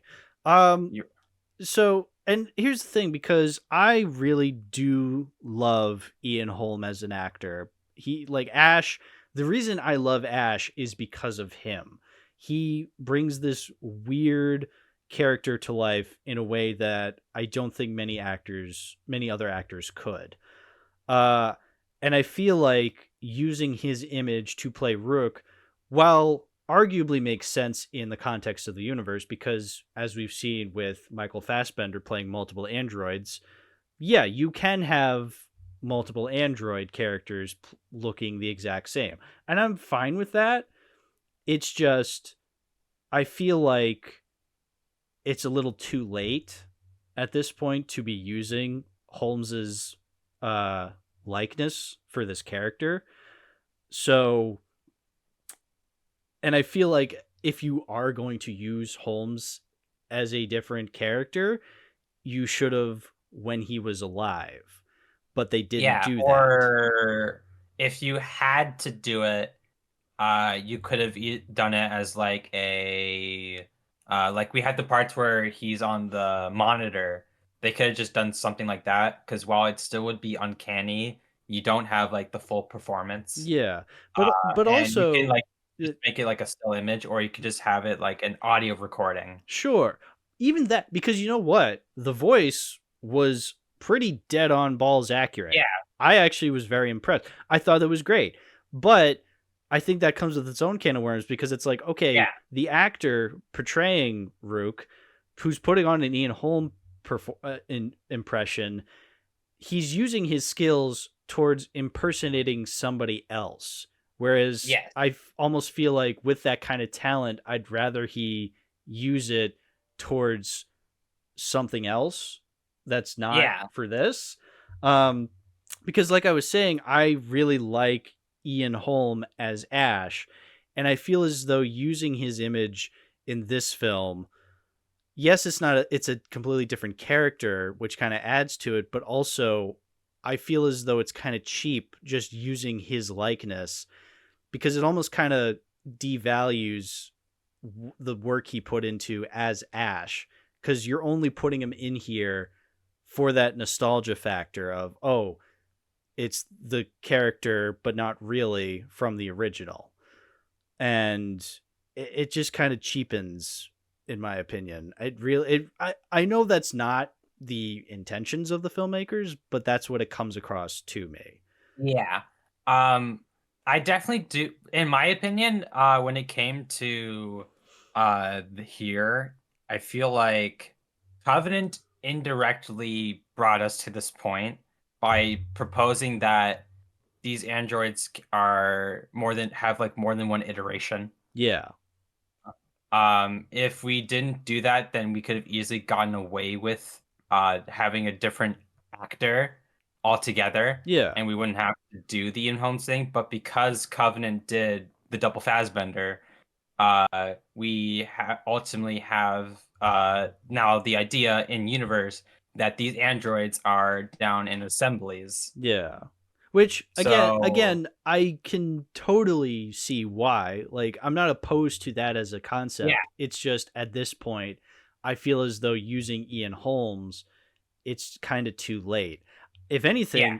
either like come up with a completely different synthetic, maybe play on the dichotomy of Andy, maybe make Andy the second synthetic, like a second Andy as that synthetic. So Yeah. then it kind of makes, Because it would not only do like a direct mirror, yeah. but it could also still do that, like we had double Fassbender, now we have double Andy. Yeah.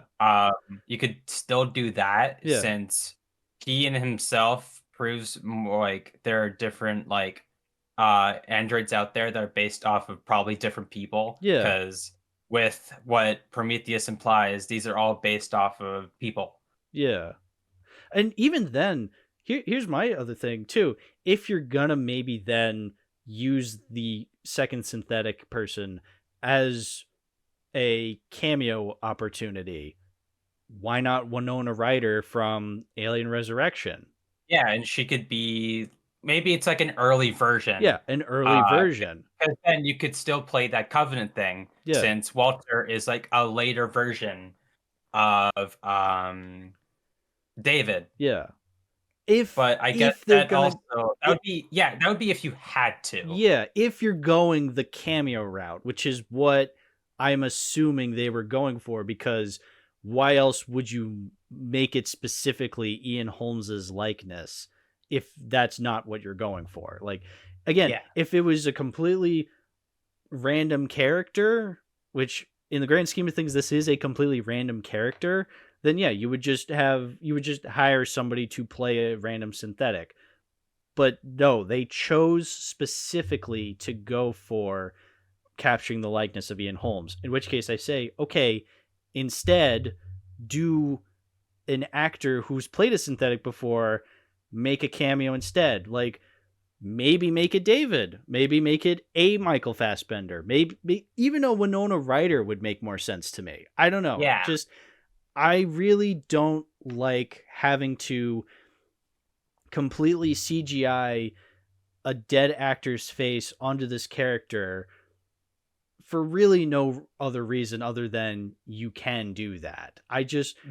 There's no other reason why this character has to look like Ash. I really can't come up with an actual reason as to why that is. It's just, and also this is where the CGI looks the worst to me. It is so obvious the mouth never lines up with the rest of the Yeah. face. I mean, it's impressive enough that they can do it, but I feel as though they have done it better in other movies. Now, the usage of it in other movies is worse, but still, it's just one of those. It's just one of those things I really wish we would do less of, but here we are anyway. Hey, we did it. Yeah, they've done it. Yeah. Fine, whatever. Yeah, they packaged it, and sold it. They're selling it. Yeah. Yeah, And again, it's not the worst use of a dead actor, because I mean, it is. I feel like if it was just that one scene, I'd probably be more okay with it. But they keep trying to bring him back throughout the movie. I get it, because he is an antagonist at that point. But yeah, ultimately, I think it's pointless. I really just don't see. I really don't see this being an addition that needed to be here. I'm not convinced. Yeah, like I'm not entirely like too bothered by it, because they at least try, like they at least give a story reason to have it happen. But at the same time, it's a very it's a really like tender spot to think about. It easily could have just done something else. But I also think completely removing the idea of the character from the picture is also in itself a really dumb idea. Because, Rick could have easily been played by anyone else and still filled the slot, but removing that character kind of like makes the rest of the movie kind of fall apart as a result. Because you need the character of the second synthetic, absolutely. Yeah, and that's why, like, whenever we were talking about it in the server, there was like the mention that they could have just done the disc, but at the same time, the disc could only do so much. Having a devil whispering in the ear, adds for a more like stronger character work, and creates more conflict as a result. Yeah, so I'm totally fine with there being a second synthetic, because from a storytelling perspective, yes, it makes a lot of sense. Yeah, but there is still the fact that it's a deceased actor being brought back. Yeah. And I would say, like, comparatively to something like Hawken, the slipper wearing Peter Cushing guy. Yeah, that was one of the weirder uses. Yeah, the weirder ones, but it at least has like layers of reasoning. Like story-wise, universe-wise. It wasn't, and because of the latter and the fact that it involves the Death Star, which is something he's pretty much in charge of. Yeah. That at least has a reason. Yeah, had a reason. Layers. I think the worst use that I've seen of it personally would probably be George Reeves showing up in The Flash. Yeah. Again, or Christopher Reeve. Yeah, Christopher Reeve. I think George Reeves more so in that movie, because the history of him and the stress he had from playing the character of Superman. And then to add insult to injury, they released the film officially on the anniversary of his death. So I think it was all unintentional. I highly, highly doubt there was malicious intent with Warner Brothers doing that. No, I genuinely believe it was all just a happy little accident, which I guess ignorance would probably be worse, but also I doubt there was malicious intent. It's just, it was really unfortunate. It was a really unfortunate tripping over.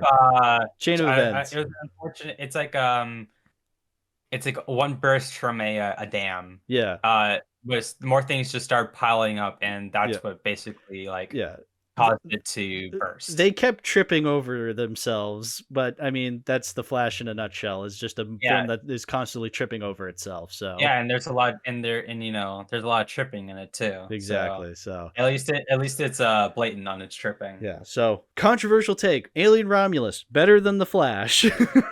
Yes, not that hard to accomplish. Yeah. Also composed by the same composer. Same composer, exactly. Same composer. So, so I think we've established the robot, the synthetic Rook, Ian Holmes's likeness. I think we've established. Let's talk about pregnancy.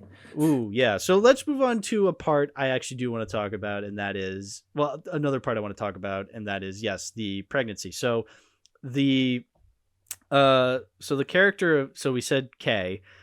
Okay. Okay.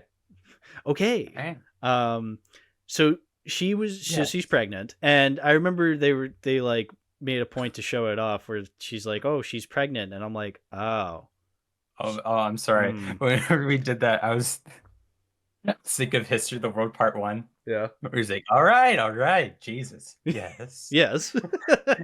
It's a great movie. Keep going. And so then they, to skip ahead a little, they go to, there's that scene where they're in the lab and they find the blood. And I'm thinking, and then when they leave the lab with the blood, the camera pans and you see the rat that they had shown the video of where it like got the black goo. The black goo kind of took over and turned it into this homunculus monster. And I went, ooh, perfect. That's intentional. And then there's the scene where they find Kay and she's kind of losing blood. And I'm like in my brain putting two together. I'm like, oh, we're about to get something good, boys. But then it doesn't happen for another 20 minutes because they're about to inject her with blood. And Rain, for no reason, says she doesn't trust it.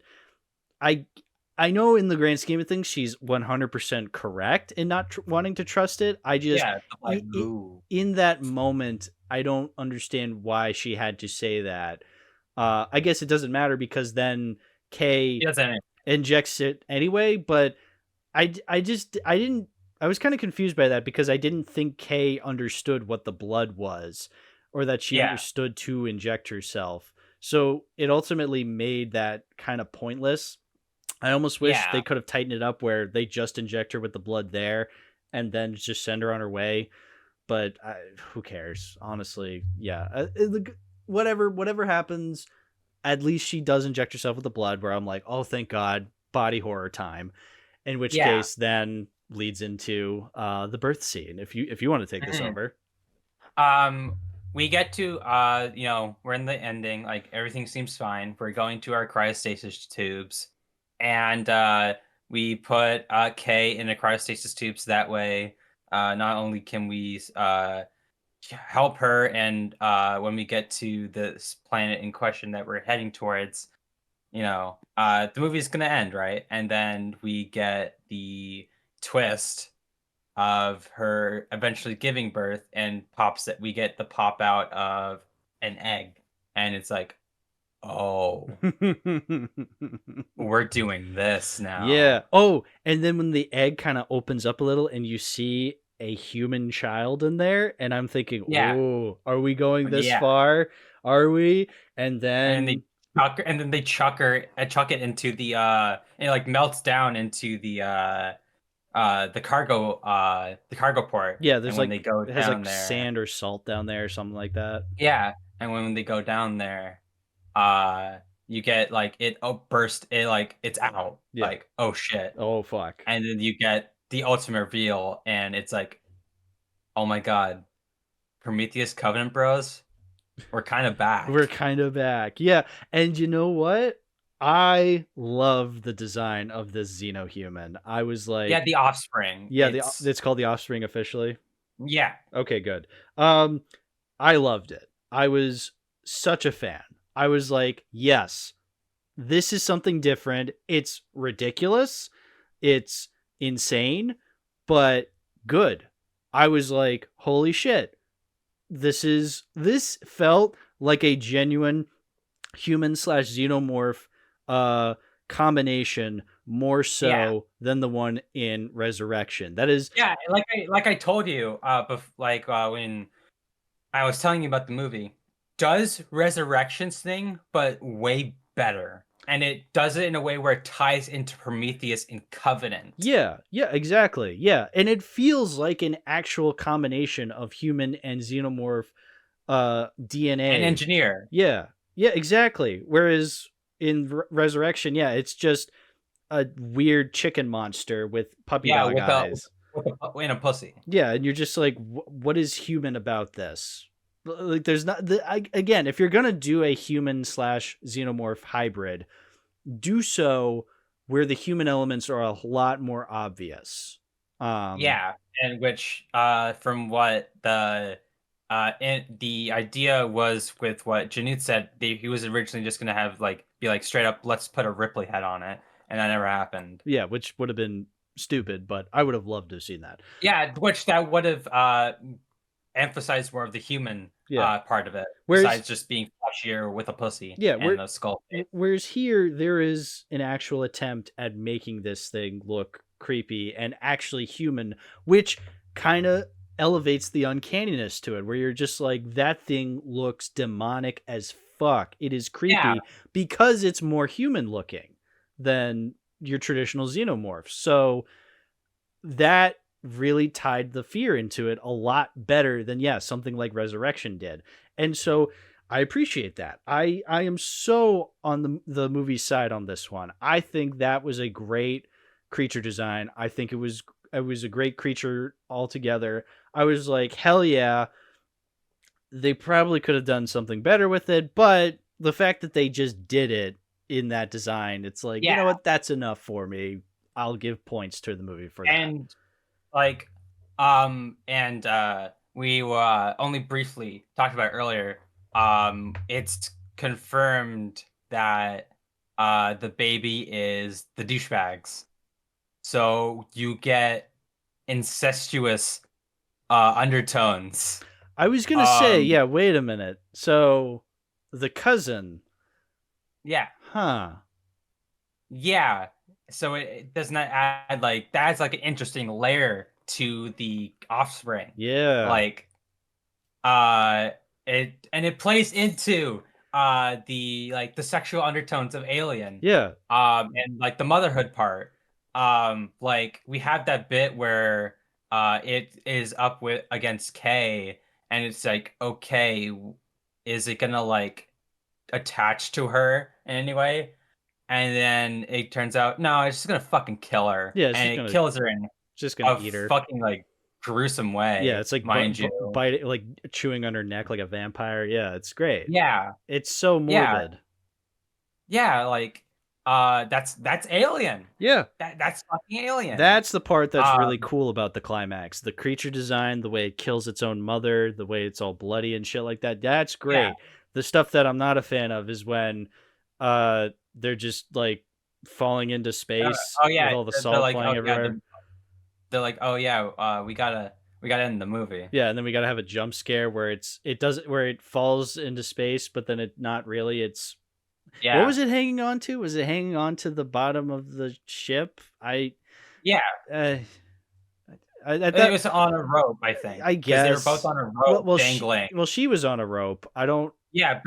But we'll have to watch the movie again. You know what? I don't even really care. It's like at that point in the movie, I'm like, you know what? I already know she's surviving, and the way they had edited, they didn't really show it die, so I'm like, oh, it's still alive, and you know what? Fine, whatever. It's fine. It's not it's whatever. But it could also have been, still way worse. Exactly. But it's still not. It could have been as it could have been how stupid the fact that the newborn in Resurrection is just randomly on the ship.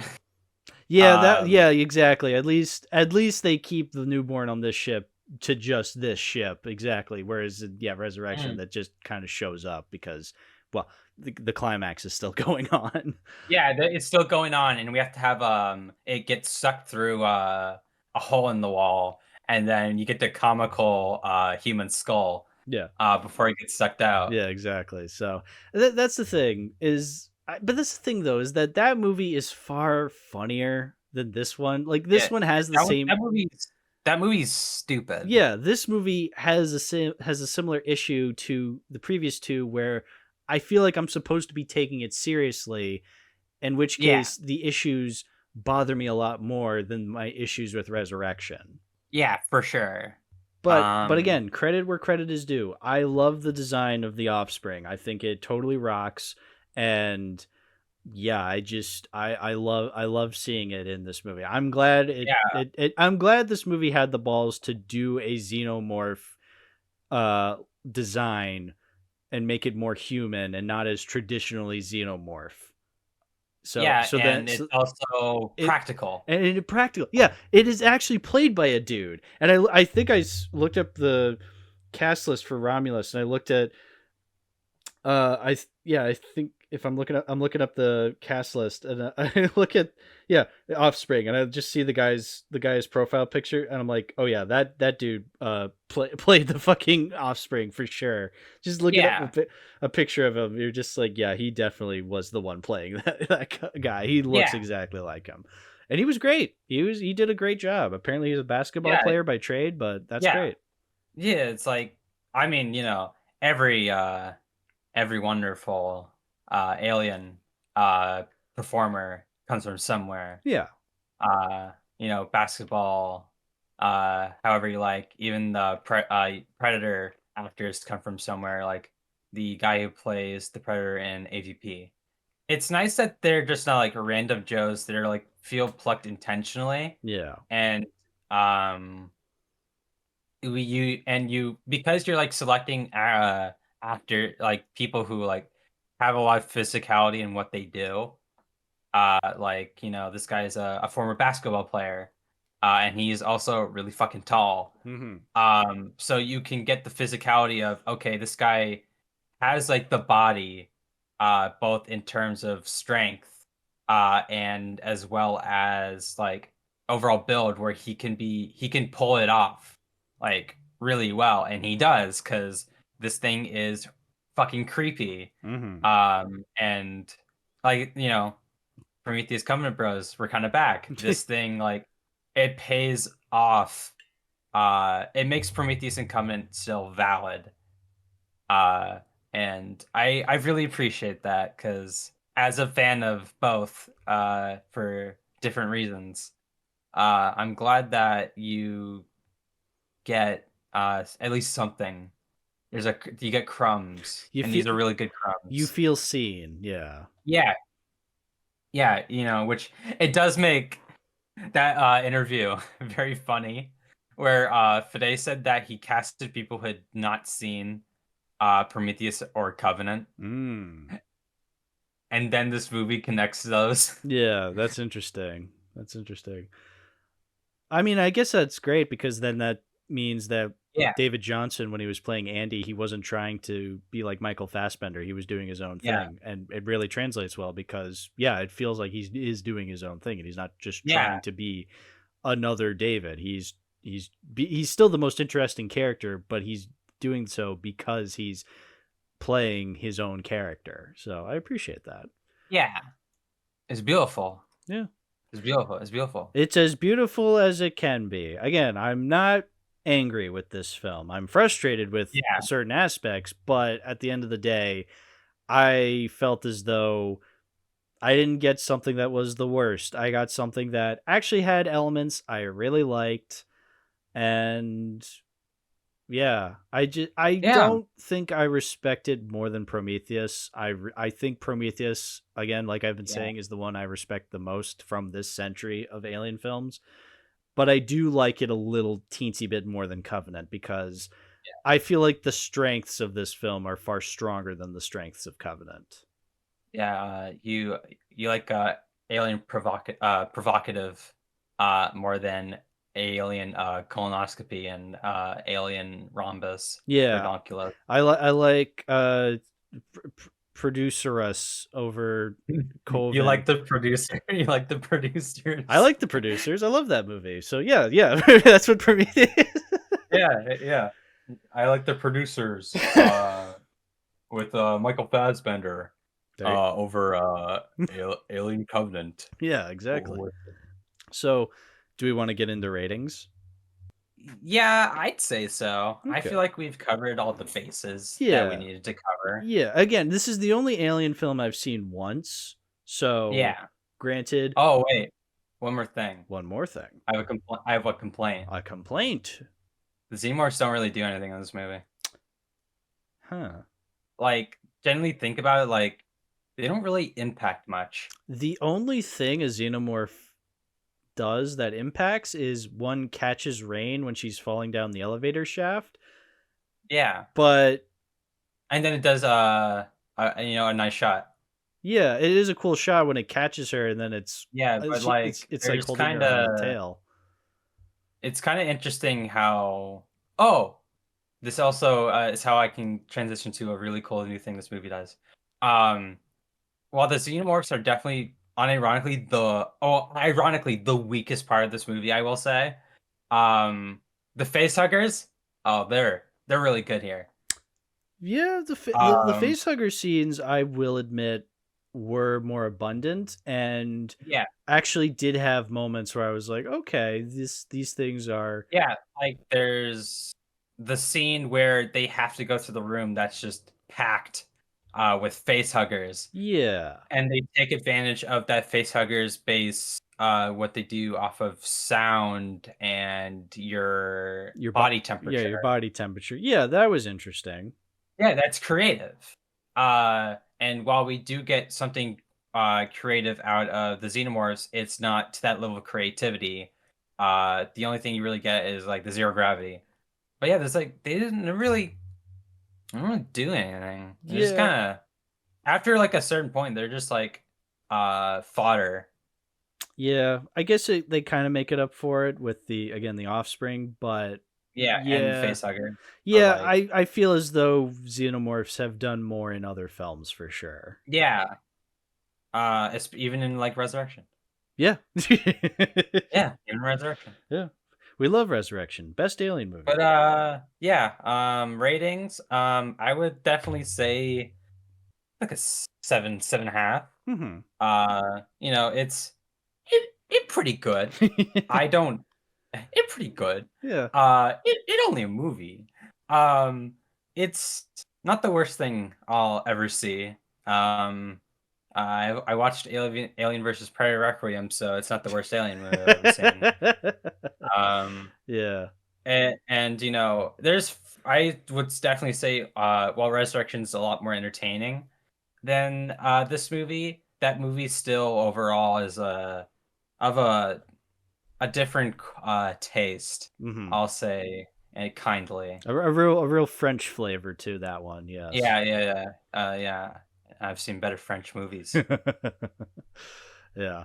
I'm continuing the trend of 4 out of 10 for me with this film. But again, like the other two I've given a 4 out of 10, there are quality things to appreciate with them, and so I can't entirely hate them. I feel as though I do need to rewatch this, but years down the line, I'm gonna far sooner rewatch the first 4 Alien films. But again, this isn't the worst. I was impressed with the things it did well.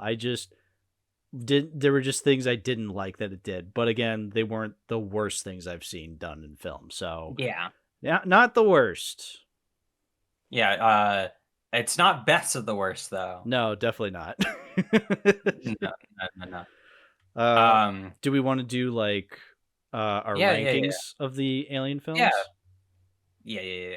And why not? We talked about all of this shit. Yeah, exactly. Yeah. So I'll just say I have the list on Letterboxd. So if you want to see the visually how I rank them, go follow me on Letterboxd. Like in the description down below. Yeah, maybe. So I would say my number 1 is Alien. And what's your number 1? My number 1's Alien 3. Mm-hmm.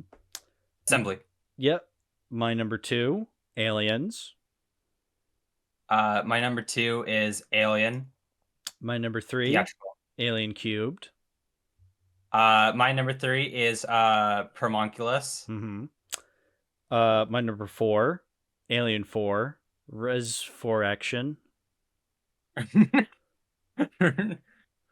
Insert the Miles Teller gif here.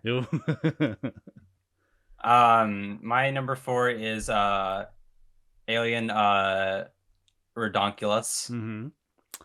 Number 5, Prometheus.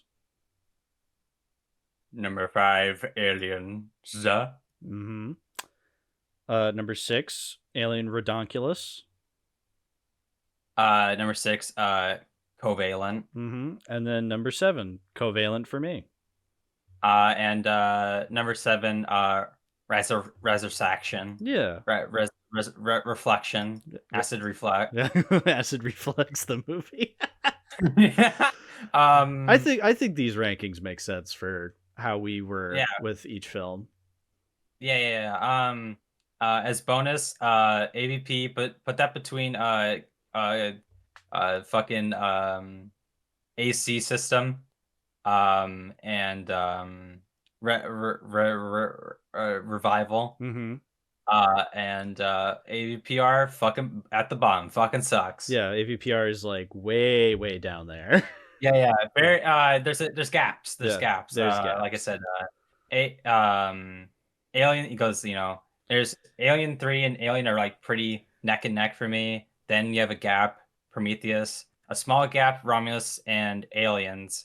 Then you have another gap, Covalent System. Then you have a huge gap, AVP, a smaller gap, Resurrection, and a huge gap right down to the very smack dab bottom of the ocean. Is AVP Requiem. Yeah. But that's pretty much the short and sweet. Yeah. The Alien franchise. Well, quite a franchise. Coming soon. Alien Earth 2025. Yeah. Great. headed by let's see. Let's give it a free promotion. Check it out in a year or don't. It is a prequel that's set 3 decades before Aliens, so it's gonna be set like around the time of Prometheus, or like a year before that. It has Sydney Chandler. You may know Sydney Chandler from Don't Worry, Darling. I've never seen it. I've never seen it either. It also has Alex Lothar, who is in The End of the Fucking World. Someone's probably seen it. He's also in Andor. And he's also in The Last Duel. Wait, who is he in Andor? He is Karis Nemec. That's which one was Nemec? Watch the Red Letter Media. Oh, the guy who did the speech. The guy who had the manifesto. Yes. Yeah. Okay, Nemec. Yeah. Okay, because I'm on the other side of my Andor watch. I've actually finished Andor, so I'm one of you people now. Yeah, I'm one of you people. I can watch the Red Letter Media video now. Exactly. I already did. Good video. Yeah. It has Esther Essie Davis, who's in Game of Thrones Series 6, and is also in Hey, it's Esther Blueberger, and in Australia the Baz Luhrmann movie with Nicole Kidman and Hugh Jackman. It is a series that's going to be show ran by Noah Hawley. Noah Hawley. Wasn't he supposed to do like an Alien film? I guess that's what this turned into, is a series.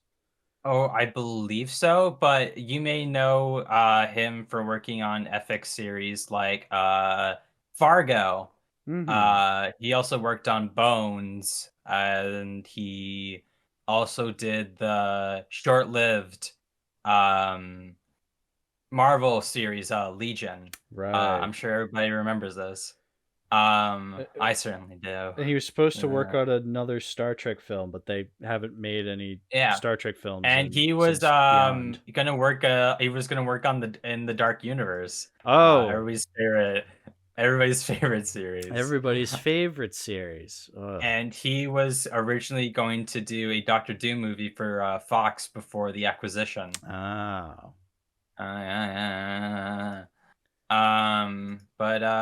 Well, maybe this show will be his crowning achievement. Who knows? Yeah, who knows? This series was announced like 5 years ago. They've been slowly crafting it. They want to make Yeah, sure it's perfect. because they were developing and they're doing an animated project for Alien. We have the live action film, and Isolation was part of that little doohickey, and Ridley Scott was going to do a series for FX on Hulu, and well, here we are. Here we are.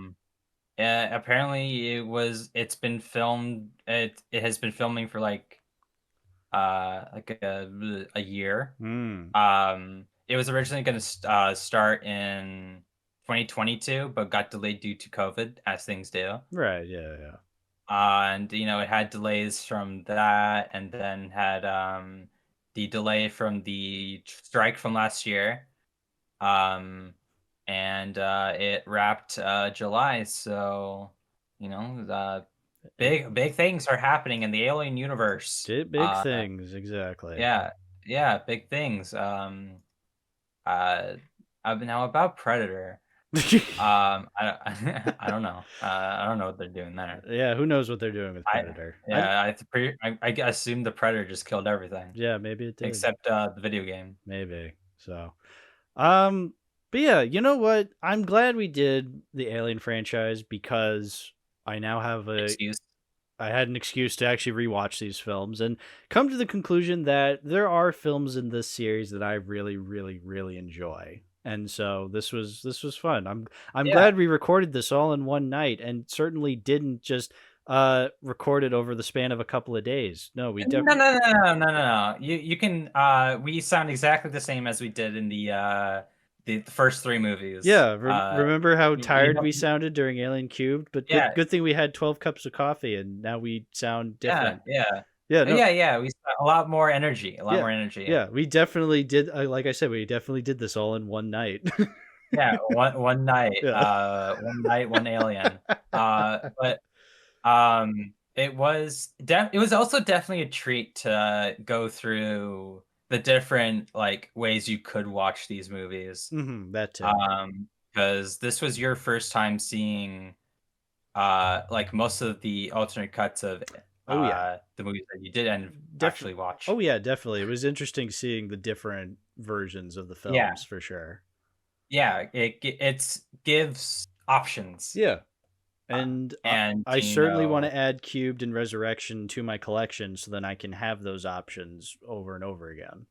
Yeah, for sure. And it did ultimately get us interested in Jean-Pierre Jeunet's filmography. That's true. That's good. That's great. That's awesome. He might be one of the good French people. Who knows? There's not many of them out there. But yeah, this was a real treat. Yeah. For sure. Thank you for doing this. Yeah, for sure. This is the special mass hole episode of Too Many Movies. Exactly. Too Many Mass Holes. Too Many Mass Holes. I'm from the West. He's from the East. 2 different lifestyles, 1 mass, 1 hole. Yeah.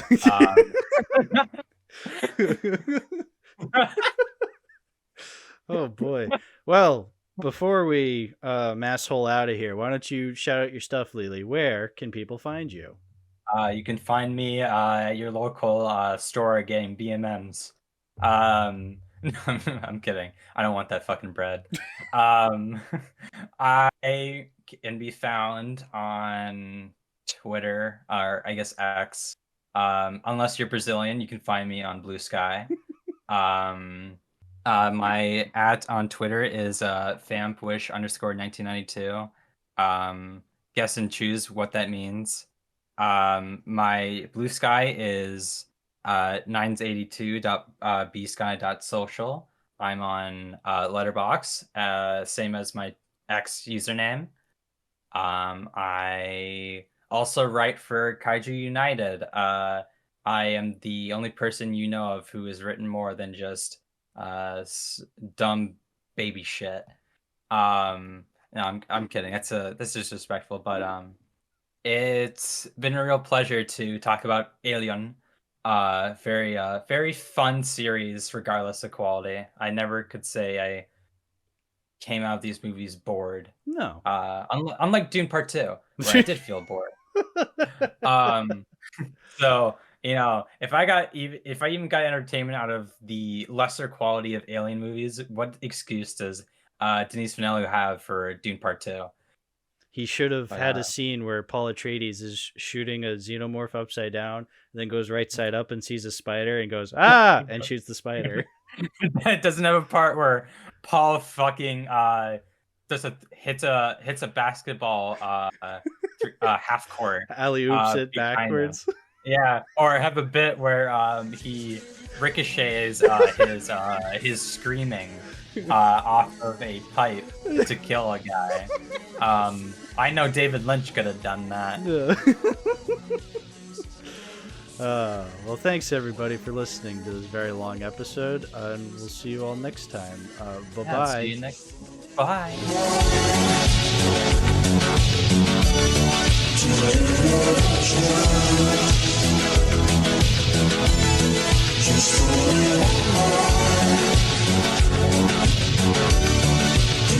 Just